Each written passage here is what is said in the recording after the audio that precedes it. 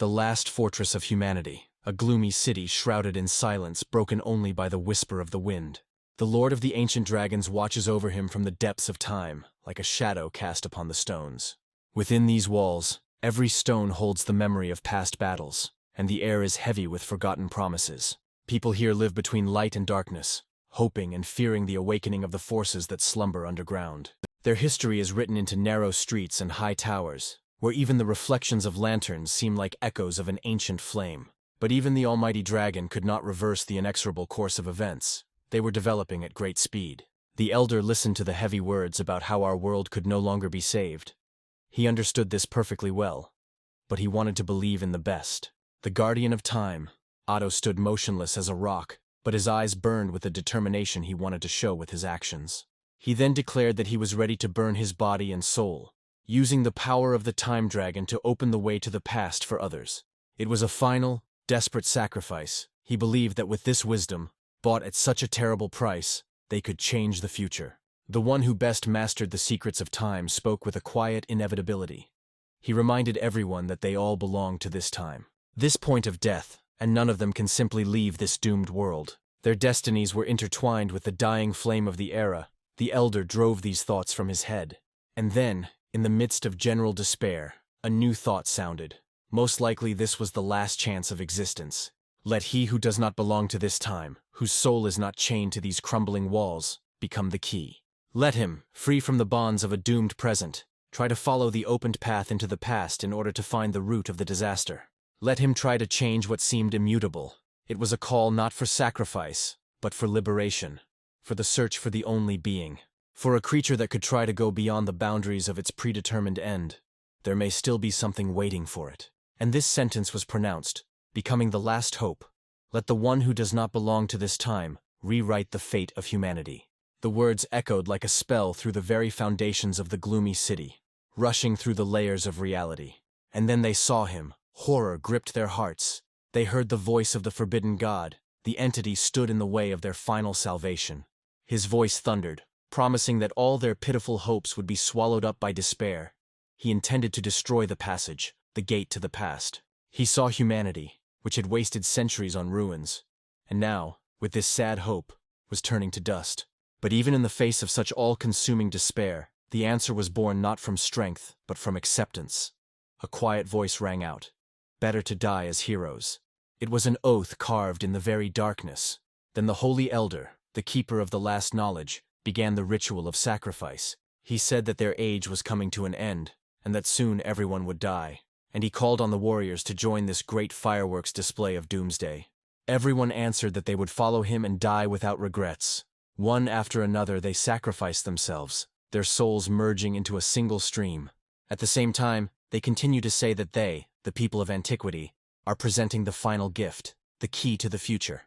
This was not just death, but an act of supreme creation.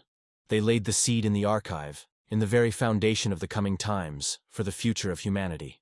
And this future, which they saw in their last burst of consciousness, will be a generation of ancient wasteland, where beasts and monsters rage. The world born from the ashes of their sacrifice was harsh and full of dangers. But it was into this world that one who did not belong to time had to set foot. With beast tamers, they fight monsters and obtain the best resources, and they have become the stronghold of the new humanity in the world. But behind the veil of shelter, in deep forests and on scorched plains, many dangerous, bloodthirsty monsters await them. The heart of this harsh existence is the main base, called the Kite Base, which has stood in the dangerous wasteland for hundreds of years. Her current owner is an extremely powerful master, and it was he who created a special device and training method for new tamers. A dire notice was posted for all to see. There was no room for slackers in the training camp, and so one of these students, whose time was coming to an end, stood in deep anxiety. He was thinking about his next steps. Tomorrow is the last day, and he shows absolutely no signs of the egg hatching. He whispered these words, clenching his fists in helplessness. Despair washed over him, turning into a bitter curse, and curses burst from him as the realization of failure washed over him. His soul cried out, and he along with it, that all this was very offensive, feeling how the last opportunity was slipping away. Ahead looms only the hard lot of a collector in the deadly wastelands, where there is almost no chance of survival. And at that very moment when despair reached its limit, something unexpected happened. In the darkness of his humble home, Next to the silent egg, a strange, flickering light appeared. The young man whispered what it was. At first it was just a weak point, but then it began to grow, taking the form of an unclear symbol. The mysterious energy emanating from the symbol hit the guy so hard that he immediately passed out. His mouth wide open, he fell unconscious to the ground, and his blue egg landed next to him. Something very interesting was apparently going on in the guy's mind. His facial expression was changing every moment. Sometimes he made some strange sounds, frowned deeply, but he had no intention of waking up. This was not surprising, because in his head, in his thinking, a huge beast was now flying. With giant paws, which also had sharp, wide claws, the paw itself was covered with thick scales. It turned out to be a formidable dragon, and at the end, he let out a terrible roar, while his eyes glowed with a bright light, showing his power.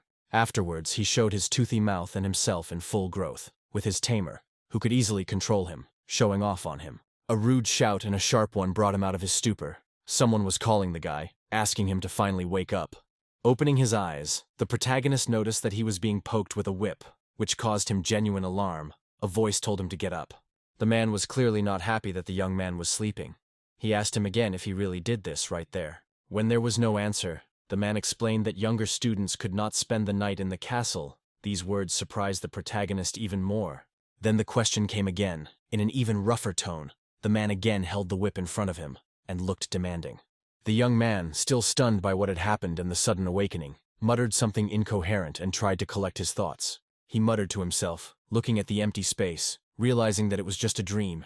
That dragon was just his fantasy. He clung to the remnants of a vision that had seemed real just a second ago, whispering, unaware that his thoughts were escaping. The older student snorted, his patience snapped, and he replied that, in fact, he was still here and could hear everything. His voice boomed, asking if he really thought he was an idiot, and he took a step forward, swinging at the shameless boy. The young man recoiled. Despite the scratch in his head, chaos reigned. Where was the creature? Was it really a dream or something more? The older student, still dissatisfied, moved on to another topic. He had heard that today he was going to join the wanderers from the squad.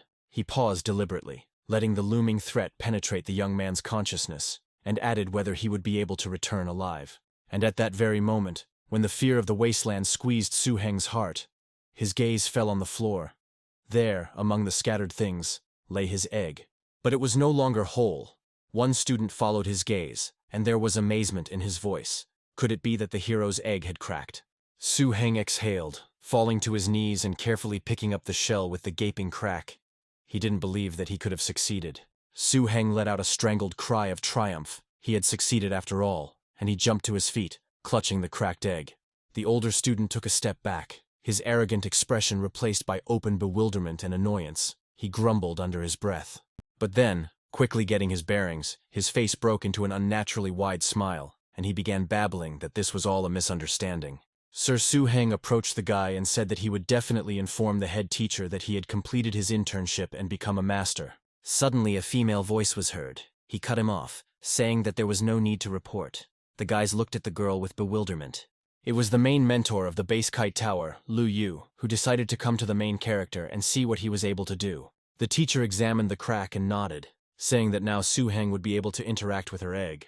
Su-Heng repeated all of her words, still not understanding how this was possible when he had essentially done nothing. He concentrated, trying to feel the thread that the mentor spoke about. He spoke softly, addressing the creature that was waiting for him so much. Su-Heng shuddered, his eyes widened in surprise. He swallowed, and continued to peer into the hole that had appeared in the egg. He exclaimed that his pet was talking, and the mentor, who was watching him, smiled at the corners of his lips. Yu added that more and more young beast tamers are appearing in blacklight, but not every one of them hears their pet from the first day. This is a good sign for Su-Heng. Now he must learn to understand it. The mentor's penetrating gaze lingered on the young man's face. She asked, pointing to the fresh bruise and scratch that Su-Heng himself had forgotten in the whirlwind of events. What kind of wound was that on his cheek? He pointed his finger at the offender and said that it was he who hit him, deciding not to hide or cover up for this impudent guy. Immediately, Lu Yu's mentor's voice followed, full of rage and defense, asking how he dared to hit the master. She added that she would reward him with 20 lashes and then send him into the wasteland to get food, where he would receive his punishment. This outburst was so bright and emotional that Su-Heng even recoiled slightly, and the senior disciple, sensing something was wrong, suddenly fell to his knees. His tone became obsequious and full of horror. He begged Master Su Heng to spare him, but he no longer listened to the guy. Su Heng and mentor Lu Yu now headed towards the castle, which was illuminated by the shining sunlight. Having looked into the castle, they immediately headed to the office of the base owner, who politely received them without making them wait long. Jogu, sitting at his desk, nodded towards Su Heng, asking if this guy was really the first newcomer this semester. The girl next to him confirmed that she had heard that he was about to join the search party, but suddenly his egg began to hatch. Lu Yu added that this boy should be rewarded well. It didn't sound like a congratulation, but rather like anticipation of a test. Jogu replied that Su Heng was a persistent boy and was able to give up at the very last moment, adding that this was not bad at all. He then looked straight at the boy, saying that he could give him a piece of dragon scale with dragon blood.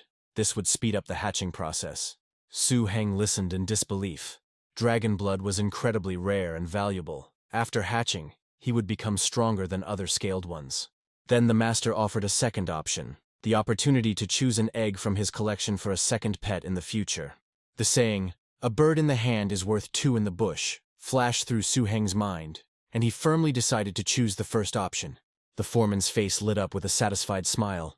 He repeated the guy's words to himself. He didn't expect him to make up his mind so quickly. Afterwards, he stood up and said that he would arrange for the dragon scales to be delivered this afternoon, and expressed hope that the boy would not forget this. Su Heng nodded, realizing that he had accepted more than just a gift, but had entered into a complex relationship of duty and expectation with one of the base's influential masters. Besides the castle, Blacklight itself is divided into two zones, the inner and the outer, the inner zone being where the wealthy members of the community lived. The main character's house was located in the outer zone, which was considered bad and dirty, and was where representatives of the lower classes lived. Here stood the main character's house, a plain building made of rough stone and wood, and from inside came the cry of a boy and his sister. Inside, his sister Su Qing tried to explain to the hero that he knew nothing about pain, since he himself had not spent the night at home yesterday. She said that this morning she went to the inner zone to look for Huan, but she couldn't get in and had to wait at the gate. But at that moment there was a knock on the door. A dull, insistent sound interrupted the quarrel, and the boys became wary. The girl sharply asked who was there, still not letting go of her wayward brother's ear, who was looking through one eye to see what was going on. A messenger from the castle stood at the threshold. He greeted the boys. He respectfully said, "Su Heng," emphasizing the address, sir. He handed over everything he had brought to Su Heng, telling them to keep it safe, then bowed and wished them success in their martial arts. With these words, he left, leaving a deathly silence in the house. His sister looked first at the scrolls in her hands, then at Huan's face, and her aggression changed. She realized that before her was no longer a poor student on the verge of exile, but a man who was now taken into account by the castle itself. Suging, wiping away her tears, looked at her brother with wide eyes full of surprise and pride, then jumped into his arms. But Su Heng gently interrupted her, placing his hand on her shoulder. He quietly said that he would still live in the outer zone, and there was a sadness in his voice. Their idyll was broken by the messenger standing there, or rather, the boys suddenly remembered his presence. Subing exclaimed, catching herself and trying to change the topic, saying that she was going to work, and quickly adjusted her simple clothes. She added that little Huan should behave well, then patted his hand and rushed out the door, throwing him a reassuring smile as she left. Su Heng was left alone with the messenger in the quiet house. He looked at the scroll, and then at the beautifully shimmering gold coins. His status had changed, but the reality of their life in the outer zone remained the same. But now he had power. Even though this power had not yet manifested, he swore to himself that one day not only he, but also his sister, would live in safety and prosperity. Left alone, Su Heng sighed, and the sound was full of determination and slight anxiety. He looked at the dragon's scales, touching them with his finger. She exuded an ancient, powerful aura that made the air in the room thicker. And at that very moment, everything around changed. The scales flashed with a blinding golden light. The light filled the room, displacing all the shadows. For a moment, Su Heng thought he saw huge ghostly images of glittering scales folding into armor. These were visions of the power he had now touched. A magic book appeared before him, with a dragon depicted on it. It opened on its own, and seemed to be looking for the page it needed. Everything was happening too quickly. The guy didn't have time to think. Then the light faded as quickly as it had appeared, remaining for some time only in the eyes of the protagonist. Su Hina, satisfied and slightly sleepy, mentally thanked the forces for this. He knelt down, unable to hide his surprise. He asked out loud, remembering the master's words, if the scaly lizard had really turned into a dragon. In response, a thought popped into his mind. An adult dragon lizard, a top-class species that could easily destroy a small city. And the one he had, a middle-class scaly lizard species, they were two completely different species. A dragon blood root appeared in the hero's mind. It looked like a brownish-brown root. He became interested in whether the root was useful for himself. His thoughts took him to a story that everyone in Blacklight knew, about a girl who was so talented that she became an elder's apprentice. The first animal she bred was a dangerous, high-class species. She rose from rags to riches, and her example burned in hearts. Su Heng thought that if he could breed a dragon lizard, then maybe everything would be different. A bold, almost daring thought lurked within him. The hero rushes swiftly through the dusty streets of the outer zone, his whole being focused on one goal, the medical shop. He flies into the dimly lit shop, where the air is thick with the smell of dried herbs, strange ointments, and something chemically pungent. While searching for the ingredients he needed, he kept thinking that maybe he too could become the castle owner's apprentice. This idea burned within him. Without wasting any time, as soon as he returned home, Su Heng began drawing special magical symbols to begin his ritual.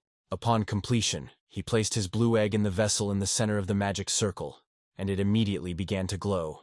It seemed that something interesting was starting to happen inside the egg itself, as if something was changing there. Suddenly, a wave of energy and great power began to fly out of this egg. It was so bright in the room that the hero had to squint. It wasn't just energy that flew out of the egg. It quickly transformed, now taking the form of a powerful dragon. But soon, the guy didn't even have time to really examine anything. Everything quickly ended. The dragon went back into the egg. The main character just wanted to touch with his hand what he had just seen, but nothing came of it, and he was again left alone in the room. A moment later, surprise could be read on the face, because another crack appeared on the egg. Or rather, the shell had already fallen off. He wondered anxiously if it was still a scaly lizard, or if he had finally succeeded and was now a dragon lizard. The next morning, Su Heng arrived at the base's main training ground, located in the shadow of the high walls. The air was filled with the smell of dust and sweat, and dozens of other young tamers were already crowded there, their voices merging into a hum of nervousness. Lu Yu stood in the middle of all the guys. She watched them, but still wanted to wait for the main character. Although she was patient, she was still strict and could no longer bear it and thought that she had trusted that guy in vain. Behind her back, the guys were whispering that Su Heng's egg hadn't even hatched yet, and he hadn't attended training for 4 days. Suddenly, the teacher's gaze caught on something. She looked into the distance with apprehension and anxiety, and her students also looked there. She expressed surprise when she realized it was Su Heng, and asked if he understood that he still needed to attend training. Other voices of those watching could be heard. They were sure that this was it. Su Heng had come to an end. But the guy wanted to explain. He said that he had to miss training, but he had a good reason. The teacher, with a sly smile and sarcasm in her voice, asked what this reason was, and added that she had better be very serious. The main character also grinned slyly, turned his head behind him and called someone, saying that it was time for the baby to get out. The boy's backpack opened on its own, revealing small blue paws and then small yellow eyes. The little animal quickly moved to its owner's shoulder. At first, it was even a little scared by so many people. But Huan encouraged him and told him not to be afraid of anything. So the little animal looked lovingly at his owner and made an incomprehensible sound. The sight of the small creature on Su Heng's shoulder did not cause affection, but a momentary silence, which then exploded into excited whispers. The other students and mentors froze, staring intently at the unusual creature. The atmosphere on the site became tense to the limit. The experienced mentor, having gathered himself, announced loudly and clearly that before them was a particularly dangerous species, a dragon lizard. Su Heng stood motionless, feeling dozens of gazes on him, full of fear, envy, shock, and distrust. Teacher Lu suddenly moved forward sharply, grabbing Su Heng's hand. She firmly said that they were going to the castle owner. After a long pause, the owner said that it was indeed a dangerous species, and with amazement in his voice, he asked if it was really the boy who hatched it first. Then his face darkened with anger. He turned sharply to one of his assistants, and in a thunderous voice demanded to know what was going on. Who dared to give the hero such an egg? His anger was like thunder rolling through the stone walls of the hall. He ordered that the bureau responsible for egg distribution be notified, so that the culprit could be found and fined 3 months' salary. Then his gaze softened, and he turned to Su Heng, saying that thanks to his hard work all these years, the boy had been able to get through a lot. He assured Su Heng that despite all his past suffering, This was only the beginning of his journey, and expressed confidence that the boy would go far. Su Heng, hearing such words from the castle's owner himself, straightened up to his full height and loudly declared that he would live up to all expectations placed on him. The elder nodded. A shadow of a smile appeared on his face. He was very glad to see such a talented and persistent young man within his walls. Jogu leaned forward a little and asked Su Heng if he wanted what every black-eyed inhabitant dreamed of, the question hanging in the air. And finally, the master spoke words that turned Su Heng's world upside down. He asked directly if the young man wanted to become his disciple. Teacher Lu, who was standing nearby, couldn't help but whisper in surprise, and she addressed the master by his title, expressing her shock. This event was unbelievable. Su Heng, a guy from the very bottom, was just offered the opportunity to rise to the very top. Without a second's hesitation, Su Heng blurted out that of course he really wanted it, his voice trembling and his eyes shining with such a bright light. The master of the castle laughed loudly, and his laughter, full of approval and power, echoed in the stone vaults. He declared that this was good. He also announced that he would be holding a banquet that evening, and explained that all the tamers and their mentors, who would be free from work, would be there. And they celebrated until the evening, until the sounds of music and laughter merged with the approaching twilight. Late that night, Su Heng and his sister Bertha set off for home, accompanied by the mayor's personal guard, in a comfortable carriage. Inside the house, Su Heng, still under the impression, proudly informed his sister that he would now receive 100 gold pieces a month. Su Heng gently patted his head, and with a slight smile noted that she hadn't earned that much even in 3 years, adding that this is what he gives. Then the sister, trying to return to seriousness, but with a smile in her voice, said that it was time to rest, because tomorrow she had to go back to work. The hero learned that the difference between normal creatures and dangerous species is whether they have innate magical abilities. The ability to handle magic was called magical talent, and this talent was a key factor in determining the strength of a beast. The snake dragon lizard, as one of the most dangerous species, naturally had a special predisposition to the use of magic. Besides the most common fire attack, the other 6 skills of the fire dragon were skills such as dragon sleep. Also mentioned were the lower dragon power, common to most lower dragon races, and dragon might. Su Heng continued to study the materials. He read that dragons also use the power of the earth, which is a destructive technique. Then his attention was drawn to the skill natural power, which allowed him to use the energy of nature and its resources for magic. The last skill was a powerful ability called evil, the most powerful technique that possessed destructive power. Su Heng imagined how his dragon, now so small and defenseless, would one day be able to spew streams of purifying flames. Su Heng looked at him as he slept, and quietly whispered to him that he believed that he would become a true beastmaster. Suddenly Su Heng was stunned. The baby who had fit in his crib just a moment ago could no longer lie on it normally. Su Heng couldn't help but let out a surprised cry when he saw the dangerous species growing so quickly. The next morning, the boy entered the training room specially designated for him. Jogu entered the training room. He carefully examined the dragon, and stated that his dragon was indeed very talented. Then the mentor suggested that Su Heng conduct a test. He explained that it was necessary to determine the dragon's strength in 3 elements and choose one. The mentor sensed the inner preferences and power of the animal, so he confidently declared that his animal's element was fire. Su Heng asked if this was the teacher's animal talisman. He had heard of such things, but had never seen one up close. Jogu described how the beast talisman allows one to contain a beast of enormous size within oneself, where it can rest and recuperate. This was a solution to the problem of containing large and dangerous creatures in a base environment or while traveling. The instructor made a sweeping gesture with his hand, and a creature materialized in the far corner of the training hall. The elder explained that it was a scarlet wolf, a huge beast the size of a horse, whose fur was the color of dried blood, and whose eyes burned with flames. He was a representative of a beast with the element of evil of the 2nd rank. The mentor said that this wolf was once his main beast. He also added that it is ideal for training the snake dragon, as they work well together. Su Heng looked skeptically at the scarlet wolf, then at his dragon, which was no longer too small in size, but still inferior to the wolf. He muttered incredulously that they were compatible, but he didn't believe it. The difference in size made him doubt it. The mentor patiently explained that the scarlet wolf was a most dangerous species, combining not only pure breeding, but also true animal anger. The mentor then looked at Su Heng encouragingly and told him to lower his pet to the floor and trust the process. The pet, sensing the challenge, dropped to all fours, its body tensed, and a low warning growl escaped from its throat. The dragon and the scarlet wolf froze, assessing each other. The tension in the air could be cut with a knife. However, it was clear that the dragon was subconsciously seeking support. His gaze sometimes darted towards the main character. Su Heng told him not to rely on him, but to act independently. He repeated this, emphasizing the importance of the moment. Jogu commanded the Scarlet Wolf to use his evil breath, his powerful technique, to show the baby how it should be done. The Scarlet Wolf heard his master and began to perform his technique. No one around was going to disturb the silence. The mentor, who was watching this, sharply commanded him to stop, and the wolf looked at him with an incomprehensible expression. The mentor, watching the unfolding events, chuckled approvingly and said that everything worked out. The main character looked at his pet with surprise and delight. He couldn't understand what had just happened.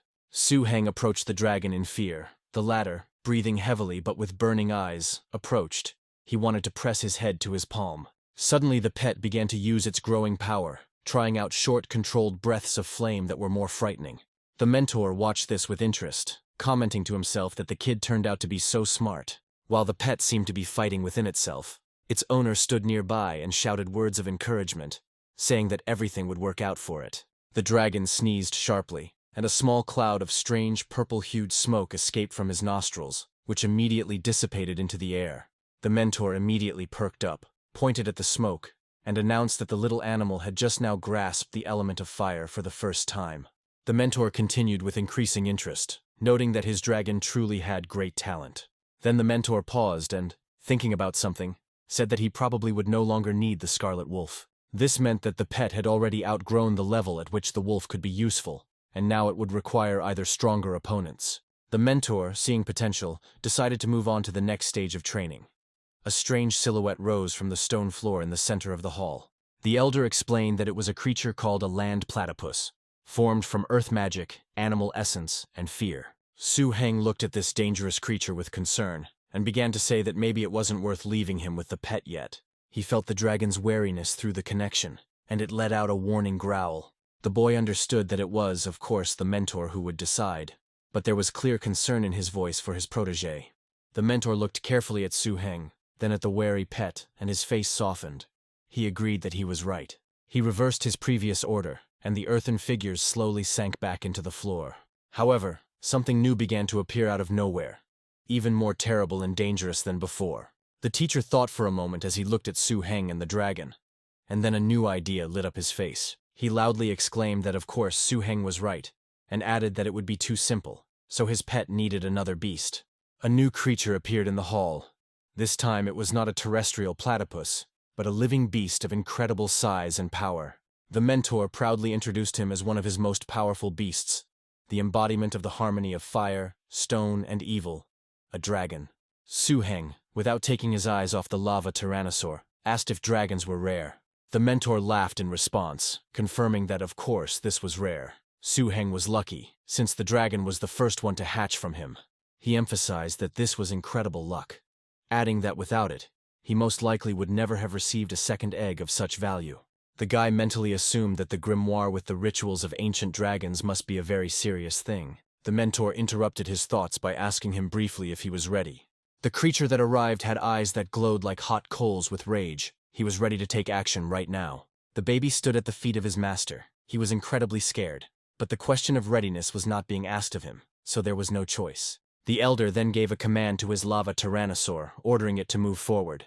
He let out a low, menacing roar that was not just a sound, but a physical wave of pressure filled with primal menace. The baby was frightened, his tail frozen in tense readiness, his eyes narrowed to slits, watching every movement of the giant. Even as he stood to the side, Su Heng felt a wave of pure animalistic power from the lava tyrannosaurus crashing down on him. He mentally compared himself to a tiny boat that was about to capsize from this colossus. It was a terrifying feeling. The teacher, noticing the pallor and tension on Su Heng's face, sharply ordered him to move away so as not to get hurt. His voice was firm and did not tolerate objections. He was genuinely worried about the main character. When the first wave of pressure subsided, Su Heng let out a sigh of relief, whispering that it was over, but he still felt his knees trembling. Seeing how the pet, despite its size, steadfastly withstood this pressure, Su Heng whispered how strong it was. The mentor, watching the little dragon's maneuver, nodded approvingly and remarked, turning to Su Heng. He said his baby was holding up well, and there was a professional note in his voice. Then the mentor decided to increase the pressure. He gave a new command to his lava tyrannosaur, ordering him to intensify the attack.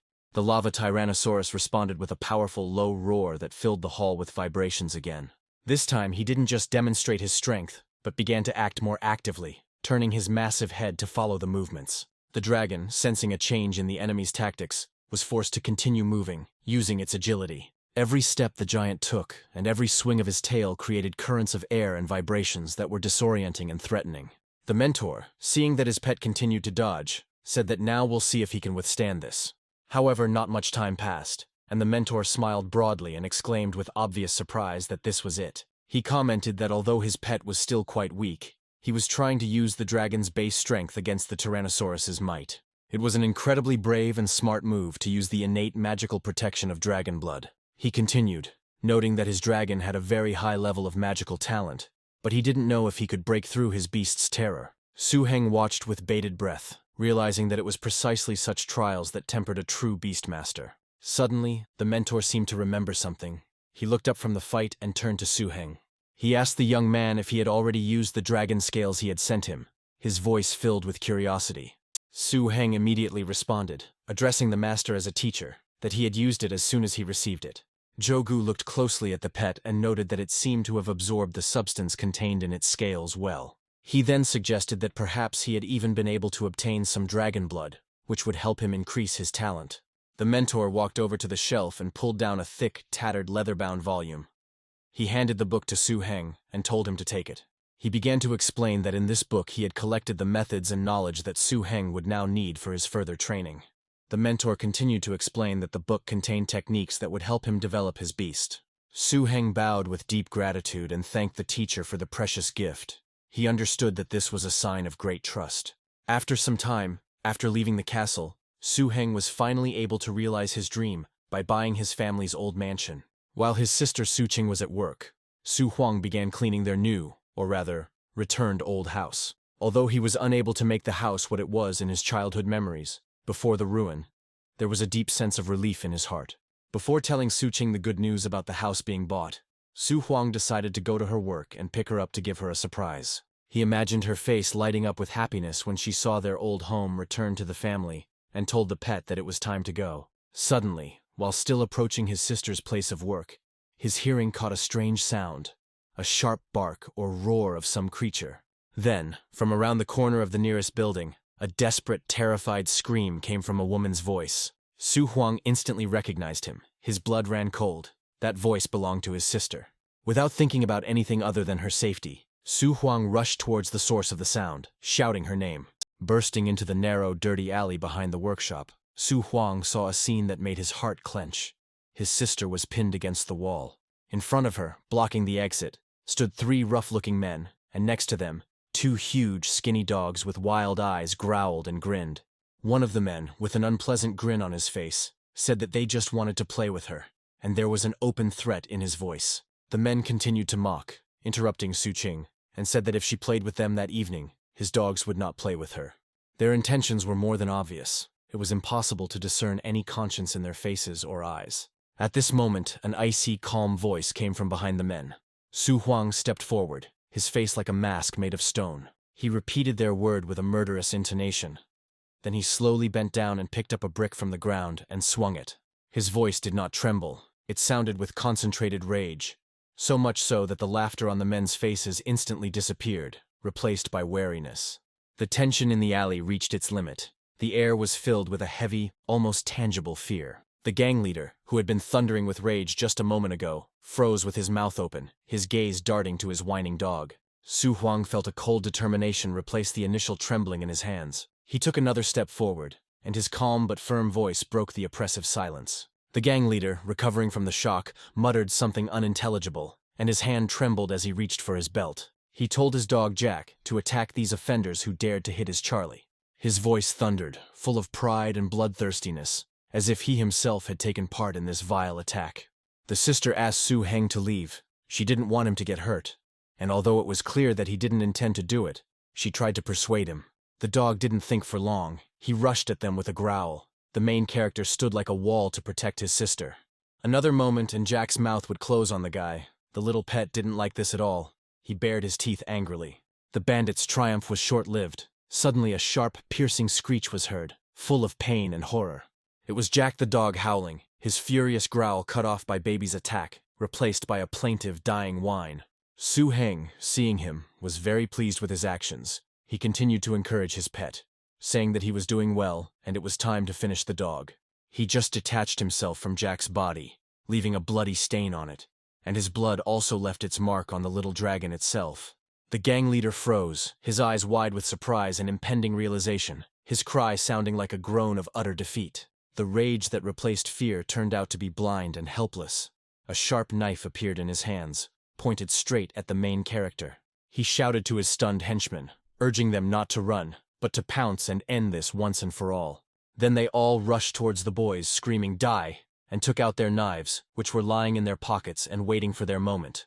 The hero looked at these madmen in amazement, unable to understand why they were sacrificing themselves like that. He decided to use the dragon power skill on his pet, stretched out his hand forward, and loudly shouted these words for the animal.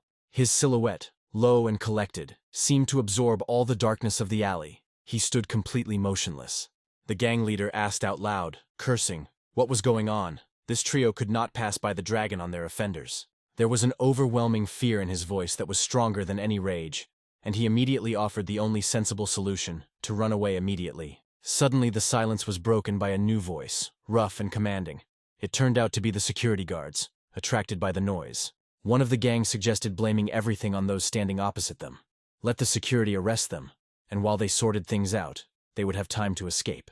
The leader proudly declared his connections with the local police, assuring them that all he had to do was ask, and the bastard would be taken away in handcuffs. He was already imagining how the one he called a bastard would end up in a prison cell thanks to his influence. His vanity and cruelty, temporarily suppressed by fear, returned with redoubled force. The most vile part of his plan concerned Su Heng's sister. He muttered, imagining how he would meet Su Qing right in front of her helpless brother, humiliating her as well.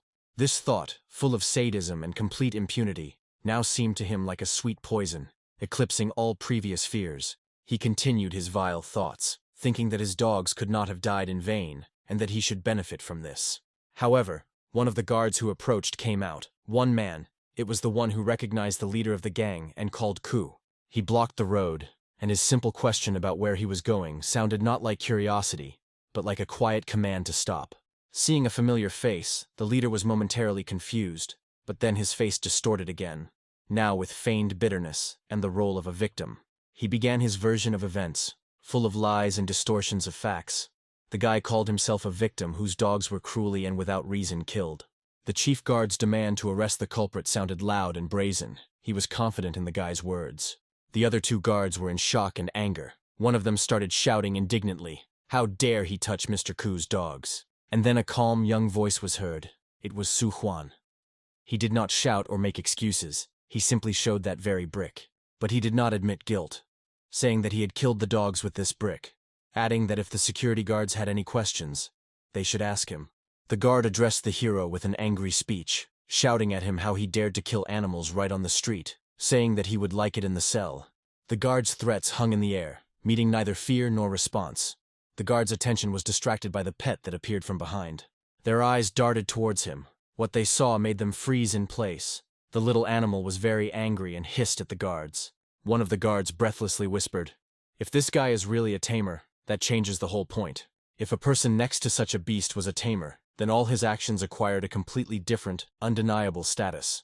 And then, to confirm these guesses, something happened that made their hearts clench. The guy handed them a card with the inscription Tamer. The guards could only whisper, unable to speak. And in that unfinished whisper was the realization of who they had managed to go against. The silence that followed the presentation of the card was broken by the guards' confused and frightened voices.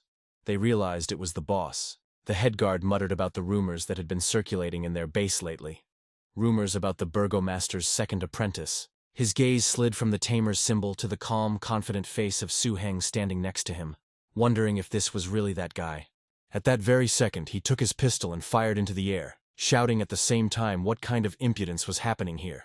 He turned to Ku Jianyao and asked how he dared to so brazenly and presumptuously arrange this murder of dogs. He shouted at the security to immediately handcuff Ku and his accomplices, and in case of resistance, to shoot them on the spot. This caused the gang leader to suddenly fall silent. his scream cutting off into a short, meaningless cry of surprise and fear. Then he turned to Captain Zhenyao and started babbling about how he was a victim, that some terrible mistake had happened. But seeing that this made no impression, he turned to his last trump card, his origin, and shouted out the name of his father. His attempt at pressure failed completely and irrevocably. The guard's fist turned out to be very heavy. He didn't even bother to hear about his father. He simply stated the fact that the suspect had tried to escape, so let him get beaten with rods. And his subordinates immediately confirmed the order. Clearly and without hesitation. There was no pity, no doubt. This trio would get what they deserved. Captain Zhenyao feigned regret over the incident, saying that no one could have known that this scoundrel would set his dogs on him. Su Huang listened to this and dryly remarked that the captain and his men had also arrived just in time, with a hint of subtle irony. Captain Zhenyao fussed, trying to smooth over the impression. He spoke even more respectfully, addressing Mr. Su. Then, wanting to demonstrate his loyalty, he said that if these three fell into his hands, they would either die or flay themselves. The main character only replied that it didn't matter whether this guy died after them or not, but he would still take revenge as soon as he was released. Captain Zhenyao, hearing this, only meekly muttered that he understood everything. He did not argue or offer his services. Mr. Su turned to his sister, who had been anxiously watching what was happening the whole time, and said that it was time to go. And then, taking her hand and simply ignoring the others, Su Huan announced that everything was fine. They were going home. She, still trembling a little but already reassured by his tone, nodded in agreement and whispered, "Okay." Then the guy repeated again that they were going home. These words were simple, bringing her out of the nightmare of the alley back to the reality of home. The captain asked a rhetorical question, summing up what they thought was worse, offending the plantation owner or angering the master tamer. His subordinate didn't even hesitate. His words were simple, bordering on fear. There was nothing to think about. It was better not to anger the tamer. The senior officer gloomily confirmed that he was speaking correctly, calling him a kid and placing his hand on his shoulder. Then another was ordered to find a carriage, while the captain and Lao Dong would wait, and then they would take the three detainees to the cell. The captain continued his sentence, saying that at first they would just keep them there, and then they would see what to do with them. This was their end as a threat. A quiet and unknown disappearance at the behest of those they dared to disturb. Meanwhile, Su Huang and his sister, having already left the gloomy alley, found themselves near their house, and the sister exclaimed that she was very happy.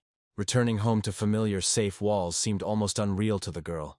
She said she felt as if she were in a dream. Su Huang, watching her, allowed himself a slight, warm smile, then handed her the house keys, saying only so that his sister wouldn't faint. He reminded Su Qing that buying out their old house was just the beginning, and that things would only get better from here on out, and nothing else.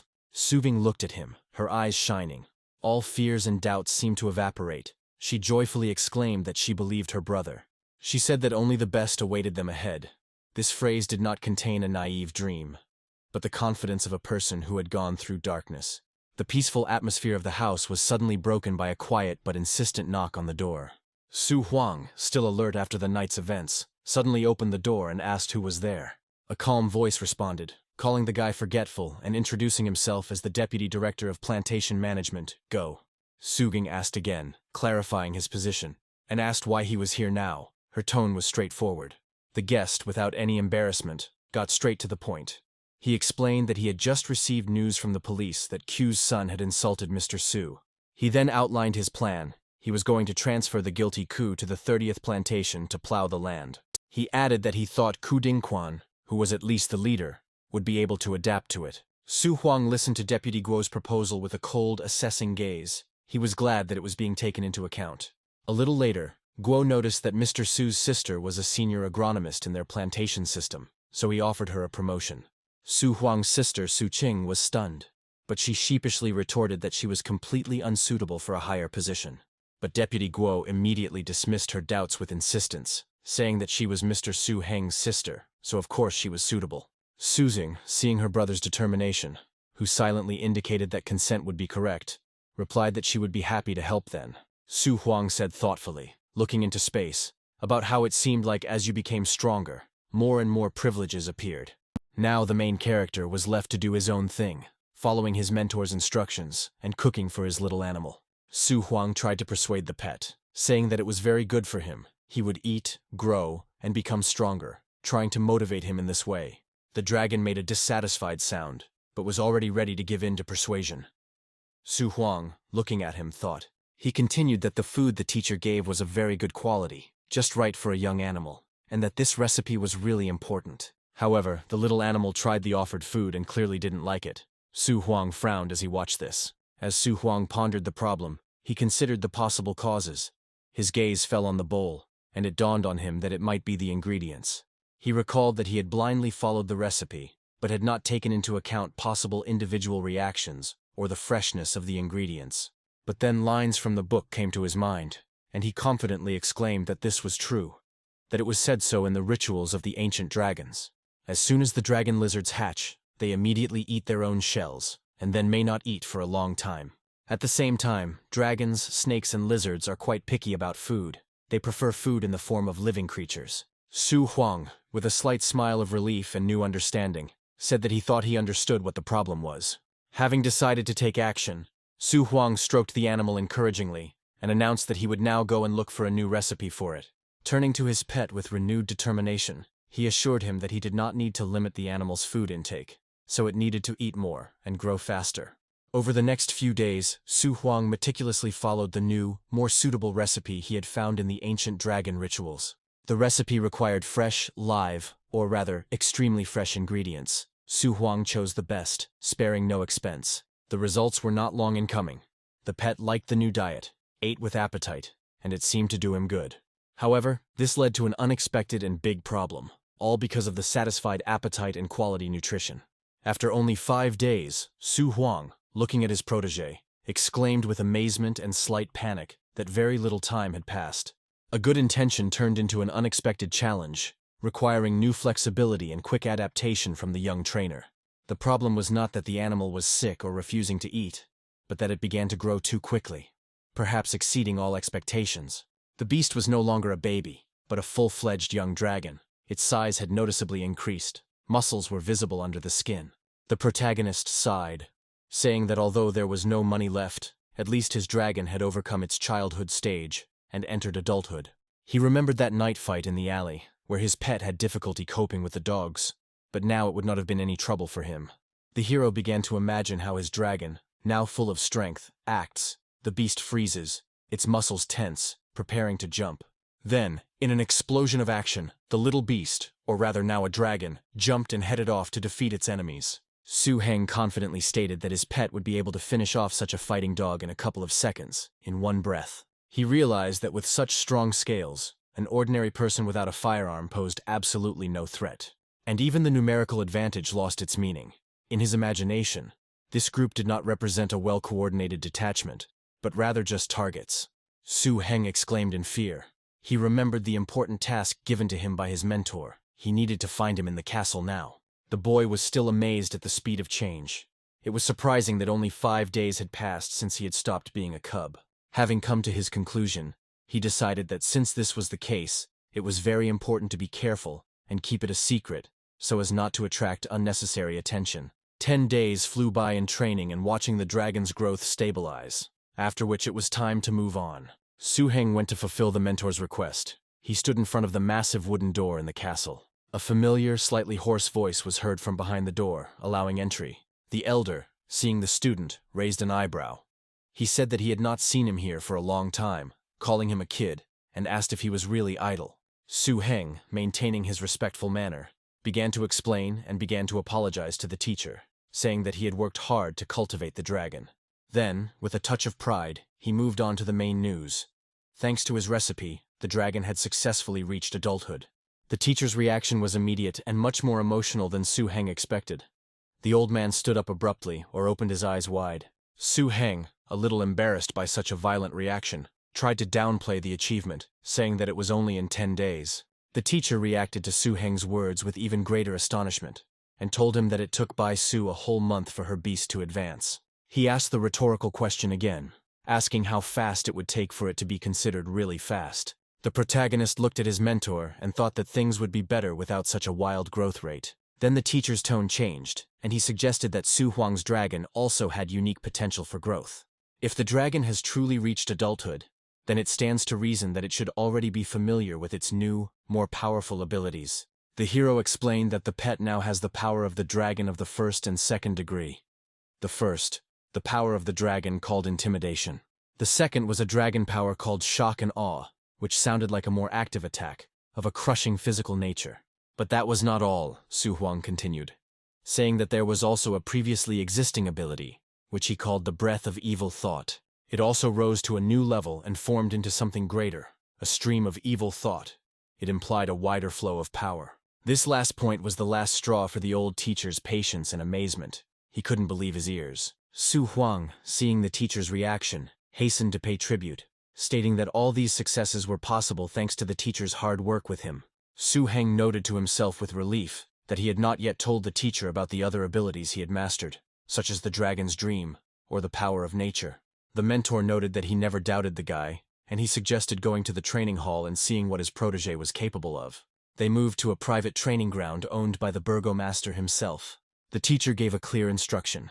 He told Su Heng to let his snake dragon lizard show its best, to show what it was capable of. He explained that Su Heng had really worked hard and gone through many obstacles, deserving such recognition. Su Heng, encouraging his dragon, leaned towards it, and quietly said that it was up to him whether Su Heng would receive his master's talisman. His entire future status and recognition hung on the upcoming demonstration, and the teacher, in turn, did not waste time on trifles. He didn't offer a training dummy, but rather challenged an opponent, whose name spoke for itself: a stone armadillo bear. The sight of this new, impressive creature caused genuine amazement in both the pet and Su Heng himself, and he exclaimed in surprise. He asked how many more beasts with the element of evil his mentor had, noting that every time during training the teacher called a new one. He dismissed his student's admiration, claiming that he had only tamed 10 or 20 high-danger class beasts, and among them, only half are at the level of a stone bear or a lava tyrannosaurus. This was where Zhou Gu's skill was felt.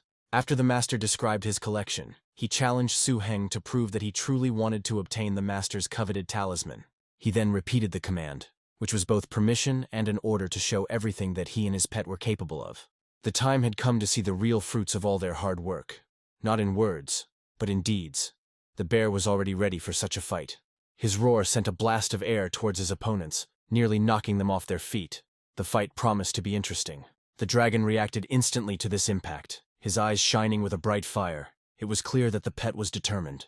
The teacher, who was watching this with professional attention, instantly recognized the technique. It was the dragon's power-holding barrier. The elder acknowledged the skill, noting that it was not bad when a dragon, even at the growth stage, was able to withstand a fully fledged adult individual. Then he raised his hand sharply, giving the command to stop. The first stage of the test was completed, checking the protection and control. Now it was time to attack. The mentor was about to give Su Heng and his pet a clear and specific command. He told them to attack using the evil breath ability. This was a test of the very skill that Su Heng had mentioned earlier. He wanted to see not just the presence of the ability, but its power, concentration, and destructive effect against an armored target. Su Heng concentrated and gave a command to his dragon. Now everything depended on whether the energy flow could penetrate the bear's stone armor. Then came the action, the movement of the dragon's head, the thickening of dark energy emanating from its mouth. There was a sound, not a thunderous roar, but rather a sharp, stifled exhalation. This quiet sound emitted by the little animal trying so hard. It was the sound of concentrated energy being released, but it seemed weak. Although this energy was able to reach the bear, it turned out to be disproportionate to the expectations of the technique called the stream of evil thoughts, and was hardly noticeable to the enemy. The teacher, who was watching this with close attention, did not hide his disappointment, and asked the boy whether he had not eaten enough porridge. The answer to the teacher's question was not a verbal excuse, but an action. Su Heng realized that a simple technique would not be enough here. He concentrated and gave another command to his dragon, calling out the full and true name of the technique: the stream of evil thoughts, the pearl of evil. The snake dragon, having received the command, changed. He understood his past mistake and knew what his master required of him. If earlier he had only exhaled a weak stream, now his body tensed differently. The air was charged with a different, more menacing tension. It looked like shots of dark, clots of energy that rushed at great speed towards the stone bear. Unlike the scattered stream, these pearls were designed to pierce, concentrating destructive force in one point. The silence that followed the teacher's sarcastic remark was now broken by a display of true, crushing power. The teacher told Su Heng directly that he was a good fellow, admitting that he had not expected such deep study and masterful application of the technique. He noted that Su Heng used the accumulation of dark energy to create not just a stream, but a real series of shots, like bullets. Su Heng, accustomed to his teacher's restraint, responded with embarrassment that he was overpraising him, realizing that in fact there was another technique. The teacher, having heard this, finally confirmed his decision. He declared that he was satisfied with Su Heng's attacks, and that the test had been passed. And then he fulfilled his promise. He handed the main character a ring, that very personal talisman of the master. The old tamer explained that although this ring could not hold as many beasts as his own artifact, it could easily hold 5. Jogu added the explanation that there was enough space inside for 5 animals, and if they squeezed a little, there would even be room for 10. And then the teacher announced his decision. He said that real fights are the best way to increase this experience. Therefore, he decided to send Su Heng to the northern defense area, where there would be a great opportunity to fight dangerous beasts. The teacher gave clear instructions.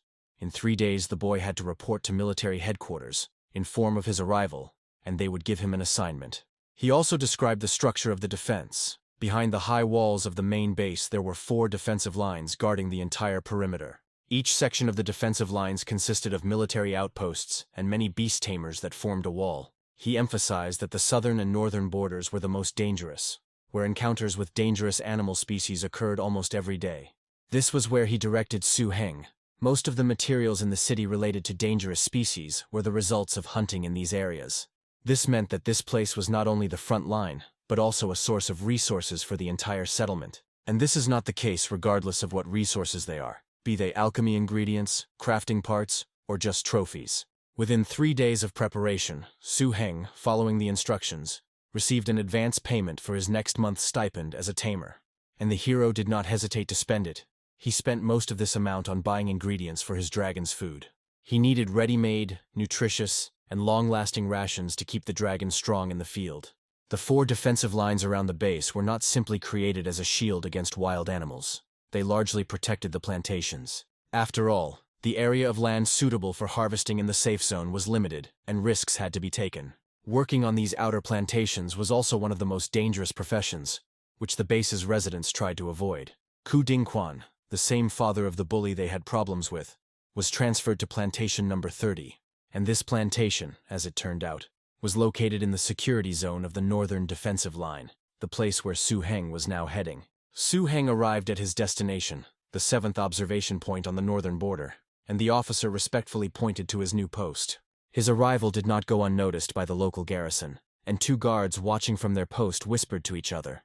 One of them noted with surprise that this newcomer was personally brought by the chief of staff, which already spoke of his special status. Realizing that they were seeing the master Tamer, the other guard exclaimed, "Why are they waiting then?" and offered to go and help immediately. Both soldiers hurried towards the hero, running up. They turned to him out of breath, respectfully calling him Mr. Su Heng. One of the soldiers asked why the master tamer was carrying his own heavy luggage, and exclaimed that they could not allow him to do that. He introduced himself by giving his last name, Huan, but suggested that they call him simply Brother Huan, an address that immediately eased the tension. However, the protagonist replied that there was no need for such politeness. Since he was older than the guy, he decided that he would call him Huang Ge.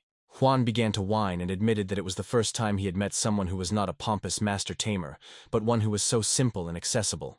Then Brother Huang took the initiative and urged everyone to quickly finish unloading and hold a feast in honor of Mr. Su's arrival. There were only 29 guard posts on the northern border, and Su Heng now had to report on the situation at the 7th. More than 10 years ago, this very post was blown to smithereens by a passing dangerous species that left no survivors. This place had a tragic history, and now Su Heng had to not only defend it from new threats, but also engage in real combat. The past tragedy hung in the air, a reminder of the cost of error. But at the moment, there was an atmosphere of simple camaraderie. One of the soldiers, probably a cook, proudly offered Su Heng to try his signature dish, even though they didn't have the facilities for such delicacies. The protagonist addressed Huang Gu and everyone present, saying that since they were now comrades in arms, it would be better to call him simply by his first name. Huang, in turn, showed respect. He agreed that the master tamer was a very important person, so he would call him Suge. Su Heng accepted the compromise with a slight smile, acknowledging that everyone could think of the other differently, but the main thing was mutual respect. He then got down to business, asking the practical question that worried him most. How often were dangerous species of animals encountered here? Another soldier explained the situation. Their post was somewhere on the middle line of defense, and the pressure on the defense was less than at the forward posts. To illustrate his point, he showed Su Heng a bunch of dangerous beasts they had caught over the past few days. In the middle and at the end of each month, a military officer and a team from the city would come here. They were responsible for transporting rare resources. Su Heng, after hearing this, agreed that without a tamed beast, such work would indeed be very difficult. And then another soldier, having already gotten used to it, asked Brother Su directly with curiosity what the beast could do. Huan reproachfully asked him if he had become completely insolent, and reminded him that one cannot simply show off tamed animals. However, Su Heng, without letting the argument escalate, instead simply but authoritatively gave the command to his pet to appear as a snake dragon. These words, spoken quietly but clearly, made everyone present freeze. The air seemed to thicken. One of the guards couldn't hold back an exclamation of complete shock and said, "Holy shit, this is the most dangerous species." The serpent dragon, even in its calm state, was the embodiment of a high-class threat, and now it stood among them as an ally. Su Heng, letting the impression subside, calmly confirmed that here was his tamed beast, the snake dragon. The soldier, having recovered from the initial shock, asked with delight whether it was true that his first tamed beast was the most dangerous species. And then, as if answering the unspoken question about his abilities, the dragon revealed itself, emitting a low, vibrating hiss. And at the same time, one of his abilities manifested itself. It was a demonstration of the dragon's power, the shock and awe technique. The beast's owner immediately intervened, shouting sharply towards the dragon, while lightly hitting him on the head for his misbehavior. The main character ordered him not to attack his own people and reproached him for his lack of manners. He didn't want to punish his pet, he was simply raising him. Then he hurried to the frightened soldier, asking if he was okay. He, having come to his senses, babbled that everything was okay with him. But his next sentence, directed at Su Heng, he said that Su Heng's beast was very strong, and the hero himself was an excellent master. Brother Huan, seeing that his comrade was not hurt, allowed himself to laugh and tease the soldier, saying that he almost wet his pants from fear. This altercation eased the tension and brought the newly reunited comrades closer to the new member of their team and his beast. The feast came to an end. It was getting dark and evening outside. It was noticeably colder, although the voices and laughter of the children could still be heard. After the meal, Su Heng formally introduced himself to all 5 of his new brothers in arms, memorizing their names and faces. Then, following the schedule and advice of his mentor, Su Heng began his personal training. Despite the fatigue from the move and new impressions, he understood that he couldn't relax, so he began to train a new method called Crystal Mind, which consists of 3 stages. The first step was to eliminate all distractions and create a crystalline environment for meditation around you. The second stage involved working with a specific breathing rhythm, where the mind gradually becomes one with the meditative environment. And finally, the third stage, based on the method of the spiritual hammer, can only be applied by achieving unity with the crystalline environment. Su Heng exhaled, assessing his progress, and realized that at this rate, it would take half a year to reach a state of crystal-clear mind. He looked at his hands, realizing that they were in line with his teacher's predictions. Progress was steady, but not perfect. His thoughts turned to Bai Su, the same 8th disciple of the teacher.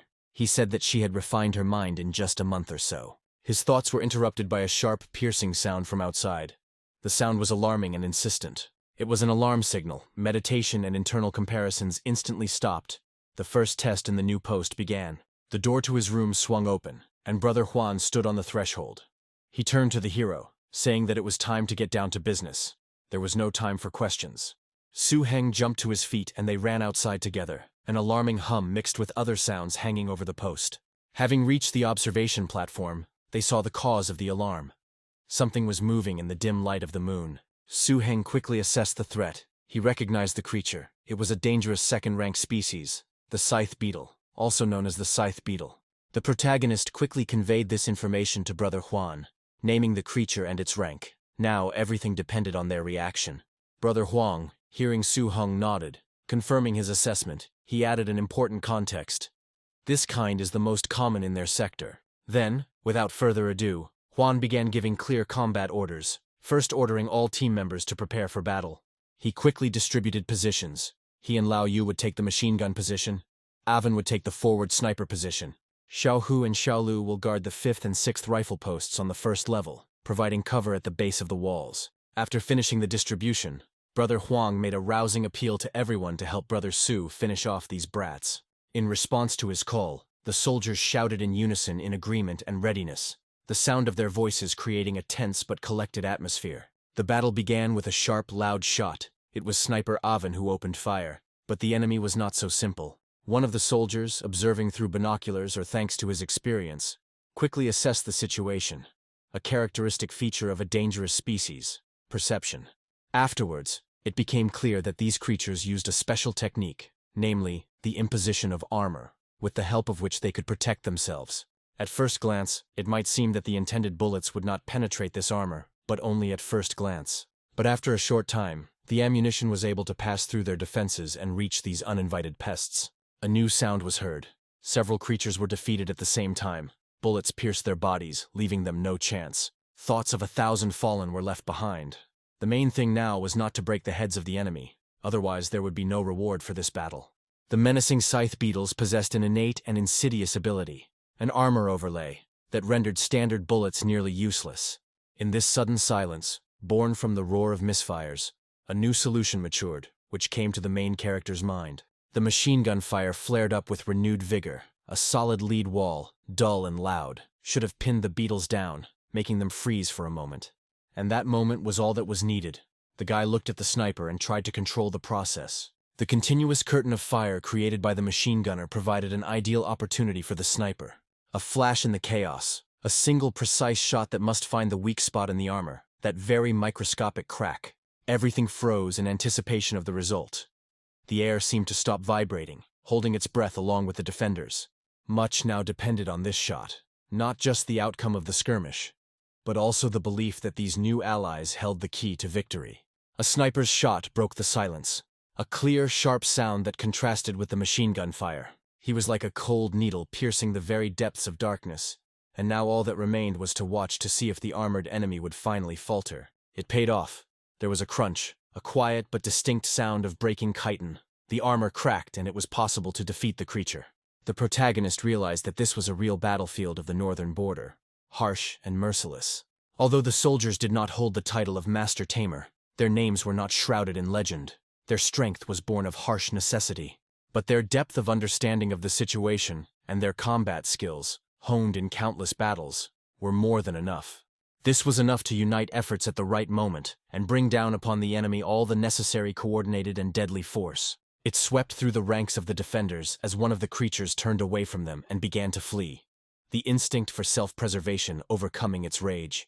This moment could not be missed. Huang gave a quick and clear command to Xiaohu and Suge to finish him off together. The answer came immediately, without hesitation. Everyone was ready, and right after that, a decisive voice sounded. "Let's go." Several figures broke from their positions, rushing in pursuit to finish what had been started, and finally turn the tide of this night battle. Huang, Xiaoshu and Suge were already racing, their shadows flickering among the trees, chasing the fleeing enemy to deliver the final, decisive blow. The outcome of the entire battle now depended on the speed, determination, and coordination of this small but courageous group. And this group caught up with the fugitive. He stood up, no longer daring to run further, since he understood that it was useless. Any move he made now could go against him.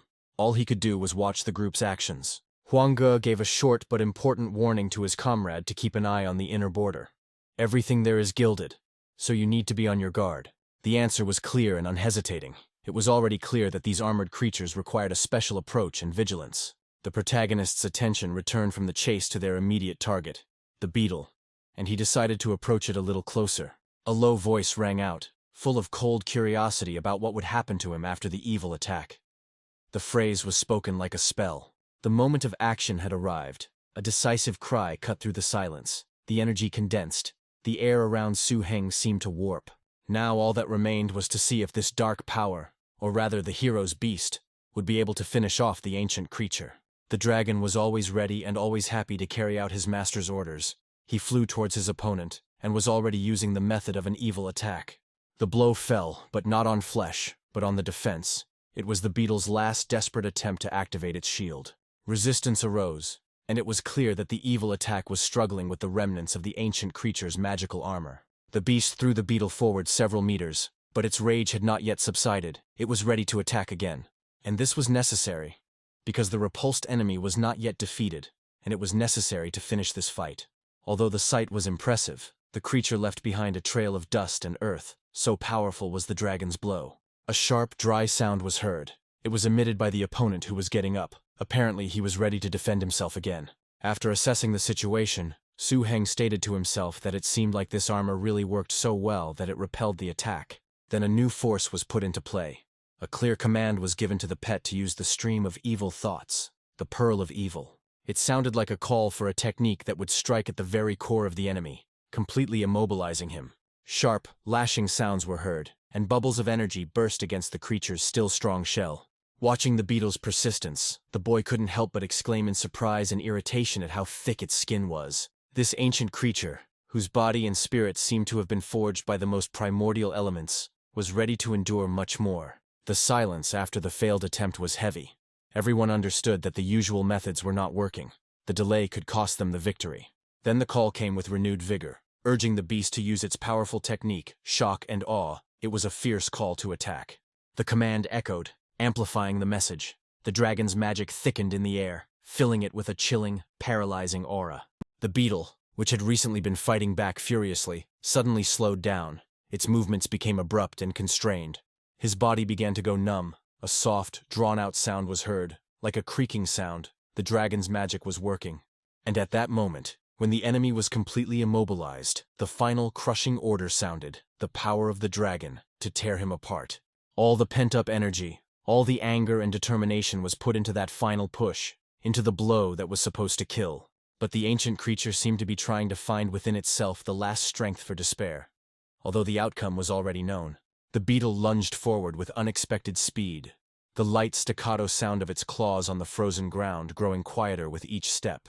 The protagonist let out an astonished cry and asked rhetorically if he had really managed to escape, knowing that he would not succeed. Su Ge gave another order. The power of the earth, the ground beneath his feet trembled. The dragon did its job perfectly. The earth grabbed the fugitive in a stone embrace, putting an end to this long and furious chase. The creature distorted into a terrifying grimace. When the dust and debris settled, it became clear that the chase was over. Huang Ge, one of the pursuers, looked at the place where the beetle had been, dumbfounded. It became clear to the soldier that Su Ge did not need anyone else's help. His voice trembled with a mixture of relief and receding horror. Huang Ge said, unable to tear his eyes away from the scene of destruction, that he was now covered in goosebumps. It was a fierce sight. Later, recalling this moment, he would again hear in his memory that commanding, low cry that echoed through the forest. Returning back, the soldier told how Su Ge shouted the power of the earth, and how these spears pierced this beetle right from under the ground, like an ordinary pumpkin. Then Huang came up and put his hand on Su Ge's shoulder, saying that he had previously thought that he had simply decided to strike it rich, but he himself was a real nugget. Su Heng, somewhat embarrassed by such directness, only smiled slightly and modestly waved his hand, saying that everyone had tried their best back then. However, the moment of respite was not destined to last. Someone's voice reached them, warning Huang Ge that someone was coming here. The group's attention instantly shifted. Huang Ge muttered something about looking while peering into the distance. Together with the main character, they moved to a place where the access road to the post was visible. They quickly ran to the place and looked down at the road with interest. Soon everything became clear to both guys. A small column of military vehicles approached along the road, raising a light dust. Huang Ge determined that it was a command convoy. But he immediately noted that this was strange, since usually when counting military reserves the command arrives only at noon. So why were they so early? Silence hung in the air like a heavy cloud as the soldiers watched the approaching convoy, a guess flashing through their minds. The convoy pulled up and stopped, leaving behind clouds of dust and sand, and a man began to get out of the central carriage. His posture and armor unmistakably revealed that he was a high-ranking official. This was the commander-in-chief of the Northern Defensive Line, Lu Ling. His very presence here made the soldiers stand at attention, and a loud, forced greeting rang out from the senior post. The commander's gaze slid over the faces and stopped on one. He called him by name, Huang Chengzhu, and said that they had not seen each other for so many years. Huan seemed momentarily speechless, whining and saying he didn't even think anyone remembered his name, adding that he was so flattered. The commander-in-chief waved his hand, removing the formalities, and said that it was less than 10 minutes' drive from the barrier to here. It didn't matter at all. Then his attention turned to the young Tamer. He asked how he was doing here, and whether he was getting used to being here. Su Heng, a little embarrassed by the sudden attention, straightened up, saying that he needed to report to the commander-in-chief. Then he, having blurted out a memorized phrase, he met all his fellow soldiers, and I adapted well to life here. Lu Ling laughed, warmly and approvingly, and patted the boy on the head, telling him that there was no need to speak to him so formally. He admitted that the teacher had already told me a couple of times that he had taken on a new, very talented student, and he nodded, confirming his words. Afterwards his face became more serious. He heard the words of the chief of staff that he did not see him when he came to headquarters. They simply missed each other. A murmur of surprise ran through the soldiers. Could it be that the commander-in-chief had come to this tiny post for Su Heng's sake? Huang Chengzhu thought that Su was an ordinary master, but he didn't know that he was the personal disciple of their burgomaster. It was lucky that he hadn't caused any trouble during this time. Lu Ling, noticing that everyone had frozen in place, clapped his hands, returning everyone to work, and ordered that they sum up the results for the last 2 weeks. When they were alone, the commander turned to the young Tamer and asked Suge to summon his snake dragon. Hearing this, Su Heng couldn't help but let out a slight relieved grin. He had already thought that the mentor had forgotten about him as soon as he left the city. Su Heng gathered his courage and clearly uttered a summons. The air in front of him thickened, and the majestic form of a snake spirit materialized. A low, astonished cry rang out from the commander-in-chief, who was unable to contain his admiration. Lu Ling walked closer, carefully examining the protagonist's incredible dragon that had just arrived. He asked in amazement, but hadn't his dragon hatched just under a month ago? The development of a pet in such a short time seemed incredible. Su Heng, a little embarrassed by the attention, replied that his dragon had grown very quickly since it learned to use dragon magic. Lu Ling, the commander-in-chief, watched silently, and later added that his had grown even more in his time. Then he took a step back, his tone changed, and began to say that the mentor had asked him to find out how well he had honed his dragon fighting skills. With these words, he made a slight gesture with his hand, and a movement of magic, far more powerful and established, could be felt in the air. The ground beneath their feet shook slightly, and from it, as if emerging from the rock itself, a massive creature appeared, a horned earth dragon. His body, made of stone, exuded strength and steadfastness. It was a dangerous species with 2 bloodlines, earth and dragon. Lu proudly explained that he had bred it to the level of a full-fledged dangerous species, capable of withstanding second-rank beasts. The experienced, battle-hardened earth giant versus the fast-growing but still inexperienced snake dragon Su Heng. Lu Ling patted his companion's stone side, noting that this was one of his greatest assets. The test was scheduled. The training fight was supposed to show the true level of skill of the young tamer, but for now, both the boy and his pet were stunned. Su Heng, looking at this stone monster and then at his more graceful snake dragon, couldn't help but feel a surge of anxiety. He turned to Lu, calling him brother, and asked him to tell the beast to be gentler, otherwise he would simply trample his dragon. Lu Ling first raised an eyebrow in surprise, then he laughed, and his laughter was warm and encouraging, relieving the tension. He told the guy not to worry. His dragon knows his limits, and exchanged a knowing glance with his stone companion. Reassured by the commander's words, Su Heng exhaled and nodded affirmatively, ready to begin the battle. The commander-in-chief turned to his pet, saying that it seemed that the snake dragon had not yet woken up, and that he needed to be awakened. The beast understood its master. He took a step forward, causing the ground to shake slightly, leaving behind huge footprints. He walked straight towards his duelists next to Lu. He was completely confident in his strength, but also remembered that there was no need to harm the opponent. The protagonist let out a surprised cry. It was unexpected that the horned earth dragon actually attacked first. Su Heng, after looking more closely at this dragon and thinking about its technique, suddenly realized how to respond to it. The guy nodded to himself, thinking that this was levitation, the advantage of being able to control spiritual power after training, the power of the mind. However, there was no time to think. Su Heng concentrated, giving the order to now use an evil attack and dodge the blows. He decided to combine evasion with a counterattack, trying to find a gap in the stone defense. The pet stepped onto the shoulder of the owner. The snake dragon darted to the side again, avoiding the tail, and at the same moment released a dark clot of energy, an evil attack. The training battle continued, and the young spirit had to show not only speed, but also strength sufficient to somehow make an impact. Realizing that direct attacks were almost useless, Su Heng decided to use the Ida Pearl against this horned dragon. It was a technique of a different order. The serpentine dragon froze, and a glow thickened around its mouth, taking the form of a shimmering sphere. He released it towards the earth giant. The sphere, like a ghostly ball, rushed towards the target. Su Heng understood the reality of the situation. Expecting my snake dragon to defeat the horned dragon was just a dream. But retreating was not in his nature. All he could do was show off the results of his dragon development that he had achieved over the years. This thought gave him determination. Su Heng's snake dragon, using its speed and levitation, circled around the massive opponent. Several times the snake dragon found himself dangerously close to crushing blows, but thanks to his reactions he dodged them. In response, he tried to attack as quickly, accurately and frequently as possible, but the enemy's strength was very high. Then the snake dragon decided to spend a little time and accumulate more of his magical sphere, which meant that the blow had to be more powerful. It really didn't take long at all, and after that he immediately directed the accumulated energy straight at the earth dragon. However, only a small scratch and barely noticeable redness remained on the opponent's body.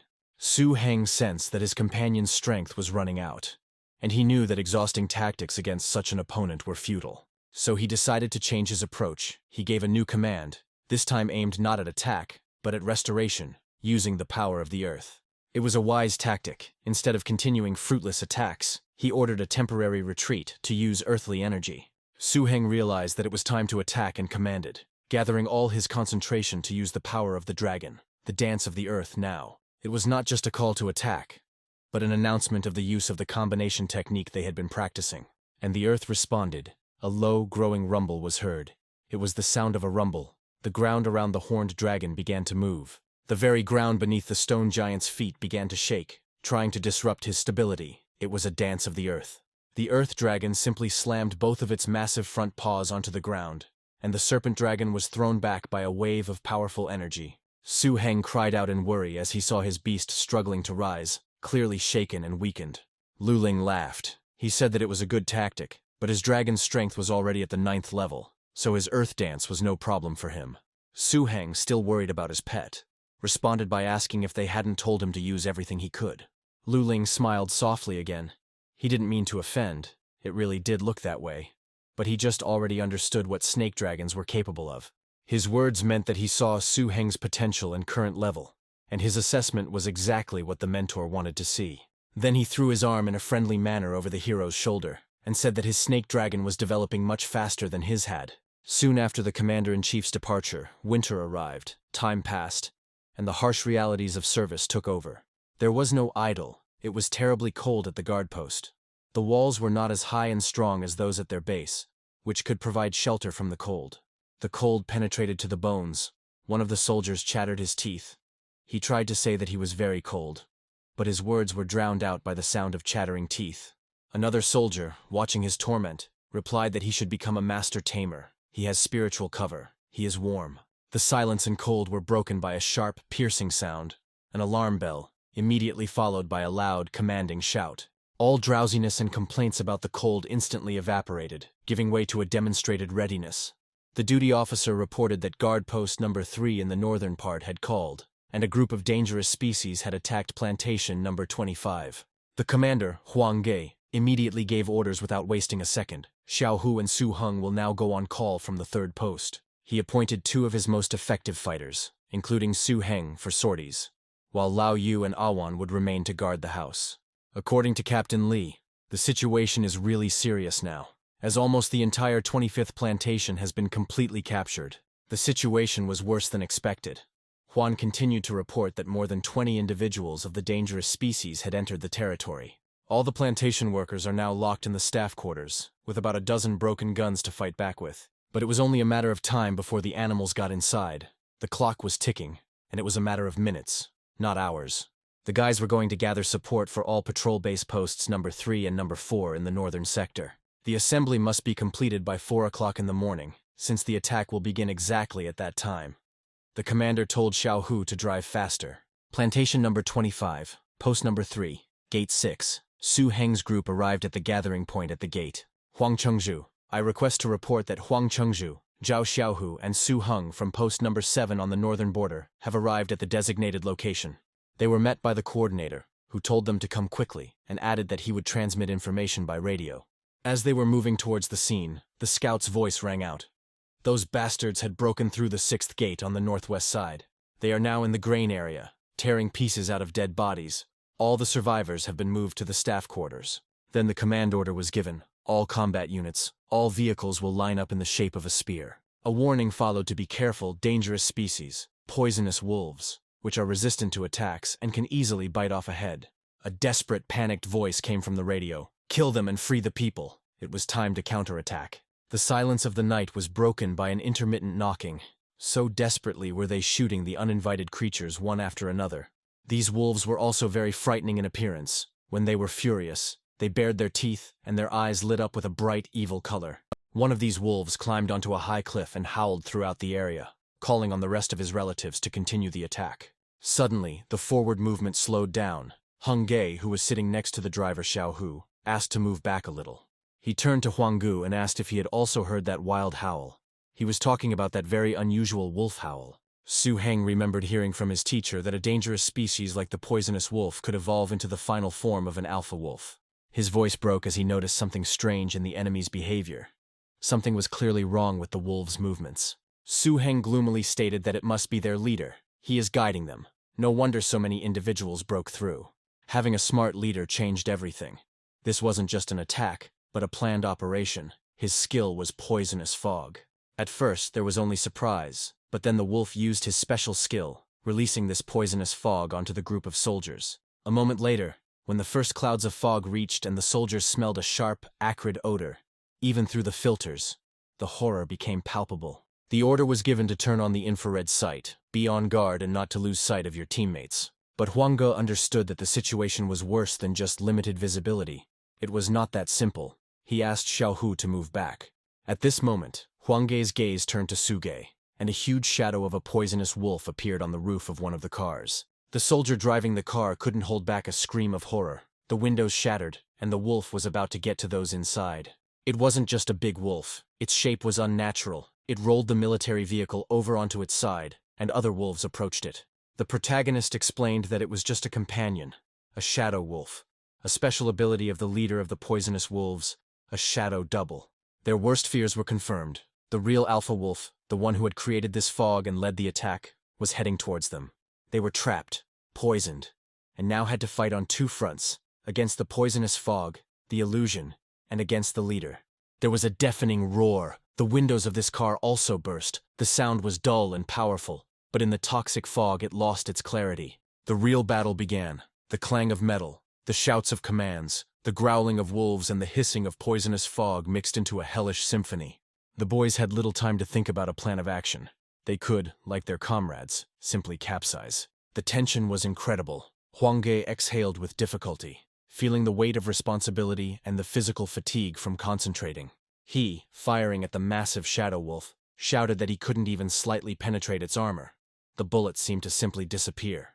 The impotence of standard weapons against such enemies was obvious. The wolf decided to act further. He pushed off the ground. For a second, the soldiers lost sight of the wolf. It appeared above their field of vision and swung its clawed paw. Then he struck the car from above. It did not resist. Its fragments scattered chaotically across the field.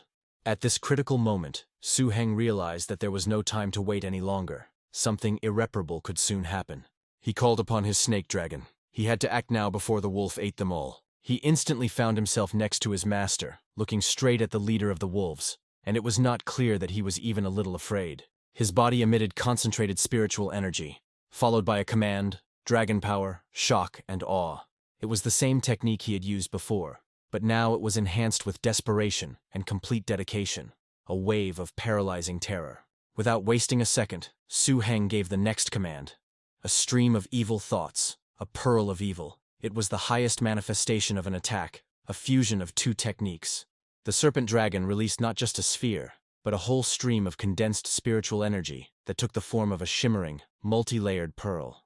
This stream was not directed at the fog or at ordinary wolves, but at the one from whom Su Heng felt the most ominous aura emanated. The stream of frozen thoughts and the pearl of evil reached its attack and was able to kill and behead the poisonous wolf. Su Heng contacted the command via radio, asking for a ceasefire to avoid accidental injuries, saying that he would deal with the leader. On the other end of the line, the commander thought, "It's not surprising. After all, this is the burgomaster's apprentice. He already has such power, although he's still in the training stage." The order was given for everyone to cease fire to support military vehicle number 10 in the northern sector. the leader of the poisonous wolves on Heng. Now Su Heng and his team were left alone with the main threat of this battle. The outcome of the entire battle now depended on them. Visibility was almost zero, Su Heng grumbled, cursing that the fog was very thick. Where could this leader be? Huang Ge suddenly noticed something, told Su Ge to look there, and pointed his finger in the direction of his vision. Su Heng and his dragon turned towards the indicated direction, preparing to meet, and then something appeared from the fog in front of them. At first, just a huge dark shadow, and then a pair of glowing angry eyes cutting through the poisonous veil. A new animal-horrified cry of a soldier was heard. He asked for someone to help him. His cry sounded very close. Su Heng reacted instantly. He gave the order to the snake dragon lizard, an evil attack. He showed him who to use it on. The dragon lunged at the wolf, releasing a concentrated clot of dark energy straight into the attacking creature's throat. The attack hit at close range, sending the wolf flying back with a pained yelp and causing him to momentarily lose his bearings. This made the wolf even more angry. He looked furiously at his opponent, growled silently, and bared his teeth. In that moment, Su Heng managed to run up to the soldier, who, trembling with fear and relief, grabbed his hand and thanked him for saving him. He was even able to laugh at this situation. Simple words full of sincere gratitude momentarily distracted Su Heng from the global task. But there was no time for jokes. The hero abruptly gave up.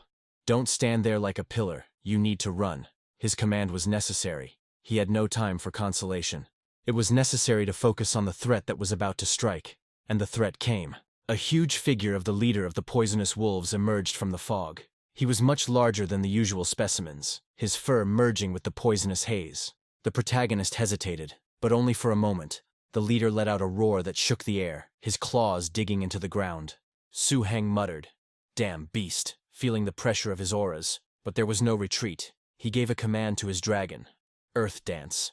This time, the Earth Dance was not meant to be just a disorienting technique, but a full-scale attack. The snake dragon began to move. The earth around him erupted into a rage, rocks, soil, and debris rising up in an attempt to bind, wound, and knock down the king of the poisonous creatures. This was the beginning of their duel for life. The snake dragon performed his earth dance. The wolf endured and moved away a short distance. Huang Ge took advantage of this moment, shouted that this was a great opportunity, and ordered Xiao Hu to shoot at him. The answer was immediate, followed by a long, concentrated burst of machine gun fire. Tracer bullets streaked across the ground, heading towards the massive target, a distraction meant to force the leader onto the defensive. He recoiled, his concentration broken, as the serpentine dragon, following an unseen command, rushed towards the wolf. And then Su Heng shouted that he knew he would try to escape. He had anticipated the cunning beast's tactics, telling his pet, shock and awe.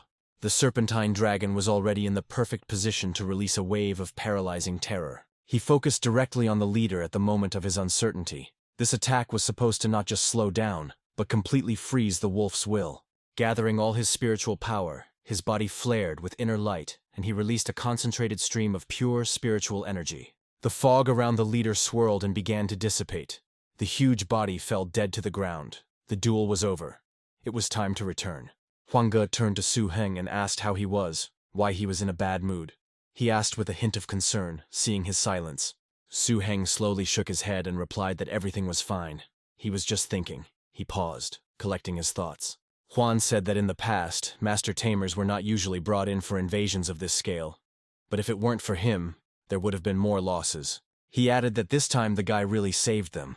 Then he pointed to an old scar that remained from when he fought to save the plantations. His voice became quieter, remembering that that battle was much more terrible than this one, in which more than 50 people were killed and wounded.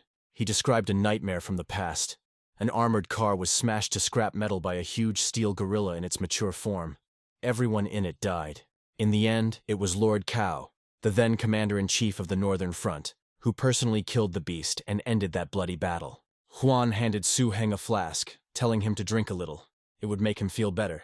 It was a gesture of camaraderie and support. Su Heng accepted the flask, nodded and thanked, saying that he understood everything. He took a sip, feeling the alcohol, but also the relief that the battle was over. Huang Ge continued. They, ordinary people, live here like floating leaves, without roots or support.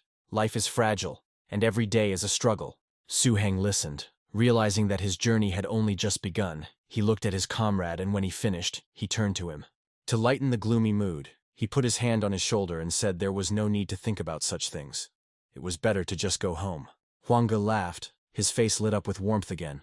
He accepted the change of topic, saying that when they arrived, they would eat more delicious things. The battle to save the plantation was the first time Su Heng had come face to face with death, and the lives of dozens of people were at stake. He seemed like a true fighter who, after this nightmare, finally understood that only constant effort could help protect those around him. Over the next month, Su Heng began special training for himself and the dragon, in accordance with the rituals of the ancient dragons. He devoted himself entirely to his development, using the knowledge he received from his teacher and the experience he gained in real combat. It was just that one bright day, when Su Heng was deep in training, an old acquaintance of his arrived at the 7th post.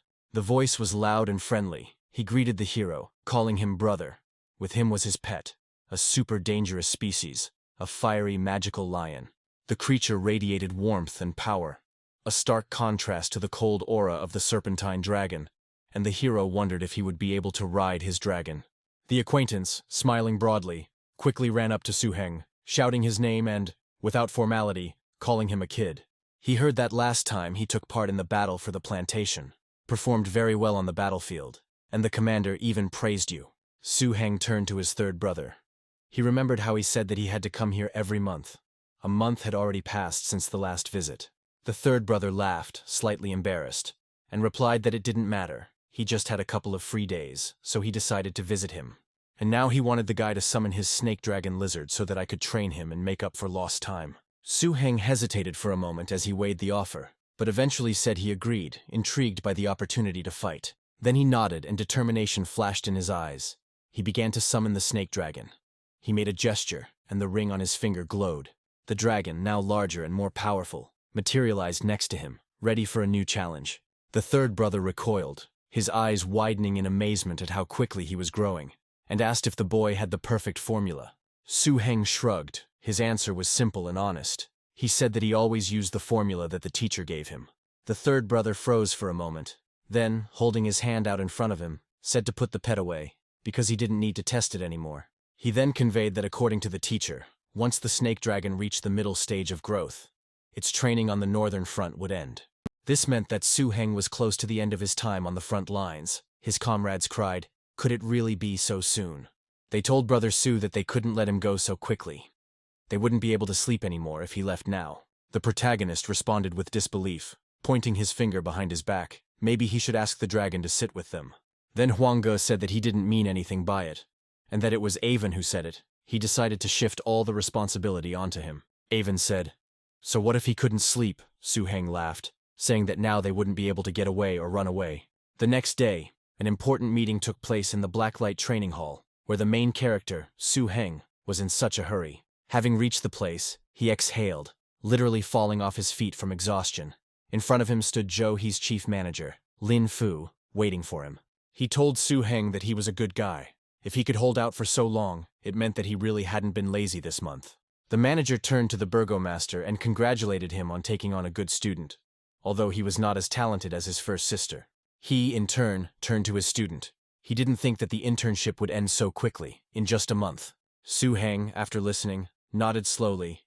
He replied simply but sincerely that he had worked hard, using a formal address to address his mentor. The growth and spiritual development of his beast was so vividly felt through cultivation and training, the boy thought about it with excitement. But it's much better than when I sat for 3 years waiting for even the slightest progress from my vein, experiencing failure after failure. He remembered the times of stagnation and disappointment before he met his current teacher.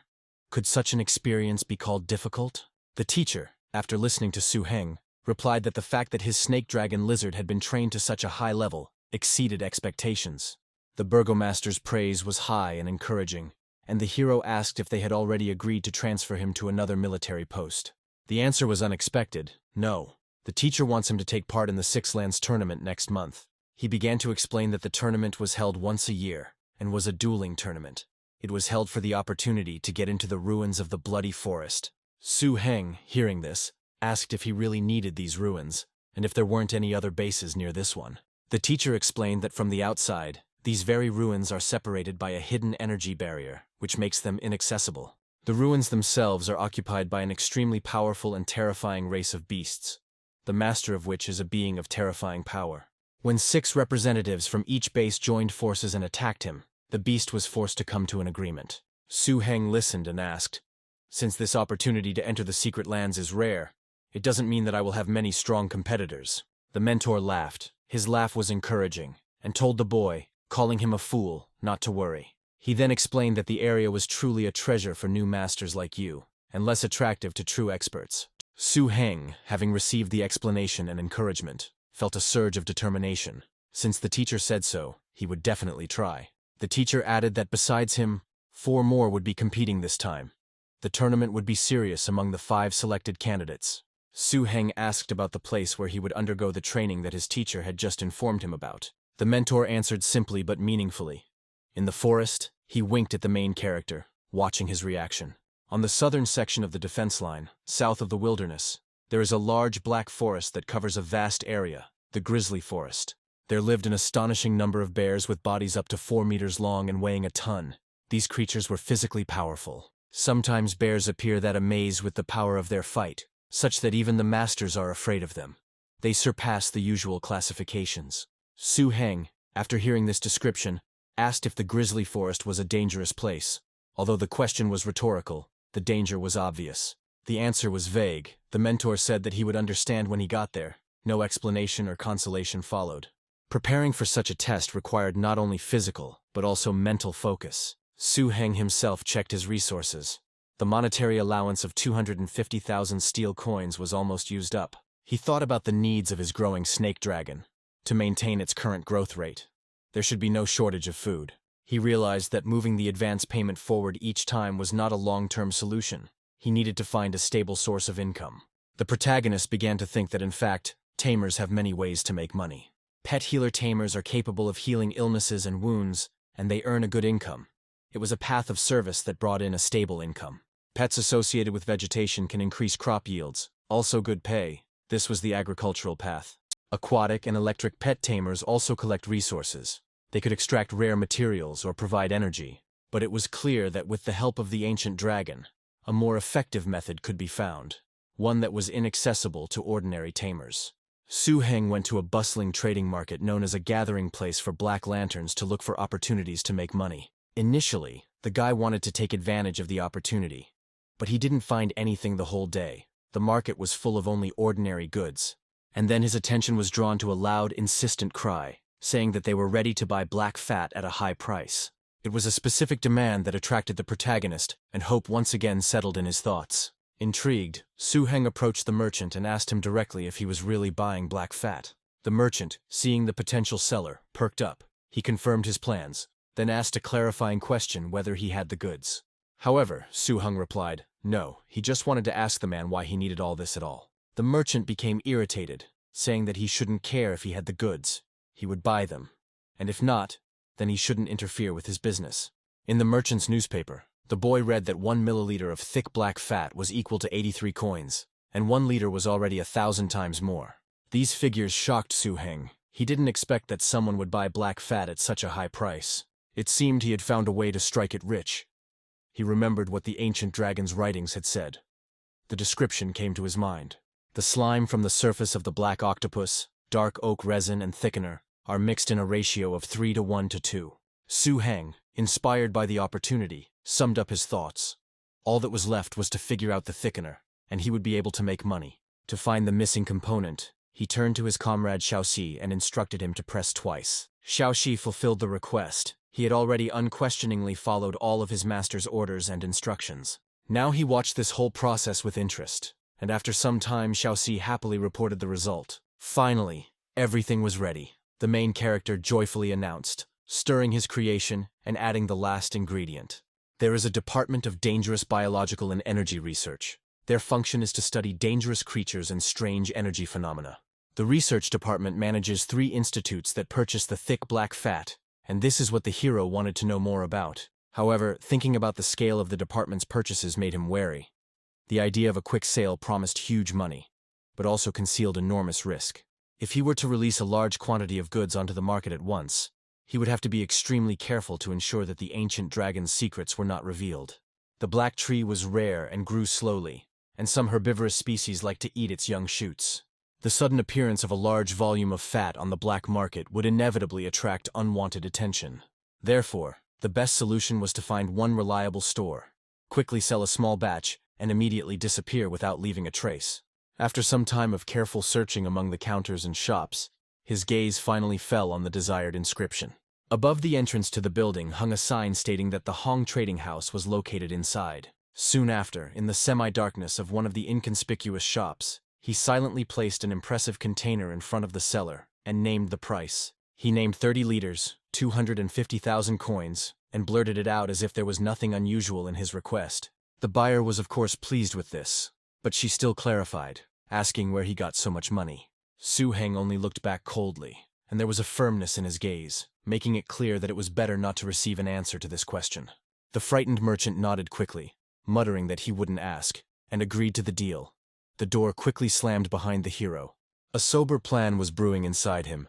Now it would be better to go to the fortress and carefully exchange a small amount of ingredients. His path lay to the fortress, but not only for supplies. There he also decided that he could meet up with his teammates. From one hall of the fortress, voices could be heard, heatedly discussing the imminent reorganization of the team.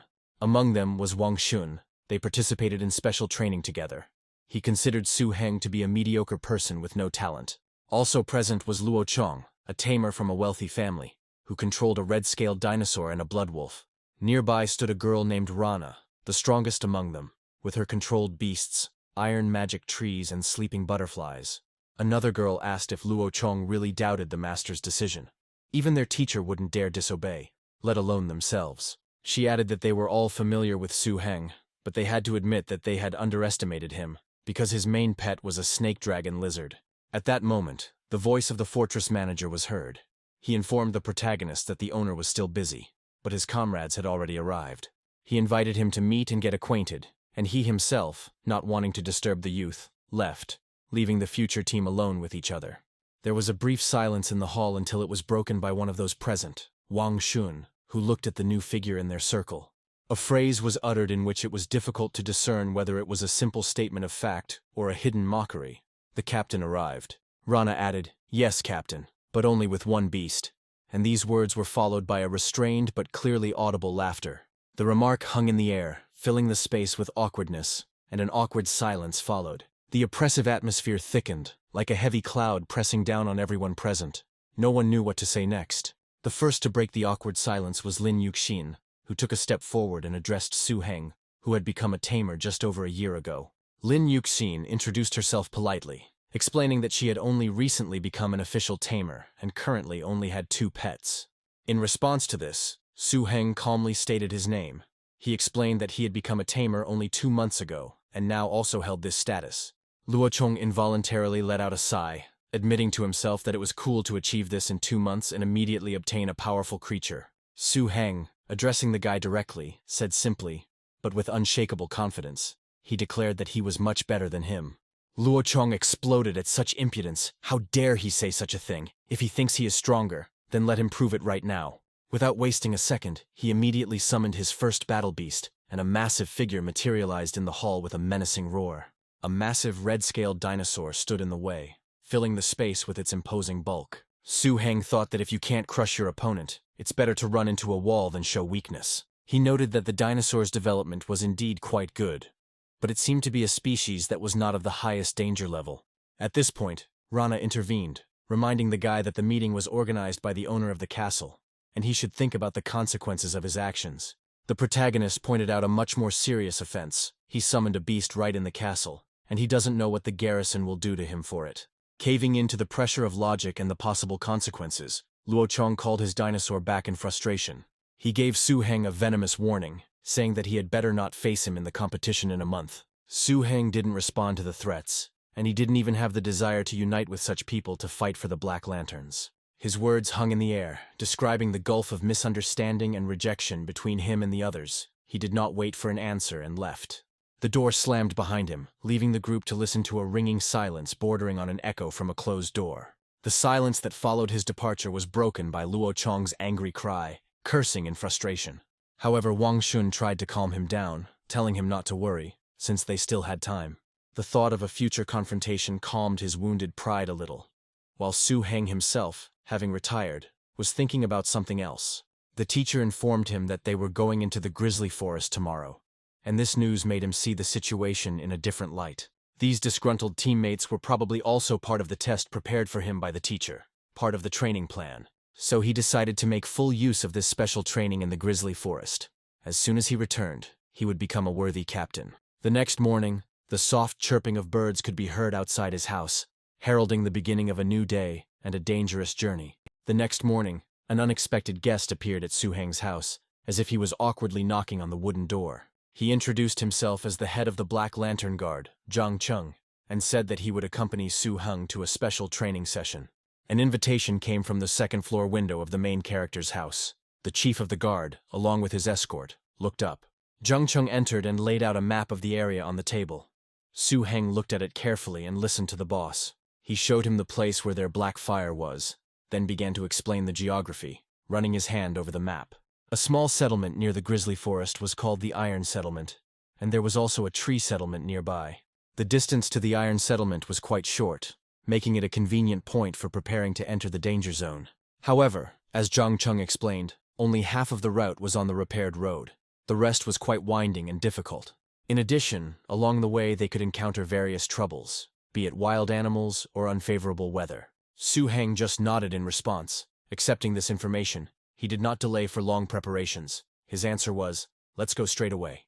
A low rumble was heard. The boys set off. They were, to begin with, heading into the gray desert, a vast and lifeless territory. The protagonist understood that the black fire was located in the gray desert, just like the Iron Village and the Grizzly Forest. Zhang Cheng explained that the gray desert refers to a vast area containing dozens of large settlements. Upon reaching the outskirts of one such place, the chief of the Black Lantern Guard asked Su-heng to wait a bit. He was going to report their arrival to the tea house and arrange for lodging for the evening. Su-heng gave his consent. Soon, Zhang Cheng contacted a representative, and the person on the other end of the line was the deputy mayor of the tea house, named Andrew. Zhang Cheng introduced himself as the commander of the tactical group of bodyguards from the 1st and 3rd squads. To confirm the legitimacy of Andrew's request, Zhang Cheng began to dictate the last password. There was a distinctive sound, indicating that the verification system had accepted the code, and the gates began to open. Andrew's voice praised Commander Zhang for his good work, confirming the successful identification.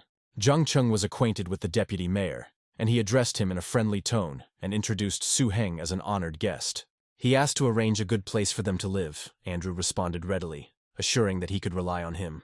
Later he invited them to come in. The tea house enchanted them with its beauty and tranquility. Entering the apartments reserved for them in the tea house, Zhang Cheng handed Su-heng a special set of items for taming beasts. Zhang Cheng then introduced another man named Chen Han, who was to become their private on the upcoming expedition. Left alone in the designated room, Su-heng decided to check his new tools and the condition of his main partner. He summoned the snake dragon. The creature appeared in the room, and Su-heng, speaking to it, remarked that it must be hungry. He began to pat him on the face and offered him something to eat, continuing to coo at him sweetly. This sight amazed Private Chen Han and Zhang Cheng. They tried to figure out if this was the animal that Master Su had tamed. Zhang Cheng noticed that Su-heng hadn't even opened the canned food for the beast. Was this monster really going to eat it along with the box? The dragon lizard only lazily glanced at the offered food, and then at the people around him. The boxes, along with their contents, immediately flew up under the influence of the protagonist's pet.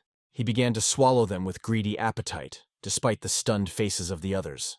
Something flashed in his eyes that Chen Han interpreted with horror as obvious contempt. He whispered to himself. But his partner heard it too.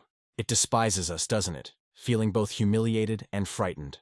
To ease the tension, Zhang Cheng approached Su-heng, and several of his acquaintances from the local guards invited them to have fun together at a bar. Su-heng politely declined the offer of fun, asking his comrades to have a good time without him, and asking them to find a guide for himself.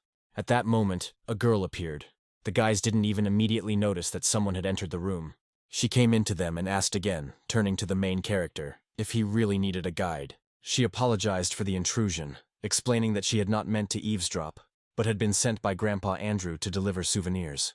Zhang Han, recognizing her, confirmed that she was indeed Mayor Andrew's granddaughter, and if Su-heng needed a guide, she would be the best choice. Su-heng, seeing this as an opportunity, thanked him for his help and agreed. A girl named Reina enthusiastically took on the role of guide and began to talk about the unique architecture of the tea monastery. It was something you wouldn't see anywhere else, and it was very different from the austere style of the Black Lantern. She explained that most of the roofs of the houses here are triangular in shape.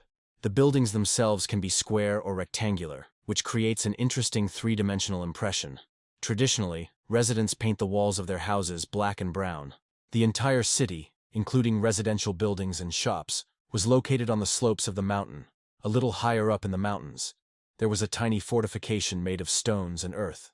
Then, as if remembering the main entertainment, Reina announced that there would be animal fights in the city that evening, and asked if he would like to watch. When he asked her to clarify what animal fights were, she readily began to explain to the guy. Soldiers and civilians sometimes catch wild animals and then hold combat competitions, where they fight each other. These fighting competitions are held in a special arena and attract a lot of spectators. What was of particular interest was that today, a special beast was supposed to appear. It was to fight an adult tiger, and a lot of people were expected to attend this fight. Su Heng thought, even though the tiger was an ordinary beast, it was incredibly ferocious. Watching it fight could be useful for his little lizard. In the end, Su Heng agreed to go and take a look, and Reina was very happy about his decision, clenching her fists in anticipation. As they approached the arena, they went to buy tickets, and the seller immediately started asking Reina if this was her boyfriend, who this cute boy was, and if he was a local. Reina blushed from such direct questions from her familiar aunt. She shyly brushed off her words, calling them nonsense. Still angry and terribly embarrassed, the girl hurriedly led Su Heng further, away from prying eyes. They headed towards the arena, where someone had already called out to Reina. The man offered them good seats. He offered her to sit in one seat, and he was going to sit next to her. Reina politely thanked him for the offer, but declined, citing the fact that it was inconvenient for her today, and promised to do it next time for sure. Then she pulled Su Heng aside again. Su Heng, watching the scene, couldn't help but notice to himself that this little girl seemed to be a real celebrity here. They soon ran into another acquaintance of Reina's, Red, who asked with a grin if she had finally found time to visit him. Reina replied that she had come only to accompany her dear guest, and hinted that he would be better off finding a better place for them. Uncle Red looked closely at Su Heng and noticed something. He recognized him as the same young man that rumors had probably already been circulating about. His gaze fell on the ring on Su Heng's finger, and he whispered to himself, "The ring of the Overlord." This symbol, judging by the reaction, evoked great respect and fear. Uncle Red immediately changed his tone, deciding that it was better not to quarrel with such a person. He greeted Su Heng with a bow and more respect. Offering him the best seats in the arena, Su Heng silently accepted this offer. The ringmaster appeared in the arena, and his loud voice announced the beginning of the show. She announced, to the approving roar of the crowd, that the animal fights were beginning right now. From the arena, the roar of a lively crowd could already be heard, expressing its impatience and excitement, and the growling of animals preparing for battle. The host continued, introducing the first fighter. As everyone expected, the city guard brought them a tiger from the jungle. She described a beast more than 3 meters tall and weighing more than 600 kilograms. A huge tiger was released into the arena, which came out with a menacing roar. Spectators in the stands commented that the tiger seemed to be in excellent shape and was eager to begin the fight, and they also praised the traps created by the top hunter. The crowd began to chant, demanding the start of the main action. They shouted, "When will it start already?" And then their shouts merged into a single roar. The little guide, Reina, also took part in this. She shouted out good luck several times, encouraging the fighters and the animals themselves. The host asked the audience to be patient as she finally decided to introduce today's contestant. At that moment, the girl pointed with her hand towards the open doors from which someone was supposed to come out soon. A cage with something inside, or perhaps someone inside, was rolled out or brought into the arena. It was possible to tell by the way the cage moved. Soon, the lid of the cage fell off, and it became clear that inside was the one the manager had just introduced. The little animal couldn't catch his breath from fear and from how hard he tried to get out of his cage, and his head was buzzing and spinning from the throw. Suddenly he heard someone's roar behind him and turned around. And from the fact that he saw a tiger, tears of fear flowed from his small eyes. He instantly jumped out of the cage and rushed away from his opponent like a bullet, squealing and crying. He understood that he had no chance against the tiger. But he didn't have the strength to run far. He tripped and fell, lying on the cold floor. He was crying not only from fear and helplessness, but also from shame. All the stands burst into loud laughter. It was so funny that some laughed until they cried, not realizing that this only made things worse for the little animal. Su Heng, who was watching the scene closely, noted to himself that this was indeed a strange arena. He admitted to himself that he had never seen anything like it. At first, there was a loud, almost roaring, howling sound. Two creatures were about to collide, and this was not a simple street fight between ordinary animals. Their walk was suddenly interrupted by a lively spectacle. A huge tiger, compared to the small creature, pushed off and wanted to attack him. He, in turn, scared to death, screamed throughout the entire area, thereby making the spectators laugh even more. The tiger stopped next to him and began to approach the animal slowly, teasing him with his menacing appearance and growling. He saw how scared he was and took advantage of it. The pitchfork became even more ferocious. His eyes sparkled with rage. He liked the fact that they were afraid of him. He felt superior to the small creature. The little animal was already shaking with fear. He covered his eyes so as not to see the big tiger and his terribly red eyes. The spectators were divided into two factions. Some were still laughing, finding the sight comical, while others looked at it with fear, empathizing with the little fighter. The child exclaimed with delight, asking his mother what kind of animal it was, and whether it would attack its enemy in return. At this moment, Su Heng's voice rang out in his own thoughts. He began to tell an ancient legend, according to which there are 4 incredibly dangerous and rare species of dragons.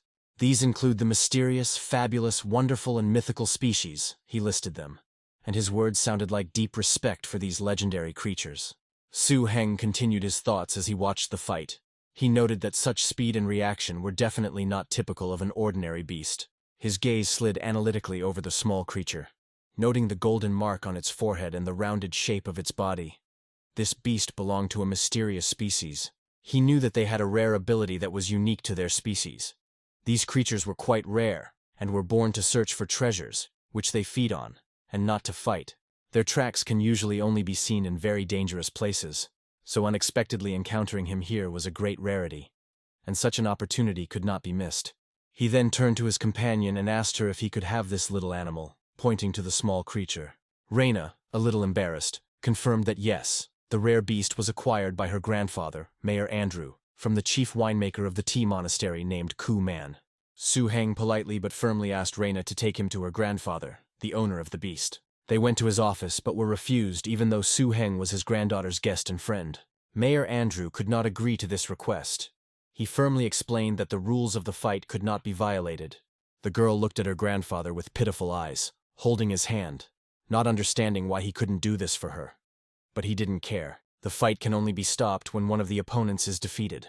Reina tried to plead with her grandfather, but he was adamant, saying that it was not about money at all. He laughed it off and didn't speak rudely to his granddaughter so that she wouldn't be offended.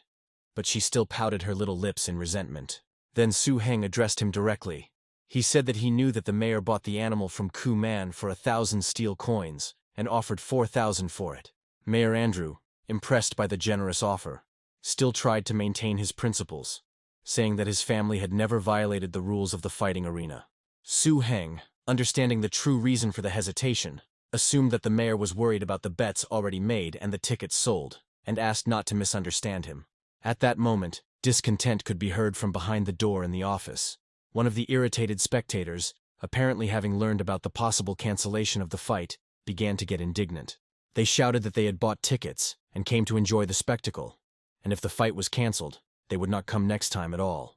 To calm the angry crowd, Mayor Andrew came out to the audience and asked everyone to calm down and listen to him. He promised that the cost of tickets would be refunded threefold to all those present, and that bets made would be returned in full. This statement immediately lowered the level of discontent a little. Then he announced that an incredible battle would take place in the arena today. He introduced a new participant, Su Heng. This announcement caused a real storm. The audience could not believe their ears. A man would fight a beast. How many years had passed since the last such fight? Shouts of surprise and approval mingled in the air, along with the roar of an angry tiger who did not like the change in circumstances. He immediately rushed into battle, but the main character stood still, not a shadow of doubt in his victory over this striped beast. Opinions in the stands were divided, with someone shouting that he would be killed, expressing doubt about a man's abilities against a specially trained fighting beast. But Reina, his new acquaintance, loudly encouraged him, assuring him that he would definitely win. Although she also looked at all this with anxiety. Ignoring the shouts, Su Heng calmly stepped into the arena. Before releasing his opponent, he called for his partner. His command rang out, "Come out, serpent dragon!" And the next moment a powerful creature materialized above the arena. His appearance caused shock and awe among the audience and the tiger. He involuntarily retreated back, and his burning eyes instantly went out. The stands were shouting that this was a dangerous guy, a real ruler. The last time they saw the ruler was in the tea house 3 months ago. Everyone agreed that they had come well today, having witnessed a truly rare spectacle, and Mayor Andrew, among the spectators, watched the proceedings with a new appreciation. He whispered to himself, amazed that such a young tamer was already controlling the most dangerous creatures. Andrew noted with relief to himself that it was a good thing he had been polite enough to him, wiping the beads of sweat from his face. Then he looked at his excited granddaughter with a slight smile, and thought that it seemed that little Reina had a new friend this time, and a very unusual friend. Meanwhile, in the arena, Su Heng, without taking his eyes off his opponent, was about to give a command to his beast. He gave a short and clear command to the dragon. Dragon, attack. Faith in his pet was visible in his eyes. He knew that the dragon would easily defeat the tiger. A loud roar erupted from the protagonist's beast, and magical shadows began to appear around it, indicating that the dragon had decided to accumulate its power. The tiger, seeing his power, could not hide his animal fear. He did not expect that instead of that small animal, this huge dragon would stand against him. He began to shake with fear, showed an imaginary piece of paper where he laid out his thoughts. The tiger wanted to show that he was mistaken and very guilty, if only he would not be killed. The battle beast, which had recently been the terror of the arena, now pressed itself to the ground, making pitiful sounds, apologizing and begging for mercy. Meanwhile, the little animal, which had recently been silent, suddenly jumped up and began to run away, screaming throughout the arena. He experienced strong emotions, and the sight of the new animal frightened him even more. As Su Heng watched the fight, he mentally analyzed that this incredible speed and reaction speed were undoubtedly due to his unique physical form. Satisfied with the little creature's display, he gave the next command, ordering the dragon to attack the now small treasure hunter, who had been scurrying around the arena all this time. Having received the order, the dragon rushed after the small nimble creature with lightning speed. The audience gasped, amazed by the sharply increased speed. Then Su Heng ordered his pet to use the second stage of power, acceleration. The protagonist was in anticipation of something incredible. The dragon seemed to concentrate for a moment, a faint glow enveloping his body, his eyes sparkling even more in the presence of the surge of power. Coming even closer to the small animal, he opened his toothy mouth, from which a loud, terrible sound was emitted, in order to further terrify everyone around. His clawed paws were already ready to grab the running and whining baby, but he ran very briskly, so it was not possible to catch him as quickly as he would have liked. When the dragon's paw was right above the little animal, he slapped it hard and with a dull sound, but he didn't manage to attack it. The little animal anticipated his action and was able to jump away. Having fully displayed its power, the dragon decided to unleash a second-level attack, known as Dragon Might, on the small enemy. The power was overwhelming, visible even beyond the arena itself, and the spectators stood still, holding their breath, watching as the magic slowly settled in the arena. Someone from the audience whispered, still not believing his eyes, and asked if this was really the power of the ruler. What would happen if such a beast clashed with a squad of soldiers? The little treasure hunter, trapped, made pitiful sounds, desperately trying to beg to be left alone and not touched. But unfortunately, no one understood him. And even if they had, the dragon was still not going to stop. He had once again gotten close to the little animal. In the end, the snake dragon caught the creature and brought it to its master, Su Heng. Standing next to him, asked him with a slight grin, "Why can't the little guy run away?" To this question the treasure hunter could only answer in the same vague and incomprehensible way, in a language only he understood, sadly lowering his eyes, from which small tears continued to drip. After the fight, in the arena owner's office, Mayor Andrew did not hide his admiration. He said that it was amazing, and admitted that he had never seen anything like it. The protagonist apologized for any possible tactlessness, but couldn't help but ask how the mayor managed to catch such a fast animal, which he was now keeping in a cage. Andrew only laughed in response, as if the question about the capture was funny. He did not hide his secrets. He only asked again. After all, he was talking about the treasure hunter. He began to tell the story, explaining that for the Black Lantern, the tea house was not just an important supply point, but also the main supplier of wine products. The one who caught this little animal was named Kuman, an old winemaker from the monastery. The mayor told a story about how the little one got into the wine cellar and ruined several barrels. For a week, old man Kuman and his apprentices could do nothing about it. But one morning, he had already lost all hope that everything would resolve itself. Kuman found a drunk, peacefully sleeping animal in a barrel, after which Kuman sold it to the mayor. Su Heng, after hearing this funny story, remarked that despite its mysterious power, the little animal was so stupid that it got drunk, so it was no wonder it was caught. Later, already at the threshold of the house where they were staying, Su Heng thanked Reina for her help, calling himself her debtor. The girl modestly replied that it was all nonsense. She was very glad to spend time with him, and, hearing that they would continue their journey tomorrow, she wished him a good rest. He promised that next time he would bring her something interesting from the Black Lantern, and they said a warm goodbye. Left alone with his new, sleepy pet, Su Heng thought, looking at him. The room was dark, only a single lamp on the table was burning. He wondered what all this meant. The little animal was still very scared. He was afraid to just look at the guy. Tears immediately began to flow. The protagonist's thoughts concerned not only the nature of this strange animal, but also the entire chain of events that led him here. This little animal would have already been dead if Su Heng hadn't saved him back then in the arena. But this didn't console the little one. He pitifully clung to his cage. The hero poked the little animal in the nose. He saw that the bars of its cage were as thick as a little finger. If a snake dragon were in it, it would easily break the cage and escape. The boy understood that now he had to take care of the little one. But he didn't know what to do. The ancient books about dragons didn't contain any information about what they ate. Then the idea came to him that he could leave him to starve for a few days, since it was still unclear what to feed him. And after that he won't care what exactly he eats. This thought made the guy smile. He thought that this was the perfect plan. His thoughts were interrupted by a low, disgruntled hum, coming not from the cage, but from another part of the room, and his ring also began to glow. Su Heng suddenly realized his mistake, and exclaimed in annoyance that he had been so busy with his new pet that he had completely forgotten to feed his snake dragon. The thought that he might neglect his powerful and loyal beast for the sake of a new, not yet tamed creature troubled him, and he hastened to rectify the situation. He took out a heavy box with ingredients for preparing food for the pet. There were a lot of them, since his beast had already grown quite large. The boy began to gradually pour the contents into one large container, a feeder for his dragon.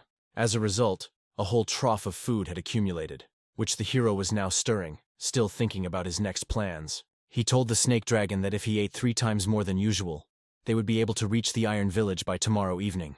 The baby watched the full bowl of food the whole time and was drooling. He would clearly like this kind of food. When everything was ready, Su Heng looked at his ring. It was time to call his pet to eat. The snake dragon didn't keep us waiting long. As soon as he appeared in the room, he immediately looked at his feeding trough with a hungry gaze. While the dragon was greedily devouring its increased portion, Su Heng looked at it lovingly, not noticing how the little creature was looking at all of this. And he looked at them very pitifully and began to cry again because they had left him hungry. However, the main character still noticed how the new pet in the cage watched the meal with interest. He asked him if he wanted to eat too, and in response he received an angry nod of agreement. Then he took a spoon and scooped up some of his dragon's food, which clearly surprised the owner of the huge portion of this food.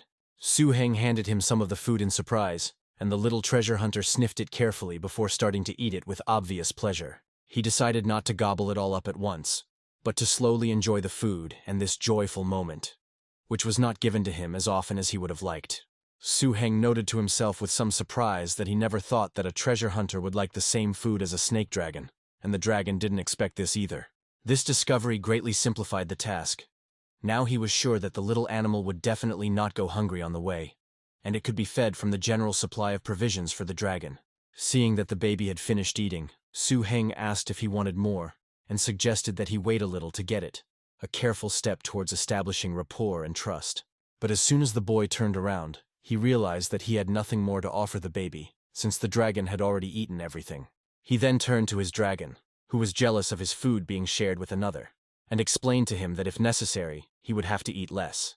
But then he saw the dragon's violent negative reaction. He smiled and corrected himself. The hero struck the beast on the forehead, calling the dragon his elder brother, saying that he must now behave appropriately, and reassured him, saying that today they both would not go hungry. The next morning, Su Heng said goodbye to Reina and prepared to set off for the Iron Village. She came to see off the detachment consisting of him, Jiang Cheng, and the guide Chen Han. They set off on their journey. The detachment left the Tea Hermitage and headed towards the Iron Settlement and the Grizzly Forest. This settlement was much larger than the Tea Hermitage and housed a metallurgical plant. Su Heng remembered that there was talk about the village being dependent on the Grizzly Forest. However, due to the law, Jiang Cheng couldn't say it directly, so he could only wait for Su Heng to arrive and understand everything himself.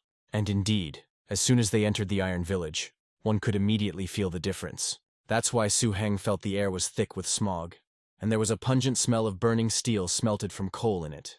Zhang Sheng took Su Heng to the center of the village for a management meeting, and it was there that Su Heng finally realized what his companion had been silent about. It turned out that the Iron Settlement, despite its industrial appearance, was a rundown town with a civilian population of 1,000 people and only 150 soldiers. And the reason why the Iron Village could freely extract resources from the neighboring grizzly forest shocked Su Heng. The entire grizzly forest turned out to be the property of his teacher, or rather, the territory of his animal. The teacher was even able to control all the bears to some extent. This information was revealed in the conference room of the management committee, revealing to Su Heng the true extent of his mentor's influence and power. Su Heng mentally admitted to himself that, although he had assumed that the teacher was unusually strong, he had not thought that it was this strong. From the conversation with the management committee, it also became clear that there were 4 overlords in the grizzly forest at that moment. The strongest of them was an old Black Lantern fighter. He was an experienced commander, but the other 3 were not so simple either. Their strength level was higher than that of an experienced fighter. As the committee noted, pets are no less important to them than money and power. And the guy continued to think about this in his room. Realizing all this, Su Heng realized that it would be foolish to simply go into the forest and ask these powerful overlords to recognize his treasure hunter. He turned to the little animal in the cage and asked it if it would like to become his companion. And in response, a joyful and agreeable malu was heard. That was how the pet's words sounded. It sounded like complete approval. The little animal was so happy with this news that it took his breath away, and his heart literally jumped out of his chest. But the baby turned out to be very hungry. Su Heng laughed and told him to forget about it, suggesting that they eat first and then chat some more, his words sounding caring and the beginning of forming a friendly bond. But suddenly, 2 of his own pets made sounds at the same time, but the baby was happy, and the dragon was surprised and touchy. A sudden cry that these 2 must stop all this right now, especially their conversations, they must eat properly together, was heard even outside the walls of the building. Thus, having obtained an interesting and rare beast, Su Heng, who had planned to immediately head to the grizzly forest, ended up deciding to stay for another 3 days. The reason was simple. He needed to find a way to establish a mental connection with the treasure-seeking beast so that it would become his completely. However, the task was not as simple as it seemed at first glance. Every time Su Heng tried to establish a mental connection, he was repelled by the treasure hunter's consciousness. Even after digging through the old Dragon Codex, he couldn't find any relevant records about this species. So Su Heng came up with one, perhaps stupid but direct way. He approached the little animal, promising to take it with him on a treasure hunt, hoping to interest it. But unfortunately, he understood that everything was not so simple, and with a tired sigh he bowed his head. He turned to his new pet with irritation, calling him a little bastard who had been chasing butterflies and bugs all morning like a little child. Finally, Su Heng, having run out of patience, threatened him that if he found out that he was an ordinary animal with no special abilities, he would feed him to the snake dragon. The little animal, instead of being scared, began to jump joyfully and excitedly, making its characteristic sounds. Su Heng, hoping for the best, asked if he had found anything. The animal pointed its small paw at something behind the guy's back. Su turned around and saw an advertisement for a drink called Surabaya Hormone, and exclaimed in surprise and a little annoyance. He asked the little boy in bewilderment if he meant to say that he had caught the scent of treasure here. In response, the animal confirmed this with even greater enthusiasm, producing a new version of its sound. And at this time, Su Heng felt as if some kind of mystical energy was bubbling within his small body. His treasure hunter instincts seemed to have kicked in, but the object of his interest was not the ancient artifact, but the drink. Su Heng, disappointed that the treasure turned out to be a drink, said that he did not want to go there, as it could turn out to be another setup and it would be better to go home. But the little treasure hunter persistently pulled him in the other direction, continuing to scream. Su Heng asked him if he wanted to go there and if he really thought there was treasure there, and the little animal squeaked confidently in response. Then Su Heng asked a logical question. Why should he help him get this treasure? The kid seemed to think about it, making a questioning sound, while also appearing upset by the hero's words. Su Heng, looking at him, suddenly changed his anger to mercy. He stated that, however, he liked to do good deeds, but on the condition that the animal must promise him one thing. The treasure hunter agreed without hesitation. The little animal waved its paws, but in fear, the collar was very much on its mind. Su Heng, finally understanding his true fears, laughed. He said that it would just be a mental link, not subjugation, so that the little beast would not feel enslaved. Hearing this, the baby was clearly delighted and made a series of approving sounds. As a sign that they had reached an agreement, the protagonist extended his fist towards his pet's fist. Su-heng thought about the process in his mind. He understood that without the foundation of attachment, it was impossible to establish a mental connection overnight. If he simply offered it to her, the animal would refuse, so they headed to the place the hunter indicated. The bartender introduced the signature drink, Hormone Surabaya, to the beautiful girl behind the counter, which she ordered. The main character observed this scene with his pet lying on his shoulder as soon as he entered this establishment. The bartender offered this signature drink to the visitors who had just entered, pointing to the glass in the girl's hand. Su-heng politely declined the offer of a drink, saying that he had just come to look around. This behavior, coming into a pub in the middle of the day and just looking around, seemed suspicious to the bartender. He noticed that Su-heng looked like a stranger, perhaps a foreign mercenary, or a relative of one of the soldiers, and decided to observe him. Apparently, in this village, under the control of the Black Lantern, strangers were treated with suspicion. Meanwhile, the little treasure hunter was pointing at his find. Su-heng still skeptically asked who he really was, a treasure hunter or just a trash collector. After all, he was pointing to an old and completely dirty toilet, which did not look like an expensive treasure at all. However, after taking a closer look and thinking about it, the main character came up with the idea that this could be something very interesting and necessary for him. Su-heng gasped, realizing that he was seeing something described in the old Dragon Codex, a shape-shifting stone, a legendary artifact. Su-heng's thoughts were racing, recalling the records from the ancient books. The path of transformation of the dragon beast is full of difficulties and targets, and the demand for valuable materials is even higher.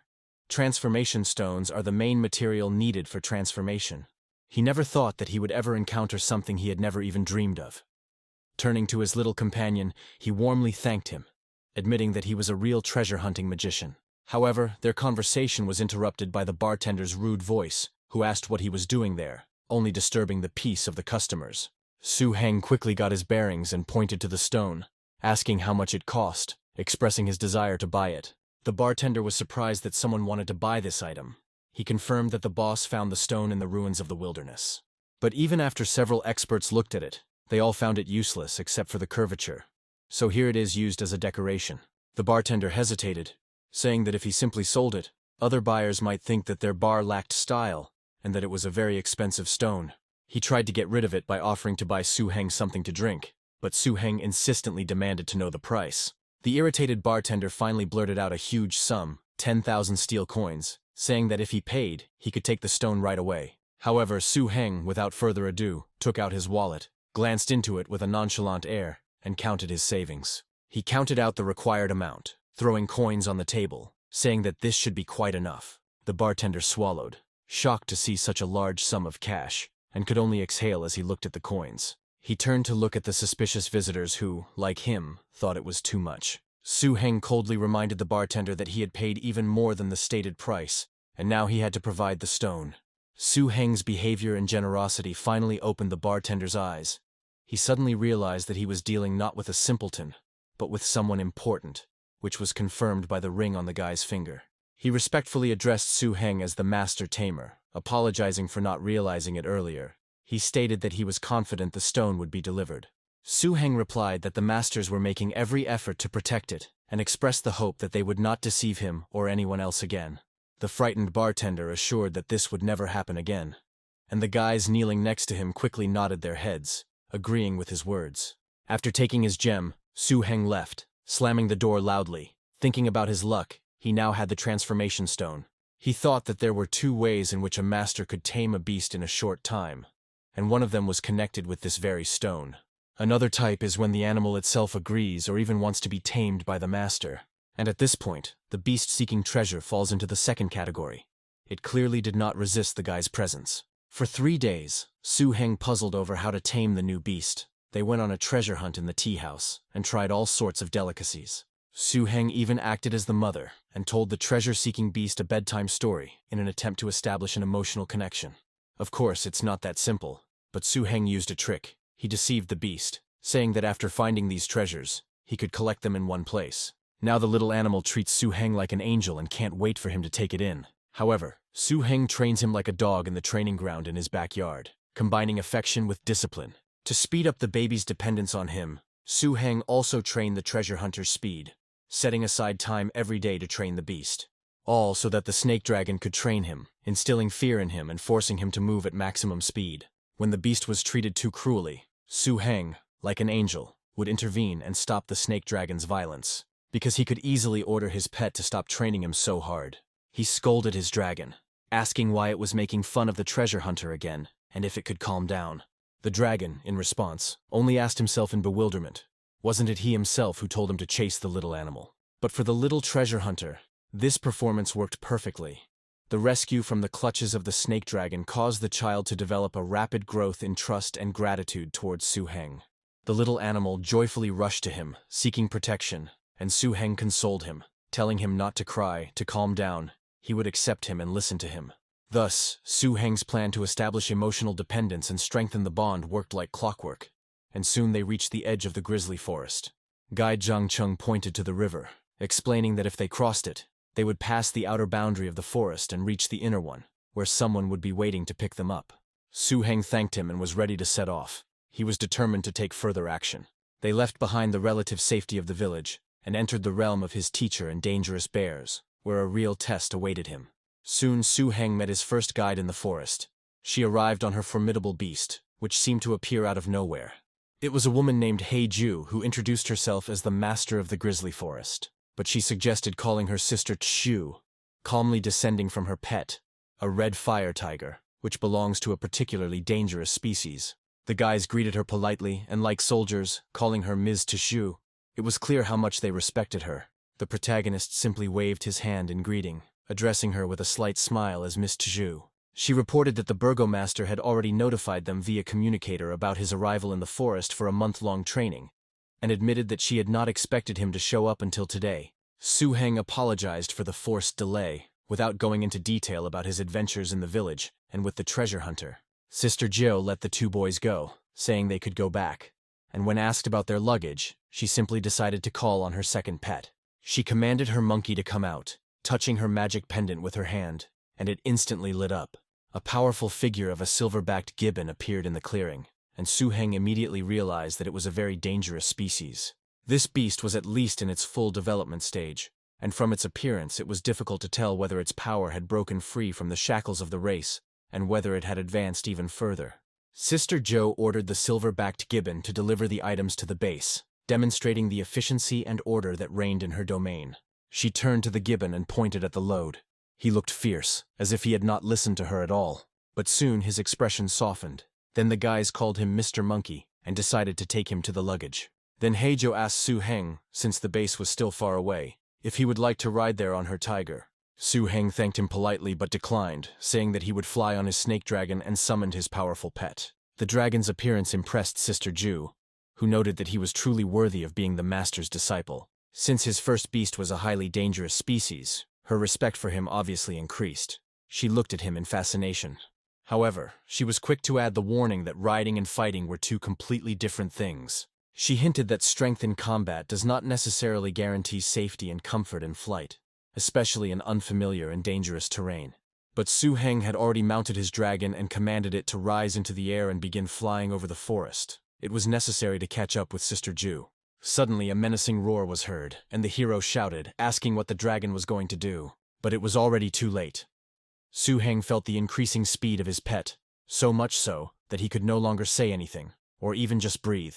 The dragon let out a deafening roar, rushing towards the wind and speed. The hero realized that Sister Ju was right to warn him, and in horror he screamed for the dragon to stop, trying to stop it. Soon, Su Heng and the snake dragon arrived at the gate of the base, which stood amidst the mountains and forest. Standing at the massive gate, Sister Ju loudly knocked on it in irritation. The protagonist stood meekly nearby. She rudely called to those inside to open the door quickly, still knocking more and more insistently. A voice came from behind the gate, asking reproachfully if she couldn't be a little more feminine, and complaining that because of her the gate was falling apart. The supervisor retorted by saying that next time she should take the key with her, since he was very busy and he still needed to open the gate for her. Heijo sarcastically replied that if he was busy, it was only to escape from work, and asked how he dared to sneak into the base to rest while Commander Shu was away. But then the guy's tone changed to a more obliging one, and he replied that there had been a mistake, and he was ready to open the gate for them, addressing the girl as a lady. Sister Ju snorted, hitting the supervisor on the back of the head. He didn't expect such a violent reaction and physical assault from the lady, but he could only squeak from the blow.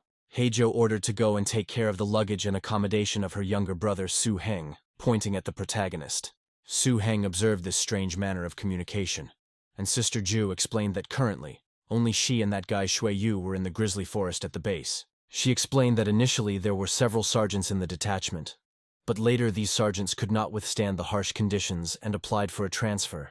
Sister Ju added that the head of the grizzly forest base and the main base master, Lord Shu Kui, went to hunt down a dangerous creature in the Grey Wasteland and left a few days ago.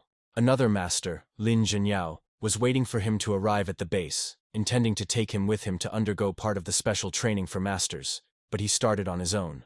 Su Heng sighed and admitted that he himself hadn't expected to be late, considering his adventures with the treasure hunter. Sister Jiu waved her hand, saying that everything was fine, and suggested that they go to her room first. She led him into her room and Su Heng gasped when he saw the interior decoration, which was quite unusual and impressive. The girl sat down on her bed and just watched the guy with satisfaction while he looked around.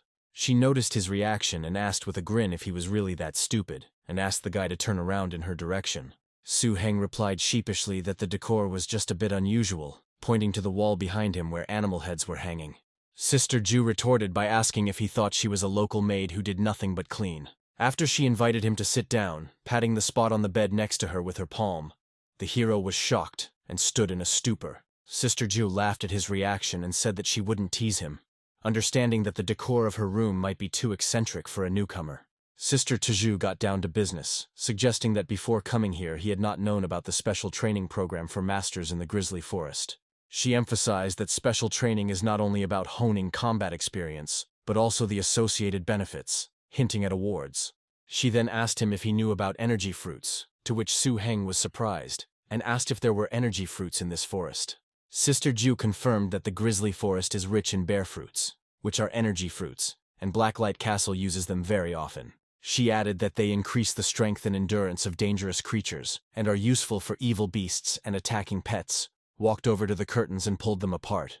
She continued her explanation further, saying that everything was not as simple as it might seem, pointing with her hand to a map of the area that had been covered up before. She immediately warned that all the trees with this fruit in the grizzly forest were occupied by warrior bears who were fiercely defending their territory. But there was a legal way with the help of a token received from the owner of the grizzly forest, the grizzly chief. The master tamer can challenge. After defeating them, you can get the fruit. However, she sternly warned that if anyone not connected with Blacklight Castle dared to steal the fruit, all the grizzlies in the forest would surely attack them. The next day, the snake dragon was already standing in front of the grizzly. It looks like he is ready to accept the challenge, and the snake dragon can try to defeat his opponent. Lin Zhen explained that if he succeeded, the bear fruit from the fruit tree, which was more than 30 years old, would end up in his hands. But Su Heng continued his words. He doesn't think that everything is so simple, with an exhalation and some sympathy looking at his pet. The guy confirmed this. Each grizzly only accepts a challenge from an opponent whose aura, in his opinion, is weaker than his own, and he has to face risks. This made every fight dangerous and unpredictable. At that moment, a powerful bear roar was heard from the depths of the forest. Su Heng and his dragon stood frozen in place, listening to the call, ready for the test ahead. However, there was something strange in the dragon's behavior. He could barely contain his laughter, although the situation did not look funny, but only frightening. The hero noted with surprise, he did not expect that the snake dragon had the talent to mock. Sweat was already running down his face from the tension. He asked his companion whether the grizzly had accepted the challenge, as everything seemed rather ambiguous. The guy confirmed that the snake dragon had no dealings with this dangerous species of animal, so it might be very hard for him. But his dragon seemed determined and let out a menacing cry, demonstrating its strength and readiness for battle. The fight began with lightning speed. The dragon and the grizzly clashed in a fierce battle. The forces were almost equal. The outcome of the fight was unclear. The movements were so fast that only shadows flickered and blows were heard. The protagonist's beast itself decided that it was time to use the power of the dragon against its powerful opponent. However, everything did not go as he expected. He received a powerful blow from a furious grizzly, who was furious, because how dare they mock him. After this blow, the snake dragon was thrown to the opposite side, fell to the ground with a crash, unable to get up immediately. The grizzly, seeing his condition, decided not to wait long and attack a second time. Suddenly, the boy watching the fight screamed, realizing the sudden turn of events, seeing how the grizzly, using a technique, managed to capture the dragon in a disadvantageous position. Su-heng turned to him, telling him to wait a bit, understanding that his dragon needed to handle this fight on its own. The hero explained that his pet really needed to gain experience in combat with such an unusual opponent. The situation on the battlefield changed. The picture was tense. The dragon did not give up. He applied his internal energy, and, through suppression, was able to rise and continue the fight. The grizzly clearly didn't like this. He went towards his opponent with a wild roar, but expected him to weaken in the moment. He didn't immediately understand how he had managed to miss his intended target. The next blow simply hit the ground. At this time, the dragon standing behind had managed to accumulate enough energy for a counterattack during this pause. His body was enveloped in a glow as he activated his hidden ability, Dragon Strength Enhancement. His muscles tensed, his scales glistened, and with a furious roar he managed to inflict damage. This attack only fueled the enemy's animalistic interest. His eyes lit up in a special way, and he wanted to respond to the dragon as quickly as possible. Lin Zhen commented on this, saying with approval that it seemed like the hero had trained the snake dragon well, and it had already developed the instinct to strike after strike. However, he added that the desire to break through the grizzly's defense was not enough. Strength was needed. Su-heng admitted that she was right, agreeing that their defense was incredible. The guy explained that there was a bear fruit effect that made them so resilient, and added that if he won, he would get it. The fruit could be used to benefit the pet, so Su-heng encouraged his dragon. In response, the dragon seemed to concentrate, but suddenly a glow appeared around the enemy, and its special ability, Beast Healing, manifested. The dragon rushed at the grizzly again, but this time his attacks were more precise and accurate, thanks to the breath of evil thoughts. The fight became even more fierce. The snake dragon also began to use the evil thought bomb, directing energy at the opponent. The grizzly, enraged by this tactic, growled loudly, sending up clouds of dust and fallen trees around him. He took one of them as his weapon against the dragon, and with a furious cry he was about to pounce on it. The bear's roar mingled with the dragon's hiss, filling the forest with the roar of battle. It seemed that the forces had become equal, and the outcome of the duel now depended on endurance, tactics, and the will to win. The grizzly tried to catch the nimble opponent, but the dragon constantly eluded him, not allowing him to attack it anymore. He managed to anticipate the bear's movements and attacks, and therefore deftly avoided its attacks. But the grizzly was no slouch either. He could throw fallen trees he had taken at his opponent with incredible speed. It was clear from the dragon that he was already quite tired. While the bear stopped for a while, he decided to take advantage of this and catch his breath. Suddenly the enemy's body began to rapidly increase in size, its power growing right before our eyes. It turned out to be not just a hidden reserve of strength, but an innate berserker rage, which the cunning grizzly had skillfully concealed all this time, which caused panic among the observers. The boys figured out that this special skill was only available to select bears, granting an instant boost in power and invincible protection. However, deep down, Su-heng felt no call for help coming from their spiritual connection, and this belief made him believe in his dragon.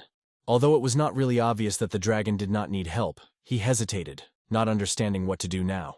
But he couldn't give up just like that, especially looking at the enraged grizzly, his opponent today. Then, gathering his courage, the dragon activated his attack at second speed, and the bear again failed to reach its goal. The clap of its paw landed near the tail of the snake dragon.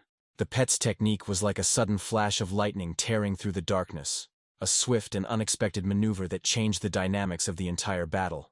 But the observer said that at such a speed, the snake dragon would no longer be able to simply dodge, and a powerful blow would be inevitable. The grizzly used his signature move, the bear rush, a monstrous force capable of knocking down any creature.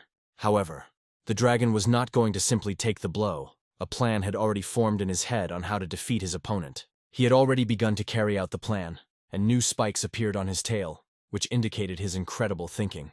He used force. This was already the second stage of his attack, a dance of the earth, where every contact with the ground became part of a swift and unstoppable rush. And then came the decisive blow. Gathering all the momentum accumulated during the rotation, the snake dragon brought it down on the grizzly. There was a deafening roar as the power of the earth dance found its mark. The impact so devastating that even the bear, fortified with rage, could not stay on his feet. His massive body shuddered and rolled back, clawing at the earth, and silence hung in the air. After this, the dragon again had to barely restrain himself from laughing out loud. But he still decided not to be shy. His laughter echoed across the field of the battle that had just ended. Lin Zhen didn't understand how stupid the bear was, why he didn't use his full power earlier. The main character jumped for joy at his victory, saying how lucky they were. Lin Chen apologized to the hero, as he had forgotten that he didn't have enough spiritual energy to stay in the air when he almost fell off the branch. To compensate, he whistled for his faithful assistant. His flying pet, a majestic blood-tailed hawk, appeared in the sky, its shadow falling across the clearing. He landed on Su Heng's shoulders, ready for his master's next instructions, as the boy tried to understand what was going on. The powerful hawk lifted the hero and slowly lowered him to his feet on the ground, which was a surprise for Su Heng. At the same time, Lin Chen expressed confidence that the hero was the teacher's best student, and noted how well he had worked with his snake dragon today. The boy called his other pet, the lotus cap, saying that it was time for him to come out. This is a healing creature of the grassy marsh type, whose roots instantly go into the soil to absorb nutrients and channel their healing power. He explained one of the key rules for calling a grizzly bear in the forest. After the fight is over, the defeated bear's wounds must be healed. Su Heng thanked his comrade for his help, modestly noting that everything went smoothly. Meanwhile, the lotus hat had already lowered its delicate thread roots into the ground next to the fallen grizzly, and a soft glow enveloped his wounds, soothing the pain and stopping the bleeding. When the bear, already healed, began to come to his senses and again cast defiant glances, the boy's animals quietly giggled, watching him. This began to irritate the bear. He wanted to get up again and give these two a good beating. Lin Chen simply addressed him calmly, explaining that if he was looking for revenge, the rules had changed, and now the challenge to the grizzly in the forest would require an extra fruit. The grizzly seemed to get the hint. He merely snorted, turned around, and, without asking for any additional payment, simply walked deeper into the thicket, leaving behind only crushed bushes. His companion asked in surprise where the promised fruit had gone. Already afraid that he would receive nothing for the victory, Lin Chen, having gathered his pets, only smiled and made an inviting gesture. He suggested that they simply follow him, and then everything would become clear. The small group followed the young Tamer, leaving behind a clearing bathed in the last rays of the sun and bearing the marks of a recent, fierce battle. Lin Chen led his companion along the quiet forest paths, where the only sound was the babbling brook. Having noticed a bush with those long-awaited fruits, the dragon joyfully spread his wings and ran towards it. The bear was also nearby. He did not want to share his delicacy. He was the first to get to the bush, took one fruit in his mouth. It might have seemed that he wanted to swallow it himself, but no. He carefully placed the fruit next to him on the ground. The snake dragon looked at this picture with great surprise and fear, not daring to come closer. But still, having pulled himself together, he ran up to get his award with lightning speed, and just as quickly ran away in the other direction from the bear, who sat down on the ground, now laughing at his pet. Lin Chen reminded him of something their teacher had probably already told him.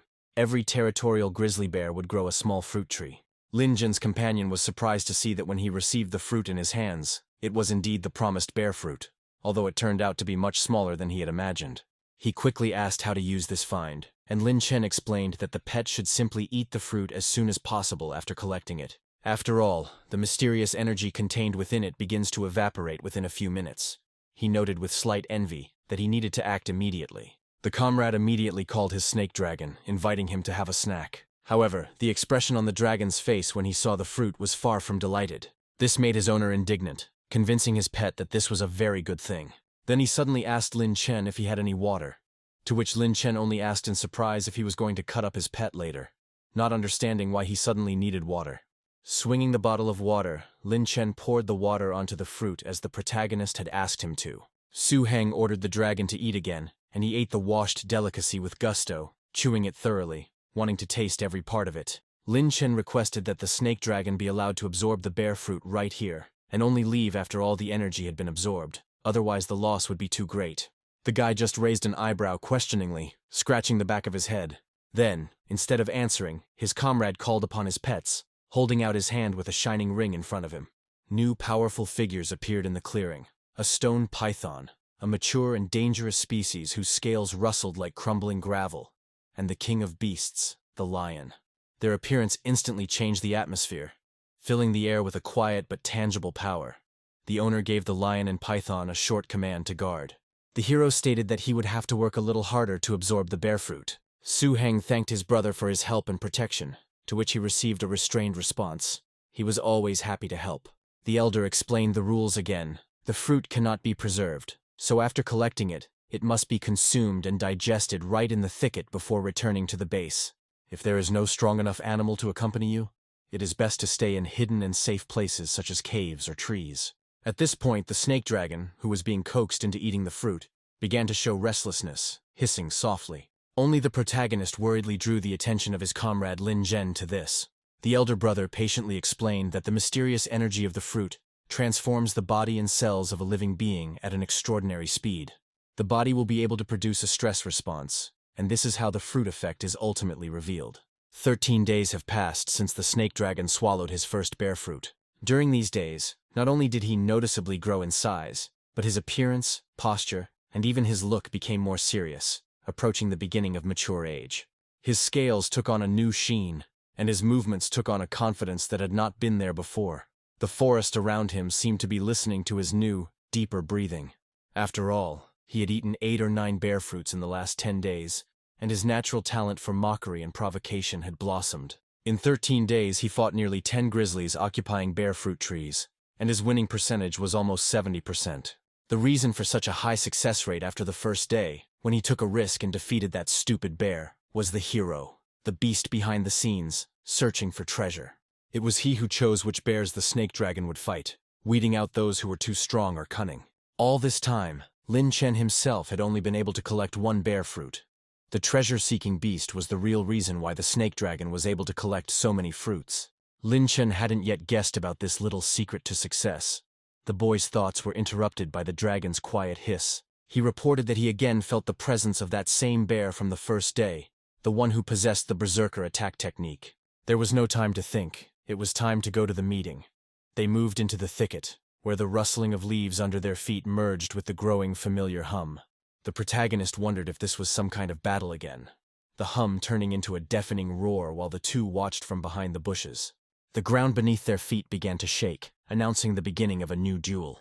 An armored wolf appeared in front of them. The boy knew it was a dangerous mid-level species that usually lived in dark caves and mines. His appearance here in the open was alien, and that could only mean one thing.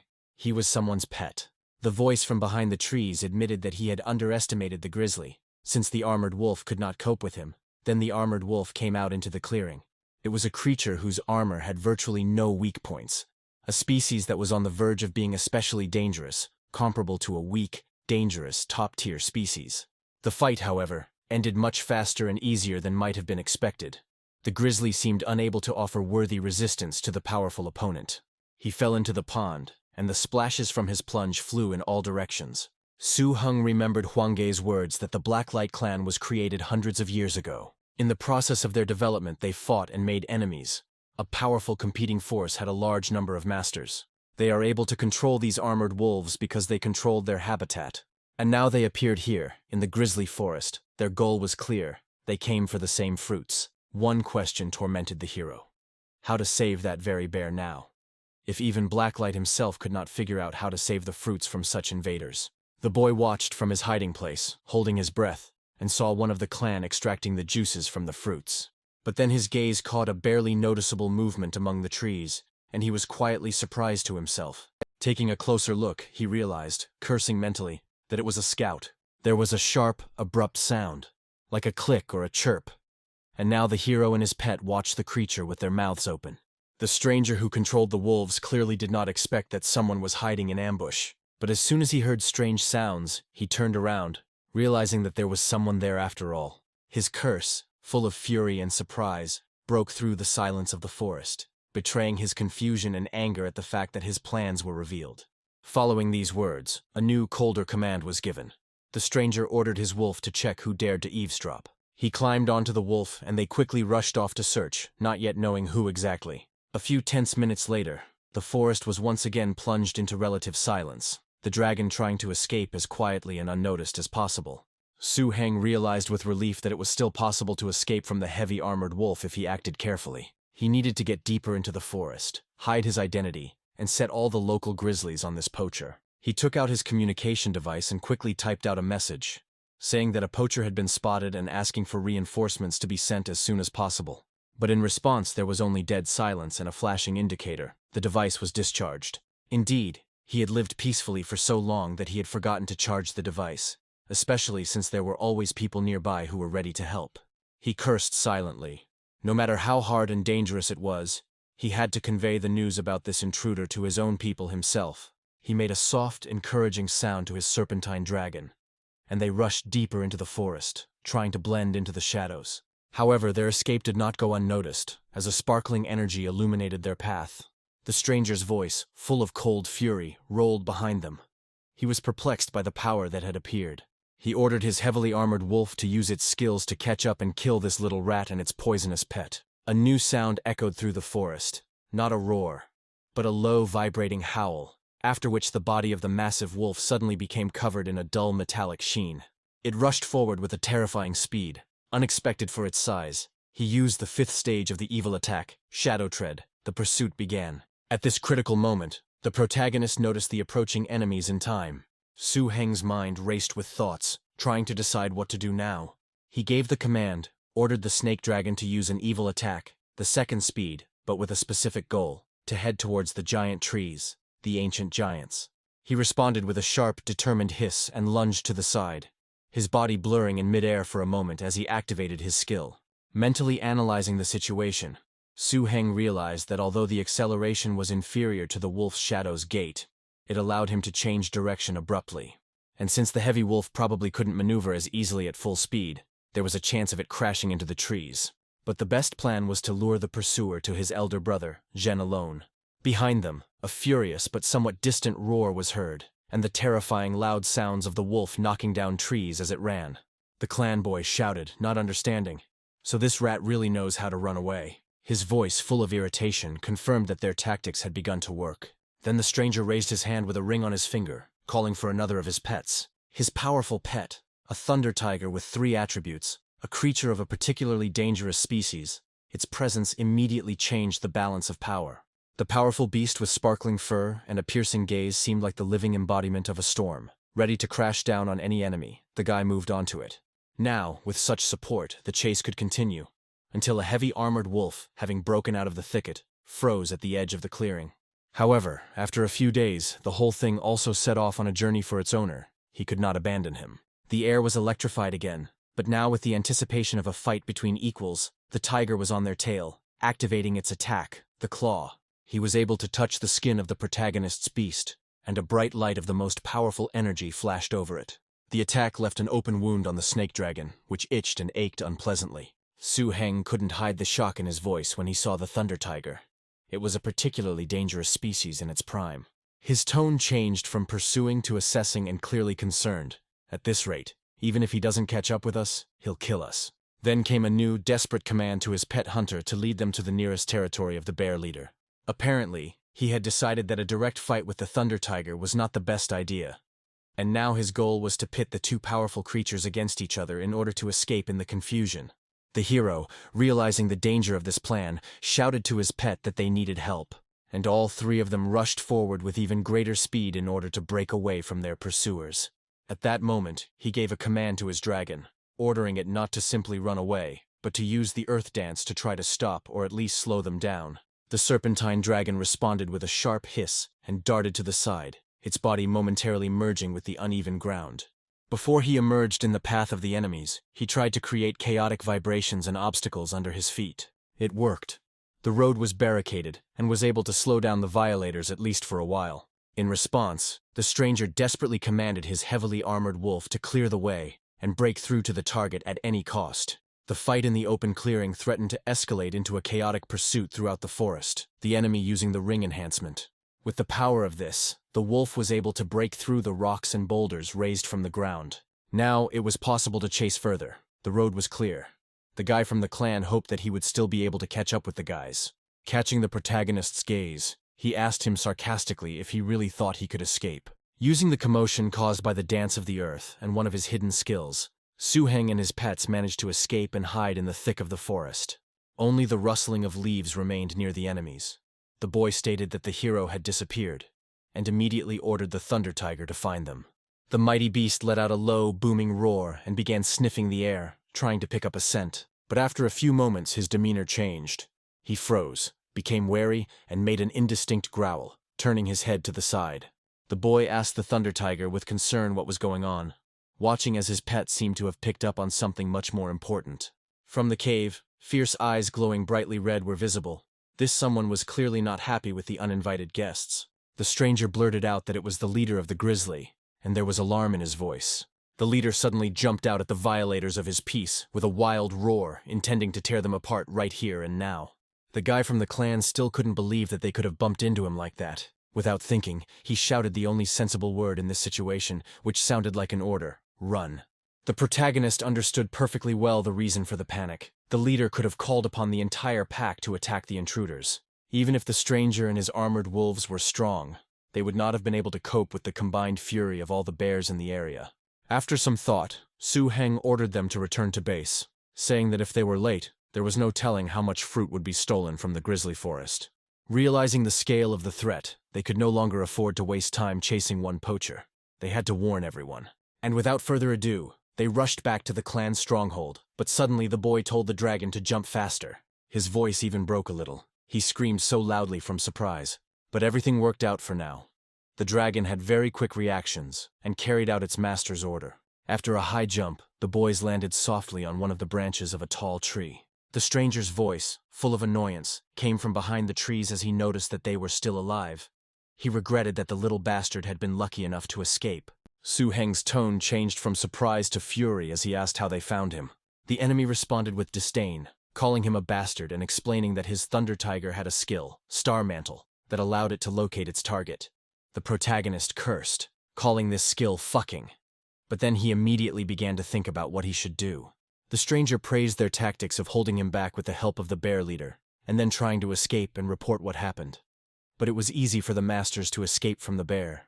He stated that he could use a scaly lizard as a pet, showing his advantage in survival. After his words, he gave a short and harsh command to his Thunder Tiger to kill them. The mighty beast rushed forward, seeing no obstacles in front of him, in order to finally destroy these fugitives. But suddenly something happened that shocked the beast so much that he did not dare to move further towards the main character. Su Heng used his beast's mystical gift, the snake dragon, the evil attack, the second stage of enlightenment. He thought that by using the treasure hunter's mystical gift of illusion, the poacher could mistake the snake dragon for an ordinary scaly lizard. And fortunately, he had managed to prepare a smokescreen in advance from the waste from the release of black fat, which now came in very handy. Thick, acrid smoke instantly enveloped part of the clearing, obscuring them from direct view and disrupting the enemy's aim. The enemy and his beast began to cough from the smoke, and they were briefly lost in space. They only managed to notice that the main character was flying upward on a dragon, but they couldn't do anything right away. Taking advantage of the momentary confusion, Su Heng shouted to his dragon that this was their last chance, and they should leave. But the stranger, having already recovered from the smoke, sarcastically noted that they wanted to escape again, and asked how they would manage it this time. He immediately gave the command to his Thunder Tiger to intercept them and use the technique to strengthen them. He ordered the little killer to be killed first, and then his useless pet. The poacher was satisfied with his strategy. The tiger had already raised its clawed paw over Su Heng. Another moment, and there would be no trace left of the guy. The protagonist cursed, realizing that the situation required taking certain measures, so he resorted to the help of his ring. He shouted out his 6th rank technique, Fire Shield, and with those words, a clot formed above the boy and his pets, protecting them. As soon as the Thunder Tiger touched it, the shield, without distinguishing who was friend or foe, simply cleared its land of all violators at once. In surprise, Su Heng mentally turned to his teacher, asking why he hadn't told him about the ring's protection before, since he had been on the brink of death many times. The opponent, amazed, commented that it was surprising, because this ring contained an ability that was usually only possessed by the highest dangerous species. This ring was first class even among strong masters, and he himself did not even have such a good thing. He asked in amazement who this guy really was. But there was no time for talking. Su Heng shouted at his dragon to run, taking advantage of the confusion.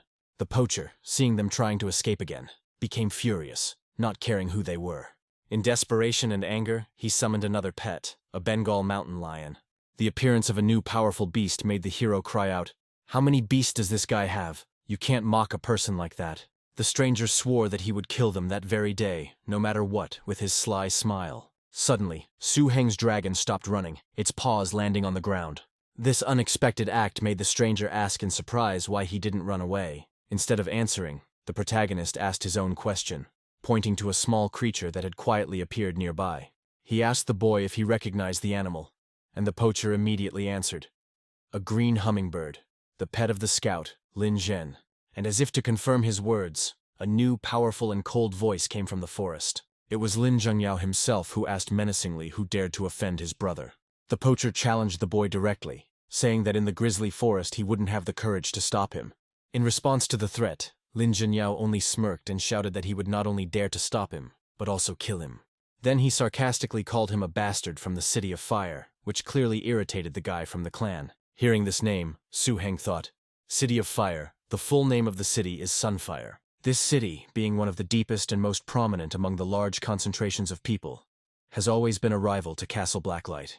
Unlike the forest grizzly, their leader had a deep connection with the wolf-type subclass of domesticated animals, which explained why their main pet was the wolf. However, the guy only sneered contemptuously in response to his bragging, noting that he wanted too much and did not have enough strength for it. His laugh, full of confidence, sounded like a challenge. The stranger became furious and ordered his animals to tear him apart. His own laughter now sounded hysterical and evil as he promised to show how good he was when he beat him to death. But his cry was drowned out by a sharp, mocking laugh that sounded from the side. It was Lin Zhengyao laughing, and there was not a drop of fear in his laughter. He instantly accumulated enough energy and wanted to see what his opponent would do. In an instant, more magical beasts appeared, a mountain python and a moon leopard. Lin Zhengyao let out a sharp breath as he concentrated on directing these pets. An enraged, menacing wolf appeared next to him and was already attacking his offender. Su Heng was worried about his comrade, so he shouted his name and put his hand forward. He wanted to somehow help him. But suddenly, out of nowhere, a fiery hand appeared and struck the wolf in the face. It was a powerful blow that made even the air freeze. It was made completely covered in fire. From this sudden attack, the wolf fell to the ground, unable to stay on his paws. The poacher recognized the creature, his eyes widening as he realized who he had started the fight with. This is a fiery avatar, possessing poisonous, combat, fire, magic, and light attributes, a creature of an especially dangerous kind. Su Heng realized that when his elder brother first released the python, he also summoned an avatar at the same time, simply by using his stealth magic skills. Just to wait for his moment, this was the real master, the Tamer with 5 attributes. But the wolf was not afraid of this creature. He was determined to defeat it. He tried to use and concentrate all his power on the avatar, while his master stood shocked that his wolf dared to take such a step. The stranger, looking at the fire avatar, admitted that Lin Zhen had a rare pet, which explained his insolence. Although their intelligence knew about his pets, he never received information that there was such a rare creature in Blacklight Castle. Hearing this, Lin Zhenyao only coldly stated that since he knew, he had to be killed. However, the clan boy only sneered in response, asking if Lin Zhenyao thought his fire avatar could kill him, and stated that he was just being noticed. Not wanting to lose the initiative, he ordered his heavy wolf to use Shadow Tread, hoping for a surprise attack. But what happened next shocked everyone, even though the wolf tried to please his leader. The fire avatar stood in front of him, waiting for him to start attacking him. The wolf, seeing perfectly well, lunged at the avatar, thinking that with the help of tactics he could easily defeat him. However, Lin Zhen's fire avatar responded with a blow of such incredible power that even Lin Zhenyao himself could not believe his eyes. This blow happened in a matter of seconds, so the wolf would not have had time to react to it. Su Heng wondered how his brother could be so strong. He couldn't imagine that such a thing was even possible. But the intruder, despite his shock, only mockingly asked if Lin Zhenyao thought that this was a strong blow to his heavily armored wolf. His tone suggested that this attack, powerful as it seemed, had failed to inflict decisive damage on his protected pet. In response, Lin Zhenyao commanded his fire avatar to roast him, and the creature rushed forward. He began to accumulate his fiery energy in one hand, in order to be sure to put his opponents in their place. The pursuer again tried to use Shadow Step to dodge and counterattack, but the avatar used an even more powerful move, Firestorm. Sparks flared up around the evil wolf. He used tearing claws, crushing. Another second and these two would collide with each other's most powerful energies, and no one was immune from failure. The fire avatar's attack power was incredibly devastating, and the wolf didn't dare come any closer after that. Even the opponent was forced to admit that this rare pet was worthy of its rarity, as it even had 2 6th-level enlightenment abilities. However, his wolf, although wounded, was still standing on its feet, and the poacher himself was not going to give up. Feeling that time was running out, he summoned his next pet, a fire-scaled beast, also a creature of a particularly dangerous species. Lin Zhengyao asked with disdain if he thought he could deal with some trash by summoning it, but the guy calmly replied that he didn't need to fight him. he just needed to detain him. He admitted that he was exhausted and had expended a lot of energy, and asked someone on the radio if he would like to help him kill a couple of people. The protagonist quietly whispered to his brother, intending to tell him his thoughts on this situation. Lin Zhengyao confirmed his guess, saying that the boy had informed Mr. Shu. Now everything depended on who would arrive first. Reinforcements from Blacklight or new enemy forces. Su Heng asked his comrade if he had another plan, and he thought about his words. The opponent, confused, asked him again what he meant, accusing Lin Zhen of asking riddles. But in reality, Lin Zhengyao was simply buying time, knowing that new players would soon appear on the battlefield, and the enemy apparently fell for it. Lin Zhen had the idea that he could delay them a little longer by pointing at his opponents. Following this, Lin Zhang's fire avatar, obeying the command, activated a fiery enlightenment right under the feet of the enemy beasts. The enemy, along with his pets, did not initially realize that this had suddenly happened.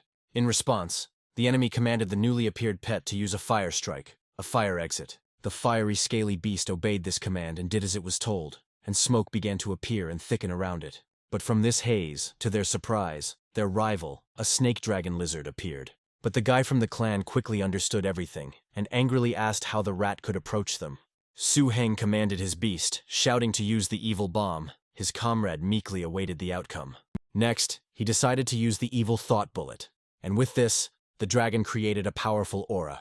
In parallel with this, the Dance of the Earth was also used, which increased the attack several times. The intruder cursed as he realized he was surrounded. But after the dust from the impact had filled everything, a new figure began to emerge from it. A fighting chimpanzee burst into the clearing, a dangerous sight. He showed with all his guts that he was very powerful. The enemy, sitting on the ground, burst into loud laughter. He was happy about this event. His voice, full of triumph, declared that they were unlucky, because his people had arrived faster. He ordered his companions to get rid of these two as quickly as possible and leave. They could not be allowed to linger until that man arrived. Among the new enemies, the Mantigora stood out, a ferocious species whose power immediately changed the balance of power on the battlefield. Lin Chen screamed desperately, realizing that he hadn't managed to delay the time long enough. Su Heng began to summon his snake dragon, trying to coordinate his defense. But he didn't have time. The attack of the new beast caught up with the dragon. It hit his tail, cutting it into several pieces. The brute roared loudly throughout the area, seeing how he had managed to defeat the first beast of the rivals.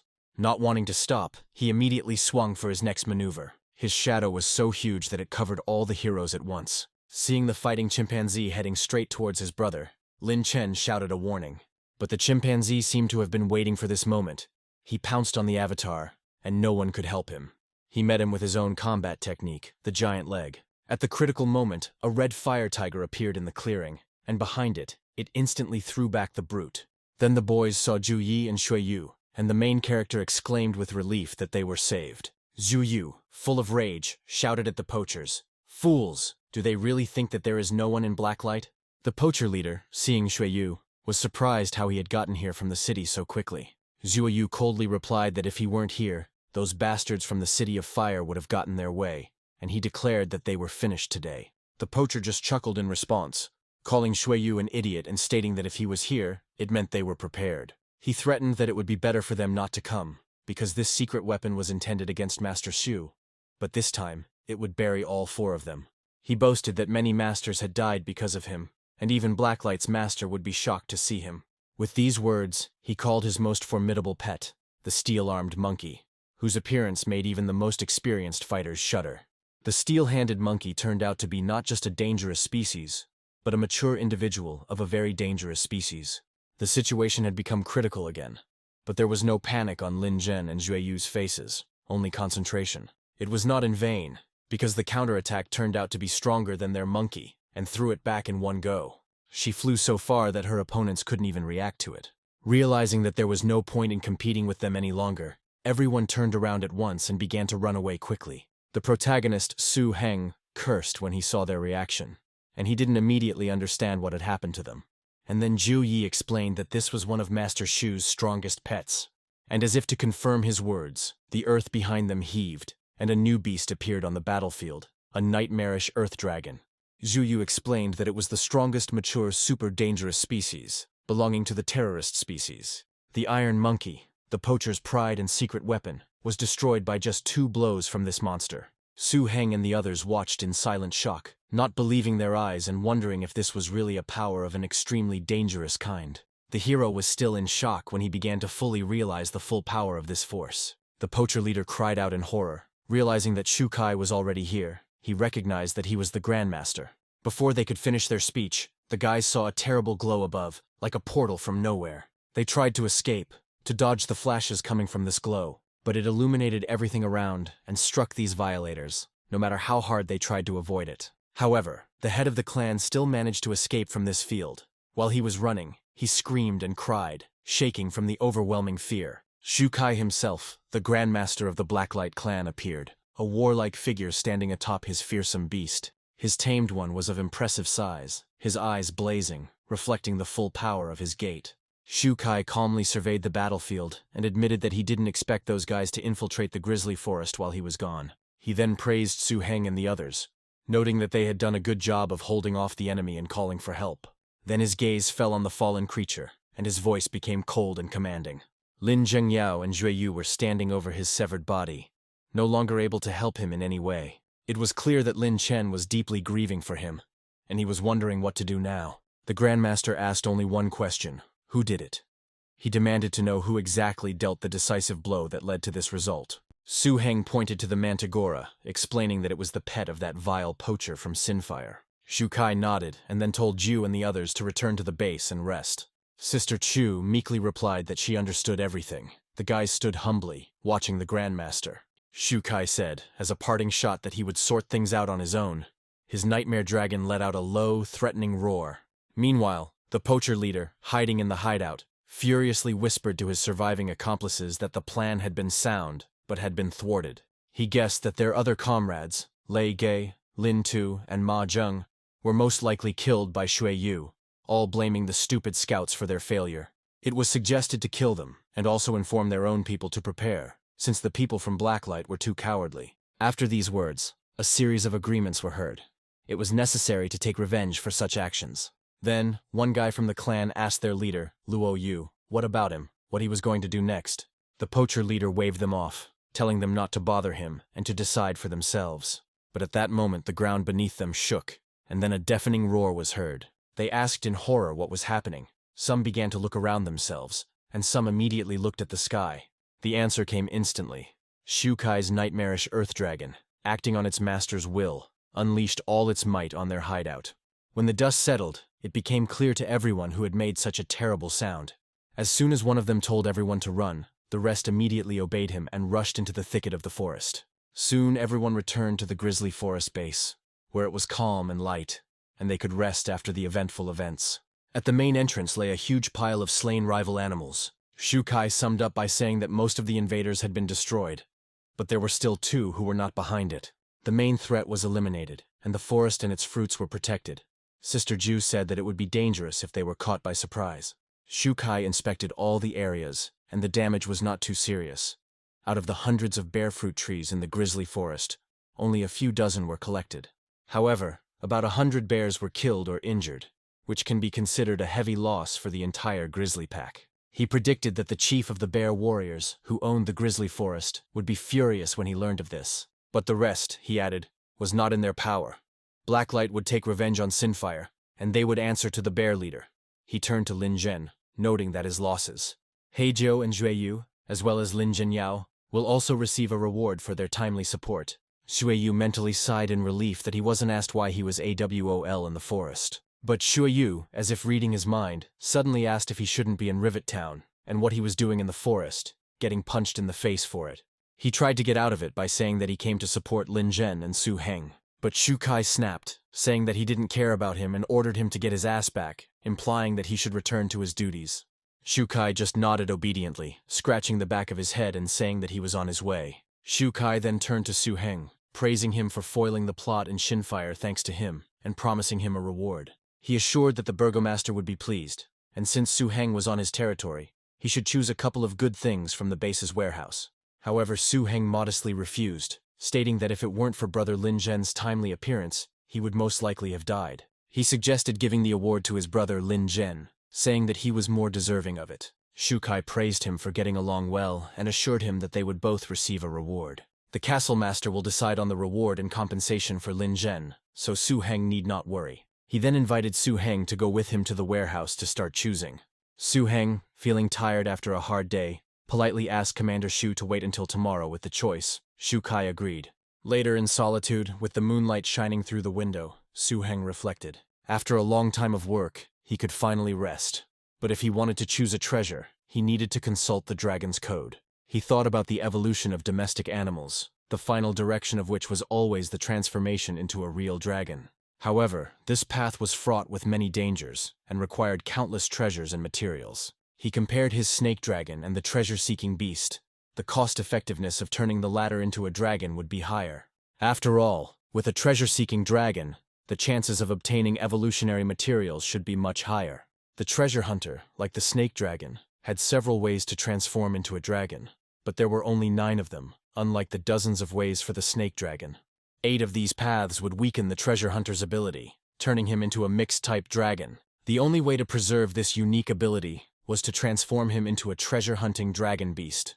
But that was a secret. The next morning, at the Grizzly Forest base, he asked if he could go to the warehouse. But he was told that Boss Shu had asked him to convey that yesterday evening one of the forward observation posts had accidentally discovered traces of a supply convoy.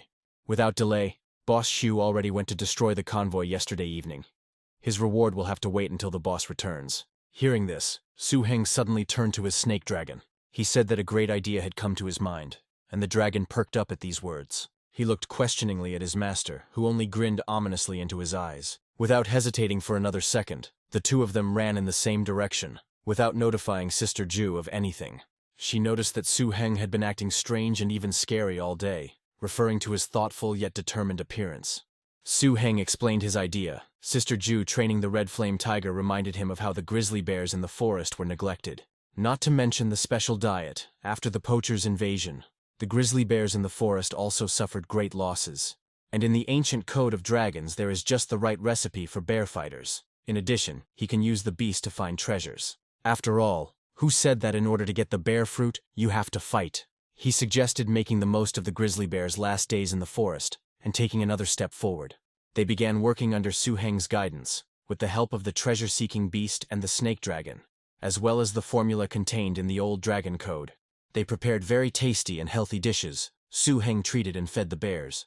He looked after them as best he could, and in gratitude he reaped a large harvest. In addition to the 3 bear fruits, there were several rare bird eggs, all to make the snake dragon stronger. However, by the evening, some changes had occurred. One of the grateful bears, whom they had treated and fed, decided to express his gratitude in his own way. He used the 4th-level bear roar energy technique, intending to engage in battle right now. Su Heng, realizing the bear's intentions, shouted to his dragon that the bear liked their recipe very much, and that was why he was rewarding him with a fight. So he needed to act, because the bear was already a couple of steps away from the dragon. The snake dragon was collecting his thoughts. He had just gotten up from the ground after a long rest on it. The bear, running towards them, immediately decided to use the beast energy technique, the tearing claw. But the dragon was not in the best shape. He looked up at his enemy with fear. Su Heng noticed with alarm that the severed tail of the snake dragon had not yet fully recovered. However, the bear had already begun its grateful attack, and the dragon had to accept the challenge despite its injuries. He pinned him to the ground, squeezing his throat with his huge clawed paw. Su Heng, seeing that the dragon was having a hard time, shouted at him to give in, that they would not fight anymore, and reminded him that he was still wounded. But the snake dragon seemed unwilling to give up, feeling the challenge and realizing that he could not lose to this bear. The bear's eyes were glowing madly. He could clearly see that the dragon was unprepared and not in the best shape. So he didn't hesitate, and raised his paw again over the snake dragon, while it looked at him in horror. However, the beast gathered his thoughts and strength.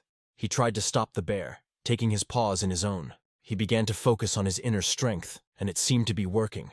Despite his wound and fatigue, the dragon gathered his remaining strength, and then he used his most powerful, perhaps not yet fully mastered technique, the dragon cry. A sound wave of incredible power burst out from his mouth, colliding with the energy of the bear's roar. Su Heng exclaimed in amazement, not believing his eyes. The bear, as soon as he saw that the dragon still had strength, was amazed and ran away to where he came from. The protagonist asked his dragon if he had actually unlocked a 4th-level ability. He came closer to his beast, looking at it with a calm and grateful gaze. He carefully touched his muzzle with his hand and patted him as a sign of praise. Su Heng, still under the impression, turned to his pet. He admitted that he didn't think that the dragon would end up being talented in dragon power. He added that he couldn't believe that he had 4th-level powers, and the snake dragon only hissed quietly in response. He truly outdid himself in this unexpected duel of gratitude. But suddenly the hero became frightened. His beast began to crumble before his eyes, as if changing its old scales. Still standing in place, he began to transform, as evidenced by the bright glow that formed around him. As soon as everything stopped, the dragon stood before its owner in a new form. Even its height had increased. The boy understood that this was a late stage of growth, and he looked at it, fascinated. Su Heng was amazed to see that his snake dragon had grown so big, and he began to hug it with joy. The news quickly spread throughout the base, and by evening the grizzlies in the forest knew about it. Shukai asked Heijo in surprise if it was true that Su Heng's snake dragon had already grown to the late stage of growth. The girl confirmed this, saying that she couldn't believe it herself, but Lin Zhenyao had already checked it. They agreed to meet at the training ground to see this miracle with their own eyes. Voices calling for Su Heng were heard from the grizzly forest base, and Boss Shu had returned. Lin Zhenyao, holding a tape measure in his hand, politely greeted the Grandmaster.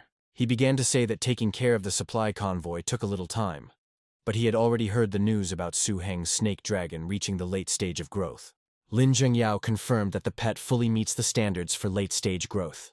Shu Kai, surprised, admitted that he had simply hoped that Su Heng would become a little stronger, and thought it would be great if his pet entered the late growth stage. But he didn't expect such incredible progress in a month. He praised Su Heng for exceeding the plan. Shu Kai then ordered Lin Zhen to arrange for Su Heng to be sent to Rivet Town in the morning, and ordered someone to send him back to Blacklight Castle. Despite being tired from the long journey, Shu Kai suggested that they immediately take Su Heng to the warehouse to choose his reward. Su Heng, showing concern, noticed that the boss had just returned and suggested that he take a rest and take care of business tomorrow. Shu Kai, however, insisted, stating that any delay until now would be considered a breach of his promise. Since he had promised Su Heng 2 things and was late, he now let him choose one more, and he led him to the Grizzly Forest Base warehouse. The protagonist asked again, just in case, whether he could really choose what he wanted. Inside the vast storage room, Shu Kai said that he would wait for Su Heng to make a choice. He, satisfied with this answer, quickly ran on, saying that this was incredible. He stopped near a pile of gold coins and glittering chests. Su Heng, amazed by the size of the warehouse, wondered if this was really the Grizzly Timber Warehouse. He knew that the grizzly forests were extremely vast and encompassed not only forests, but also lakes, rivers, valleys, and even mountainous areas. There was a wide range of materials from different regions on display. The choice would not be easy. Then he scratched his pet, asking it to wake up. Su Heng asked him to remember what they talked about last night, and the hunter strained himself. He reminded his pet that if there were such things in this warehouse, they needed to be found. Then he would help him transform into a treasure-seeking dragon beast. The treasure-seeking beast responded with a determined sound, understanding the importance of the task. Afterwards, he quickly jumped out of the protagonist's arms and rushed off to search for the necessary thing. Su Heng mentally added that it all depends on luck, but if they can find them, then everything will change. For some reason, the little animal climbed up to the top of the statue, which stood in the middle of the jewels. The hero threatened the pet that if he didn't behave well, he would make the snake dragon eat him, but then seriously asked him to just find them.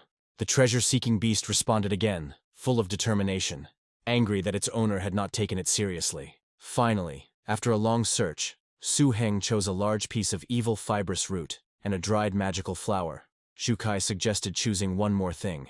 Su Heng thanked Commander Shu for the reward, and added that he remembered his sister mentioning the fertilizer that improved the soil on plantations that was made right here. Shu Kai interrupted him. The item he asked for had already appeared in the guy's hands. Shu Kai found that the warehouse door was closed, so he congratulated Su Heng for getting his hands on the root, the magic flower, and the drilling mud. But the protagonist did not pay attention to the Grandmaster's sarcasm, because this thing is the main material of the essence of the dragon treasure.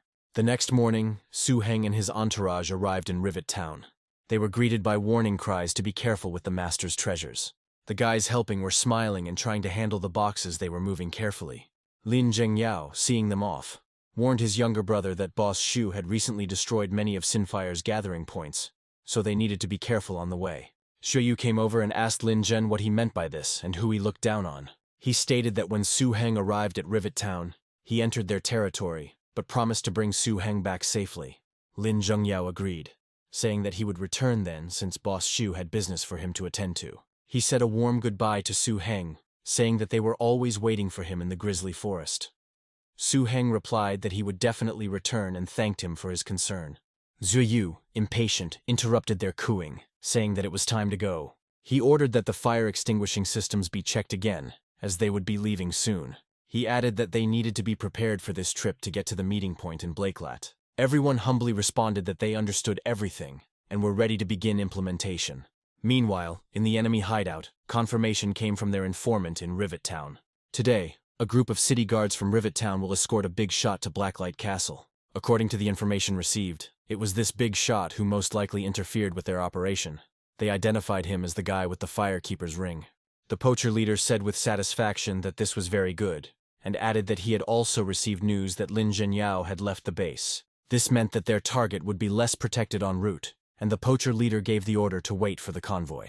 He accompanied that bastard to that valley where they were supposed to set up an ambush. He declared that he would hunt Su Heng down so that he would taste death while watching the approaching cars. He vowed to make Su Heng pay for his brother's death by avenging the one who died in the previous clash. Meanwhile, the leader of the poachers sensed something was wrong. It was as if something had exploded behind him. He looked around suspiciously, wondering out loud what had happened, not realizing that anyone might be nearby. That someone turned out to be Lin Zhenyao. He shouted to him that he could see him in the tree, and that he didn't need to hide. He stated that his two companions were killed by Commander Shu, and he would deal with him himself. The guy who was sitting in the tree screamed in fear that this couldn't be happening. However, Lin Heng reported to him to take a look at Su Heng's team, as they had already stopped at the entrance of the valley. The poacher leader was furious, realizing he had been tricked and the information used as bait, and vowed to take matters into his own hands. Lin Zhengyao mockingly remarked that the poacher leader was not as brave as he had been in the forest. Shu Kai appeared and explained that he was here solely to protect their master from blacklight. Otherwise, why would this scumbag be in the crosshairs when the Grandmaster gave the command to attack Lin Zhen? He pointed at the offender and said that he simply had to avenge his pet. While the battle was beginning, the convoy was calmly heading towards its destination. The protagonist was driving and thinking that judging by the level of damage, it must be a particularly dangerous species. His elder brother Lin Zhenyao told him to leave half an hour later. Meanwhile, Su Heng, hearing the shouts and familiar figures, hurried towards the sound. The door creaked open as the car stopped and the guy started calling for Boss Shu. He thanked him for his protection and promised to repay him if Mr. Su returned to Blacklight Castle in the future. In response, he only turned his head and decided to move on so as not to keep the burgomaster waiting. 2 days later, they finally reached the gloomy walls of Castle Blacklight. Now it was necessary to assess what had changed during their absence, which is what the teacher intended to do. Su Heng firmly stated that he would not allow anyone to gain the upper hand against them, adding that he would not let the elder down. In the center of the hall, under the gloomy vaults of Blacklight Castle, the ominous figure of a serpentine dragon lizard appeared. As soon as the dragon stood on its paws, the teacher rose from his chair and walked towards him. He opened the mouth of the snake dragon, examining it from the inside and also from the outside. A quiet warning came from the protagonist. It was better not to move from the spot. If he gets upset, both will suffer. The teacher began to talk about the enormous losses of his subordinates in the city, destroyed even in places where armored and heavily armored wolves were trained. Even Lin Zhengyao's elder brother was affected by these actions, and the boy asked anxiously whether they would take revenge on the grizzly forest again. The answer brought relief.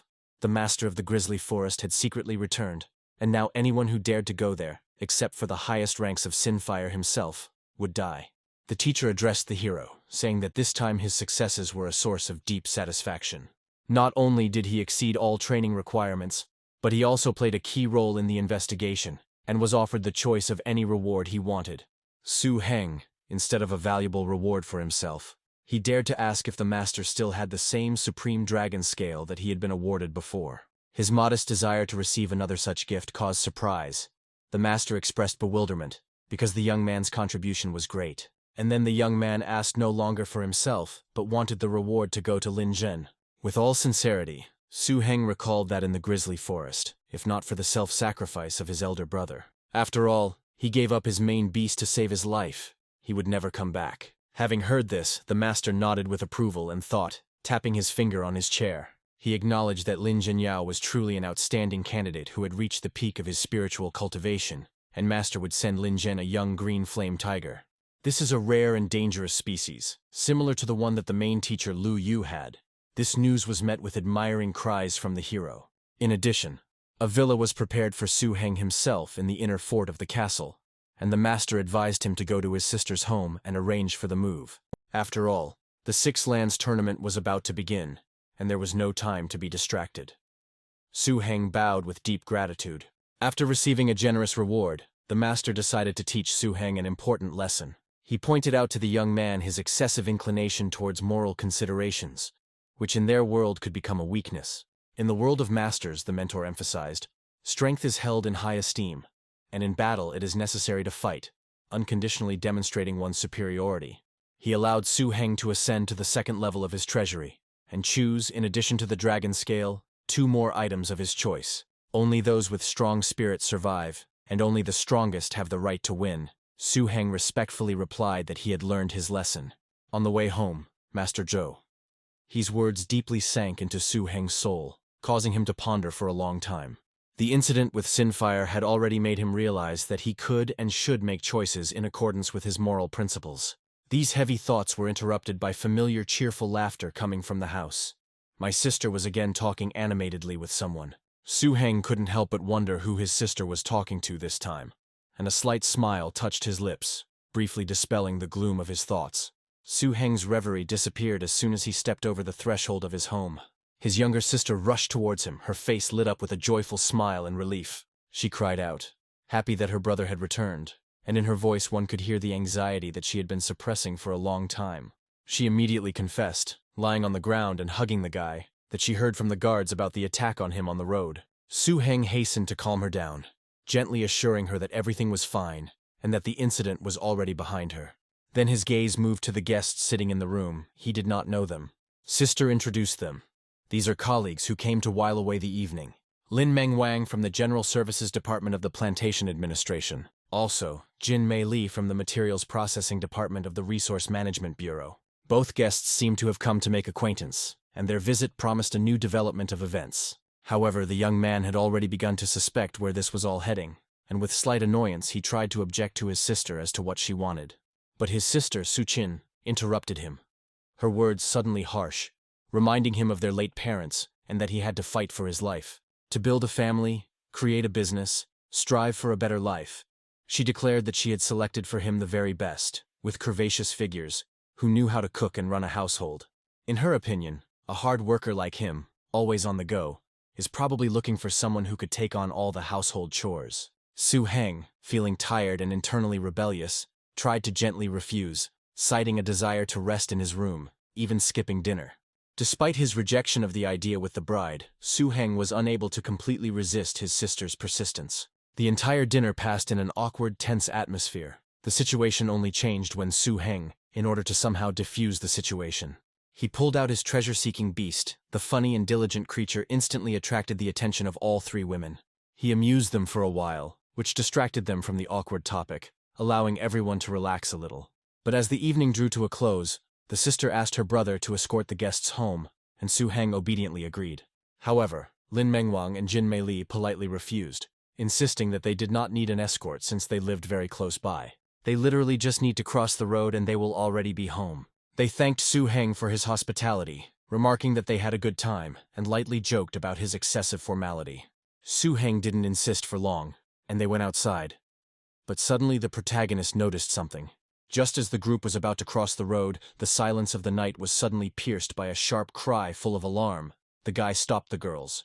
The creature that suddenly appeared caused surprise and disgust. It resembled a rat, but it was of enormous, unnatural size. The question arose as to how such a monster could have entered here. Su Heng instantly assessed the threat. It was an adult specimen of a low-level but dangerous species, the ferocious storm rats. Lin Mengwan asked in amazement, how could a rat really grow that big? Su Heng speculated that perhaps she had mutated after accidentally eating the corpse of some powerful beast. He then warned the others that these creatures lived in packs and told them not to come closer. His fears were confirmed when several more of the same huge rats jumped out of the shadows. The main character stood in front of the girls, covering them with his body, while they, frightened, did not know what to do. Su Heng, seeing what was in Jin Meili's basket, noted that chicken was their favorite food, and this was clearly bait. Without wasting any time, Su Heng released his pet, a beast already in its final stage. A snake dragon, poisonous and fast, appeared before him, ready to attack. His eyes glittered coldly in the night, directed at the giant rats, who no longer thought the idea of attacking was right. The situation escalated in an instant, and they decided that the best solution now was to run away. Su Heng gave a command to his pet. Before his question sounded rhetorical. Do they really think they can escape from the snake dragon? A short, furious storm set in the darkness of the night, and the dragon took off above the ground.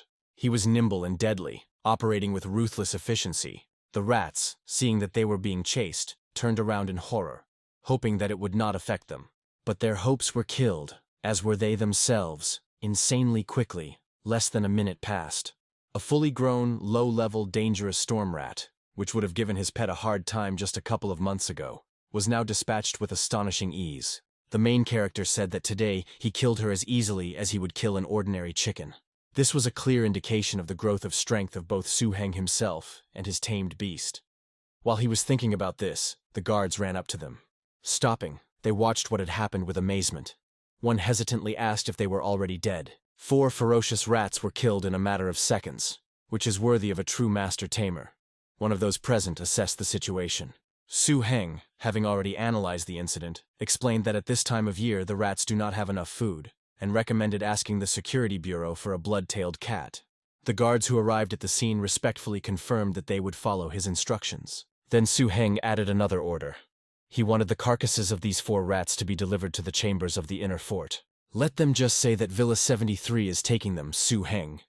The guy hoped that the guards understood him correctly. These villas, located next to Blacklight Fortress, were a wealthy and famous area, mostly a complex of residences for craftsmen.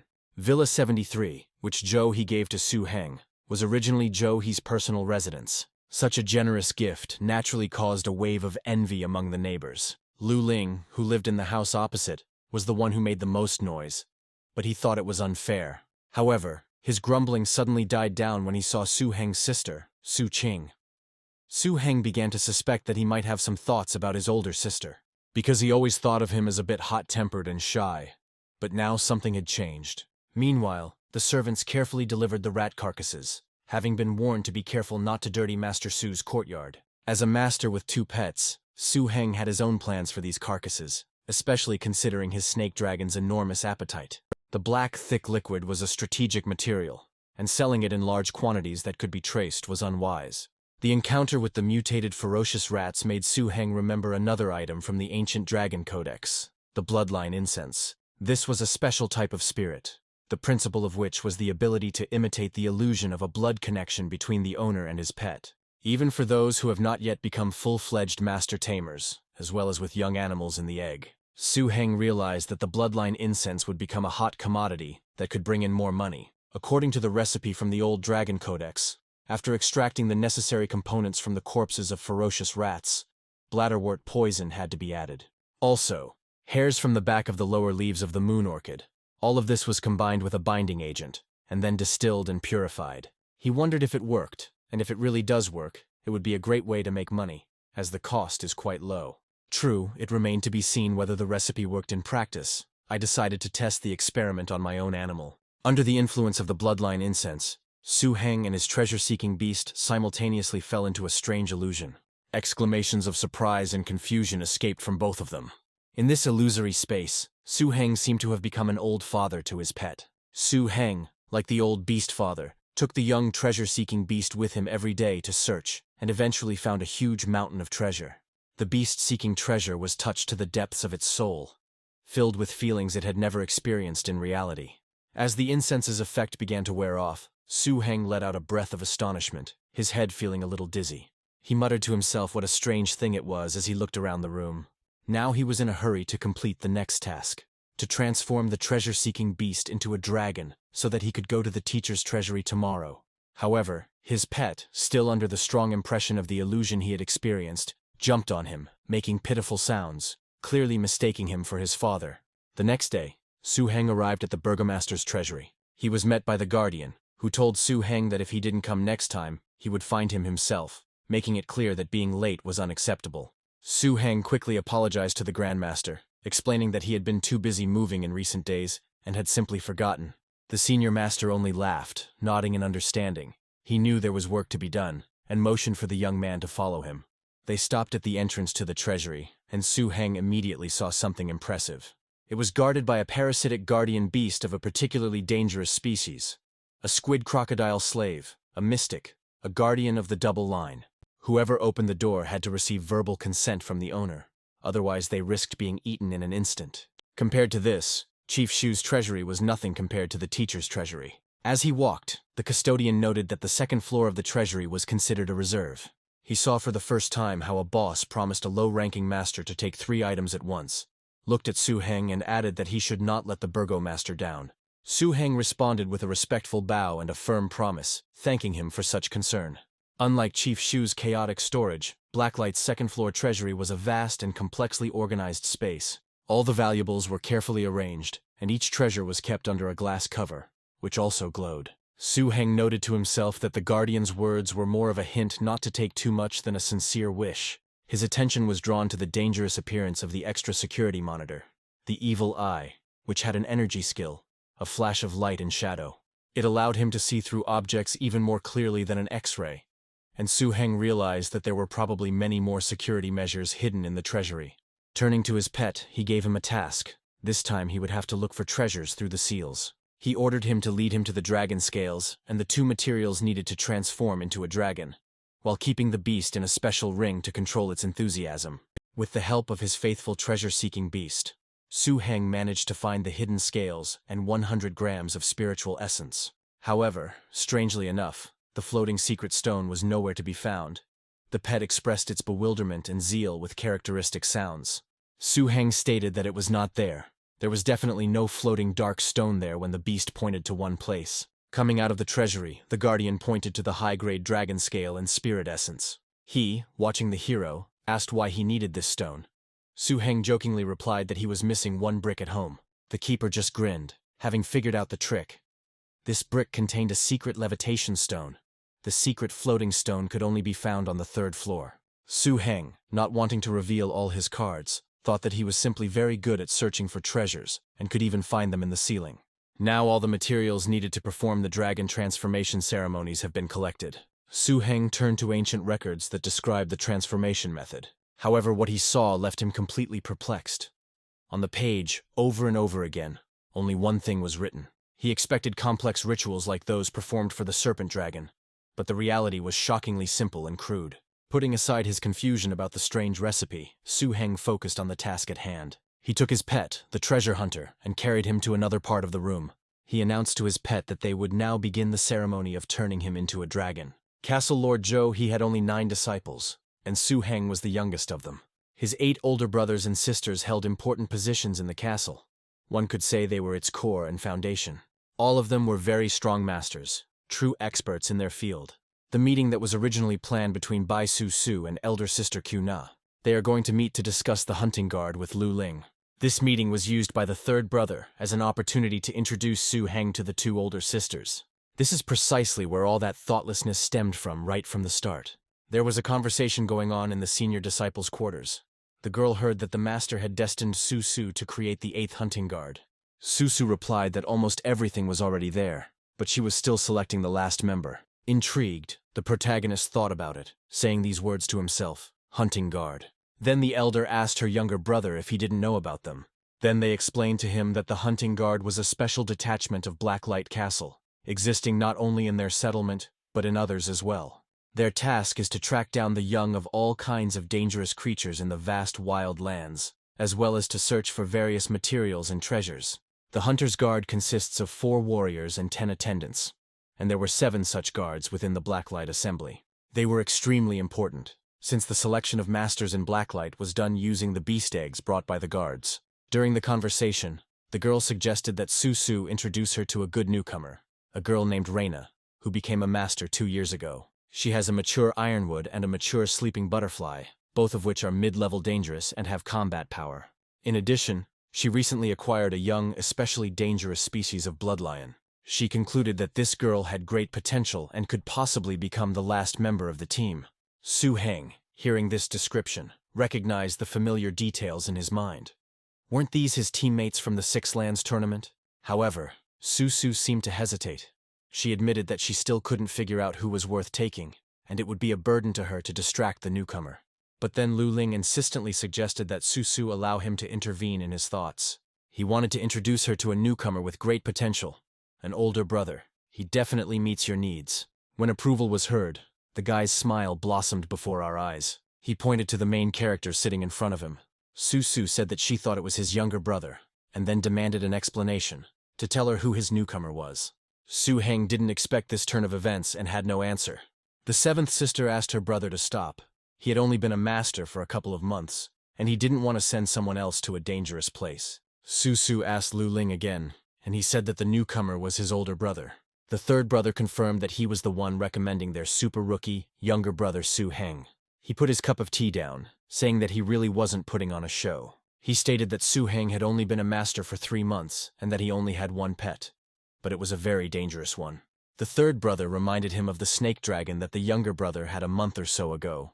By the time he had dealt with the northern section of the defense, he was already of average height. Lu Ling asked a reasonable question, so, isn't a person with a very dangerous appearance in the middle stage of growth a super rookie? The seventh sister, still in disbelief, turned directly to Su Heng, asking if his snake dragon would really grow up soon, and simply asked him to show it to her. Su Heng obeyed, saying, "Okay," and ordered the snake dragon to come out. The appearance of the pet caused shock, even for its owner. His size and aura were impressive. He didn't realize that he had grown too big. The third brother confirmed this, body and aura. He had no doubt about his talent. The dragon is in the late stage of growth. He became like this just recently. Now the seventh sister abruptly changed her point of view. She thought that now he needed practice. She told him to come to her. However, the third sister, Susu, quickly intervened. She had all the hunting guards in full force. She was the only one missing. The seventh sister, admitting defeat, gave in, saying that I would not tease her anymore. He would be hers in the future. But Su Heng, a little taken aback by this quick turn of events, timidly remarked that he felt like he should decide for himself. It turned out that there were a lot of visitors today. Lu Ling noticed and clarified this. Tim, the son of Jolly's father, who also worked in the same pharmacy where the young man tried to sell his new invention, the pedigree incense, came to Su Heng. In preparation for the upcoming Six Lands tournament, Su Heng planned to sell off all his supplies in order to quickly raise his snake dragon to the next level. Su Heng could only send samples to the pharmacy for free, but the result was not very good, and things were at a standstill. But today, Tim came to Su Heng. They stated that they wanted to purchase a large quantity of incense, and wanted to buy more than 10 bottles. Such a sudden and large order after 10 days of fruitless sample trading seemed strange to Su Heng. However, the man hastened to assure him that he was mistaken, and that he would pay in cash. Moreover, he expressed a desire to buy as much as possible. As proof of his intentions, Tim produced several cards, claiming that each of them contained 1 million, prepared by his father to pay for the vials. Su Heng couldn't help but wonder why everything had turned out so well now. The man, having confirmed the availability of payment and goods, offered to clearly define the terms of the transaction. He also added that the next time Su Heng had something new, he shouldn't hesitate to contact him. Su Heng thanked him, agreed, and headed towards the exit. The deal was completed, but a small dispute broke out at the pharmacy owned by Tim's father. The father hit his son hard with his fist, asking him not to play the fool and to help him. Tim chided his father, asking why he had told Mr. Su that one of his bottles had been sold, when in fact he had simply been asked to put it on the counter. The young man believed that if they were unable to sell such a rare product, given their many opportunities, they would find themselves in a remote village in the commercial sense. To which the father, an experienced merchant, replied that his son was still too young to understand all the intricacies of business and creating demand. The father began to explain the strategy to his son, pointing out that not only novice masters but even veterans would use this incense to tame new pets. Once this becomes known, the demand for this product will exceed supply. The son tried to object that his father was not a master and could not know for sure whether this remedy would work. But his father abruptly cut him off. He reminded that Su Heng, the burgomaster's genius disciple, was a supreme master and was capable of creating such incense. The son, trying to soften the tone, said that he was simply expressing his opinion and suggested that they discuss the issue calmly, without violence. Meanwhile, a team had already assembled and was standing and waiting for instructions. They were told that the honor of all of Blacklight was at stake in the upcoming tournament. And for Su Heng personally, this was a great opportunity. If he can get a good rating, his career path will become even broader. The girl urged everyone to remember that they are a team, Everyone should help each other and not compete with each other. She asked again if everything she said was clear, and if there were any objections. No one expressed any negative opinions. They responded that everyone understood everything and was ready for the trip. Then the girl ordered everyone to get into the cars, distributing the people among the armored vehicles. Wang Xun and Luo Chong were to ride in the third car, Reina and Lin Yusing in the second, and Su Su herself announced that she would ride with Su Heng in the first armored car.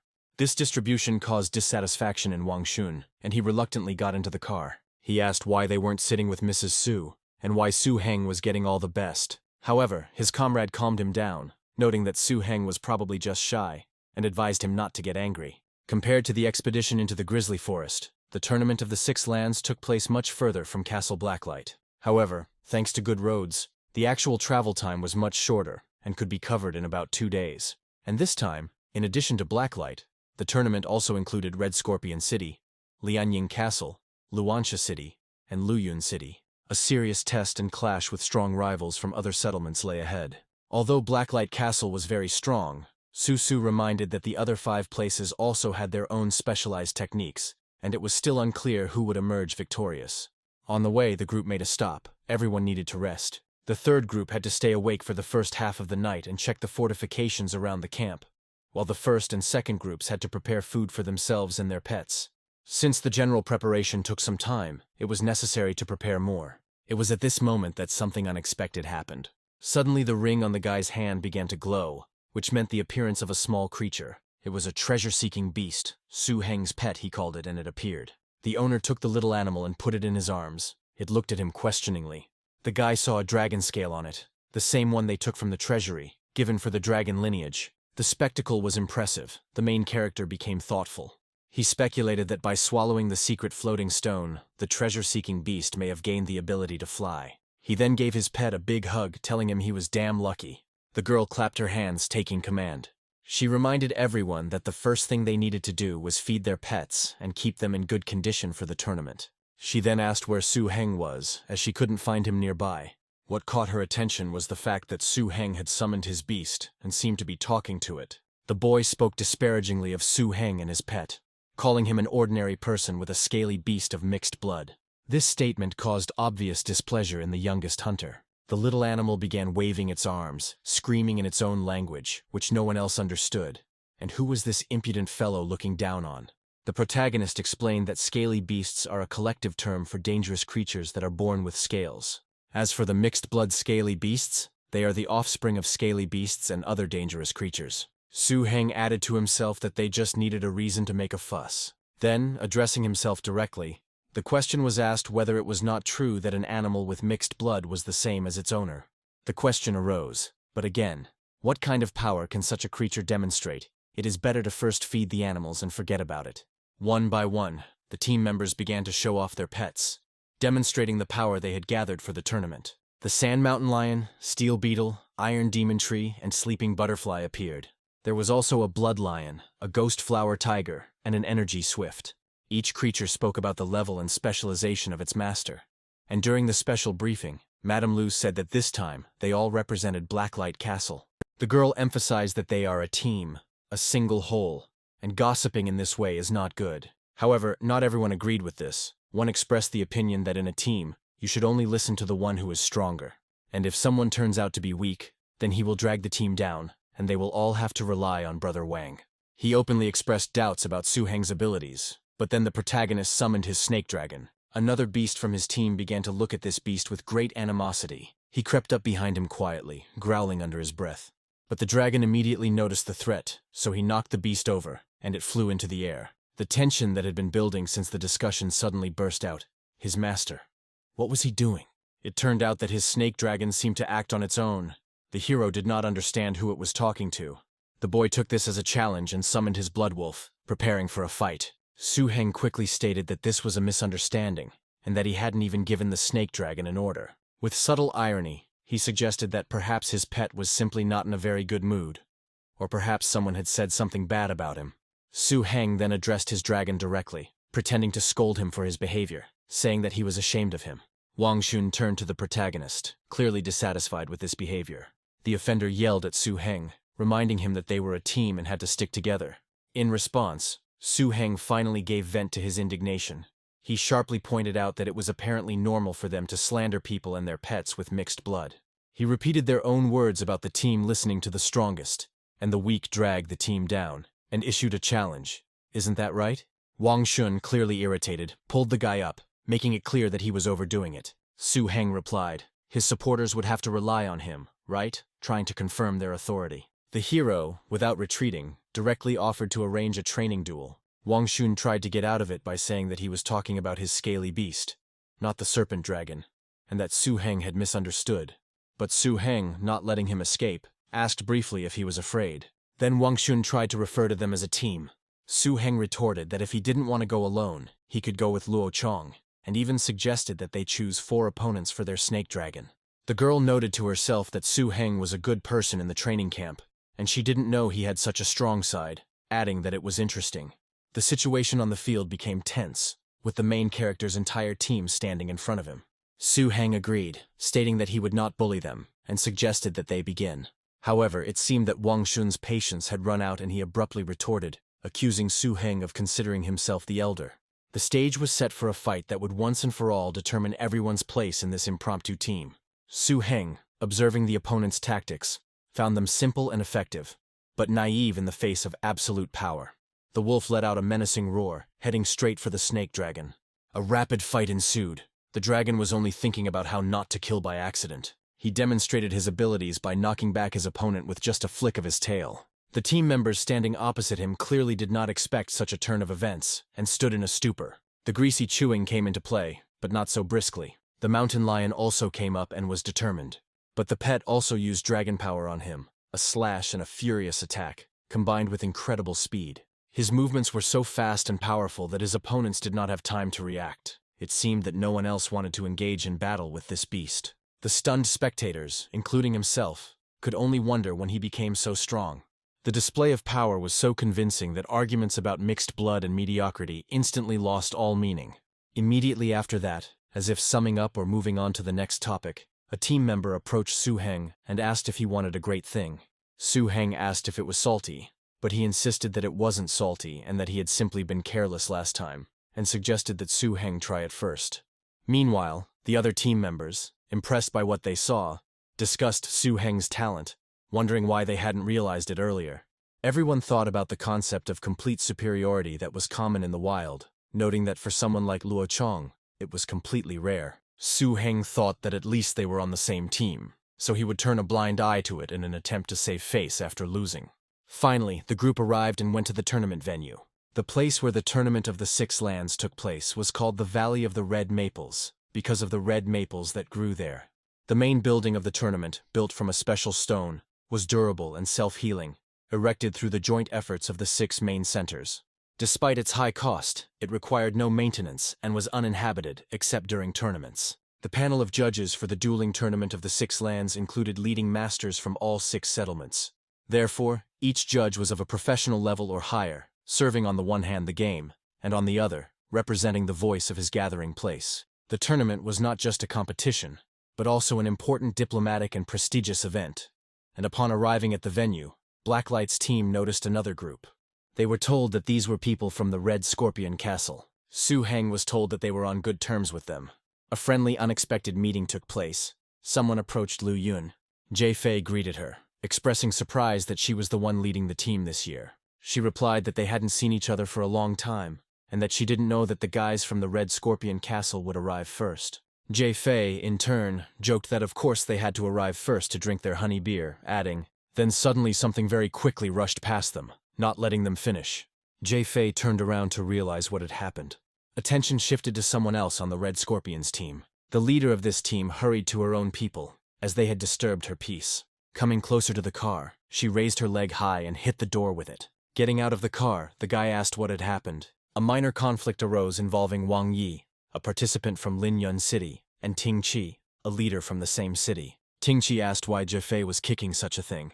She was indignant at the guys, asking who asked him to honk the horn. He was too noisy. Ting Qi wanted to justify himself by saying that he was just honking to say hello to everyone and offering to have a drink later if he was the one being blamed. However, this excuse was not accepted, and he was told that he would not receive a sip of Blacklight's mead. At this moment, Lin Yun turned his attention to the guy standing next to Team Blacklight's leader. He wondered, not understanding whether the protagonist was also with Lin Yu. Despite the difficulties of the night and the constant arrival of new columns, all teams eventually reached the site. The following day, after the traditional rules had been clarified and the judges had been sworn in, the Six Lands Duel Tournament was officially opened. The tournament uses a points system, with 30 participants playing against each other 5 times by lot, with 1 point added for each win. At the registration desk for the duel fights, participants were reminded that, according to the tournament rules, each person can register only 2 animals. So there's no point in trying to cheat. Su Heng was already sitting at the registration desk. Su Heng, thinking about his strategy, decided that the snake dragon was good, but the treasure hunter was also good. However, he came to the conclusion that it was better not to show the second pet right away, so as not to reveal all his cards and not be immediately studied by opponents. A participant from another city scornfully stated that he could not believe that such trash still existed in a place as large as Blacklight. Meanwhile, at the Red Maple Valley Duel Arena, the rules for the first qualifying round were announced. In an individual competition, each player can change their animal no more than once. If the animal loses the will to fight or is no longer able to fight, it loses. The judge has given the command to begin the fight. And the first 2 sides to speak were Blacklight Castle's Su Heng and Yun Hua from Luyun Castle. Su Heng's opponent demanded to see his beasts, calling him cannon fodder for Blacklight Castle, and released his pet, the Cloud Leopard. Su Heng, remaining calm, replied that which of them was cannon fodder was still a question, noting that the Cloud Leopard was only a mid-level species. The opponent, trying to appear magnanimous, said that even if Su Heng only had a beast with bloody scales, he would not mock him, and offered to maintain friendly relations. One of the spectators, already tired of such speeches, declared that there was nothing special about the dangerous mid-level sport and demanded to fight. The first battle of the tournament began and started quickly. The main character summoned his dragon. Su Heng's opponent, Yun Hua, upon seeing the snake dragon, initially doubted that it even had the will to fight. It was no wonder he thought so, because he curled up into a ball and simply lay down as if he were going to sleep. Yun Hua, his lower-class beast, ordered his Cloud Leopard to attack. But despite all the words, the battle turned out to be short and crushing. The snake dragon demonstrated overwhelming superiority by using techniques. Their opponents considered them unworthy, but they were effective. The judge soon declared Blacklight's Su Heng the winner, and ordered Yun Hua to summon his second pet for the second round. Humiliated and angry, Yun Hua tried to tell the judge that he would annul the result, accusing Su Heng of cheating. But the judge immediately put him in his place, asking if he didn't even know what kind of monster a snake dragon was. However, Yun Hua calmly stated, "So what? He hasn't given up yet." This meant that his mixed-blood beast had not even entered the battle yet, and that victory had been won by only one of his pets. But his other beast was also quickly knocked out, landing next to the first. People in the stands began to loudly protest, claiming that this was unfair and blaming Blacklight Castle for sending a participant with a very dangerous appearance to the tournament. However, their protests were quickly cut short when a boy from Blacklight's team sharply responded that his brother Su's snake dragon had not yet reached maturity. Although this is not far away, and this is not considered exceeding the limit set by the tournament, according to the rules, you can take any pets. They looked at him askance, but he claimed that Su Heng was simply superb for being able to raise such a monster on his own, and that one day all the animals would be standing in line. He rhetorically asked what genius and strength were, and urged everyone to look at his brother Su. Wang Xun, watching this, swore that this guy must have allowed himself to be beaten half to death by Su Heng to defend him so fiercely. After all, he had never been like this before, and even Su Heng himself seemed to not know why the guy was talking like that. The first round of the Six Lands Duel Tournament was essentially a clash of cannon fodder from all walks of life. There were real masters, like Su Heng, who were able to defeat an opponent with one move, and there were also those who pretended to be pigs and watched what was happening. Besides Su Heng's complete victory over his opponent, there were still people from Blacklight who fought, and Wang Xun distinguished himself this time. Both sides fought in the arena for more than 20 minutes, and by the end of the first battles, Reina, Wang Xun, Luo Chong, Lin Yuxin, and Lei Na all had 1 win and 1 loss. It wasn't until the 4th match that Su Heng faced a serious opponent, participant Wang Yi, who was among the top 8 favorites with 2 mature specimens of developed dangerous species. Both Su Heng and Wang Yi had 3 wins each, and based on experience from previous years, a winning streak is usually enough to secure a place in the last 8. That's why this match was so important for both of them.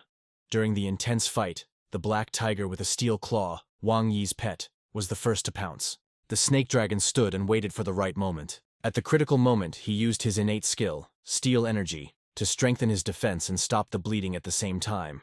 He tried to use the damage-for-damage exchange technique to engage in hand-to-hand combat with the snake dragon. However, Su Heng was not going to agree to this. He ordered his snake dragon to use the energy earth cannon. This was a new attack that the pet had mastered after entering the late growth stage. It featured high-speed movement and shooting, all due to the use of the increased restorative power of the earth system and thinking bullets. Although she couldn't kill, it was quite difficult to deal with her. This attack allowed the dragon to avoid close combat and continue to suppress the enemy at a distance. The battle reached a critical point, and a thick haze filled the battlefield. When everything cleared, it was clear that the enemy beast was standing behind a fence of ice crystals. But fortunately, the judge arrived in time to prevent possible serious consequences. All the people looked at the arena with fear and agreed that this was a damn dangerous moment. Finally, the first victory of this round was announced, the victory of Su Heng of Blacklight Castle. The opponent considered that after this fight, the snake dragon must have expended a lot of energy. The second beast he registered, a beast with mixed blood. He reasoned that he would hardly be able to train a very dangerous species at a late stage of growth and take care of another pet in such a short time. Wang Yi, believing in this logic, decided not to waste time and immediately released his second pet for the decisive round. A two-tailed steel beast of dangerous appearance appeared in the arena in front of all the spectators. Su Heng, in turn, ordered his snake dragon to first use an evil thought bomb to slowly restore its strength.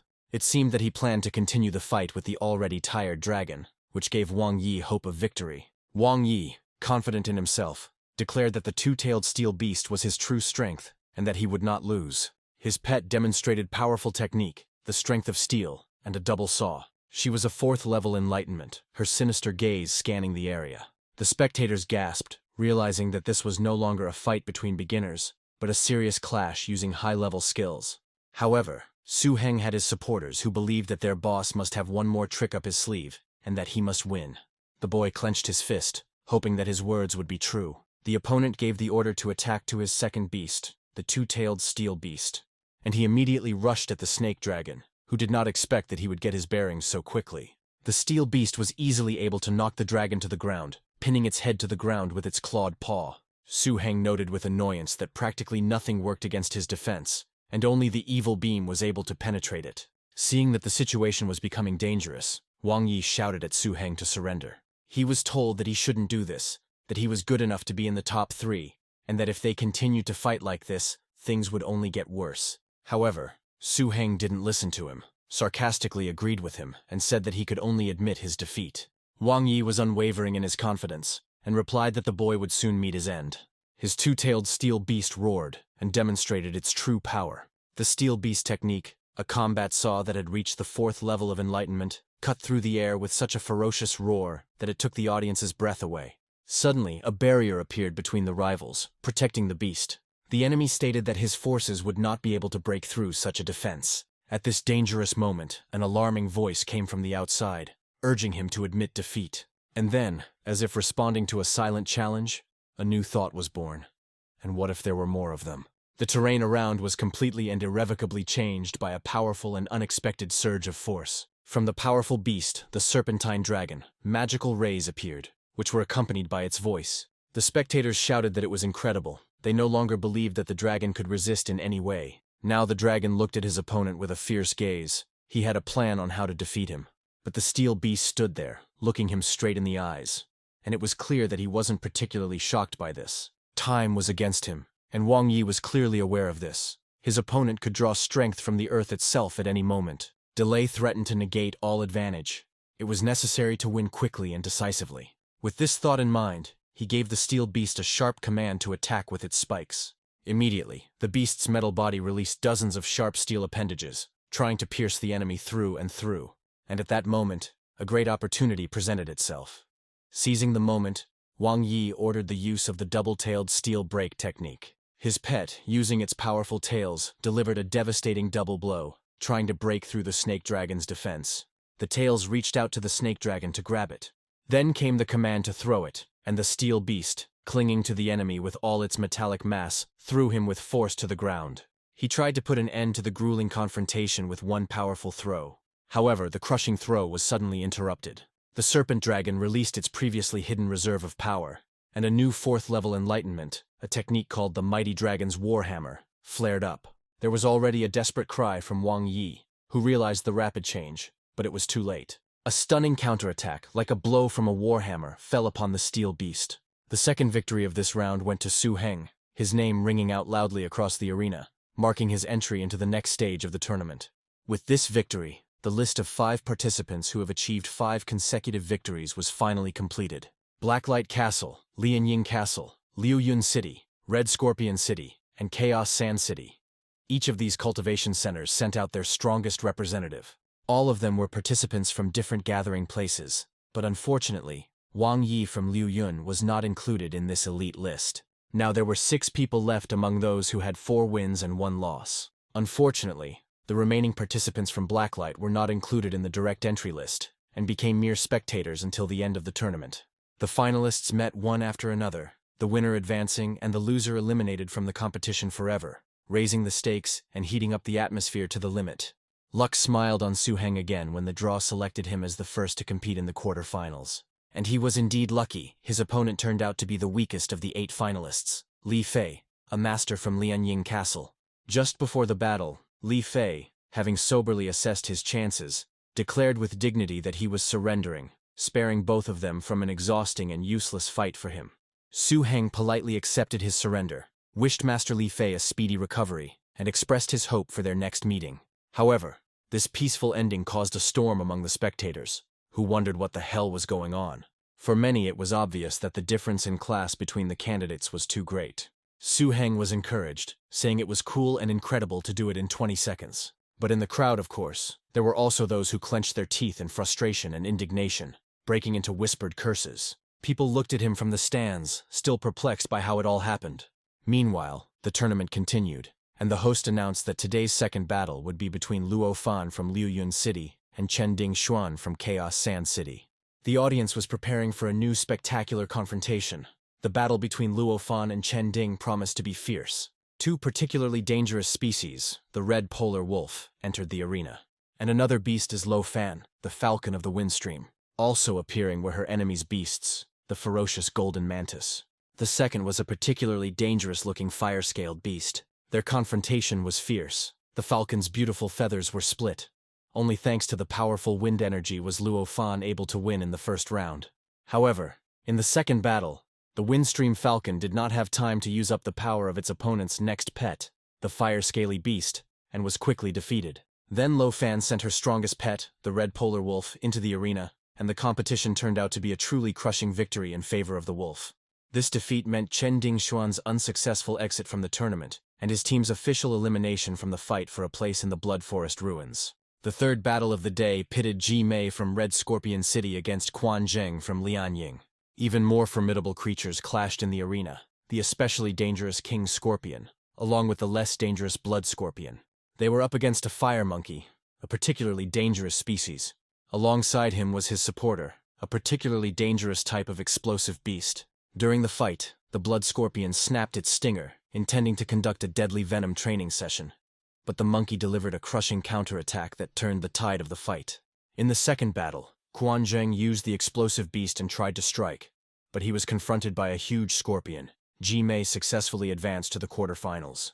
Quan Zheng himself was furious at what he considered to be the unfairness of the tournament grid. First, he had to fight Su Heng, a pervert with a particularly dangerous appearance, and now, having made it to the quarterfinals, he immediately met Huo Hong. He said that the people from Liuyun City were not used to admitting defeat so easily, but what else could one do but give up when faced with such a situation? Here, Huo Hong himself intervened in the situation. Seeing Su Heng, he approached him with a proposal not to draw lots, but simply to fight. He looked at Su Heng with disdain, asking him if he dared to do such a thing. The main character thought, what the hell, why was he staring at him? He wanted to draw lots. Su Heng's teammate asked why they were calling that guy from Lianyin trash. The argument threatened to escalate into a brawl. The hero tried to reason with his hot-tempered brother, and he tried to explain himself. But there was no need for an explanation anymore. Su Heng hit the guy for such words, and for his actions. But there was nowhere to go. The main character entered the arena. His opponent addressed him, calling him by name. He said that only now did he realize what a worthless person he was when he defeated and humiliated Master Wang Yi. Su Heng replied in a frightened tone that he wanted to explain himself, saying that there was a misunderstanding. But his opponent was already adamant. He coldly interrupted him, saying that there was no need to explain anything. He understood everything. This point of view was immediately picked up by Su Heng's brother, who shouted that there was no need to explain anything. Su Heng would simply win. Huo Hong did not release his main pet, the eagle beast, but instead, the evolutionary form of the fire monkey entered the arena. The move was calculated and cunning, removing his main power and replacing it with a monkey, clearly trying to drain the snake dragon's stamina. For Su Heng, whose pet relied on its connection to the earth to recover, this tactic was especially dangerous. Everyone understood that this battle, permeated with personal animosity and strategic calculations, would be incredibly difficult. The battle began with cold calculation, Huo Hong giving commands with icy calm, satisfied with the chosen tactics. He simply used the fire monkey's agility and speed to wear down the heavier snake dragon. He had another pet in reserve, and he looked ahead with confidence, wondering how his opponent would win today. Huo Hong read his opponent's intentions. He watched the fight in Su Heng's beast. He understood that he wanted to use the 4th level ability, Dragon Hammer, and was trying to sneak up for the finishing blow. The snake dragon tried to act cautiously, as he understood that the enemy was not stupid. The protagonist's opponent was still considering his next decisions. Huo Hong wasn't going to just wait. An idea came to his mind that he could use it now. At the critical moment, Huo Hong commanded the monkey to use the armor. The pet understood the words of its master and rushed at its opponent, using its armor and the fury of flame. However, Su Heng's next attack was swift and unexpected. The serpent dragon, using its power and cunning, managed to carry out a counterattack, the force of which was expressed in the deafening sound of the blow. Huo Hong stated with cold confidence that he had known that his opponent was going to use the hammer to win. The fire monkey's response was a furious and desperate technique, a mad monkey headbutt. The creature, driven by instinct and the will of its master, rushed forward, trying to break the tide of battle with brute force, turning a strategic duel into a head-on collision. The fire monkey rushed forward again, delivering his furious head strike, turning his own head into his strongest weapon. The opponent scornfully rejected the comparison with Wang Yi, making it clear that he was not so easy to wear down. He shouted that Su Heng wouldn't be able to use the dragon hammer while being trapped in such close combat. But a glimmer of understanding flashed in Su Heng's eyes, and he asked a reasonable question. Who said that his attack would be the dragon's warhammer? Then the truth was revealed. This was not the technique everyone expected. Realizing the danger at the last moment, Huo Hong desperately commanded his monkey to run. Instead of a powerful, sweeping blow from the dragon, a concentrated, piercing beam of dark energy burst from the creature's mouth. A rolled evil beam, like a spear, pierced the space between them, and the outcome of the close skirmish, the monkey was cut through by this beam. The opponent remained standing, watching this interesting picture.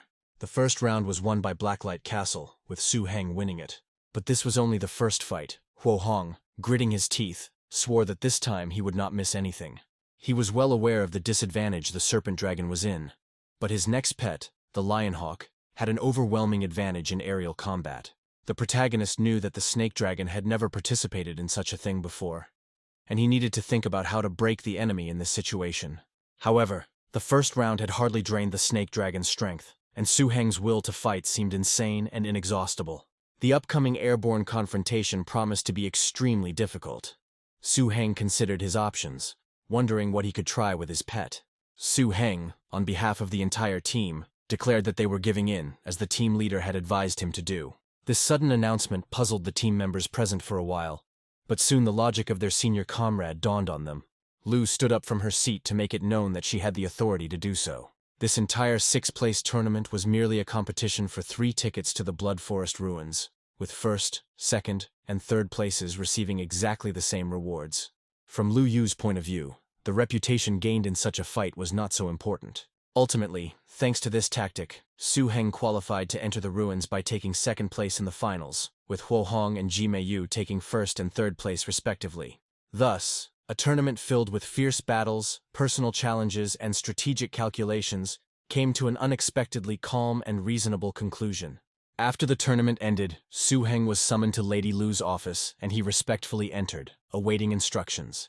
Madame Lu invited him to sit down and started a conversation, assuming that Fort Master had already told him about the origin of the Blood Forest ruins.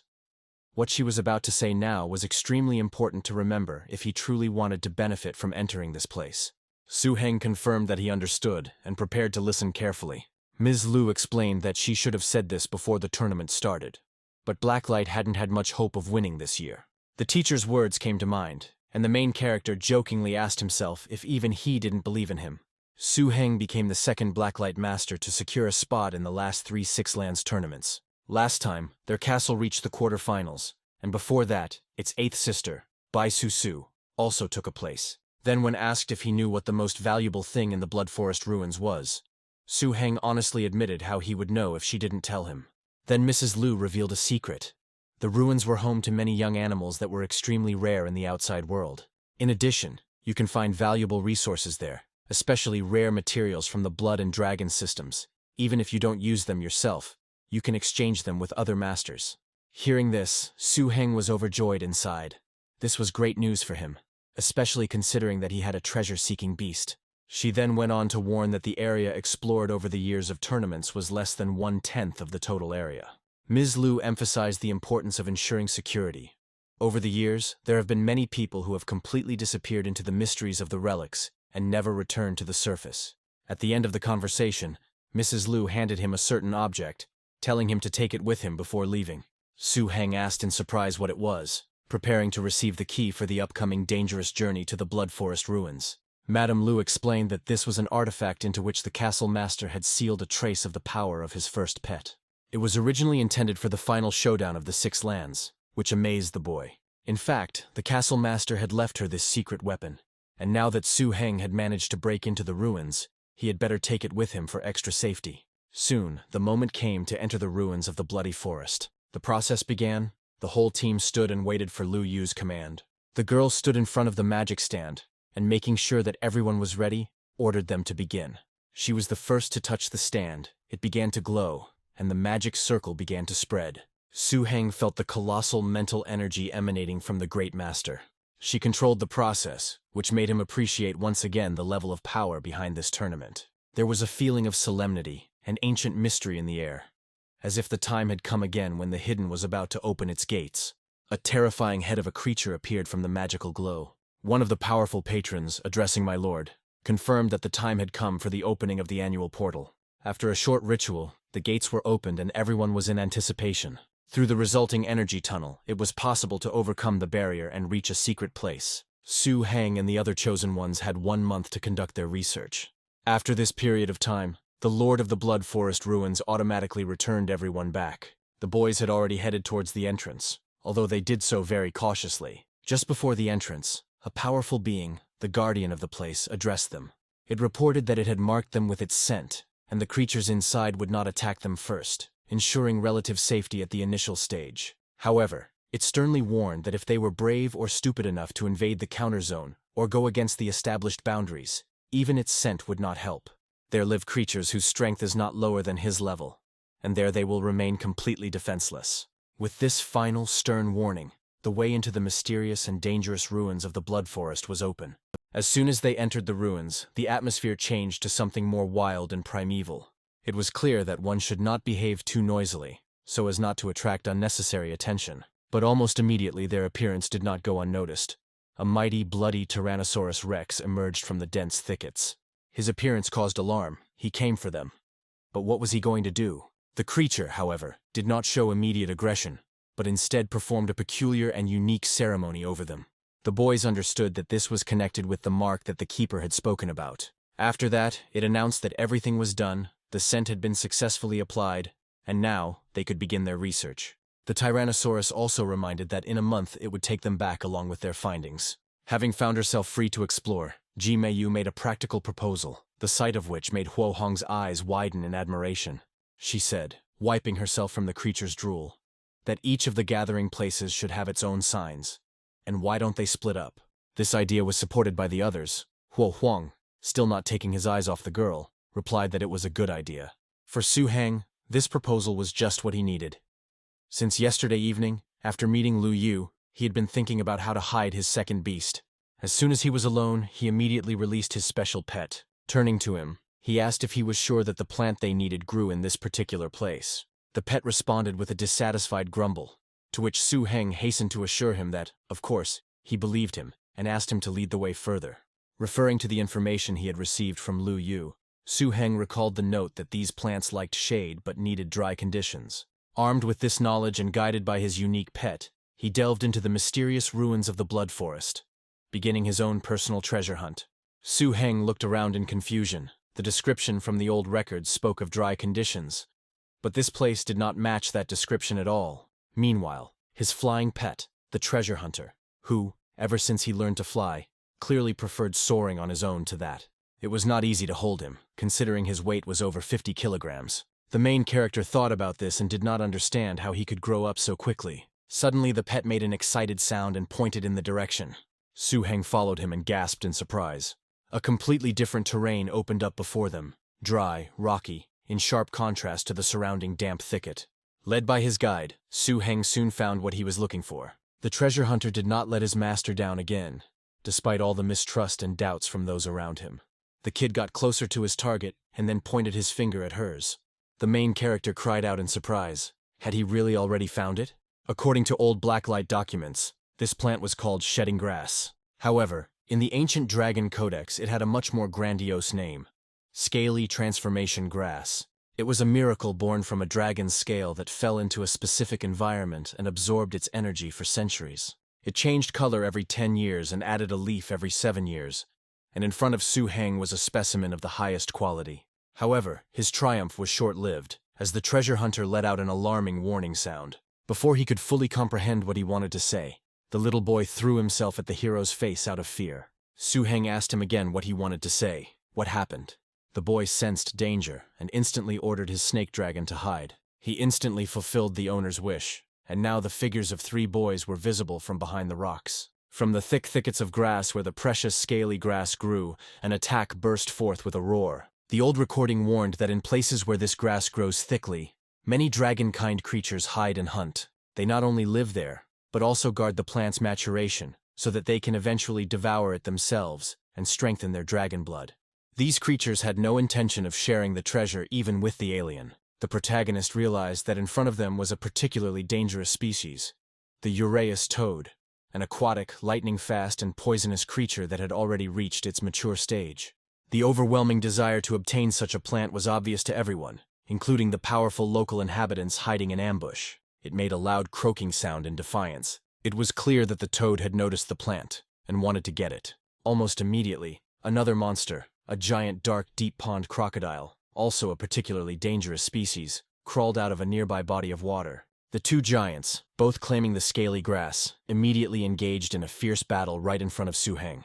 It was a real battle between especially dangerous species, demonstrating the strength and power of the wild nature of the ruins.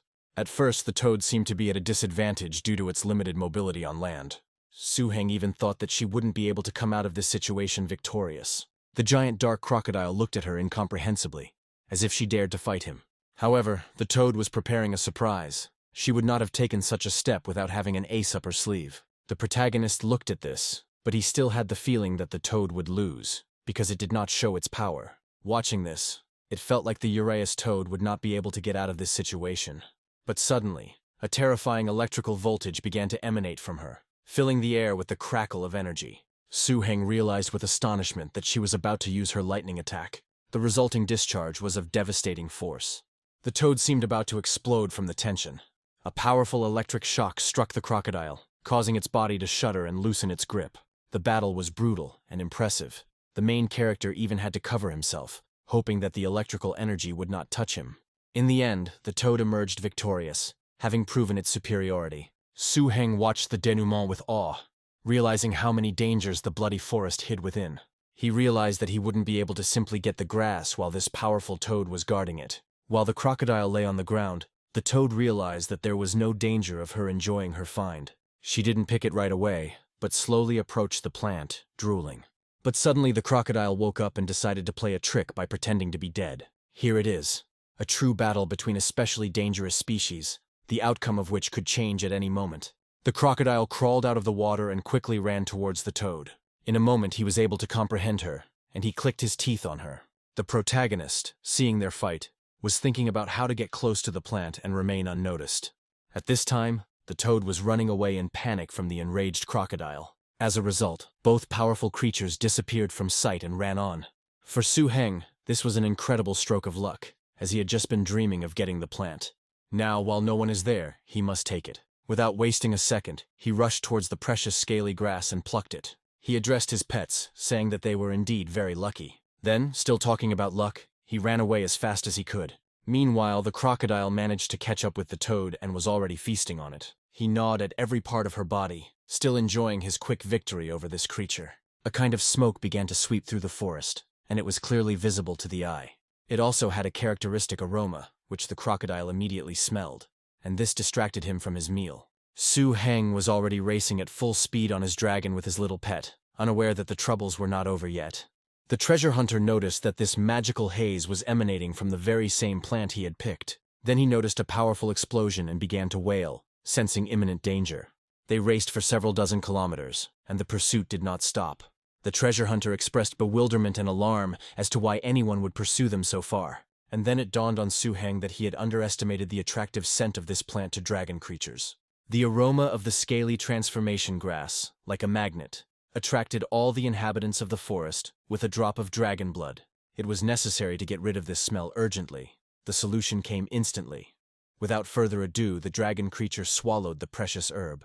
The plant's effects began to manifest almost instantly, with an accelerating effect that surprised Su Heng himself. And then it dawned on him. He had forgotten one important detail. His treasure hunter, after a certain metamorphosis, was also a creature with a dragon ancestry. The hero thought that he watched with envy and resentment as his relative received all the benefits from the precious herb. The pet was indeed clearly displeased, and Su Heng hastened to calm him down. He warmly thanked the hunter for his excellent work on this treasure hunt, calling him the strongest beast of his kind. He promised that if they found anything else valuable, it would go to him first. To seal his promise, he offered to make a deal, vowing not to go back on his word.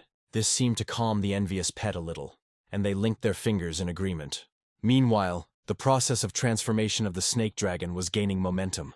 Powerful energy waves emanated from it, accompanied by a roar and glow. Su Heng realized with alarm that the process that had begun would attract the attention of other beings. The dragon rushed forward at a very high speed, unable to control it. The only thing left for the protagonist to do was to hold on tightly to his beast. It continued to emit a glow and aroma, which could attract unwanted attention. The snake dragon's scales suddenly began to fly off, along with his own blood.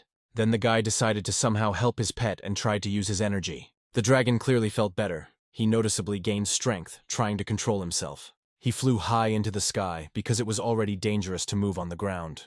But the flight was not a success. After a second of flight, it crashed to the ground along with its passengers. Su Heng didn't know how long it would take for his pet to complete the transformation and come to his senses. He understood that the plant's energy had begun to act, and now it was unknown what other animals would come to this scent. They had to do something to protect themselves, but nothing came to mind. And the little animal was also without ideas. But suddenly the hero had an idea. He shouldn't move the dragon into the storage ring, as this could interrupt the process. I'll have to stay here and guard him all night, keeping watch in this dangerous place. As Su Heng watched the painful yet majestic process, he pondered the nature of evolution. The more dangerous the species, the stronger it became after such transformations. However, each evolution of the animal was accompanied by increasing danger and pain. And one day, development could stop before the insurmountable limitations of its own lineage. Those pets that could not keep up with the owner's progress were doomed to oblivion or replacement.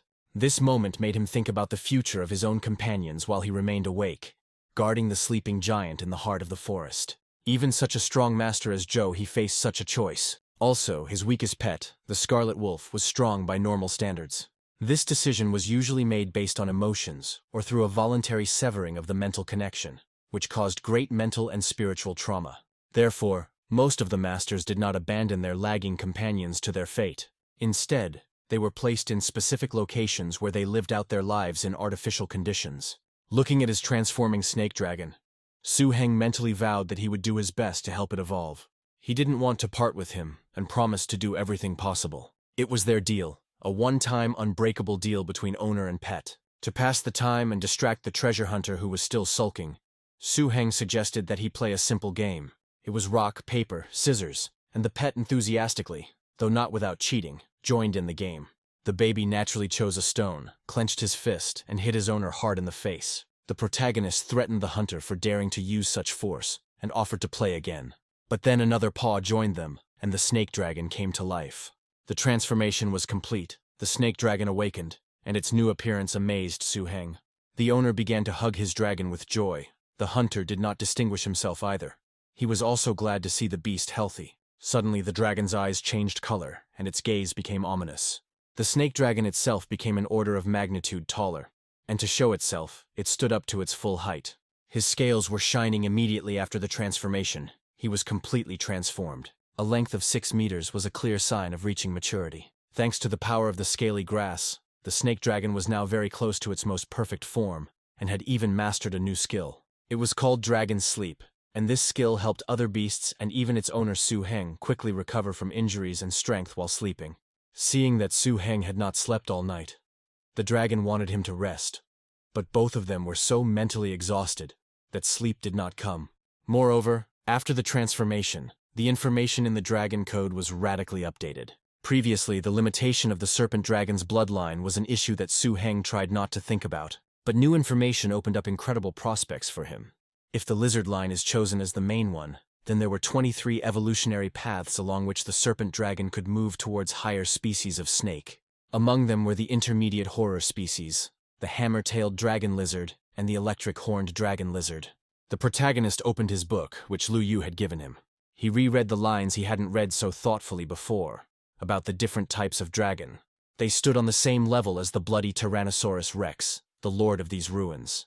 The hammer-tailed dragon lizard was famous for its enormous hammer-shaped tail, the destructive power of which was comparable to the main gun of a heavy tank. The electric-horned dragon lizard was born with the power of lightning and had a sharp horn capable of firing lightning bolts. Besides the intermediate horror types, there were also high-level types such as the hill dragon lizard and the magma dragon lizard. Among them, the battle lizard dragon, a race of dragons that follow the path of power and fiery force, stood out in particular.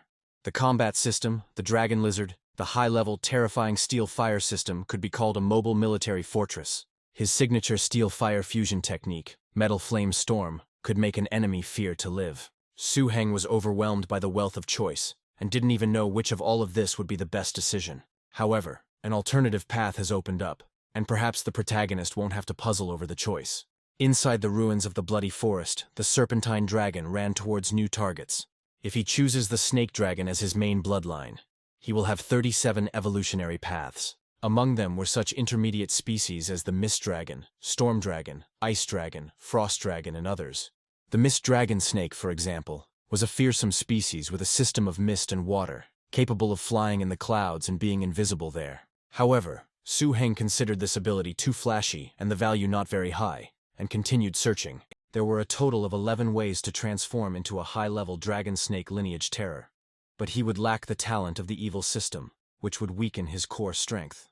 Then his gaze fell on the ideal version, the wind and thunder snake dragon, which combined the power of wind, dragon, evil, and lightning, and belonged to the high-level horror species. Although the battle dragon was strong, it was very bulky. The wind and thunder snake dragon seemed to be the ideal choice. He sacrificed the Earth system's defenses in favor of more powerful flight abilities and attacks. Next to the description, a list of ritual materials for metamorphosis appeared. A complete dragon snake lizard, an advanced wind and thunder dragon blood crystal. With renewed determination, Su Heng exclaimed that now that they had a direction, they could push on. However, luck seemed to have turned against them. On the Tonkin Plain, where they had entered, they had not encountered anything of value in the last 3 days. According to the map that Madame Lu gave, they were already on the border of unexplored danger zones. Su Heng ordered the treasure hunter to combine his thoughts. After he became a dragon, he gained a new ability.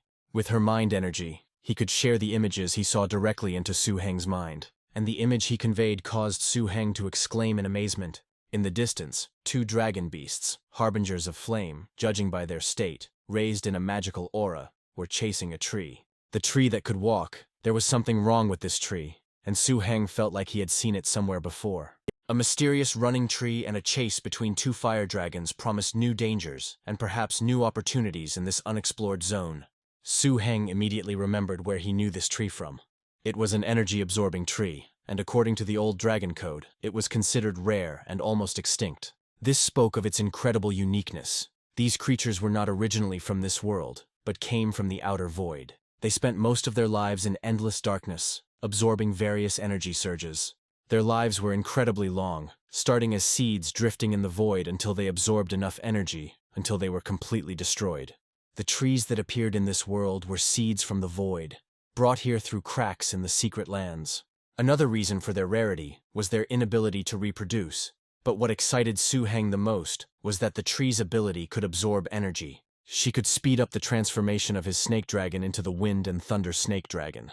Although the tree itself had no combat power, making it easy prey for the harbingers of flame, its strength was great. It belonged to 4 extremely dangerous systems: emptiness, magical, devouring, and plastic, which made it rarer. So rare, even more so than secret systems like his treasure hunter. The possibilities it opened up were staggering. The tree could consume a huge amount of energy and accumulate it in its body. When it came to growing fruits from this energy, it was incredibly helpful to the animals, quenching their thirst for resources. But what was even more amazing was that the tree could produce fruits with the same properties by consuming samples, whether it was a fruit or a higher-order ingredient. This turned it into a real combat laboratory for the master. Any master who possessed such a tree could easily create an entire army of high-quality pets. The question was rhetorical. What was he thinking? Su Heng's thoughts were already racing ahead, assessing the risks and rewards. He decided it was time to move forward. The goal was clear: to save this incredibly valuable tree from 2 fire dragons and take possession of it. Without wasting any time, Su Heng and his pets rushed towards the chase, preparing to engage in a fight for one of the rarest creatures. His snake dragon, now strengthened after its transformation, prepared for battle. He flew up to make himself harder to see. Then the boys hid, assessing the risks, and it seemed that only the tree itself noticed them.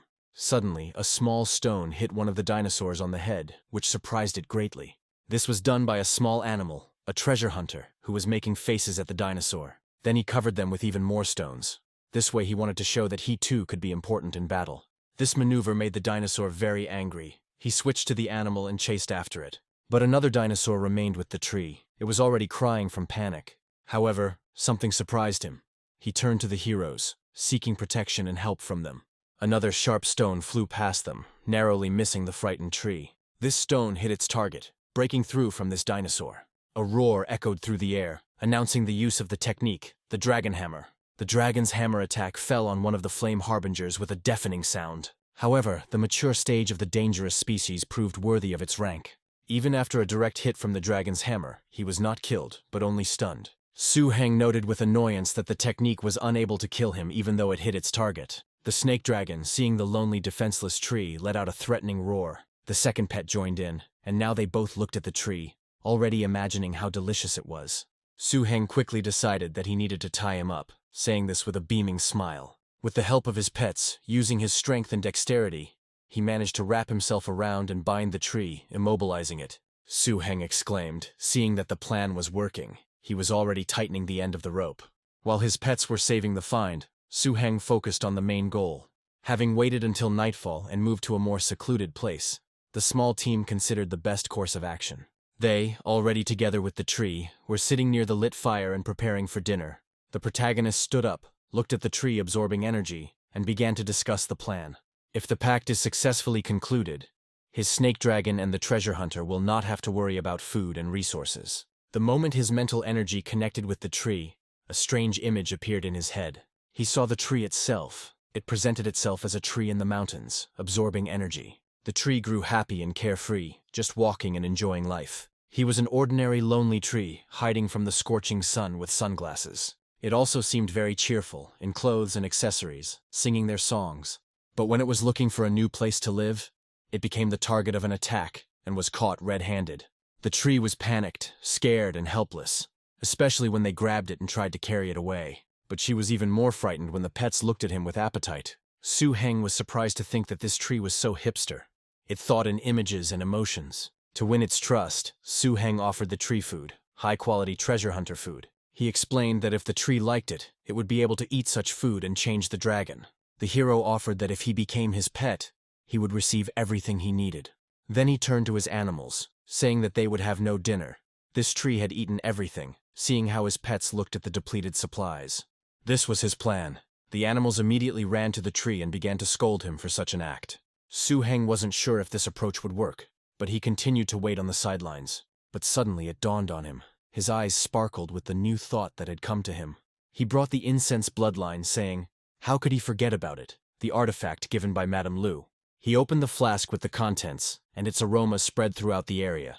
He decided it smelled great and just needed to be used, hoping that the scent of this special item would help calm and attract the capricious tree. Su-heng used the bloodline incense, and its fragrance enveloped the tree. Instantly, both Su-heng and the energy-absorbing tree were caught in the powerful illusion created by the artifact. Su-heng felt his consciousness transforming, as if he himself had become a mature tree floating in the endless emptiness of outer space.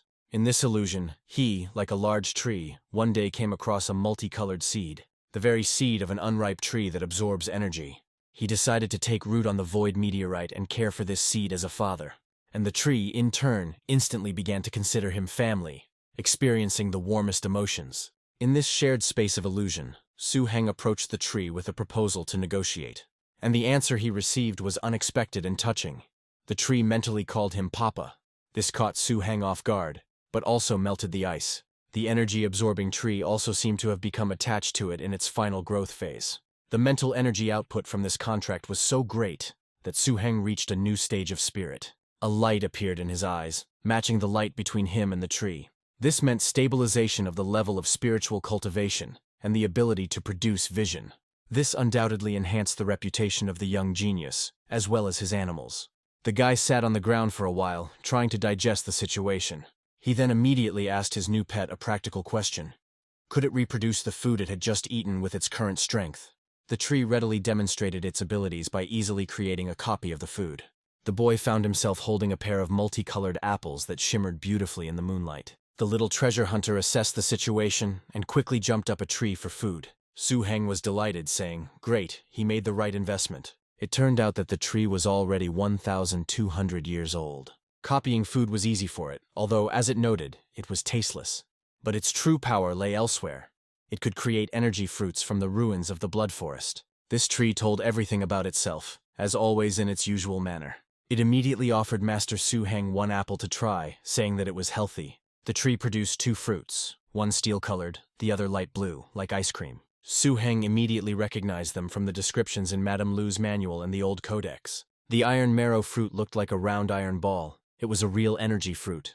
According to Blacklight's notes, there was a huge forest with such fruits in the ruins of the blood forest. However, in that forest lived a very dangerous species, the steel-armored hammerhorn rhinoceros, which had reached enormous sizes. Now, with a new pet capable of creating these valuable resources and knowledge of their location, new opportunities opened up for Su-heng. He immediately tested the iron marrow fruit on his snake dragon. The minimal effect of using the fruit was that after taking it, a strong film formed on the surface of the animal's skin. Indeed, after consuming the fruit, the dragon's defenses underwent clear changes. The tree, realizing that it needed more fruit, strained itself and created several more. To test the new possibilities, Su-heng invited the treasure hunter to play a game, basically throwing their dragon.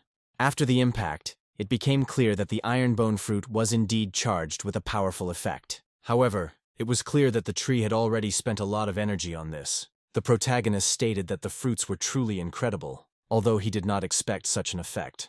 The snake dragon lizard stood up on its two paws and roared, demonstrating its newfound power. Su-heng noted with admiration that the dragon had changed greatly. Its defense was at the level of a mature individual. Unexpectedly for everyone, the snake dragon was the first to reach a level of maturity in terms of defense. This discovery gave Su-heng a new thought. Could the tree itself become a dragon? It turned out that yes, according to the code, a tree that absorbed energy could turn into a dragon. There were 3 evolutionary paths. The highest terrifying species capable of creating dragon blades and attack beasts from wood. The third direction is turning into a real dragon, although without much protection. But the most attractive was the second path, the supreme terrifying species, the energy-absorbing wood dragon, a secondary beast similar to a dragon. His ability to produce energy fruits was doubled, while his energy consumption was halved. Inspired by these discoveries, the protagonist decided to follow the principle of not going empty-handed. After checking the codex, Su-heng instructed the treasure hunter to search for the materials needed to transform the tree into a dragon. However, after running across all the plains, they still found nothing. so Su Heng changed his route and headed towards the Black Tombs forest. This place was much more dangerous than the plain. Most of the grass there was an eerie, dark red, almost black color, and the whole forest was dark and gloomy. The danger came from the large and complex insect population, but it was a place he had to visit, because, according to Blacklight's predecessors, quite a few terrifying-looking beasts were buried there. Some people even collected a treasure there, the dragon crash flower, which could only grow on the corpse of a terrifying-looking dragon. The reason was simple. With the help of the energy-absorbing tree, his snake dragon had finally successfully entered the mature stage. Now he possessed the 4th-level skill, Dragon Force Compressed Ranged Attack and Dragon Spirit Roar. Therefore, the main character, the young master, believed that they had the right to go deeper. However, as soon as they entered the forest, the first strange thing awaited them, which horrified the guy. According to the documents Ms. Liu provided, there should have been a shallow stream here, but instead they found only a dry riverbed. Why is there a cliff here? Su Heng thought puzzledly, realizing that the map might be out of date or something in the forest itself might have changed. The stream had completely dried up and turned into a deep ravine, more than 10 meters deep, a fact that made Su Heng wonder whether they should go further.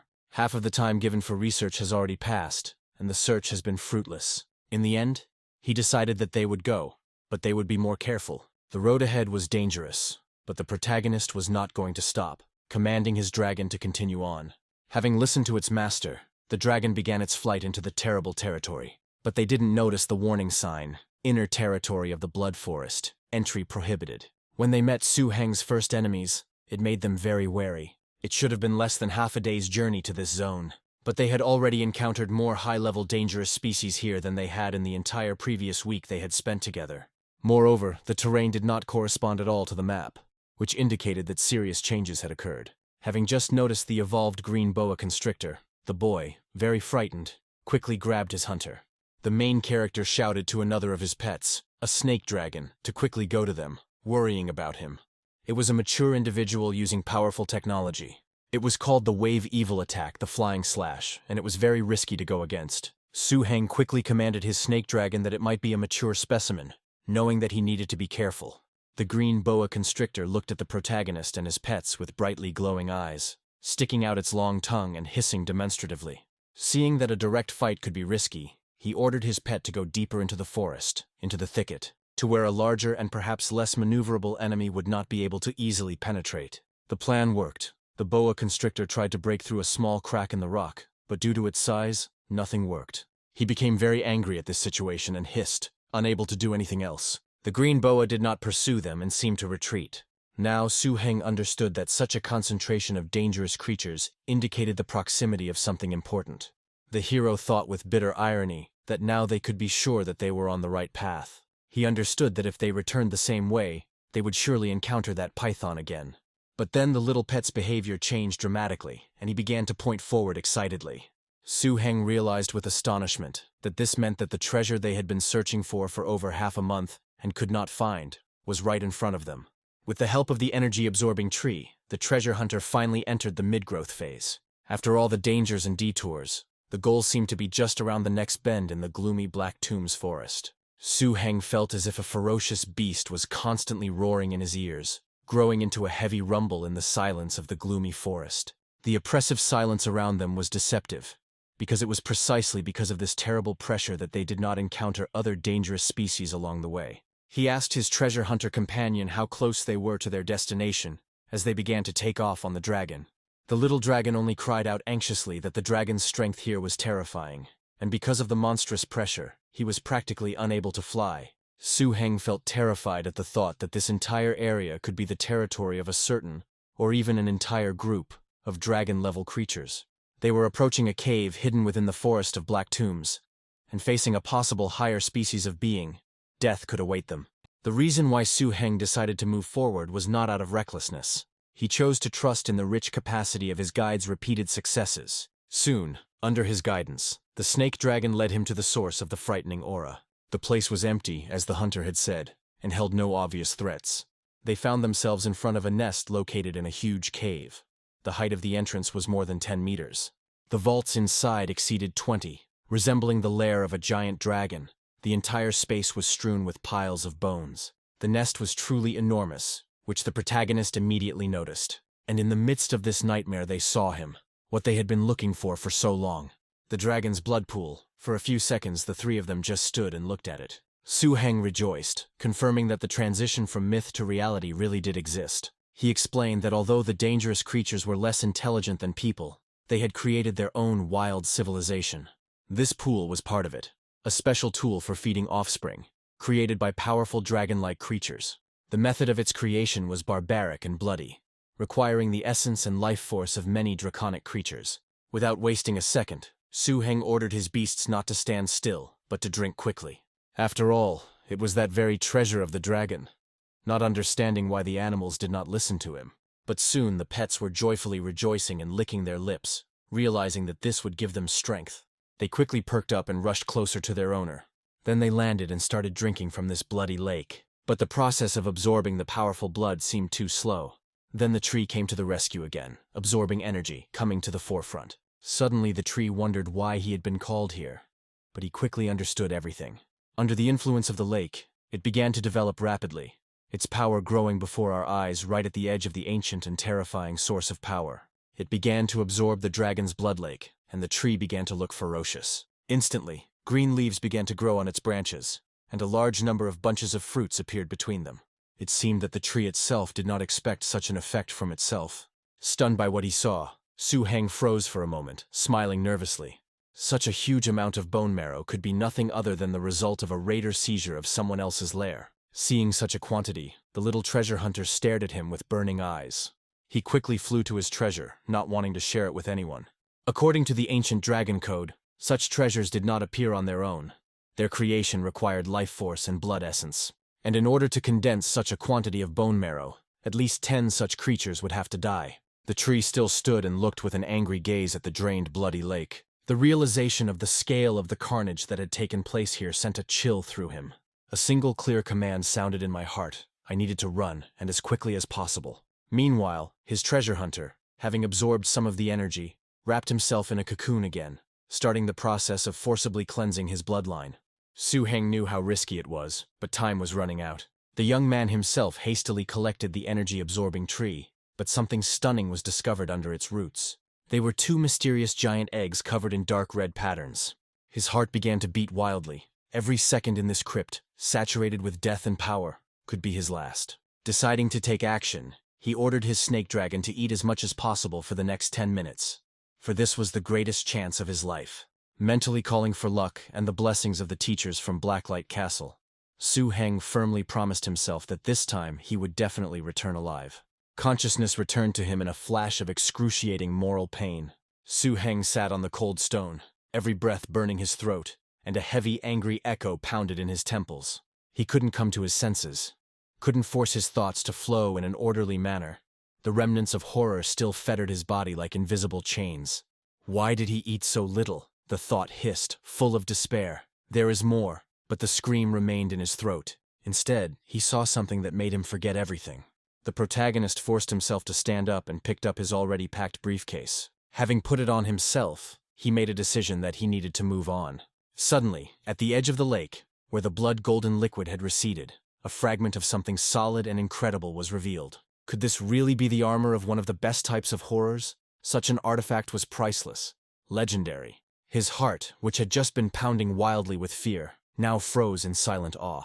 The crypt, full of death, which had just about become his grave, now again beckoned him with a whisper of incomprehensible possibilities. His inner beast, the treasure hunter, roared with greed, demanding to seize the prey, but the boy sounded the alarm. Panic washed over him like a new wave. He shouted to the little animal. It was better to fail in the cleansing than to lose his life. Greed could have blinded me, but the instinct for self-preservation screamed louder. I had to run, but then his gaze darted to the hunter's cocoon. It was swaying. Thin threads of energy were beginning to burst one after another. However, it dawned on the guy that it was better to wait for him. The treasure hunter was about to break out of his cocoon. This rabid creature will be the perfect distraction to try and disappear into. Pressed against the cold wall, Su Heng and his dragon held their breath, blending into the shadows. In the pitch darkness of the cave, Su Heng stirred, and the question of whether the dragon had just felt the same thing hung between them. Before them stood a giant creature, seemingly peaceful. Then Su Heng said that they could wait behind him until the treasure-seeking beast completed its purification. But suddenly something caught the attention of the protagonist, and a question arose in his thoughts about what to expect. The guy's eyes gleamed with the approaching creature. He was about to meet it. The next moment, the entire space shook from a monstrous roar. A harmless creature that had recently been simply chewing on leaves was cut into pieces, and everything around it burst into flames from the explosion. A terrifying sight materialized, a bloody vein Rex of enormous size and incredible power.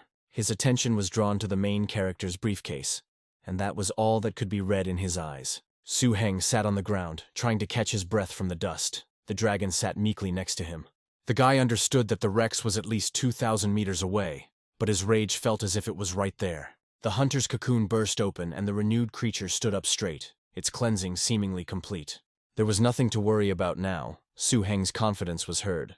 He asked the hunter again if he had finished everything. He didn't answer him, because everything was clear anyway, and there was no time for sorting things out. Su Heng had already shouted only one thing. It was time to leave here immediately. For some time the boys flew calmly, only looking around, expecting an attack. They waited for a reason. The bloody Rex began to launch a powerful attack from its mouth at them. It flashed through the guy's head. Damn it, they're going to get caught in this attack and die on the spot. Then he saw the blood Rex trying to close the hole and save the eggs. In the blink of an eye, the hero announced that he would take them and was about to rush forward. But suddenly his hand was covered by the small woolen paw of his hunter. Su Heng turned around and saw his already renewed pet. He asked what he wanted to do. Instead of an answer, there was only one terrifying growl from the Rex, who was trying to attack again. The beam of the most powerful attack flew straight towards its target, the main character, Su Heng. His fiery and bloody balls were already rushing at incredible speed towards the main character. A few more seconds and there would have been no trace left of him, but his little animal helped the guy. Now he took off on his second pet, a highly dangerous type of treasure-seeking dragon beast. Su Heng shouted at him not to exceed a height of 40 meters, but no one listened to him. The beast understood what he was doing and flew on, despite the danger. He rushed on at great speed. The hero told him to fly slowly, because he had very valuable eggs. Suddenly, a magical shimmering circle appeared around him and Su Heng, and the beast only continued to moo incomprehensibly. At one point, the hunter displayed an innate concealment technique, which was the benefit of cleansing the bloodline. Su Heng wondered if this was the benefit of that hunter's purification. Now, with his current speed, he should be able to outrun the two-legged tyrant's attack. The protagonist understood that it was a dangerous time, but it was good that the pet cleaned itself in time. Despite all the boys' hopes that the little animal would be able to move very quickly, the roar could still be heard. Bloody Rex heard them by the smell of those very eggs, so he followed them, no matter what. More and more frightening sounds came from his mouth. He was very angry that his balls were being tormented and he hoped to get them back. Then he decided to launch a beam of his power again in the direction where he sensed his enemies. It was so powerful and clear that it almost hit them, but the beast managed to dodge in time. The distance was already more than 2,000 meters, and the creature was still approaching. Suddenly, a small fireball from Rex landed right on the guy's briefcase. Then, from the side of the monster, a natural technique of bloody hell erupted. Su Heng's cry was heard. He asked his pet to take care of himself, because these balls were flying with great frequency. The treasure hunter skillfully dodged them, but at any moment he could lose control. In response, another innate ability, Godspeed, was activated. Now the hunter, together with his passenger, rushed at an even higher speed, straight away from their pursuer. He himself was apparently shocked at how quickly they disappeared from his sight. He let out a last desperate roar, not knowing what to do now. Meanwhile, the pet had already calmed down and was flying at a moderate pace. The treasure hunter would receive a reward for this escape, Su Heng promised him in his mind. But he added that next time they wouldn't dare to fly until it learned to break. Upon landing, he summoned his massive serpentine dragon while the hunter recovered. The hero asked the snake dragon to look after them while he took a break. Su Heng slept through the night, restoring his strength with the help of the tree's fruits. And now his hunter could rightfully be called a treasure-seeking dragon. According to the ancient code, such creatures are born with 3 talents: treasure hunting, treasure summoning, and mystical premonition. It is significantly superior to the others, making the dragon excellent at petty theft. Treasure summoning, on the other hand, can awaken certain special treasures to come out of their hidden state. As for the mystical presence, it initially surpasses the previous ability. Furthermore, after cleansing his bloodline, he gained the mystical skill of dragon soul transformation, allowing him to collect the souls of dead dragons for his own purposes. It is similar to the ghosts from ancient texts, but it is a new way of using mental energy. Somewhere nearby, near a pond, a crocodile was devouring magical creatures. He swallowed them one after another, looking greedily at the rest. Suddenly he saw that the plant that had recently been growing next to him had disappeared from under his nose. He threatened the thieves with his fist, unable to contain his anger at the loss. Now with such a companion, Su-heng felt like a tiger with wings. The herb they were originally looking for seemed like just an appetizer after their adventures. It was time to leave the bloody ruins, but he remembered the rule that forbade carrying young pets without a spiritual connection with the tamer. He knew that if it was a terrifying species, then he couldn't just tame them with his powers and the incense of his bloodline. His thoughts on how to tame the horrific species were interrupted by the sight of his creatures simply absorbing energy. He turned to them reproachfully, asking if they could help him carry the eggs, since they were like energy fruits. The dragon naturally did not agree with him. He looked hungrily at the fruits that were tasty to him. But the main character didn't understand, so they just wanted to eat everything. Su-heng's thought was simple. He thought while looking at his magic tree. It was born from the experience of a past failure, and of course, it was based on the unique abilities of his snake dragon. These predators had a special digestive system, which was to absorb and process prey into pure energy, which became the key to smuggling huge eggs. Although his snake is the size of a small truck, it would be too easy to notice a full stomach. So Su-heng came up with the idea of placing the dragon in a storage ring. But the main problem was the destructive gastric juice, which could digest even steel. Here, a frozen jelly-like fruit that Su-heng had noticed long ago came to the rescue. Its juice, mixed with dragon bone marrow, could create the perfect protective layer on the eggs. This plan would not have worked if it weren't for the energy-absorbing tree, which has accumulated incredible resources over the past decade. Now, by coating the eggs with this incredibly valuable juice and the unique mushroom from the ruins, Su-heng was confident that he would preserve his prey. Frozen jelly fruit juice makes a great cover, even if it's unprocessed. Many people called frozen jelly fruit an excellent remedy. However, almost no one used it directly. It was an unaffordable luxury, incredibly valuable and rare. The work required the help of the energy-absorbing tree, and Su-heng felt as if his own body had been squeezed dry. The main character stretched out his hands to the tree that absorbed energy. It was clearly under tension. Having completed his plan, Su-heng was satisfied with his work. With a full basket in his hands, he walked and laughed. The boy was in a good enough mood to sing a song, while the tree stood there, having lost all its energy. Su-heng began to pour the magic apple juice onto the eggs. Now, with the frozen jelly fruit, he was sure that he would save those 2 eggs. A decisive, excellent flashed through his mind. Now he looked at these 2 eggs. He knew exactly what he needed to do next. At this time, his dragon was quietly licking his lips, seeing these delicious. Then the main character looked at him. The snake dragon's eyes were already glowing. Quietly commanding his snake dragon, he ordered it to swallow carefully, without biting, reminding it that it would be bad if it broke them. After the boy threw the eggs to the dragon, it immediately swallowed them. But it seemed that this was not enough for the snake dragon. He licked his lips in anticipation. Han immediately warned him, saying that they were not for him and would still be needed. The next morning, time was up for the 3 little people. The guard ordered that everything they found be taken out to be checked for contraband. He also promised to take them out if everything was okay. The 3 guys stood meekly and listened to him. Su-heng watched with relief as his companions received a short, "Come on." He heard the same thing when his second companion approached the guard with his things. Finally, it was his turn. The main character was a little tense. However, his own kite seemed to weigh a little more than usual, and the guard muttered disapprovingly. He moved closer to Su-heng's bags, trying to figure out what could be in there. At this time, his 2 companions, standing to the side, thought to themselves that they would not let him through. But the guard pronounced the verdict that, although he had collected a lot, he could still pass. Silent indignation at such injustice began to boil inside the other 2 boys. While the plan was working well, the protagonist reassured himself, laughing quietly. But then the guard demanded that all pets be summoned, including those tamed here. "Calm down," Su-heng commanded himself, preparing for the most dangerous part of the test. At first, the guard noted the bloody moon demon wolf with approval. He also approved of the bloodthirsty bat girls. But then everyone's gaze fell on Su-heng and his snake dragon lizard. The guy muttered with envy that he was strangely not up to the standards. The guard approached upon hearing this remark, looking at his animals with interest. Su-heng mentally sighed with relief. It was good that he had an energy-absorbing tree that would attract attention. The guard, glancing sideways at the ugly plant, reluctantly let it pass, and it passed by. The tree burst into tears because the guard himself insulted it so much, calling it ugly. But the main character didn't pay attention to this. He was glad that they didn't notice the eggs inside the dragon. However, as soon as they left the inspection area, the guard still noticed something strange about the dragon. His stomach felt very full, and as if there was something forbidden in it. Reality hit him with renewed vigor, and he shouted loudly, asking what was in his stomach. Su Heng, realizing that he could be exposed and now had nowhere to go, sighed in fear. The guard felt that inside the dragon beat a powerful living heart, a child of their race. This discovery made him very angry. He let out an ominous roar, full of rage. He thought about the talisman from the master, but immediately discarded the thought. Of course, he would be able to block the attack of the bloody Tyrannosaurus Rex. Holding the talisman in his hand behind his back, he was still pondering this thought.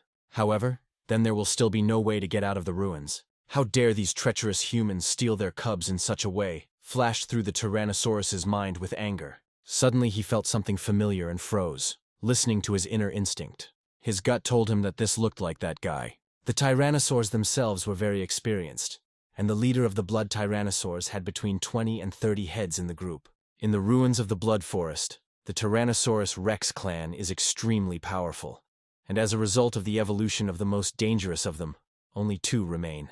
Although their race had not yet transformed, their power had already broken through the racial shackles. One of them could even compare with the whole flock. Even visually it could be assessed. The second was the old patriarch of the tribe, fair and kind.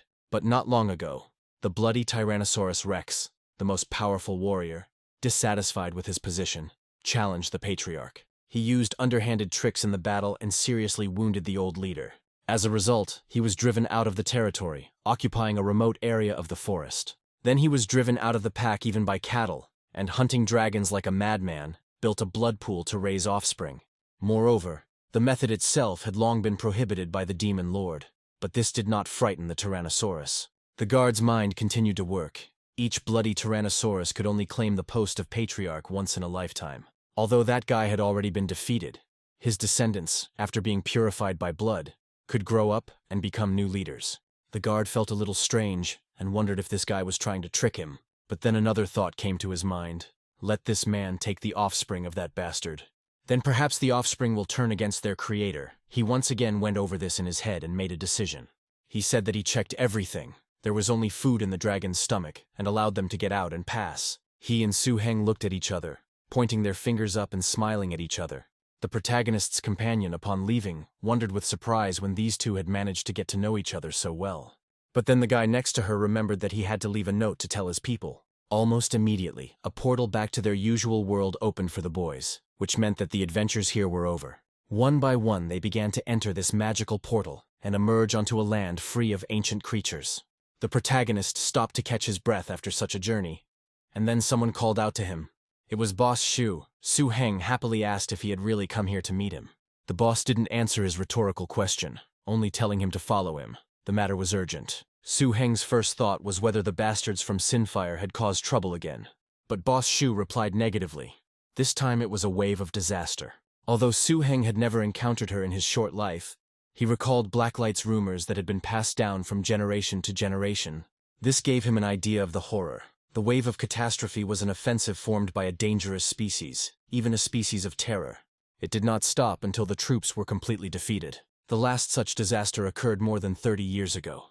Then almost all the professional masters died, and the Blacklight Fortress almost disappeared. His teacher Zhou, he was also under threat, and only by uniting their resistance did they manage to escape. Only then did Zhou He, through merit and strength, become the head of the castle. Boss Shu reassured him, saying that the wave now was of average size, compared to the one from 30 years ago. The castle's leader personally led nearly 10 of the strongest masters, including Chao Nian's elder brother. They set out to find the source of the wave, leaving their cities to solve the problem once and for all. However, this left the cities vulnerable. But without giving the order for the troops to retreat, the leader led his unit to search for the source of the wave.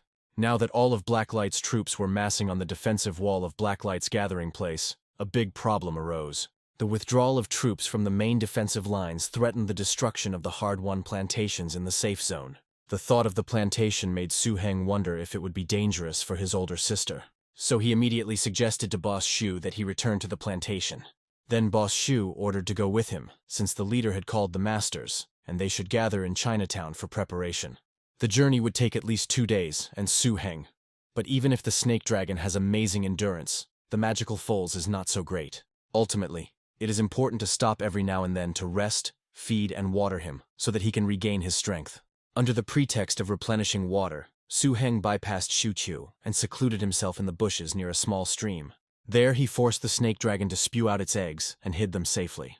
It wasn't that he didn't trust Shu Qiu, but he didn't want to talk about the smuggling. Su Heng only shared a few fruits from the tree for his horse. At that time, Shu Qiu thanked the guy and gave him some instructions in return while they were resting. Of course, Su Heng wasn't so foolish as to allow the energy-absorbing tree to bear energy fruits right in front of Shu Qiu.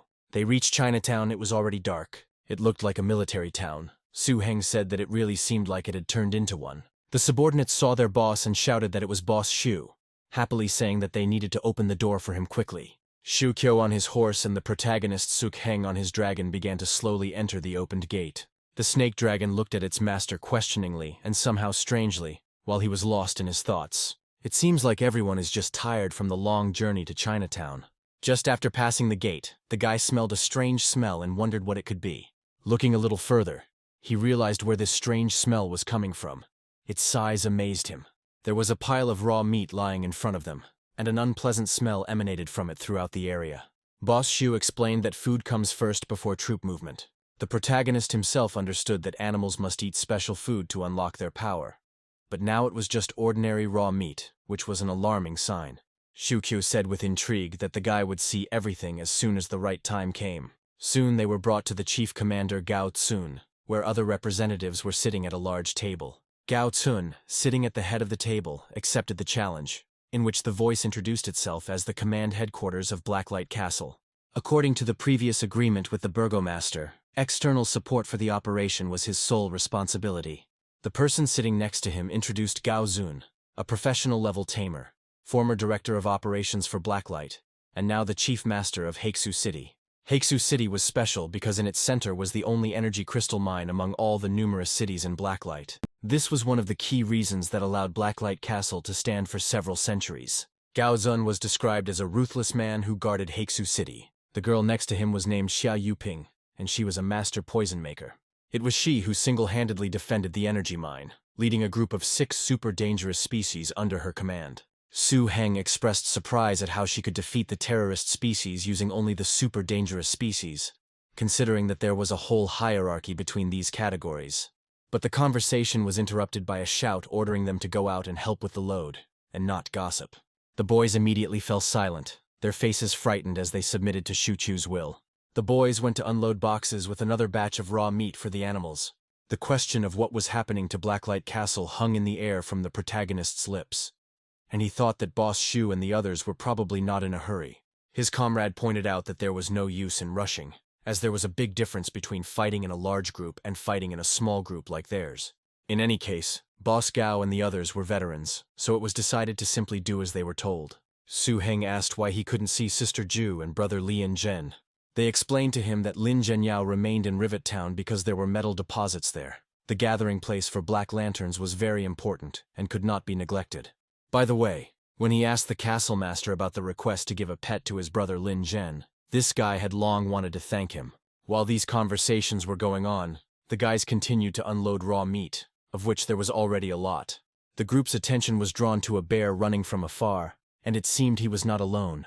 A terrible sight appeared before them, the Lord of the Forest, the Grizzly. The main character was impressed. He saw Chu's sister, whom they had just recently remembered. It was she who arrived here on her dangerous form of the grizzly bear, the Lord of the Forest, who was with his relatives. On closer inspection, they confirmed that it was indeed the Lord of the Forest Grizzly. The protagonist noted with surprise that he had no idea that this time even such a creature had rushed to support Blacklight Castle. The girl sitting on the menacing bear looked proudly at the employees who greeted them. The group greeted the dear master of the grizzly forest. A loud roar served as his answer, probably conveying the words spiritually. He was informed that food had already been prepared and would soon be distributed to the bear warriors who had made such a long journey. The guy who worked with Su Heng explained that the grizzly forest lord was once the leader of the bear fights in the lower levels of the terrible species, but the head of the castle brought it to the level of a particularly terrible appearance. The burgomaster's power was truly beyond imagination. He forced the grizzly warriors to do as they were told. The protagonist suggested that the grizzly bear, the master of the forest, was not only a particularly terrifying species, but also possessed considerable intelligence. It was no wonder that Chief Shu had prepared such a huge mountain of meat. The conversation then turned to Chu as she began to address the boys. She then climbed down from the bear to get closer to the boys. She called them 2 idiots. Afterwards, she asked, with a mocking look, whether it was really difficult for them to carry these boxes. The boys began to whisper that by some unknown chance, she had received the approval of the first son of the Lord of the Grizzly Forest. Hearing this, the girl reproached the speaker for always chatting and threatened him. At this time, the protagonist expressed confidence that Chu's sister was the only one who could control this guy. The army of fighting bears that came from the grizzly forest quickly recovered thanks to abundant food. Under the command of their lord, they settled down on a hillside outside the walls of Chinatown and slept soundly, filling the city with the sounds of loud snoring. But it was clear that a big battle was approaching, and Su Heng definitely had no time to rest that night. By agreement with Boss Shu, Su Heng and his 3 companions, Heiju and Shui Yu, went on reconnaissance. They discovered a strange convoy at night in a secret passage behind Chinatown. The command came from Sister Chu to help everyone unload. No one would dare to contradict her, so everyone humbly began to carry out the assigned task. The main character asked in surprise what it was, and wondered who had such a big head. Shu Yu asked the guy to guess whose idea it was, throwing up his hands. Right before Su Heng's shocked eyes, the army of forest grizzly war bears obediently walked towards the center of the caravan. The bears were dressed in custom-made combat armor made of special steel. The armor was incredible. Its shine was visible all over the surface, and it also had an iron unicorn horn on it. Su Heng had every reason to believe that this group of ordinary war bears who had not yet mastered the use of energies had become much more powerful. While the bears were busy with the armor, the people did not sit idle. Under the plan of Gao Zun, Shu Ke, and other powerful masters, the armed forces of more than a dozen vassal states, including Chinatown and Haeksu City, were centralized. 70 to 80 armored vehicles arrived in Chinatown, along with thousands of regular troops. 70 to 80 armored vehicles, each with a full combat team of 5 men, constituted a force of about 400 men. By the end of the day, Gao Zun and the others counted about 2,000 people who had come to Chinatown to support. It was announced that today they responded to the call of the castle's head. Reinforcements from all sides have been mobilized and will be sent directly to Blacklight Castle to lift the siege. The wave of disaster was approaching them. Their homes were in danger, and they had to defend their land. Calls were heard to fight to the death and defend their home. The main character, Su Heng, also passed by in one of the cars, and his companion was riding with him. He addressed Su Heng, saying that he was Wei Ya, the temporary commander of the 2nd Tactical Unit of the 4th Brigade, and introducing himself as his comrade in arms. He explained that following the plan of the higher-ups, Boss Gao, Boss Shu, and their deputy Xia, formed a high-ranking group of fighters. These groups were designed to combat particularly dangerous areas on the battlefield, and within this group, all forces were divided into 4 tactical brigades. Currently, Su Heng was the accompanying master of the 4th Tactical Brigade, 200th Tactical Squad. Su Heng thought that compared to the 100th Tactical Squad, which was led by Shu Yu and which led the main attack of the Mechanical Corps, his task was much easier. Su Heng thought that Boss Shu was putting him in the safest position. According to the battle plan, the 4th Tactical Brigade was the weakest and had the least firepower. Also, because it was not yet fully formed, it had the lightest combat load of the 4 tactical brigades. They simply helped and reaped the benefits. He only expressed hope that the operation would go well. Compared to human intelligence, the dangerous creatures of the catastrophe wave are mainly guided by instinct, or rather, the instinct to fight. Meanwhile, the castle's leader, Zhou He, led a large number of high-class warriors to the source of the wave, trying to get rid of it once and for all. The silence was broken only by the rhythmic sound of footsteps. Blacklight Castle also took the form of an integrated defense, holding onto its walls. At that moment, the entire castle was under siege by dangerous creatures, and only after reinforcements had set out did the fighting grizzly bears of the forest come out. According to the battle plan, the Warbear Legion was not supposed to engage in battle at the same time as the 2,000 fighters under Gao Zun's command. After all, in the heat of battle, when the fire is pouring down like buckets, it is difficult to protect bullets and artillery from accidentally wounding these big guys advancing on the enemy army. According to the plan drawn up by Gao Zun and the others, the mechanized army was to be the first to engage the wave. The masters moved along the flanks and forward. The mechanized corps had to move in one direction under the cover of the army of warbears. To implement this plan of action, they had to reach Blacklight before dawn to prevent the wave of disaster from increasing. The journey from Chinatown to Blacklight Castle was long, and to get there before dawn they had to cross a dangerous zone. The convoy moved quickly and in an orderly fashion, but inside the car the boys felt a jolt. That's why they opened the hatch with built-in binoculars to see what happened outside. Through it, they saw a huge creature, but it did not look like a beast. Su Heng was attracted by this creature. It turned out to be a terrifying sight, a fire doll. With this level of pressure from the professional masters, it would seem that the dangerous species would have scattered, and the area would no longer be considered dangerous. A huge bear approached this creature. It looked like it had every chance of defeating this doll. For the first time in his life, the hero witnessed a battle between terrible species and decided to follow it properly. The doll only smiled slyly at the bear. Not a drop of fear could be seen on her face. He began to laugh loudly, causing everything around him to turn a caustic red color. He used his natural skill, the fire of death, and now his balls flew straight towards the beast. The bear had no time to dodge or escape. The magic ball hit him straight in the head. The battle was fierce, but the bear never recovered from the fire doll's terrifying skills until it died. As expected, it was a high-level type of horror, a mixture of ghost, spectrum, alien, and psychic energy, capable of killing an opponent of its own kind in one blow. With the doll serving as a powerful deterrent, the army crossed the border one after another without incident. However, to prevent the doll's pressure from affecting ordinary soldiers, it was sent 1,000 meters away from the army. The Thunderhammer rhinoceros's horn was not as sharp as that of a normal rhinoceros, but it had superior destructive power. The order was given to the vehicles and crews to stay close to each other, maintaining the maximum possible distance. Everyone had to be very careful and try to pass without losses. The commander-in-chief asked again whether they had taken everything they needed and received an affirmative answer.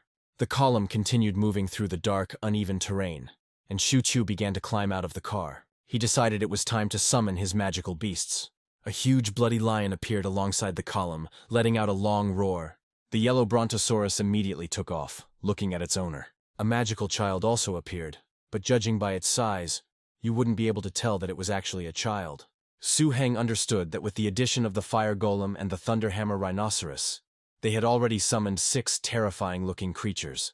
What terrible thing awaited them ahead that required such strength? The lights of the cars snatched something huge and covered in crystalline growths from the darkness. The crystals around him glowed with an ominous pulsating light. The main character looked at all this. He thought that these crystals do not look like natural minerals. They feel different.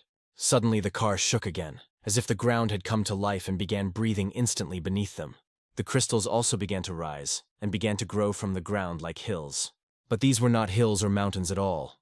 Another ominous creature appeared out of nowhere. Unfortunately, it was not alone. Its size was terrifying. How would we have to fight it now? The protagonist, already stone-faced, did not understand how such a thing could have ended up in the danger zone near Blacklight Castle. Su Heng never thought that such a beast could exist near the gathering place of Blacklight Castle. He found out about this when he asked Chu Yu through the communication channel.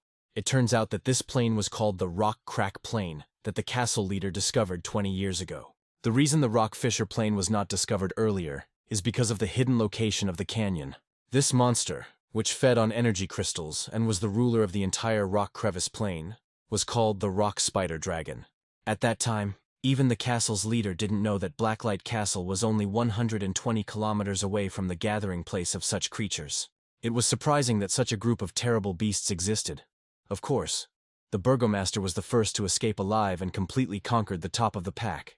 The highest-level evolutionary form of the terrifying species, the rock-spiked flame dragon, and the castle's leader entered into a non-aggression pact. However, even when the rock spider dragon is restrained by the leader, they still behave aggressively, so Gao Zun summoned all his main forces to restrain them. According to the old dragon code, this was clearly a rare race of dragons, the Crystal Rock Throne dragons. They were among the top 3 on his list of favorite pets, and were considered some of the best defensive pets. That was why Su Heng couldn't find any mention of the Rockpath Crystal Dragon in his teacher's books. It turns out that the Crystal Dragon in Blacklight Castle was called the Rock Ridge Dragon. Su Heng decided to himself that once he got over this wave, he must find a way to tame the Crystal Dragon. He rather wanted it all to end. He asked anxiously if there would really be a battle. The purpose of these reinforcements was to support Blacklight Castle, and they were not to suffer unnecessary losses fighting these valley dwellers. Boss Shu was reminded to hope that he had brought enough things this time, and the column moved forward. The army moved slowly but surely past giant crystal formations and rock creatures frozen in anticipation. From one armored vehicle, a multitude of small crystals began to pour out. The giant dragons responded to this with surprise. It seemed that nothing else around them bothered them except these shimmering crystals. The deal made by the burgomaster was apparently still in effect, so Gao Zun ordered everyone to leave. Finally, the army left the territory of the crystal dragons without encountering any danger. There were no more dangerous creatures in their path that could stop their progress. Around 4 o'clock in the morning, reinforcements reached Blacklight, but the most terrible thing was revealed to their eyes. Beneath these walls, countless dangerous creatures converged in a wave of catastrophe. The tide of disaster was accompanied by constant plunder and roaring. Most of these races were most often found in the Grey Desert. However, their number was simply shocking, with the most numerous being the animal and insect systems. From time to time, powerful and dangerous creatures appeared against the backdrop of the wave of catastrophe, spewing streams of energy towards the 30-meter city wall. The fighters defending the walls responded by opening artillery fire on the attackers, clearing the area. The two sides clashed in fierce confrontations, explosions and flashes tearing apart the pre-dawn darkness. The roar of a 2,000-strong army and hundreds of pieces of equipment attracted the attention of the tide of disaster. The tide, after the unsuccessful attack on the walls, instantly turned into a huge strip, rushing towards the ranks of reinforcements. One of the drivers was observing the situation and was alarmed by what he saw after some time. An alarming report was sent to the commander-in-chief that 2 tidal wedges were approaching them.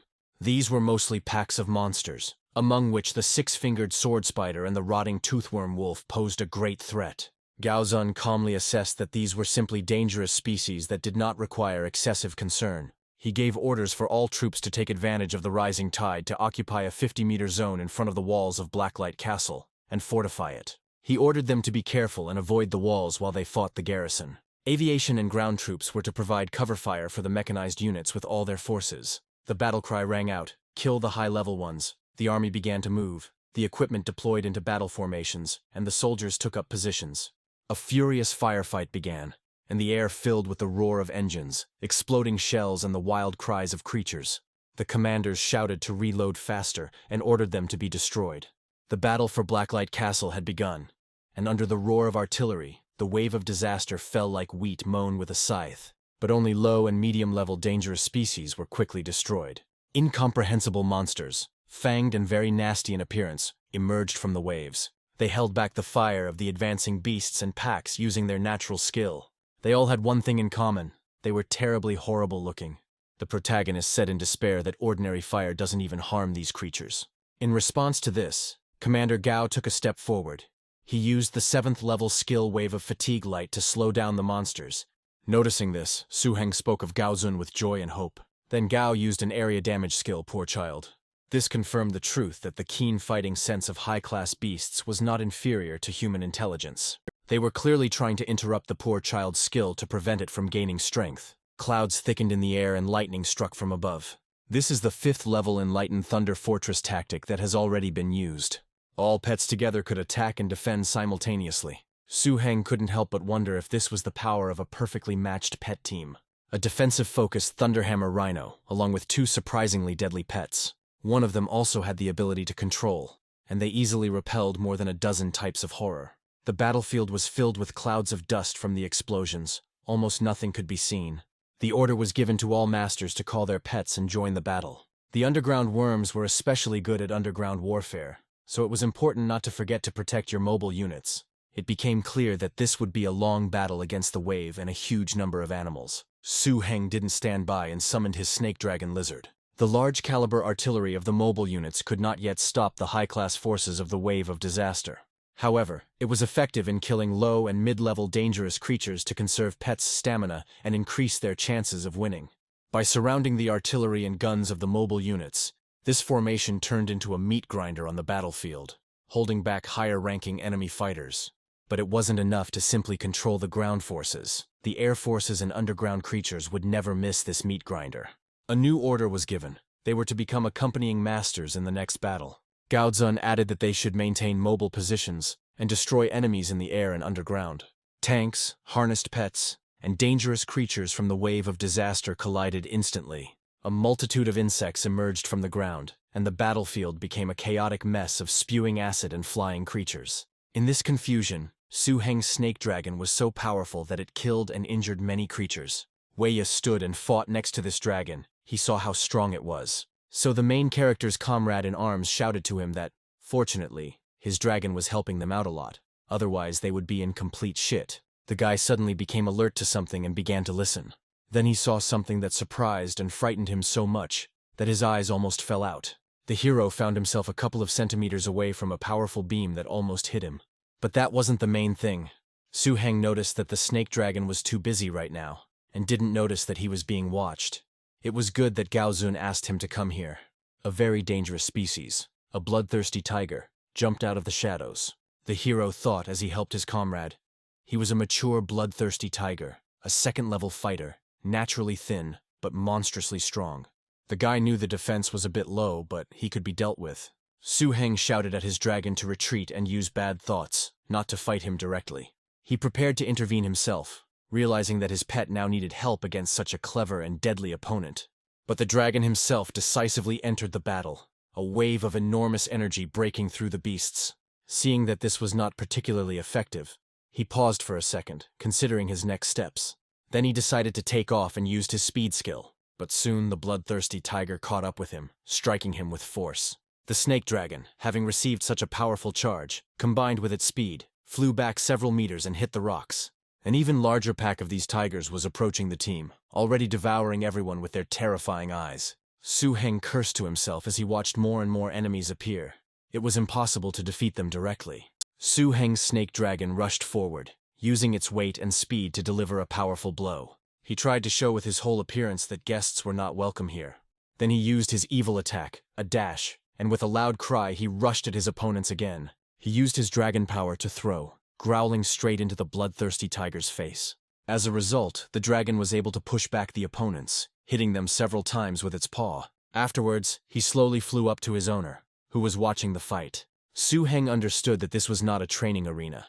Although the snake dragon's recovery abilities were astounding, this fight was a battle of injury for injury. This was precisely the outcome that the creatures of the Tide of Disaster desired. And the bloodthirsty tiger, by nature, loved such fights, which only gave him and his relatives motivation. But Su-heng had no intention of playing by their rules, and the snake dragon thought the same thing. He used dragon power, the fearsome dragon roar. With the help of this tactic, and in parallel with the team's attack, several tigers were defeated.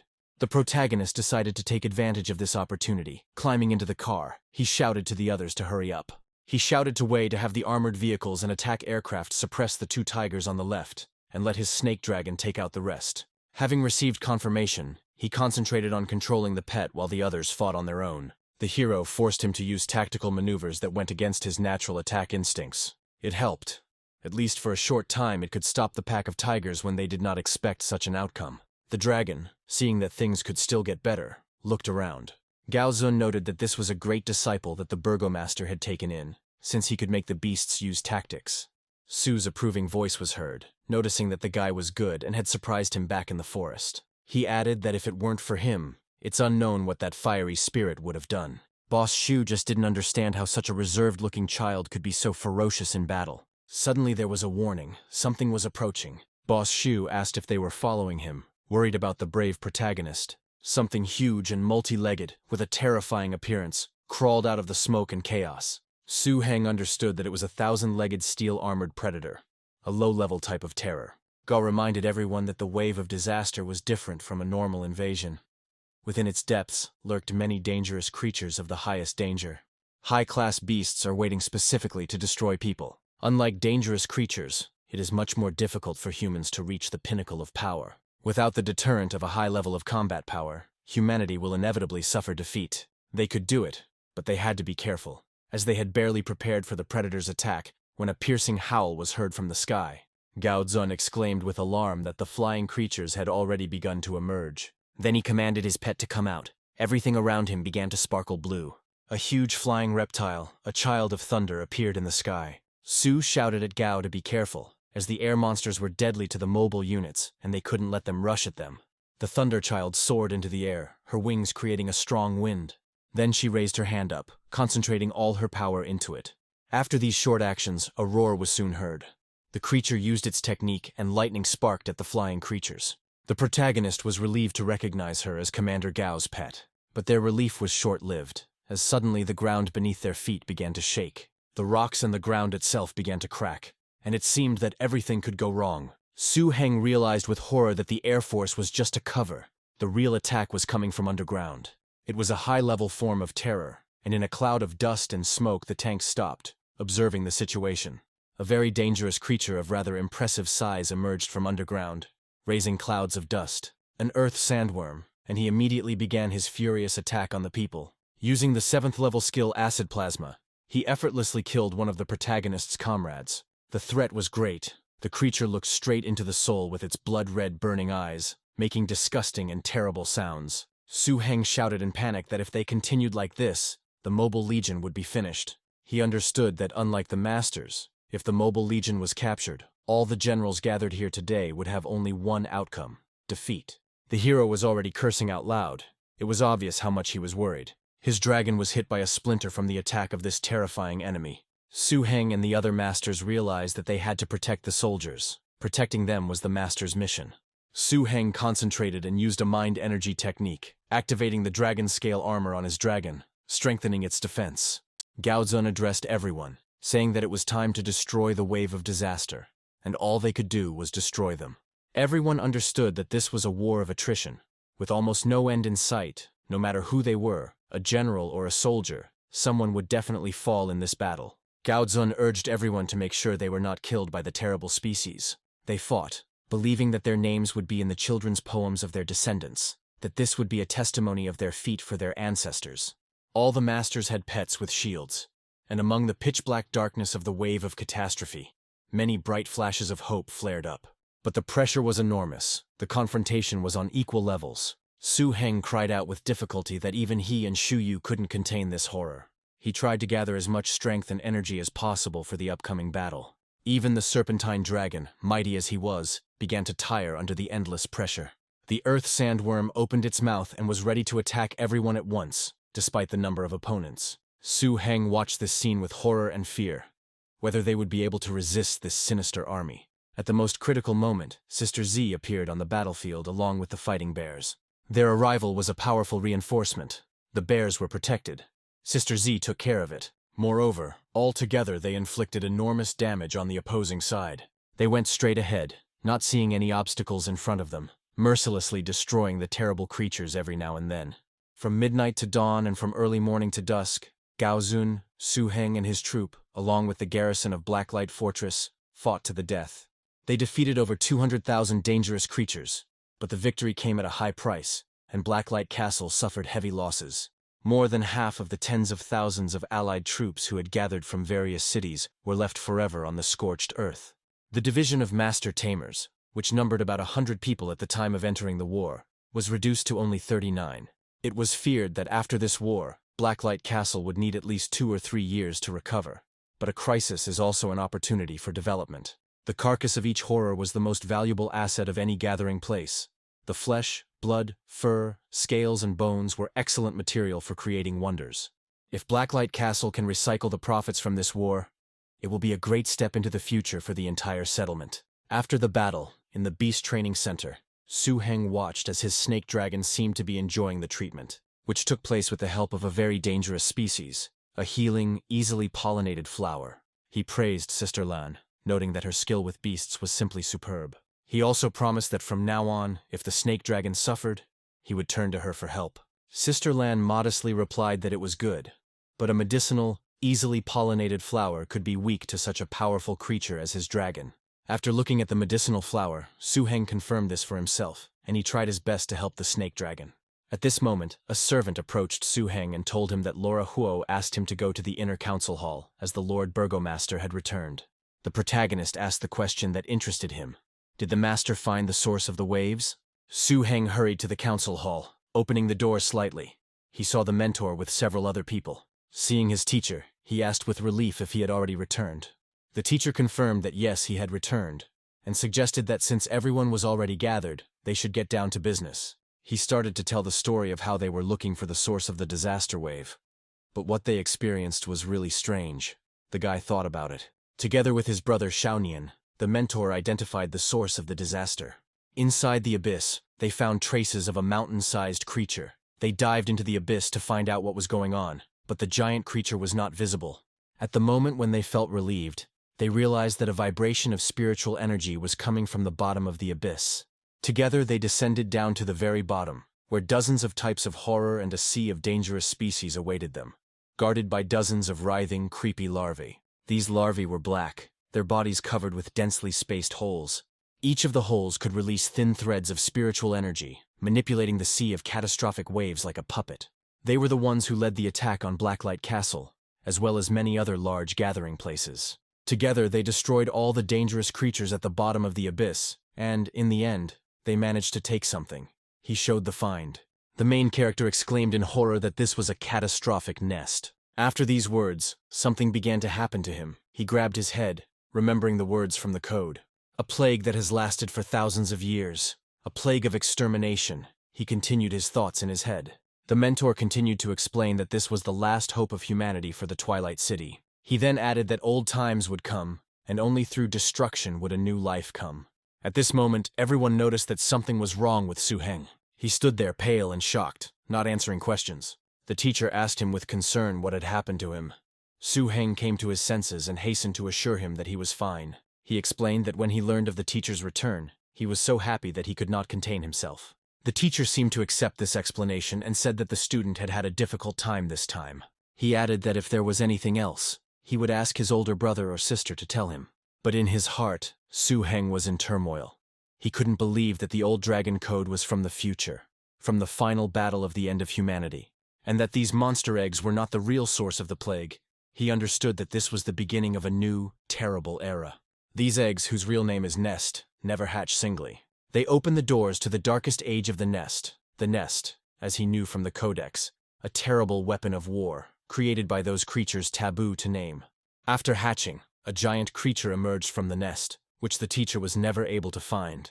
They could create a standing army of dangerous creatures using vast amounts of matter and energy. Unlike mating and natural reproduction, a nest is a creation. The nest creates armies that do not need to grow. They are born fully formed and obey the will of the nest, without fear of death. More importantly, the time required for this production is extremely short. The larvae that the teacher and the others destroyed were just a variety of a creature called a split brain. Nothing more than a tool used to control the dangerous creatures under his command. Su-heng realized with horror that Blacklight's future had been destroyed by the nest. He cursed inwardly. How could he tell his master about this? And how could he explain to him that he was a newbie who knew all this? Suddenly it dawned on him. The wound on the teacher's hand, there was something wrong with it. The cause of this damage was the nesting chamber, which contained the animal's egg. The attack power of the nest chamber is actually very weak, and the special energy it uses to incubate the nest's eggs is an excellent tonic for the nests themselves. According to the old dragon code, an ordinary person would die 2 months after she entered his body. A novice master Tamer can live for a year, a professional, 2 or 3. Su-heng quickly began to think, if he sold all the bloodline incense, along with his savings and contribution points, he would be able to obtain the material for the antidote. He firmly decided to start by saving the master and change the future, and 2 whole weeks passed while Su-heng developed his plan to save the master. Every day he felt a special anxiety, because if he was late even for a day, the poison would continue to corrode the teacher's life, and he would live much less. The first thing Su-heng did was sell all 68 bottles of bloodline incense at a discounted price, leaving none for himself. He then sold some of the rare materials he brought from the ruins of the Blood Forest. In total, he received 23.5 million steel coins, a huge amount of money. However, this was still not enough, and Su-heng ended up borrowing a lot of money from everyone, a total of 30 million steel coins. He bought enough materials for 2 antidotes, but some of the materials were spoiled during the experiments, so he only had 1 full portion left. He thought with annoyance that he had lost his money on 2 antidotes. He also understood that if he messed everything up, it would be pure injustice. The most difficult thing about this strange energy was that it was mixed with both the energy of life and the energy of death, which are mutually exclusive. The solution to this problem was to turn mutually exclusive into mutually beneficial cooperation. Decades of trial and error were spent in the future to develop the optimal ratio of components. Su-heng worked hard, and when the potion began to bubble, he cried out that everything worked. The next step is to have the potion draw energy from the life source stones and the necromancer's nails, creating a balance. He began to add more ingredients, or rather an ingredient. He was essentially alone. The stone fell into the test tube with a sound, and immediately acquired the same color as the liquid. Then there was an explosion from the test tube, which caused a small puff of air. The main character tensed up. He did not expect such an outcome. Then he took out the stone. It was already sparkling and shimmering beautifully in the light. Suddenly he was distracted by a strange sound and also smelled the pleasant aroma of food. It was a dangerous-looking goblin spoonmaker, standing in the kitchen with a serious look and busily cooking something. The master's daily meals were prepared in the castle's private kitchen, where his pet served as chef. Spoon goblins did not have much combat power, but they were rare pets with excellent culinary skills. To put it mildly, the goblin spoonmaker's food was superior in taste to that of any cook in all the cities under Blacklight's command. But besides the master, few outsiders could try it. In the entire Blacklight collection, there was only one goblin spoonmaker. However, according to the old dragon code, this beast had a weak spot. Su Heng took advantage of this and called the treasure hunter over to him. He pointed at the goblin, ordering the little animal to help its master. The hunter seemed to understand everything and winked at Su Heng, giving him a thumbs up. The pet used its power and became invisible, with the help of which it was able to easily make its way into the kitchen. The goblin spoonmaker heard a sound and thought that someone had entered the kitchen, but he saw no one. Therefore, the main character's pet could do its business in peace, but he tried to be as quiet as possible. Su Heng thought with satisfaction that the goblin spoonmaker was, as he thought, an obsessive person. The master should recover quickly by drinking his spiced soup.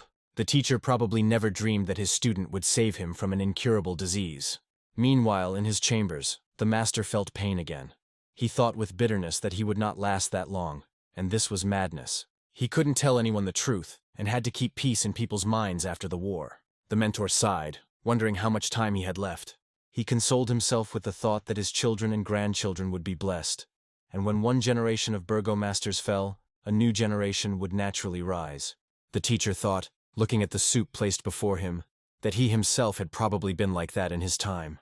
And then the moment came. He took the saucer in his hands and brought it to his lips. After tasting it, a smile immediately appeared on his face, throwing aside the depressing thoughts. He stood up, unable to contain so many new emotions. Then he drank the entire soup from the vessel to the bottom while standing. The teacher laughed loudly, not believing that the soup had such an effect. He asked if the cook had added anything new today. Suddenly he felt a strange sensation and asked if there was anyone else in the kitchen. A very dangerous look appeared in the room. An evil eye observer, which showed that they really looked into the kitchen. It was Su Heng, and the teacher addressed him by name in surprise. The mentor, left alone with his thoughts, reflected on what was happening. If this was Su Heng's doing, then everything became clear. He remembered how the disciple had invented the beneficial bloodline incense to strengthen the connection with the beast. At first he thought that he was simply using his name to make money. Knowing that Su Heng had gotten into debt, he was even about to scold him. But the liquid he secretly took had a miraculous effect. It was a great achievement for the post-war reconstruction. He learned that Su Heng had exchanged all the points he had earned in the battle to defend the city. He took money from his brothers and sisters, and secretly sold the materials he had brought from the ruins of the bloody forest. In total, tens of millions of steel coins were accumulated, but within 2 or 3 days they were all dumped on the market. He bought strange and wonderful things. Now the teacher realized that Su Heng apparently knew about his injury, and began to work on healing it, investing all his money into it. He even snuck into the kitchen and added drugs to the food. The teacher thought with warmth that he was a stupid boy. How could you hide anything from him, the head of Blacklight Castle? But then his thoughts took a more serious turn. There was definitely something wrong with Su Heng. The bloodline incense was already an incredible invention, but it also healed his wound, something even professional healers couldn't do. How many more secrets does this guy keep within himself? But he quickly pushed these suspicions aside. What was the point in thinking so much? Even if something is wrong, he is still his student. Even if he loses everything, even if his secrets are revealed, he still saved his unworthy master. Meanwhile, Teacher Lu Yu was checking Su Heng's loot from the Blood Forest ruins. In front of her lay the fire whisker root, red ore, vine, and other pollen items. She told Su Heng that she should have come to him earlier to check what he had collected. But in the end, they had to deal with the aftermath of the battle first. She thought that he had collected little, and Su Heng was surprised, and said that this was only the first bag, and the rest of the bags were with the snake dragon.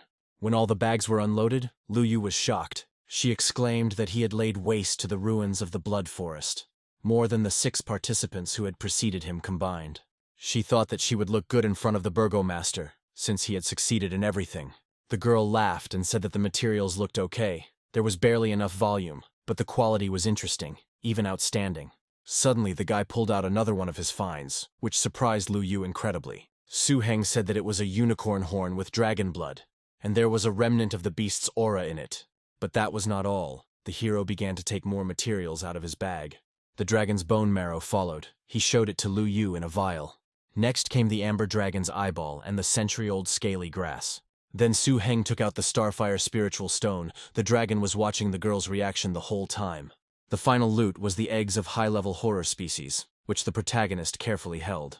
Lu Yu remembered that before Su Heng came, the fortress master had specifically explained something to her. He said that no matter what Su Heng brought, he would pay 20,000 contribution points for it. She even protested to the burgomaster, saying that both of them were his own disciples and he couldn't be so biased towards Su Heng. Now, looking at this mountain of treasures, she thought that all of this was worth at least 100,000 contribution points.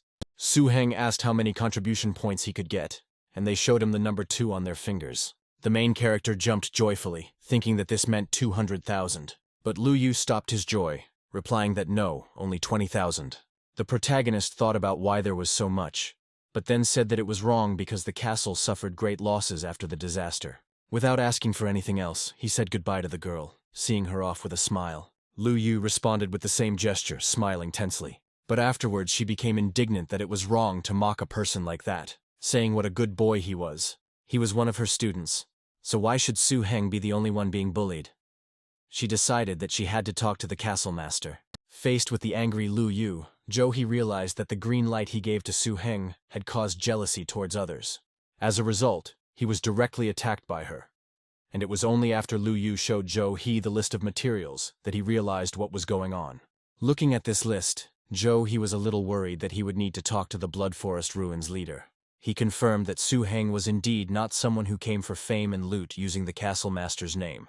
In the end, to please his student and correct the injustice, he decided to personally take him to the warehouse. Su Heng could take whatever he wanted, and the participation points would only be deducted symbolically. The castle master was very happy and proud of Su Heng. Giving away 200,000 contribution points would be very noticeable. It would attract attention and create unnecessary risks for Su Heng.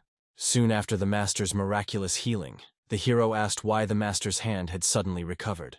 Does a professional tamer have such an incredible ability to recover? The teacher continued to pretend that everything was fine, without revealing the real reason. He asked Su Heng if it was true that the material he needed was out of stock. He said that he had exchanged a few contribution points for access to the Blood Forest Ruins storage, but he hadn't found anything suitable there either, so he wanted to know if he could get the materials from the master himself. After this answer, the mentor called the protagonist to go with him. The teacher brought Su Heng to his personal treasury, but the place was not like his own. The central object was the magical painting of Jin Dao, which opened the door to the world of treasures. The master carefully touched this painting with his hand. The painting of Jin Dao answered him instantly, asking what was required of it. Astonished, Su Heng asked what his teacher could have. The mentor explained that this painting was considered his only pet to have reached a racial level higher than that of the terrorist species. Unfortunately, it did not have much offensive potential and could only be used to store items. The master called Su Heng to follow him inside the painting. The hero found all this incredible, but he still obeyed and followed. The mentor continued. Her defense and security were unmatched. Without the owner's permission, one cannot enter the interior space, even if the entire painting is destroyed. Of course, whoever can destroy the Jin Dao painting must at least be a being that surpasses the terrifying appearance. The teacher said that it was all from his collection, and that he should take his time and wait outside. After Su Heng selected the items, he just needed to call the painting of Jin Dao, and it would transport him back, and also advised him to look in a certain direction. Inside the painting space, Su Heng was amazed. He couldn't believe that the teacher had already prepared all the materials that would benefit his snake dragon in advance, and put them in one place. Although he wanted to take everything, he understood that 20,000 contribution points might not be enough. He decided to focus on the target, the materials for the snake dragon, and the energy-absorbing tree. I tried to forget my own and not look at all the values, and this turned out to be quite difficult. So his pet treasure hunter volunteered to help in the search. He shouted something in his own language and began scanning everything with his eyes. Soon he found something unusual, standing above the main character's field of vision. The stone with black cracks. Su Heng immediately realized that these were not just cracks, but majestic cosmic energy gathered inside. The boy joyfully shouted that it was a Void Dragon bloodline crystal. He didn't even suspect that such a thing existed in his teacher's treasury. It was exactly the thing that he never hoped to find. But then the animal noticed another strange detail. The protagonist looked questioningly at the treasure hunter, and then where he was pointing. Together they approached the object that was placed on the pedestal. The guy tried to carefully take this object in his hands. It emitted an incredible glow. Su-heng decided that she was worthy of becoming the material needed to transform the serpentine dragon into a high-level terror species. He thought that even in death she possessed such power. After asking his pet if there were any other useful materials and receiving a negative answer, he decided that he had chosen enough. When Su-heng came out of the painting so quickly, the teacher was surprised and thought with satisfaction that he, as a master, really knew his student. The things he prepared for Su-heng must have been useful, otherwise he wouldn't have chosen so quickly. He asked to see what the student had chosen, placing his hand on his shoulder in a fatherly manner. Su-heng said that he had chosen 2 items, but he didn't know if he had enough contribution points to exchange them. He showed the Wind Thunder Essence and the Void Dragon Crystal. The teacher warned that these were very dangerous materials, and that he could get into big trouble. Su-heng felt a little embarrassed, realizing that he had been so busy thinking about the changes. The teacher remarked that Su-heng had always been stable, and there shouldn't be any problems, then asked if Su-heng was sure that he only needed these 2 items. Su-heng replied that he didn't think he had enough points for more, since even his 20,000 wasn't enough. 1 Wind and Thunder Essence was worth over 200,000 points, not to mention the second item. The teacher chuckled, thinking that Su-heng had a good eye for expensive things. He thought to himself that these 2 items were worth almost a full 1,000 contribution points. Su-heng asked anxiously, meaning that it wouldn't be enough for him.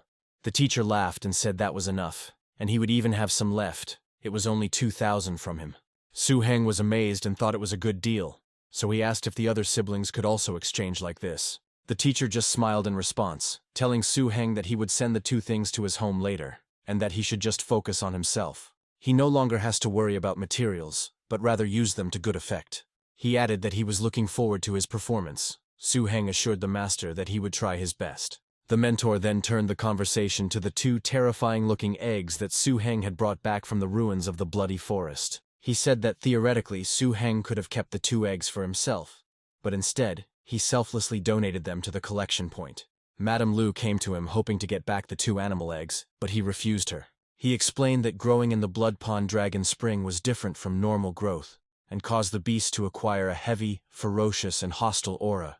The slightest mistake could cause irreparable damage to the Sea of Reason. Only professional masters could tame such beasts, and it was for this reason that he kept the beast's eggs. Su-heng was lucky that the owner of these 2 eggs didn't notice him. Otherwise, even if he had 9 lives, they wouldn't be enough. However, the situation with these eggs was not very good. The blood supply was interrupted for a long time. The life force of these 2 eggs has become very weak, and if nothing is done about it, they will die. Hearing this, Su-heng thought, if so, it is too expensive. I wonder if there is a remedy for this in the Dragon Code. The teacher, watching his reaction, wondered if he had been hit hard on the head, since he was always clutching it. However, he admitted that this was the first time this smelly guy had encountered eggs of such a horrible appearance. The teacher said encouragingly that the student's business is the master's business, and that he should not be upset. After all, his master was already fixing the situation with the 2 eggs, so he invited Su-heng to go with him. He brought the student to a specially prepared place. There, he modeled the effects of the blood pool and the dragon fountain using the remains of a 4-square pillar and a large number of horror images. This was supposed to help these 2 beast eggs regain their vitality while everything was going well. The mentor walked around his room, talking about his things. The dragon's power was so terrifying that they were blocked by a chain made of a special material, but they still made people tremble. Suddenly, the master pulled the cloth from the hiding most powerful species in his hall. This creature was declared to be a heart beast, a terrible sight. Su-heng immediately decided to protect himself and used his energy. The teacher praised the decision to use a mental barrier while looking at his student. He explained that masters can control harnessed animals either by using their spiritual power. This is to suppress them, or to force them to voluntarily enter into a contract through a higher level of communication. The master told Su-heng that if he used his blood to incubate these 2 eggs, he could lay the foundation for future taming. Su-heng thought that trying to suppress the terrifying species by force with his current abilities was certainly foolish. He couldn't believe that the teacher had spent so much effort to pave the way for him. The teacher said that these 2 eggs would be ready to hatch only in 2 or 3 years. He will come from time to replenish their energy, and then pass them on to Su-heng when they hatch. Su-heng said that if these 2 eggs hatched, he only needed 1 young beast, and the master could take the other one for himself. The guy asked if the eggs of the bloody Tyrannosaurus Rex could hatch into something else. The mentor replied, even if it is a first-class terrifying sight, it is still limited to improving his strength. He asked who told him that he could not use 2 offspring. At that moment, 2 of the teacher's pets appeared, and he asked the boy to look at them. The hero asked in surprise, is this a fiery poisonous man like Brother Zhen's? But these were fire poisonous spirits, a secondary evolutionary race of fire poisonous people, a terrible species. They had long since overcome the racial shackles, and now their strength was at the highest level among the best types of horrors. The teacher called them to show Su Heng that 2 harnessed pets of the same race could be trained to fight together. When properly cultivated, the 2 harnessed pets will combine into a single unit, attacking and defending, and their strength will be much greater than either one alone. Su Heng admitted that he didn't think the master had such a situation. The teacher encouraged him, telling him not to rush, and that one day he would become a truly strong master. Su Heng promised to remember the master's advice. He then asked the teacher if he knew about the Rift Dominion, Zhou. He looked closely at Su Heng, assessing the strength of his mental barrier.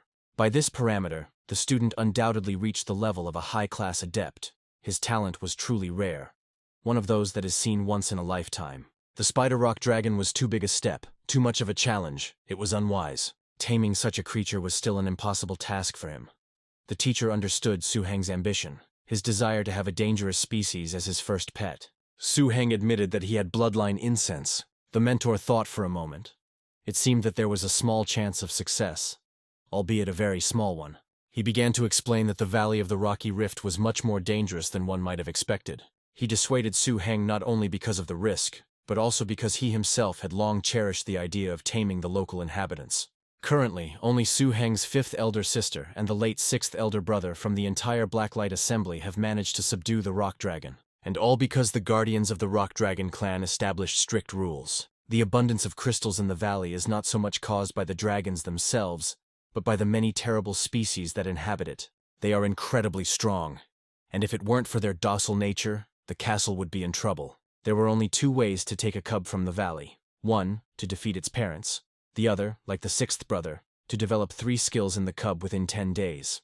Now Su Heng understood why the teacher had not advised him to do this, but he asked if there weren't many masters in the castle who could tame this race. The teacher confirmed that this was indeed the case, and that was what he wanted to say. Su Heng asked for 3 days to try, jumping up from the table. He was confident that he had enough strength. The teacher asked if he planned to use potions, such as the very same bloodline incense. Seeing the student's determination, he relented and agreed to accompany him.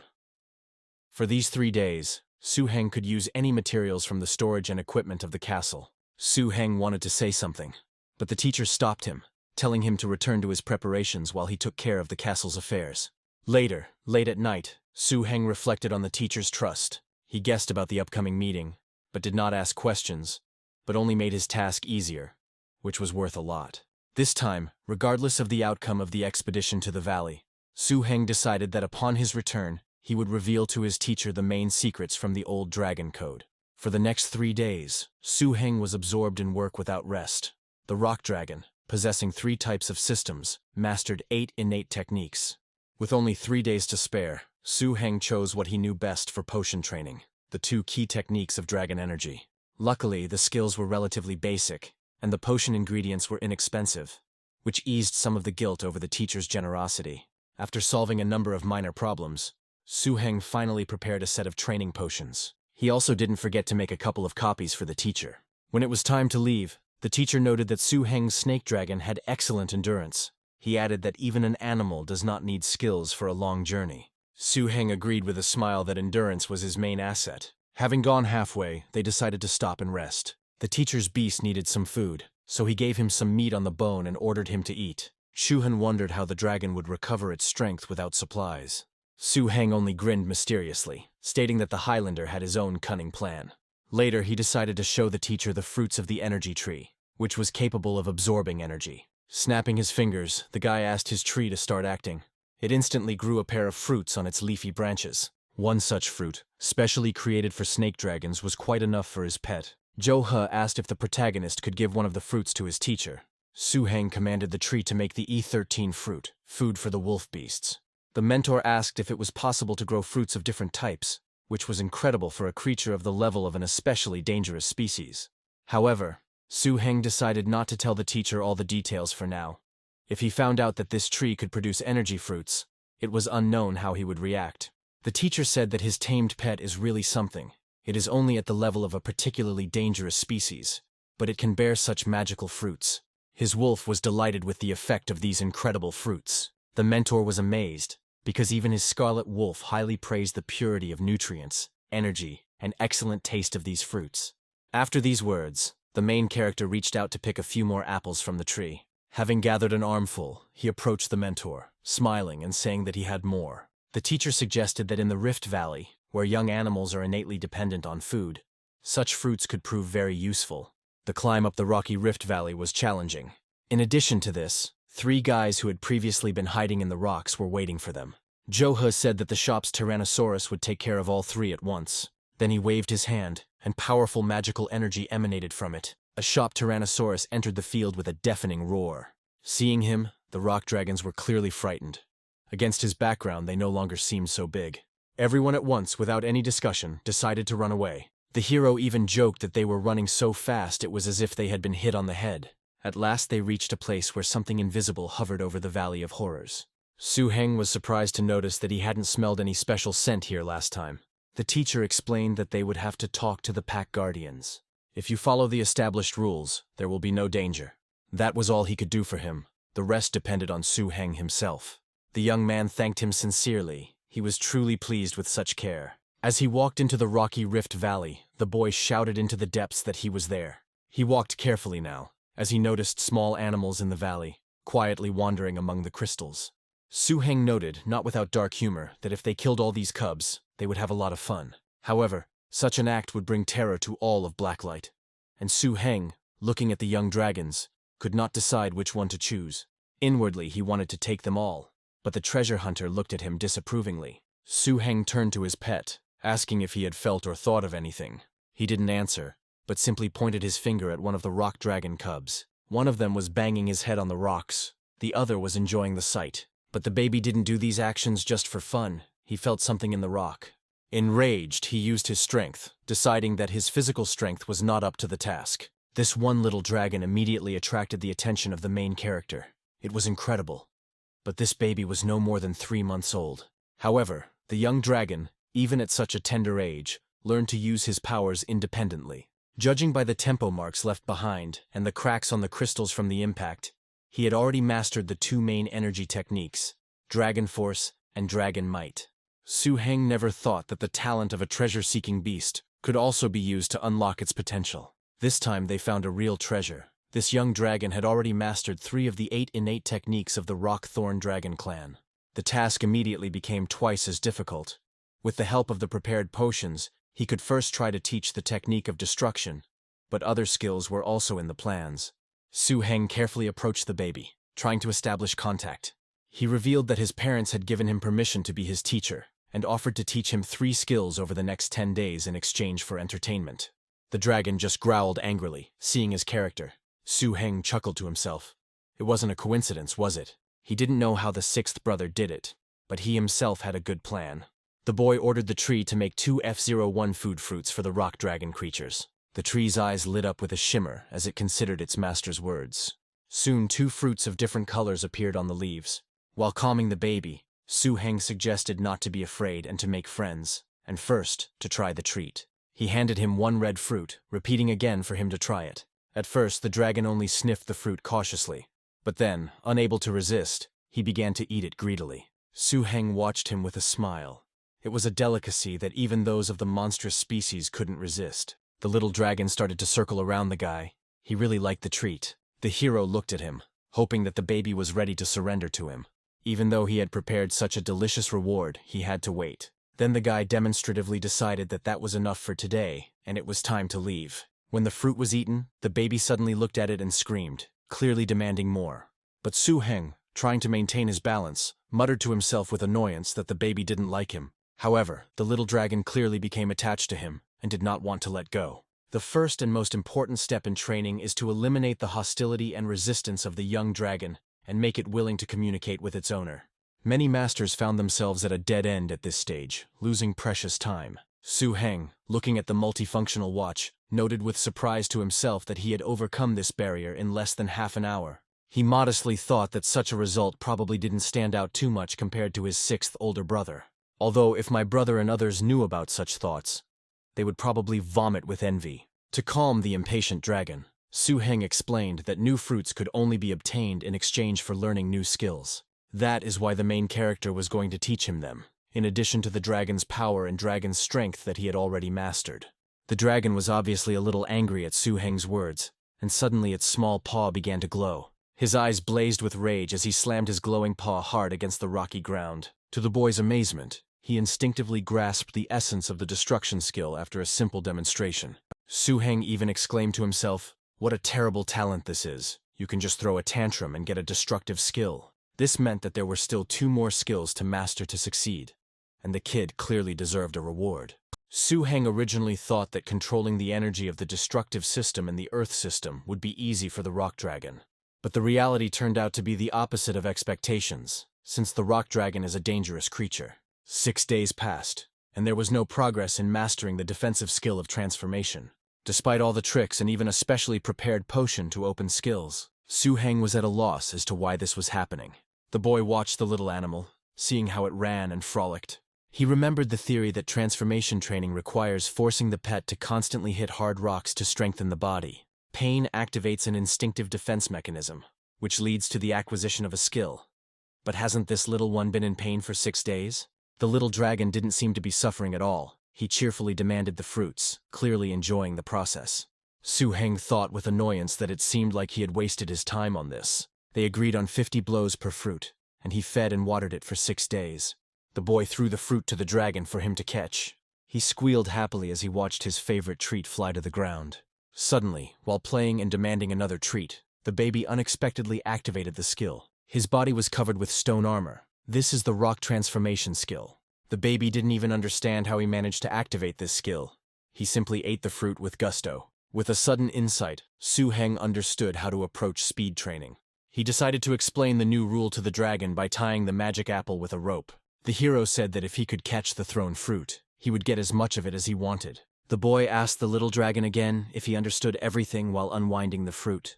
The baby growled enthusiastically in response, seeing only a treat in front of him. The main character was fired up by the idea. It seemed excellent to him. The distance was about 4.5 meters, and judging by the dragon's normal pace, it was impossible for him to keep up without special skill. But as soon as the fruit flew, the young dragon instinctively made a powerful and swift dragon leap. He was able to catch up with his prey easily, and again he didn't feel like he had used much of his energy. Su Heng was amazed, saying to himself that this guy was truly special. He shouted that everything was ready, that it was finally starting to work out. Suddenly the master appeared and congratulated the little boy on passing the test. He stood high on the cliff but soon came down to his student. The teacher appeared so quickly and unexpectedly that Su Heng was surprised how he managed to get there so quickly. The teacher praised the student, saying that he had done an excellent job and exceeded all his expectations. Now that the combat rock dragon that served as the examiner has confirmed that he has passed the test, this young dragon officially belongs to Su Heng. Seeing Su Heng's achievements, Master Zhou he felt even more satisfaction than acquiring a rare pet, seeing his student as his successor. On the morning of the 3rd day after returning from the valley, without even using the bloodline incense, Su Heng was able to establish a full mental connection with the young dragon. The feedback from the mind energy after this allowed him to advance in its cultivation. As a result, his old dragon codex began to be filled with a large amount of new information. He could hardly imagine that there were actually as many as 35 ways to transform a rock dragon into a true dragon. Among the many metamorphosis methods, Su Heng chose the one that targeted high-level defensive-type dread species. The reason was simple. The power of this method and the materials required for it were exactly what Su Heng could realistically obtain at the moment. It was a method of metamorphosing a crystalline bully, requiring a mountain monster's heart, a heavy stone, a levitating stone, and large amounts of blood essence. In the following pages, Su Heng discovered even more in-depth knowledge about the nightmare species. In Blacklight Castle, such knowledge was the rarest of treasures, and here about 11 types of it were described.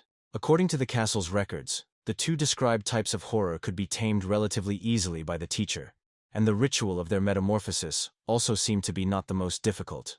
Already with the teacher, Su Heng decided to start with this, and sow the seed that would lead to a nightmarish appearance. The teacher was hesitant, asking if the student was sure of his words, although he himself strongly desired to acquire a nightmarish appearance. He recalled that the evolution of any race of dangerous creatures is the result of natural selection. Although the energy of special materials can enhance them, the described metamorphosis seemed something frightening and artificial. Su-heng responded by asking if the teacher had heard of a beast seeking treasure. The teacher confirmed that mystical beings endowed with such an instinct are extremely rare. Then Su-heng showed off his little dragon, declaring that this little one was just such a treasure hunter. However, it has undergone changes, and the method of metamorphosis works with the help of such creatures. He even offered to take the teacher into the world of treasures to check, assuring him that he was not lying. He said that not only this beast, but also his snake dragon, originally belonged to different species, having evolved in this very way. The teacher guessed that it was with the help of such a beast that Su-heng obtained the treasures in the ruins of the Blood Forest. Then he asked his student how he healed his hand by studying the metamorphoses. Su-heng, ardently persuading the teacher, spoke about the waves of disasters that would come more and more often.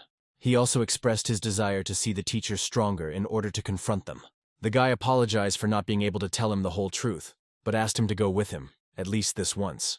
The teacher chuckled, calling him a fool, because waves of disasters do not happen for decades and are unlikely to happen again soon. Otherwise, the gathering place would have been destroyed long ago. He added that he might not even encounter a third wave in his lifetime. But then his tone softened, and he said that from the very beginning he had not refused to help, touched by the filial piety of the disciple. So he was ready to set out on this journey, telling him to first make proper preparations. A delighted Su-heng hastened to agree, determined to help his mentor, who, like every master, had his own secrets. The teacher, in his thoughts, noted to himself that the more powerful a thing is, the more difficult it is to comprehend its essence. It was still unknown whether this method of metamorphosis would become a blessing or a curse, but he was confident in Su-heng's sincerity and considered it his duty as a master to be his support and protection. Later, while preparing for the journey, Su-heng asked if the teacher's demands were too strict, looking at the powerful beings. The hero had to defeat a mature, terrifying-looking moon demon bear, and a mature, extra-terrifying-looking ice crystal lion dragon. The teacher reminded that dangerous creatures honor only strength, and respect comes from fear. These two are in for a rough ride as he has something special in store for them, and his pet will be unlucky enough to fight against them. He will be beaten so hard that he will have to heal his wounds, but the teacher will do everything possible.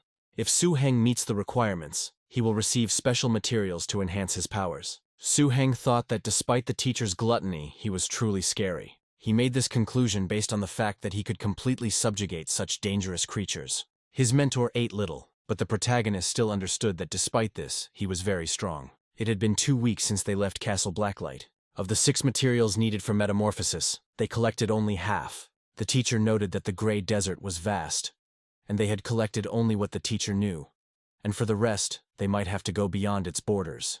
Jo-He explained that their homeland was actually just a vast territory. It is located on the edge of the Starfall Plate, surrounded by 4 great danger spots. To get out into the big world, you have to go through them. He said that in his youth he traveled to the outside world, which turned out to be unimaginably vast. It made him feel like a weed and he ended up going back home. However, that experience was not in vain, as it was then that he acquired several pets and obtained materials similar to the heart used for Su-heng's eggs.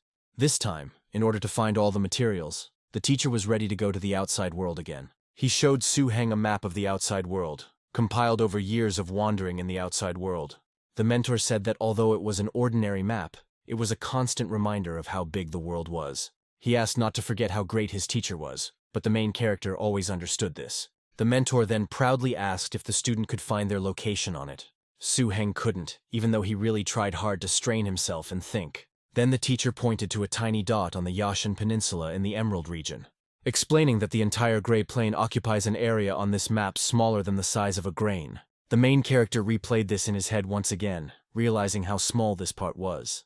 Jo-He announced that their next target was the Yahello Peninsula. To get there, one had to cross the Thousand Peaks Ridge, where colonies of monsters lived on each peak. As we crossed one of the peaks ahead, the mentor explained that this was the shortest distance to the outside world. However, several groups of wyverns lived on this mountain peak. Fortunately, they were already protected, so the creatures' attacks were not scary, but the teacher still ordered his ice lions to slow down their movements. Then a shadow mask appeared, which the mentor told to stun them instead of killing them. He explained to Su Heng that killing a few wyverns was not difficult, but if the colony learned of the death of their kin, they would pursue the killer to the end, and this was an important lesson for the future.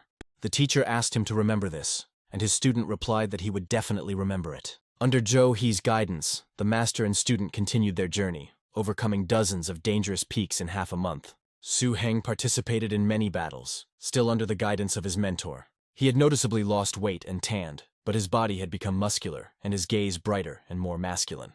The strength of his 4 pets increased significantly, which made the protagonist very happy. Even the treasure-seeking dragon beast received instructions from the teacher. But the most successful of all was the snake dragon, who developed the first ability of the 6th level, Dragon Power, Death, a powerful attack that destroys the enemy's brain. They also created a good attack scheme, along with their snake dragon. Now, Su Heng's beast could use a skill like Sacrifice, Explosive Strike. Another feature was the dragon's power, Drowning Pain. In addition, they worked out an effective combination of attacks from 5th level abilities. The rock dragon, feeding on fruits and participating in battles, grew at an incredible speed. He admitted that he had never seen such a fast-growing pet. But what surprised Su Heng most was the evolution of the energy-absorbing tree. The richness of the ridge's plant resources allowed him to improve his energy management techniques, extending the properties of the fruits to the roots and achieving new types of control. Although spiritual abilities could protect against the cold in the face of constant danger, Su Heng noted that allowing himself to relax was an unaffordable luxury. The teacher just laughed, saying that he still needed to practice. He reported that they seemed to have almost crossed the Thousand Peaks Ridge, pointing into the distance. However, they may have to linger at Zueli Peak to complete an old order the teacher took on 2 years ago, he said, which could help them. The main character looked at his teacher with surprise and questioningly. The two of them were already at the snowy summit of 1,000 peaks. The mission Zhou spoke of was issued by the Golden City Association. The teacher explained that the Golden City is a true metropolis, the pinnacle of civilization, the source of the entire monetary system, familiar in the Gray Desert. Unlike their homelands, the Yashan Peninsula is not divided by danger zones. Warm ocean currents and moist air made the climate pleasant and the land fertile, which contributed to prosperity. The teacher continued to talk about the fertile and prosperous Yashan Peninsula. Here, thanks to year-round food cultivation and the absence of shortages, craftsmen were not forced to change their profession. Of course, provided that they have not awakened by the age of 18. It was there, in the Golden City, that a specialized association of craftsmen existed. This organization served as a platform for communication and interaction between craftsmen, and membership was not strictly limited. Besides this, its main function was to evaluate the rank of masters. Zhou He once joined the local association, and it was from there that he received the mission he spoke of 2 years ago. Su Heng was surprised that the mission was still active after 2 years. The teacher explained that this was a special mission with no time limit or number of attempts. He asked the student to guess what kind of mission it was, the boy thought to himself.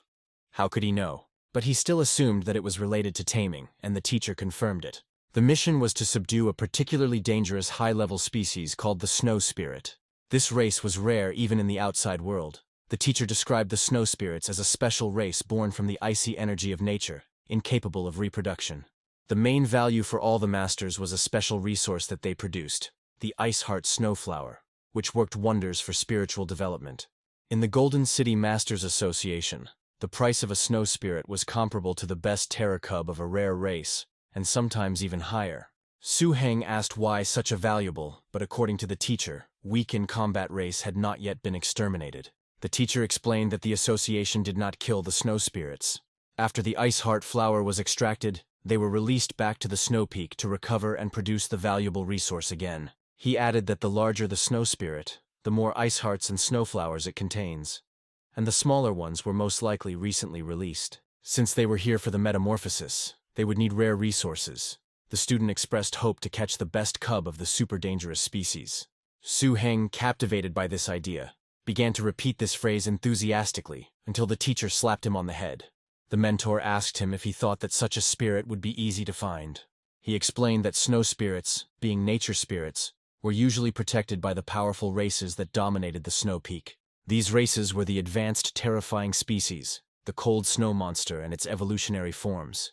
Searching for the snow spirit will likely arouse the hostility of these monsters. Although individual monsters were easy to deal with, they often gathered in groups. Usually, several snow spirits lived under the protection of one great snow spirit.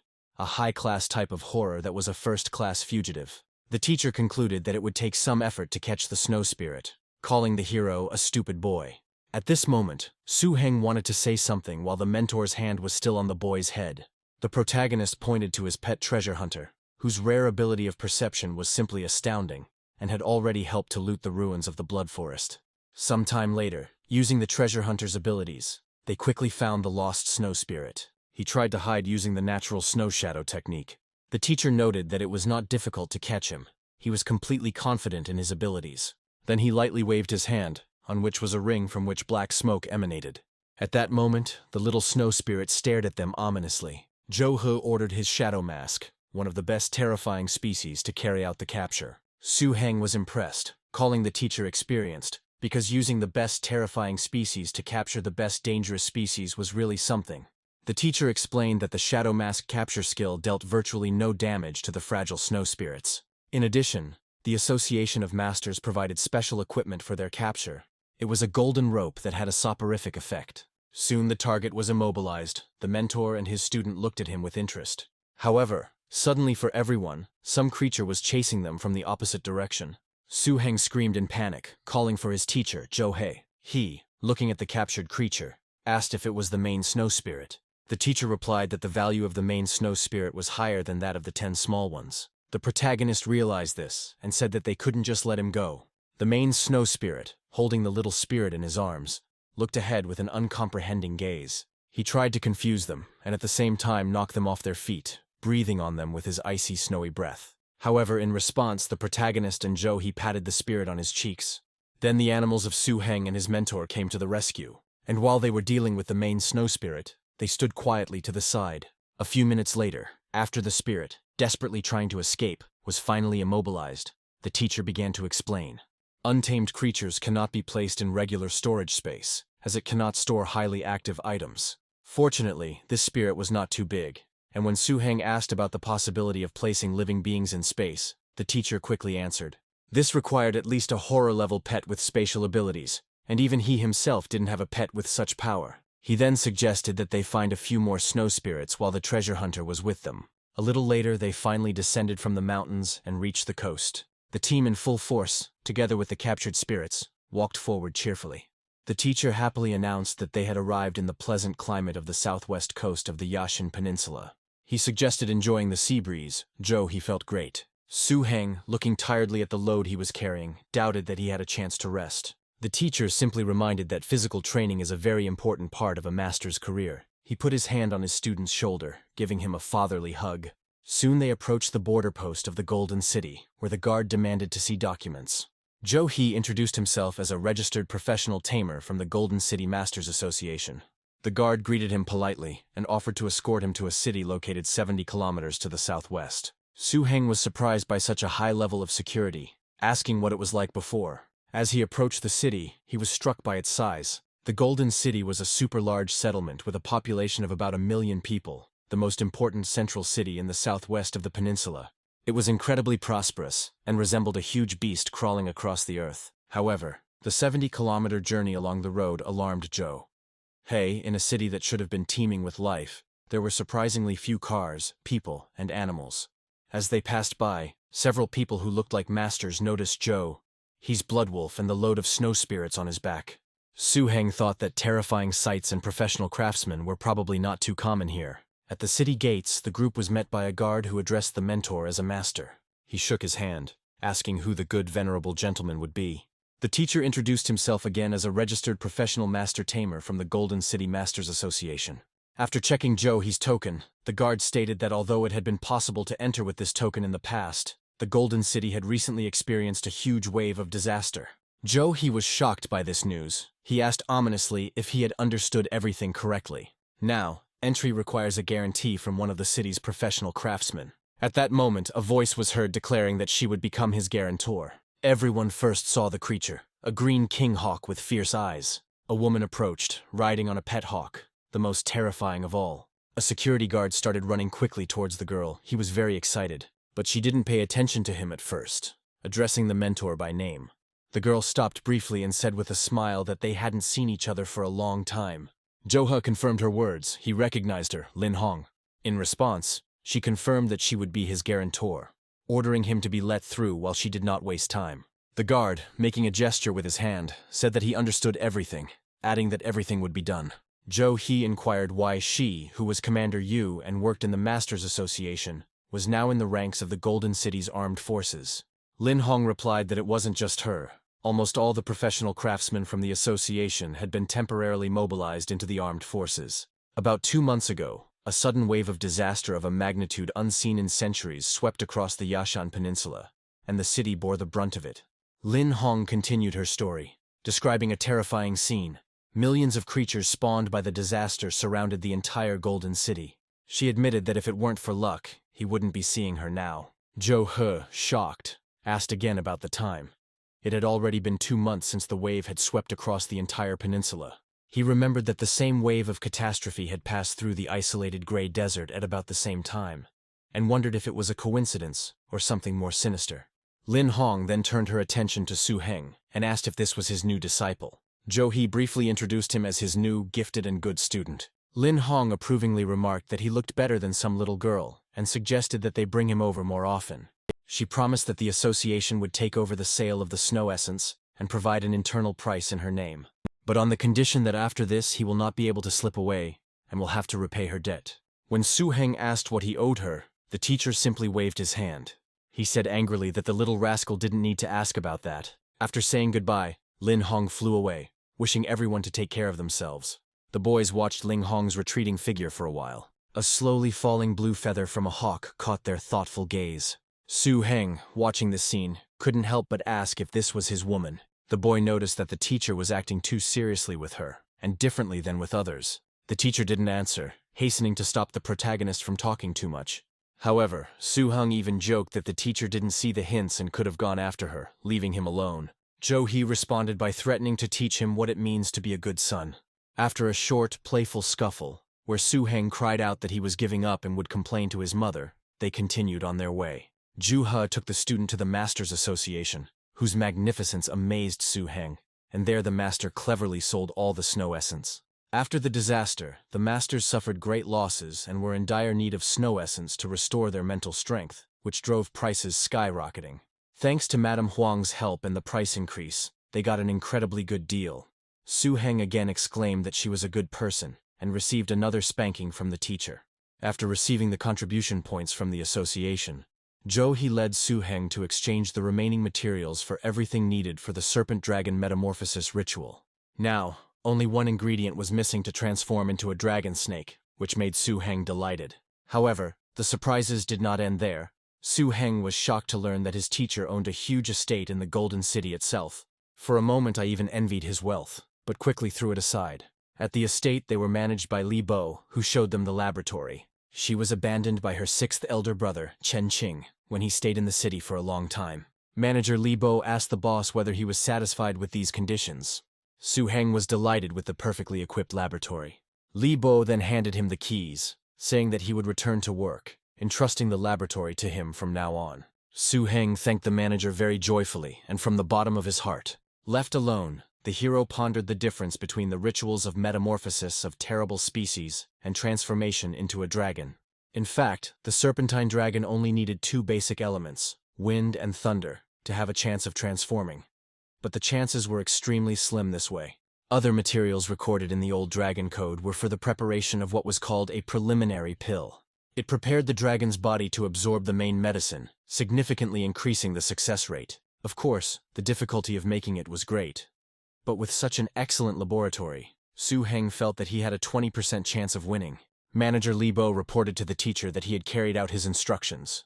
Li Bo also observed the guy and thought that he seemed to be as talented in experiments as Xiao Liu. He has a bright future ahead of him, and his mentor decided that this would be the best use of the laboratory. He also added that Xiao Liu would also be happy to hear about this, opening the door and inviting the manager to follow him. Later, when talking to manager Li Bo, Zhou He admitted that he was shocked by Su Heng's performance when he took him as a student. But he had no simple idea about him, and was even skeptical about his unusual talent. However, he still took it because Su Heng reminded him of Xiao Qing. They were both equally talented and hard-working. He also added that he saw himself in Su Heng when he was young. Li Bo agreed, reminding him that the master had also come to the Golden City alone when he was young, and had become famous in the city for his fighting prowess.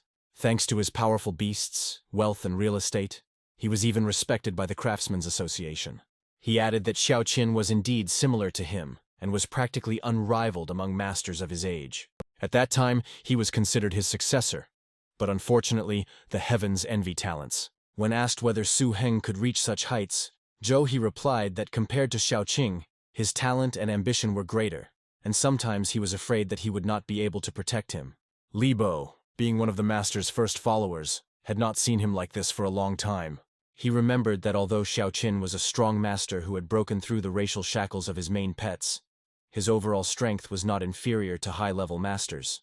He died because the master at that moment returned to the Grey Desert and was unable to save him. If the master had been in the Golden City, he would have made it in time. Faced with the new student, the master again had uncontrollable thoughts about not being able to protect him. Zhu had decided that they would probably have to take shelter for a while, and the manager agreed. Meanwhile, Su Heng was running into difficulties in the lab. Fortunately, the laboratory left by the sixth brother contained highly durable steel-glazed grinding vessels. Otherwise, he would not have been able to cope with the essence of wind and lightning that created miniature wind blades and lightning. The dragon blood was extremely active and emitted powerful pressure even after being purified. If it weren't for the Association of Craftsmen, it would be difficult to find such material. He had to use his spiritual energy to restrain the dragon's power. If he didn't do this, the reagent would break, so he tried to use everything correctly. When everything was ready, Su Heng began the process, pouring the liquid from one container to another. Having mixed everything correctly, the main character got the expected result. Teacher and Li Bai, watching him, could not believe their eyes. The mentor looked at his student in surprise, so they decided to wait and see what would happen. Su Heng addressed his snake dragon, warning that it was time to begin the process soon. His powerful beast listened to his master and was ready to do anything for him. The protagonist said that the transformation process can be painful, but if he wants to follow him to the top of the world, this step is necessary. Su Heng carefully hugged his beast, asking if it wanted to accept the flask that was in his hands. The snake dragon, without answering, opened his mouth, sticking out his tongue. The hero put the flask in front of him.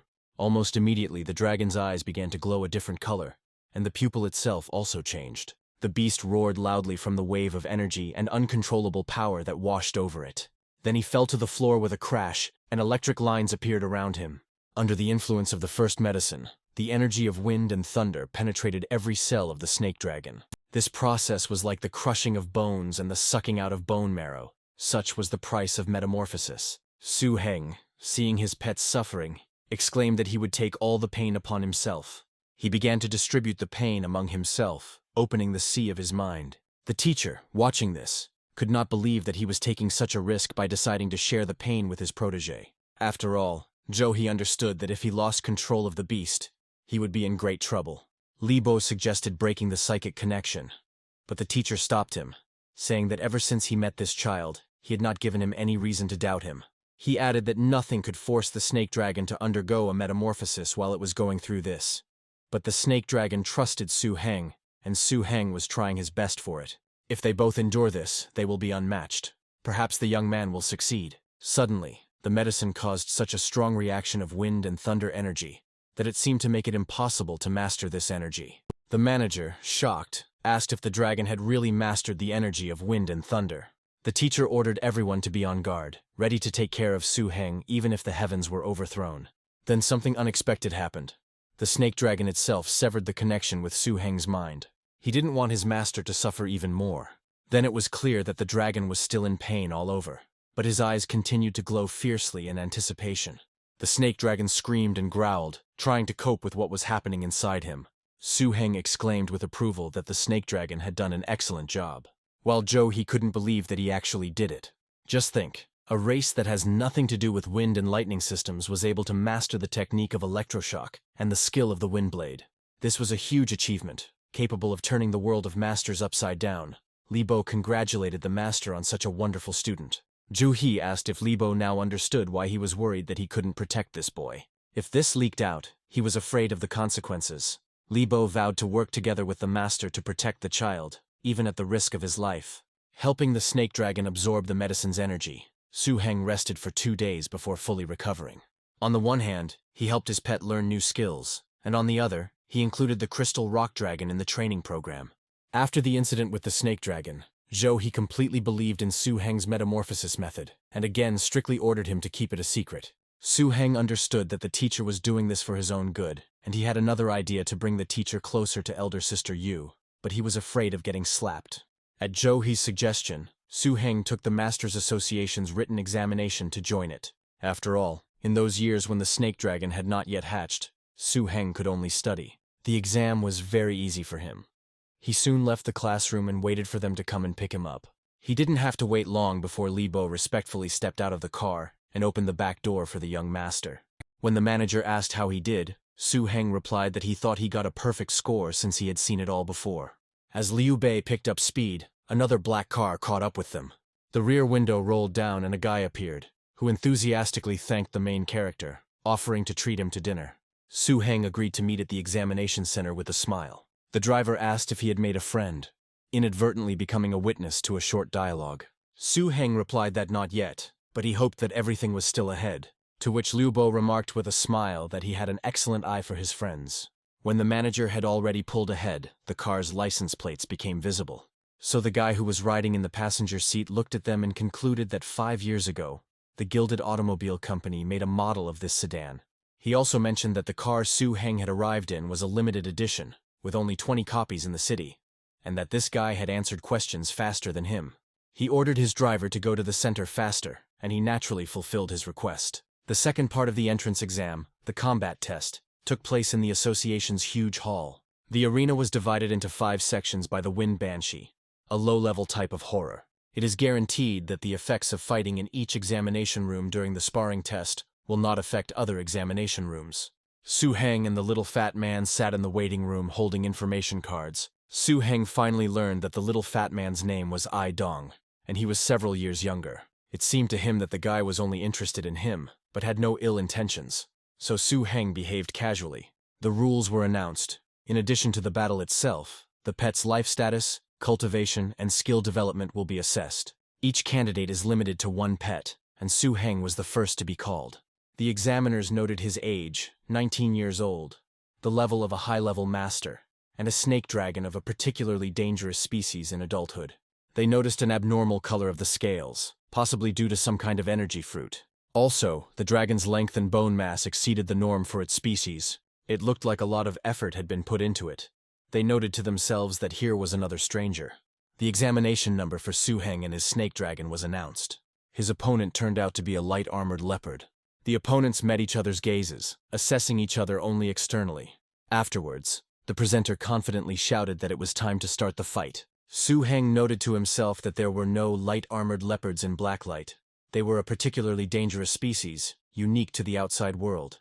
On the same list as the snake dragon, it will be difficult to deal with. When the battle began, Su Heng gave the order to attack first. The dragon used its evil armor skill, growling at the leopard. The examiners were surprised that he dared to strike first at a species far more powerful than himself. This snake dragon was so brave, and the method of taming it reminded them of an old friend. The lightly armored leopard tried to attack its opponent, but it wasn't very successful. The examiners noticed something strange about the snake dragon's scales. The tail slash was the lightly armored leopard's most successful attack, but even with its heavy armor, it seemed it could not withstand the blow. They wondered how many iron energy fruits this dragon had eaten. Su Heng ordered the snake dragon to use a speed attack. He stood there, trying to predict the dragon's next moves. After this, the snake dragon rushed forward towards the leopard at an incredibly high speed. The examiners noted that it was a simple idea. The leopard has an armor system, so it is not easy to defeat it by brute force. However, the light leopard used network armor, protecting itself from the inevitable attack from the side. Then he decided not to hesitate and pounce on his opponent when he least expected it. He swung his clawed paw but missed, as the snake dragon managed to dodge in time. Deciding to immediately respond to the leopard, the dragon concentrated his energy in the form of a magic ball. Then the ball grew to a huge size and fired a powerful beam at the enemy. The dragon attempted to feign a blow and then deliver an energy attack to the forehead. But the leopard quickly recovered and used the cut to respond to his opponent. The examiners admitted that it was a good attempt, but a fully formed lightly armored leopard could break through the energy with 1 blow, so the tactic was unsuccessful. But this was not the end of the plan. The dragon continued to spew out more and more energy. The light leopard looked at him with distrust and contempt, not understanding what he was going to do. A beam several times larger than the previous one shot forward, cutting through the space in front of the dragon. One of the observers couldn't believe that Su Heng was trying to compete with the leopard in terms of energy. Then something amazing happened. From the other side, more power was creeping up on the leopard. The snake dragon used two different skills at the same time, which surprised everyone. This required basic affinity and mind control, and one wondered how he could do such a thing if he had only hatched 6 months ago. They noted that instead of relying on its master's orders, the dragon developed a battle plan based solely on its own fighting instincts. Such a harnessed beast will always be the most reliable support for its owner. This boy has found a treasure. After the last fight in the forest, the grizzly dragon seemed to like using this skill from behind, which the leopard didn't like at all. Then he decided to use his combined skills, sharp claws and tail strike. He, with absolutely no fear in his eyes, began to approach the snake dragon, making loud sounds. The dragon instantly found himself under this powerful attack, which left scratches and abrasions on him. But still, the snake dragon was able to stand firm, even though it was already bleeding. The onlookers were shocked. A normal snake dragon wouldn't be able to withstand this, and besides, it was slowly recovering from its wounds. The air was filled with the vague question of what kind of unique protection this snake dragon had. Then a dragon's roar was heard, and terrible forces appeared around the protagonist's beast. The leopard was already watching his rival with caution, and did not dare to come close. The examiner then decided it was time to end the test and stood up from his seat. The protagonist was declared to have passed the test and was sent to the treatment room. Su Heng, only after realizing this, was glad to himself. He knew that everything would turn out this way. In the healing room, a small orange frog was licking the snake dragon. While Su Heng was thinking about the battle, the dragon watched the healing process with disbelief. If the lightly armored leopard used its attributes, it would be able to avoid the attack.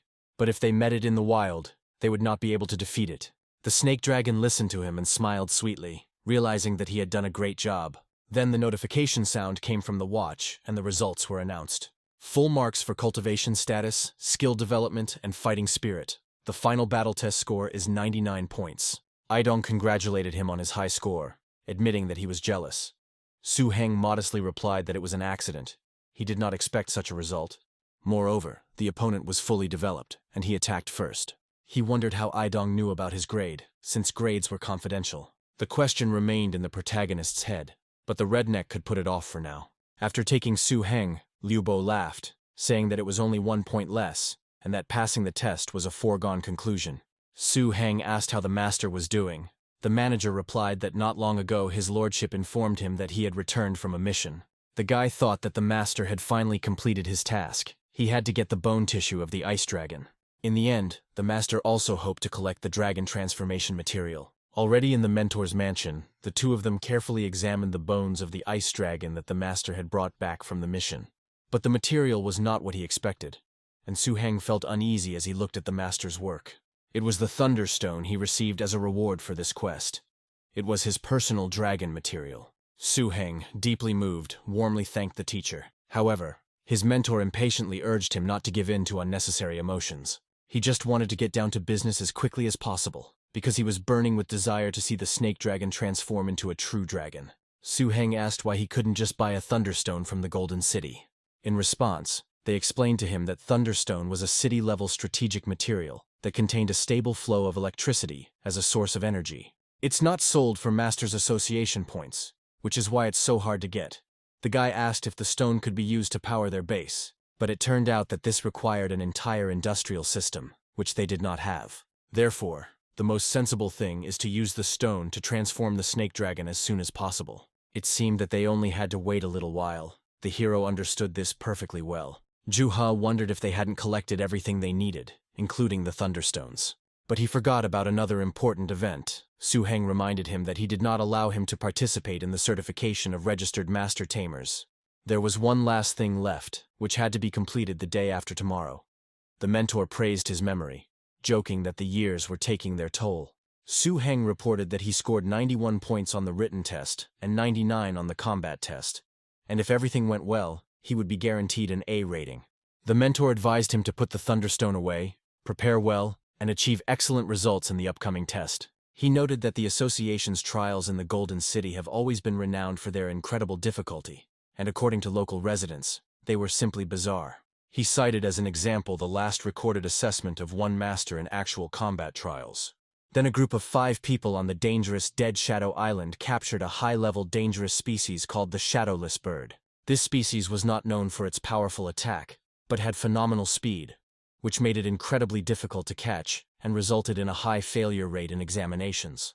Su Heng looked through the information and archived records of tests over the past 30 years, deciding that extra preparation never hurt.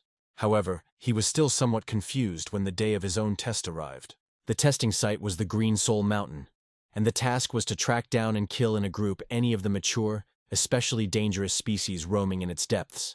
The test involved less than 30 masters under the supervision of 10 examiners. Typically, these were group tests, trial groups, to develop synergy, and each group was accompanied by an examiner and an observer from the Evil Eye Society. Su Heng was surprised when the examiner, reading out the names, stopped at him without assigning him partners.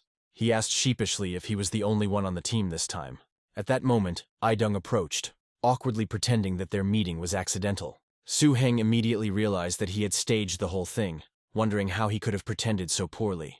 The examiner explained that the task involved a small tidal wave disaster in the west, with the city's main forces fighting it. However, some danger could have seeped in here. She warned that people die every year during such tests, and urged not to take the task lightly. The protagonist understood that for the current snake dragon, not to mention the mature stage of a particularly dangerous species, even the full stage was just a trifle. Particular care had to be taken not to reveal the attributes of wind and thunder. Then the examiner announced that their task was different from the others.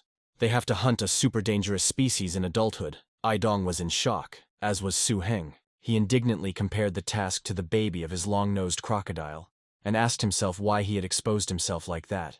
The examiner sternly reminded him to address him by his title, and deducted 1 point from Idong as punishment. With tears in his eyes, the fat man begged them not to do this, but nothing could be done. Meanwhile, the teams were already heading out on their missions in armored vehicles. Idung regretted joining the team, and expressed a vague feeling that there would be problems in this test. Later, when discussing the task, Idong admitted that although he thought Su Heng was stronger than himself, he didn't expect him to be able to increase the difficulty of the test so much. The protagonist said that the wave of disaster, even the smallest one, is full of unknown monsters. The examiner, writing in the same column with them, mentioned that the Yashan Peninsula had recently experienced its first wave of disaster in 100 years, and according to the elders, it was not over yet. Many of the association's masters are too cowardly to enter the fray, and from now on even newcomers will have to face the harsh reality. Almost a third of the participants, including examiners, were expected to be injured. The mentor said that if we don't treat them harshly now, they won't have a chance to survive later. The girl gloomily noted that the situation could have been worse, but He's participation in this expedition guaranteed that mass deaths of participants could be avoided. On the other hand, she admitted that this young student was remarkably similar to the master himself in his youth. He even made a prophecy that the student would one day surpass his teacher. At the beginning of the test, everything went as usual. But soon after entering the Green Soul Mountain, most of the accompanying examiners received an urgent call. Since then, each examiner has left their group, leaving only one observer from the Evil Eye Society. The situation had worsened to the point that the test participants now had to be responsible for the safety of these observers as well. As the tests continued, monsters fleeing the wave of disaster broke into the zone. These dangerous creatures were too strong and resilient. Their level was far beyond the capabilities of individual participants. Even groups of 5 found it difficult to resist, and each team began to suffer losses. The frequency of occurrence of especially dangerous creatures increased, and the attrition rate became more severe, with the mortality rate suddenly increasing tenfold. Broken limbs were scattered everywhere, and the ground was scorched and covered in blood from the fighting. Adong admitted with a shudder that if it weren't for Su Heng, he would most likely already be buried in the Green Soul Mountain. One time, they were almost too late to save a girl named Geng Xuan. The little fat man took care of her as best he could. They also rescued her advanced but dangerous pink furry pet. She also had to be carried, and it was unknown when she would wake up. Idung, looking at all this, said that he was lucky to be in the same group with Su Heng. He asked in despair whether they would ever return to the Golden City, and whether the examiners who had gone to war would come for them. This really worried him. He took another bottle of water. The main character patted the pink fluffy pet, looking at it affectionately. It clearly liked it. It let out a contented purr. Su Heng answered simply and firmly, "If no one comes for them, they will return on their own." Geng Xuan finally began to come to her senses. coughing from the sip of water she had taken. She tried to express her gratitude, but could only make inarticulate sounds. The fat man understood and said that she was a sweet girl, but mute. Sobbing, she explained, using the telepathy she had learned after becoming a master, that she had completely forgotten about her in her excitement, and again thanked her saviors. Her story was tragic.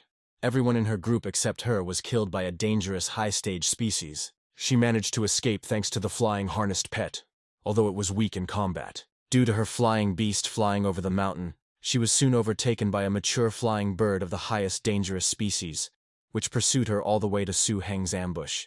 For the next 3 days, Su Heng, taking with him 2 small troublesome companions, hid in the Green Soul Mountain, trying to escape and avoid being caught by the monsters.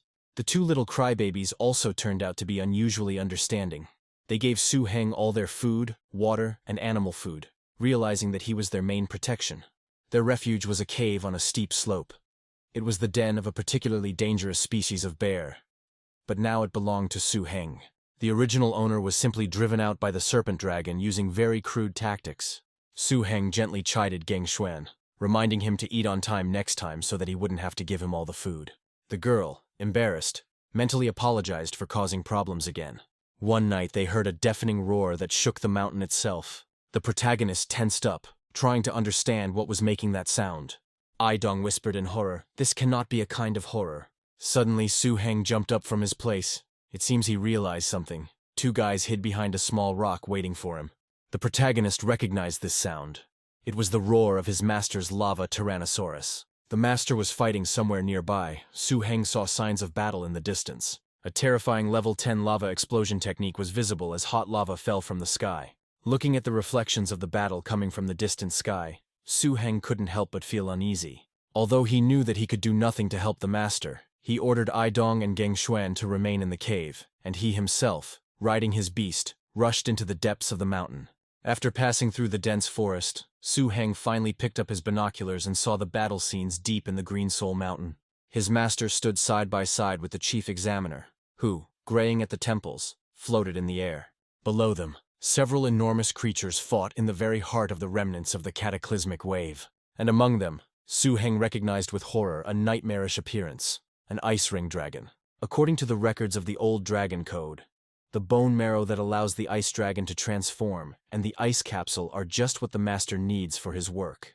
Only after realizing who his master was fighting did Su Heng scream in horror.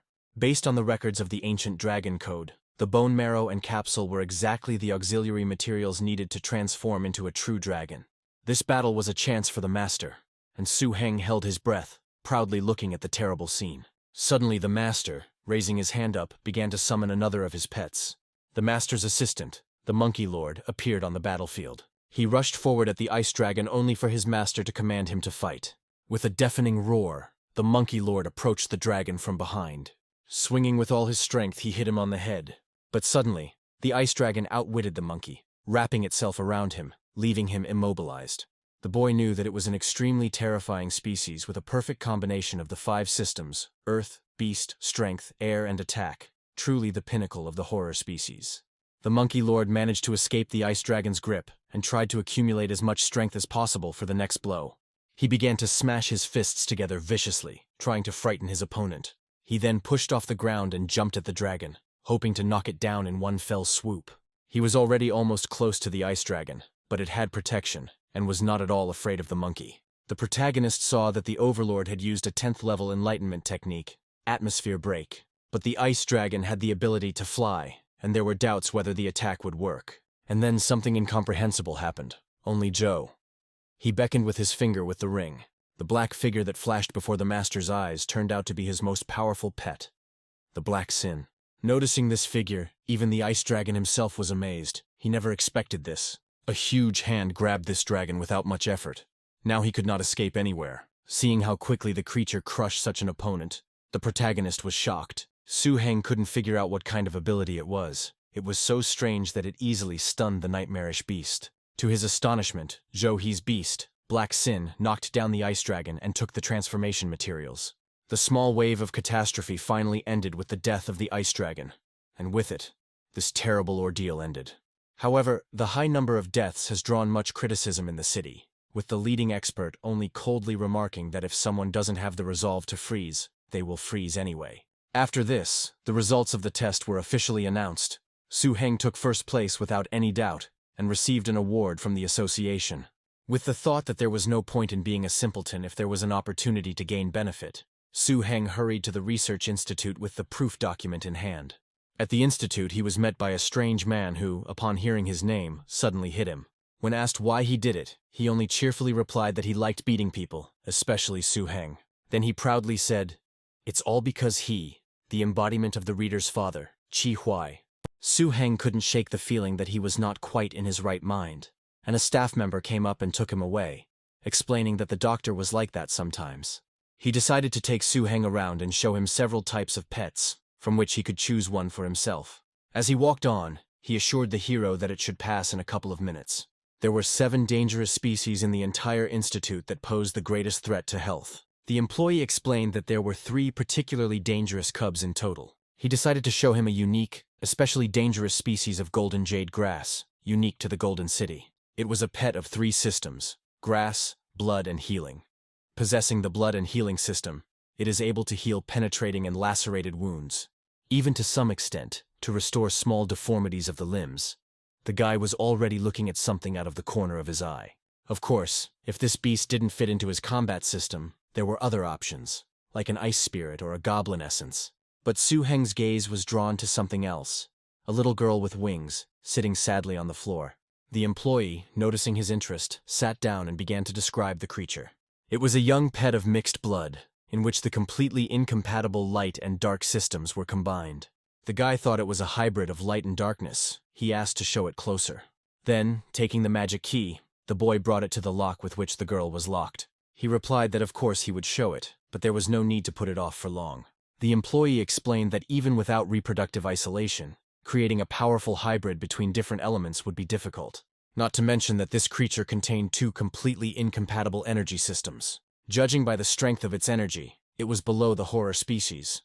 But it was worth noting that it was no less dangerous than the super dangerous species. This baby contained within herself the opposite light and dark energies. Once out of control, her power would be infinitely close to that of a terrifying species. However, they had never seen this mysterious creature before, and could not even determine the race of her parents. Su Heng muttered 2 words in his head, light and darkness, and began to think. A spark of interest flashed in his eyes. If he tried to make it stronger, to subdue this inner storm, then it could become a real treasure. His decision made, Su Heng persistently wanted to know the baby's origin. The employee explained that it was no secret. About a month ago, a team of craftsmen from the association discovered it in a small, secret natural area. There reigned a world of intertwined night and day, with an impeccable boundary between them. Half of the territory was plunged into endless night, while the other half was bathed in eternal light.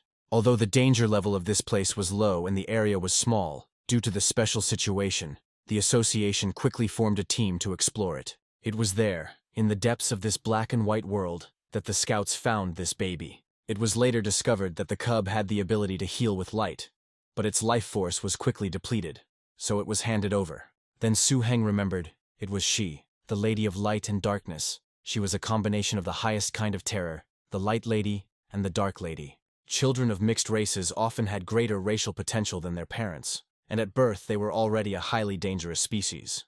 However, she was born with a fatal flaw, despite being a hybrid of the light and dark systems. They were mutually exclusive. The terrifying energies of both systems constantly raged in her body, rejecting her and using up her already insufficient vital forces. This led to the Ladies of Light and Darkness, a race with terrifying talents, becoming a super-terrorist species that did not last long. Luckily, there was a way to save her in the old Dragon Code. Su Heng firmly declared that he had decided to take this hybrid pet. The employee was stunned and reminded her that her life force was rapidly depleting. All because of the conflict between light and darkness. He suggested not to miss the precious opportunity that his first place offered. But Su Heng was adamant. He knew what the employee was thinking, but he still wanted to choose her. With a quiet sadness in his voice, he explained that he grew up without a mother and father, and was raised by his sister, so he knew very well what it was like to be alone. His sister taught him from childhood that if he wanted to become a true master, he had to love his beast as much as his family. He was a kind-hearted man, and could not bear to see his poor pet suffer as his life came to an end at such a young age. He wanted to take her in and do everything possible to ensure that she grew up and could avoid the fate that her short life had in store for her. His words seemed to have touched the very core. The scientist now hugged him with tears in his eyes, admitting that the little girl really was so pathetic.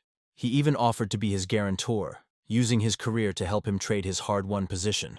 He explained that the light and dark energies in this beast were at risk of going mad, so it could not be taken outside the institute. But today the employee promised that he would be his guarantor. Late at night, the main character tried to quietly drag the girl's cage to himself. Finally reaching the right place, he looked around and opened the doors. Having finally received the baby, Su-heng immediately immersed himself in studying the ancient recipe. According to the code, in order to save the Lady of Light and Darkness, it was necessary to create a magic potion called the Black and White Vortex.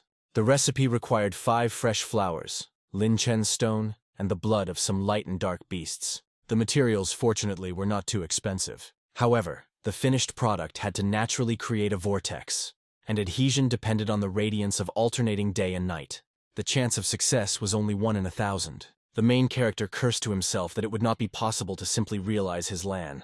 The setup process was agonizing, with materials taking 3 hours to process, plus the subsequent tedious process of preparation, the probability of which was 1 in 1,000. It all promised to be incredibly tiring, but the guy didn't want to give up.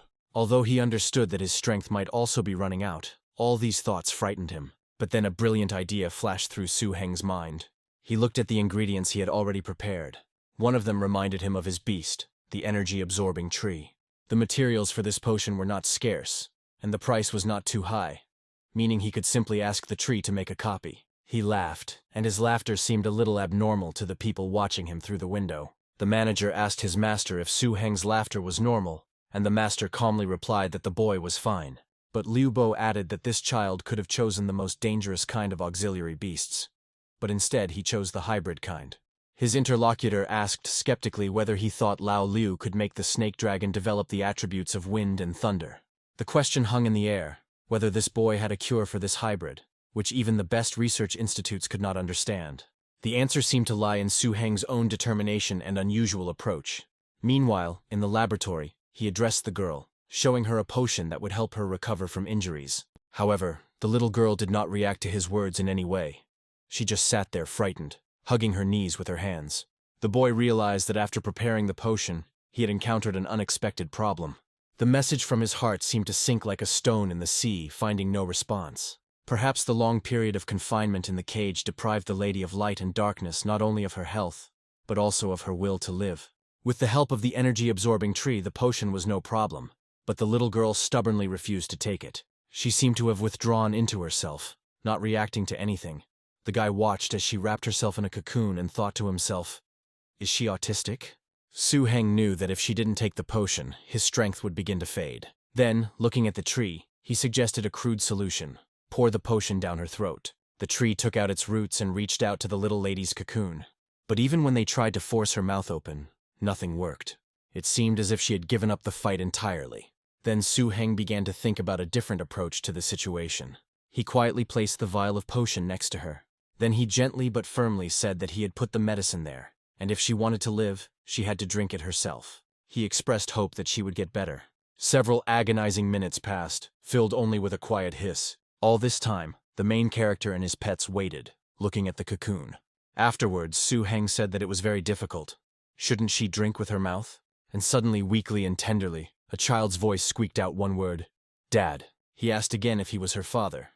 Su-heng, stunned, replied that no, he was not her father. He thought for a moment, but answered, raising his finger to his mouth, that he was her master. The little girl seemed to think about it, then asked the master, "He is her mother." Su-heng embarrassedly corrected her, explaining that this word has a different meaning. Not knowing how to cope with the situation, he called for help from his more experienced pet, ordering the hunter to help somehow.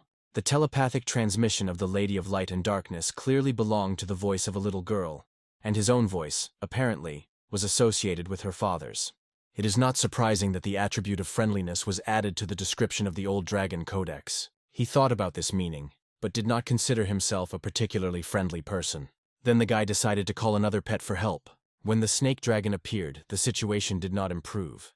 The dragon only stared at the new inhabitant, clearly not understanding how to deal with her. Su-heng asked him what he was looking at. since he didn't know how to treat girls. He pointed his hand at the container filled with the potion and told the dragon to look there. Meanwhile, while the energy-absorbing tree was duplicating the potion, Su Heng took out the main potion for the metamorphosis of the snake dragon itself. He quickly stopped the dragon, who, sensing the powerful energy, was about to swallow the bottle. The main character calmly explained that he was asking not to eat him, but simply to look at him. The boy was about to start screaming when the dragon tried to get to the potion. It couldn't be drunk in the laboratory. But it was too late. The dragon's eyes lit up with desire and clinging power. The serpent dragon was unable to contain himself due to the excitement and the powerful energy impulse emanating from the transformation potion. He consumed the potion right in the laboratory, which was strictly forbidden. The explosion of energy that followed was devastating. A thunderous roar deafened everyone, and a wave of force swept away the equipment and part of the wall. When the dust settled, it became clear that the snake dragon had destroyed half of Su Heng's house, and the student himself was panicking and calling for help from the teacher. It was clear from the mentor's face that he was very angry with his student. Soon, Su Heng appeared on the deserted street, among the rubble of his mansion. The teacher calmly reminded him that a special prepared place was needed for the transformation. But the boy insisted that the dragon had only swallowed the main medicine. Su Heng looked at the destruction in his pet, whose form had already begun to change. She was twisted under the influence of powerful forces. The mentor reproachfully said that he was not yet a true dragon, but had already done it. Then he bitterly asked why he blew up his mansion. The protagonist only replied, embarrassed but determined, that he simply wanted to surprise him with the potion and his new level of strength. The noise made by the snake dragon exceeded Su Heng's expectations. Fortunately, Teacher Zhou he had a strong position in the city. Despite this, the magistrate of the Golden City came to investigate. However, for an experienced butler like Li Bo, this was a small matter. He simply said that he was using the beasts to practice new skills. Meanwhile, the elements raged in the sky above the destroyed mansion, with the energies of wind and thunder pouring down from the heavens. The light was so bright that it was difficult to open your eyes, and amidst the riot of sparks, the soul-rending roar of a snake dragon was heard. It was obviously in pain. When the light finally faded, the figure of the serpentine dragon reappeared before the eyes of Su Heng, his master, and Liu Bo.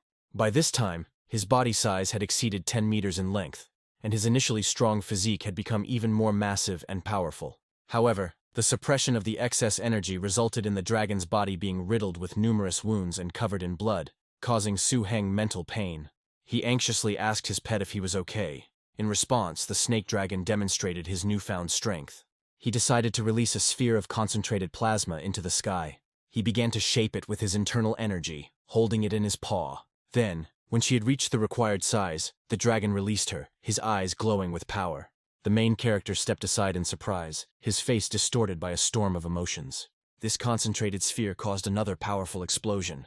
He was shocked to recognize this skill as a 5th-level enlightenment ability, the plasma sphere. He had no idea that after taking the main drug, the snake dragon would receive such a powerful boost. But the wounds were serious. Su Heng turned to the teacher in panic. He began to panic, realizing that his snake dragon might be seriously injured. At that moment, something unexpected happened.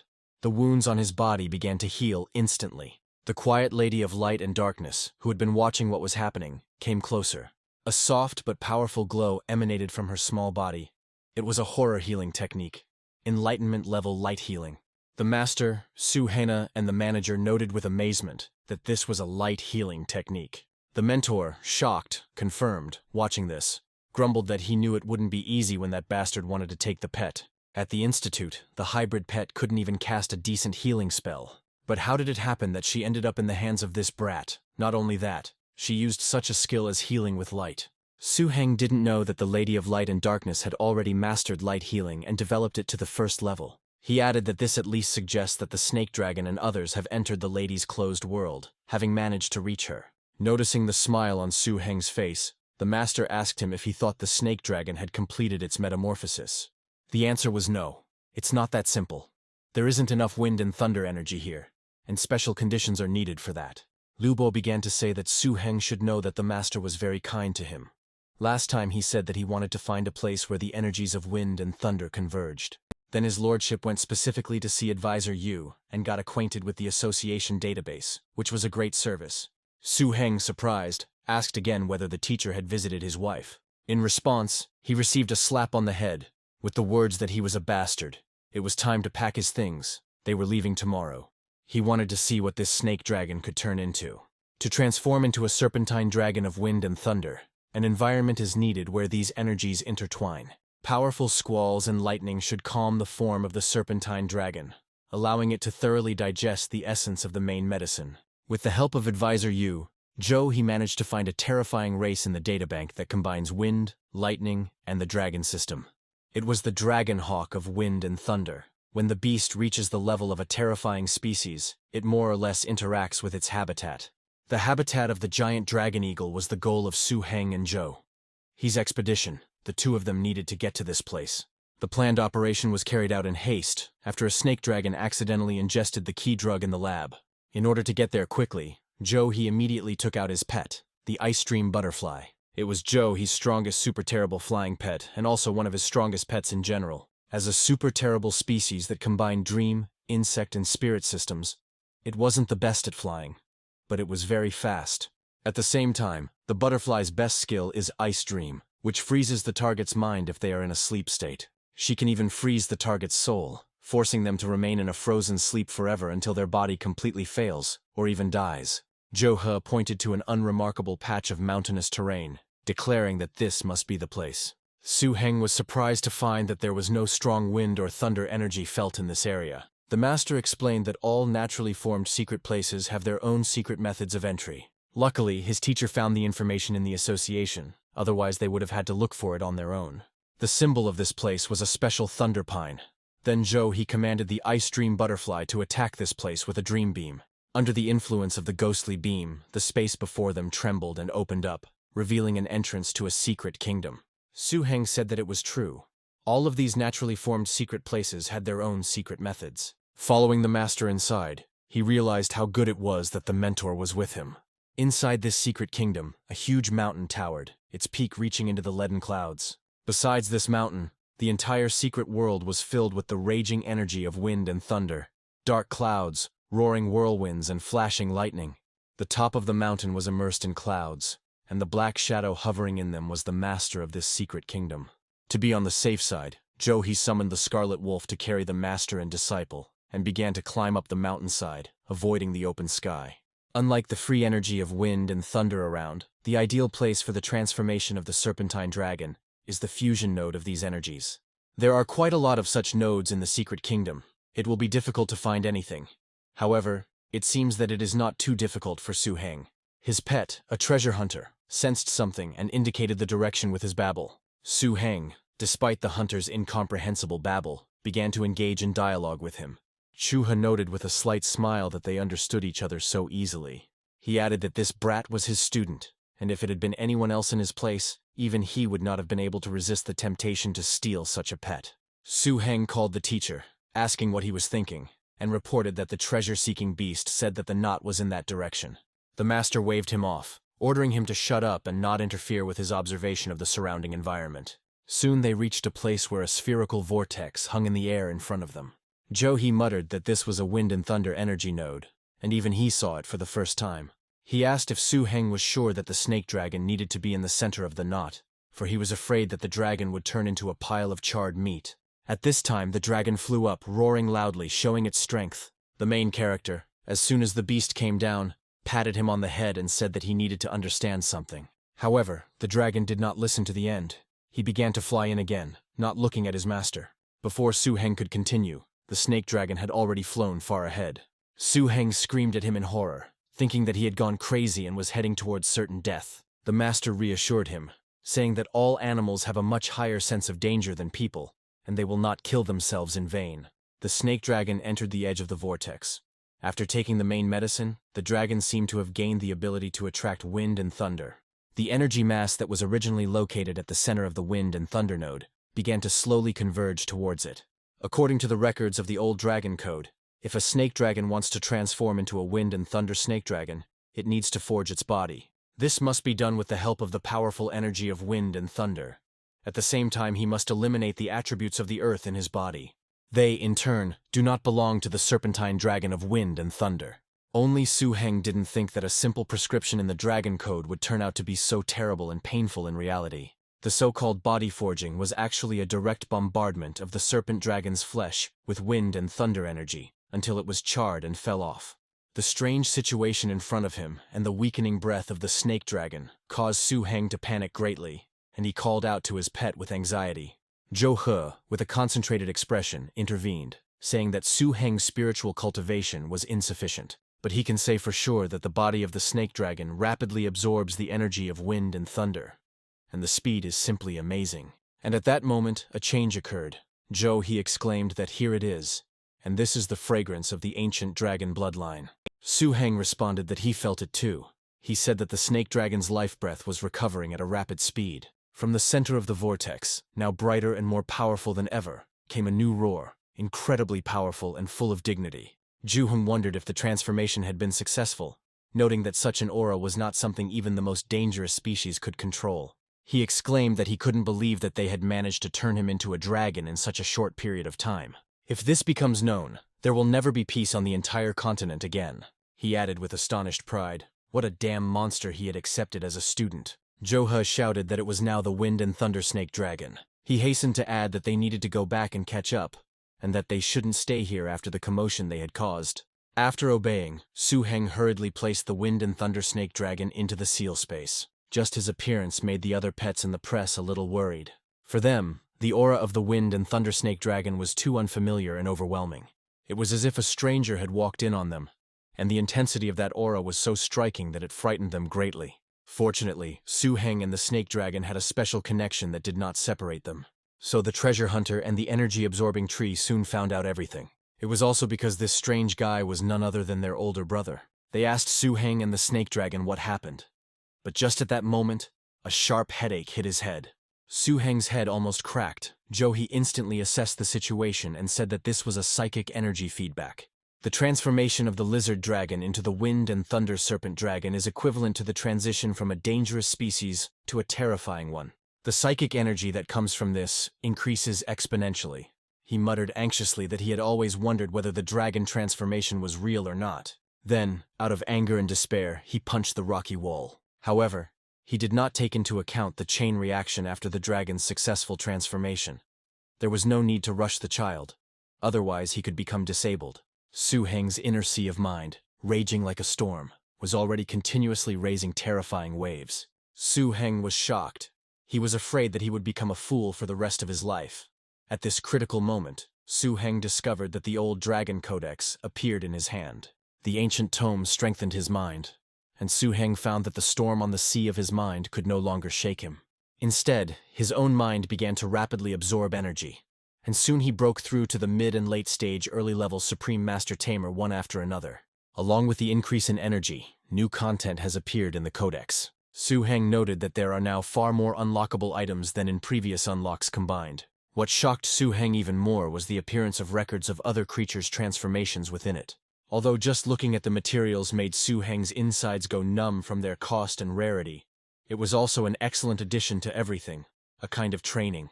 Of course, thanks to this training, Su Heng's understanding of the serpent dragon also increased. He knew before that the snake dragon had elements of evil and earth, but now everything was different. The 5 techniques received different enhancements. The Jiao Devouring and Jiao Fu were caused by the awakening of the Jiao Grass, and the enhancements were also inherited to perfection.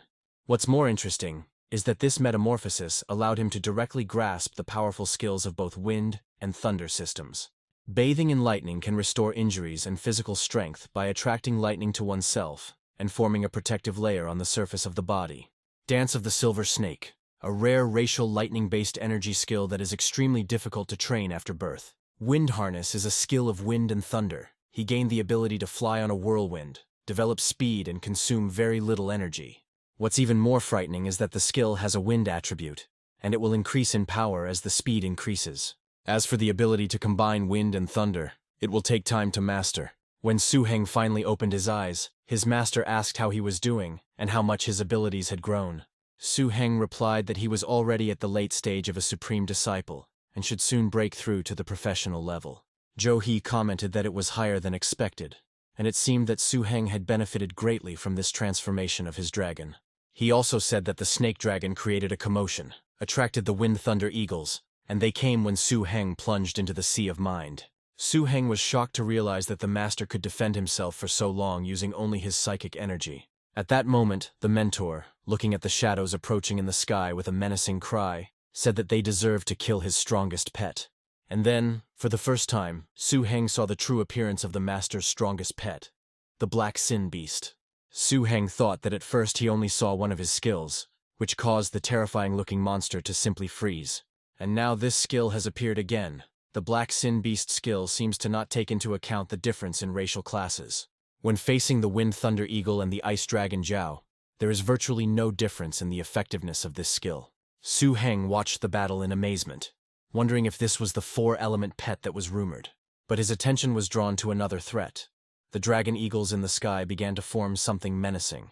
This is the racial ability of the Wind and Thunder Dragon Eagle, Power Formation. They can unleash a powerful joint attack by connecting multiple eagles together through a special process. The skill's power is incredible. Su Heng understood that the master wanted to fight them, but this was a combined technique of more than 10 terror creatures, and it was as powerful as the power of the strongest pet. Su Heng couldn't help but blurt out, "What the hell is this skill?" when he saw the energy condensing in the sky. He thought with alarm that it was a very nightmarish sight. The Black Sin Beast was also very strong and terrifying. But the eagles of the Wind and Thunder were not afraid of him at all. They rushed at him one after another. The intelligence of the Lords of Wind and Thunder, the Dragonhawks, is definitely not inferior to that of humans, and they can attack them too. But, to his surprise, the pack did not attack. He continued to watch, looking into the distance. Then he asked in surprise if they were really going to form a pack. Zhou He said no. The owner of this secret place gave him a message, and that the pack would no longer attack them, asking them to leave as quickly as possible. Su Heng proudly thought that this was the authority of his master at the level of a great mentor. The mentor continued. He said that it was time for them to return. On the way back, Su Heng finally remembered something from the code. He exclaimed to himself, "Dimness," and remembered that this was the product of sin, personifying the supreme sin. Su Heng realized that the Black Sin Beast had just resisted the attack of the Dragon Eagle. He thought that the fact that the teacher had made such a fortune in the Golden City must have something to do with this beast. But how did he get it? Zhou He called out to him, asking what he was doing there and telling him to go back, and the guy got hit on the head again. Apparently, Su Heng didn't even understand why he was hit again, scratching his sore spot. Returning to the estate in the Golden City, Su Heng once again began training his pets in the villa's training ground. This was especially true for the recently transformed dragon, who needed to master his new skills. It was difficult for the crystal dragon to become a good companion. Even the little fairy of light and darkness had already officially entered the late stage of growth under Su Heng's guidance. He has turned into a huge creature, more than 4 meters long and more than 2 meters high. Even the Wind and Thunder snake dragon is a little harsh on him. However, this is unavoidable, because the treasure hunter, the energy tree, and the fairy are not very good at fighting. So the most common scene every day was the fairy of light and darkness, together with the treasure hunter, leaning against the shade of a tree, watching the beating. Yes, it's a tragedy, but the crystal dragon's power rapidly increases from resisting for 3 seconds to resisting for 10 seconds. Su Heng's teacher was constantly on the move, carrying out individual assignments for the Golden City Masters Association. He was collecting materials to transform the crystal ice dragon. Su Heng also followed Butler Li and helped his teacher win part of the main ingredient at the auction in the Golden City. It cost a lot of money, but that's what his great master is for. One day, while training his pet's treasure-seeking skill, Su Heng told the pet that it had already eaten 3 boxes, and that he suspected it was lying to him. Su Heng was indignant, meaning that he couldn't use this skill without eating ice cream.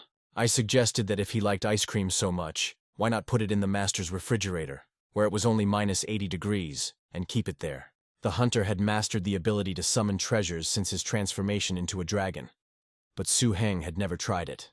After all, communicating with certain treasure locations requires an unknown understanding, which is what allows the hunter to find treasures. However, the ability of the treasure-seeking dragon is that without 3 boxes of ice fruits, the ability will not activate, judging by the hunter's character.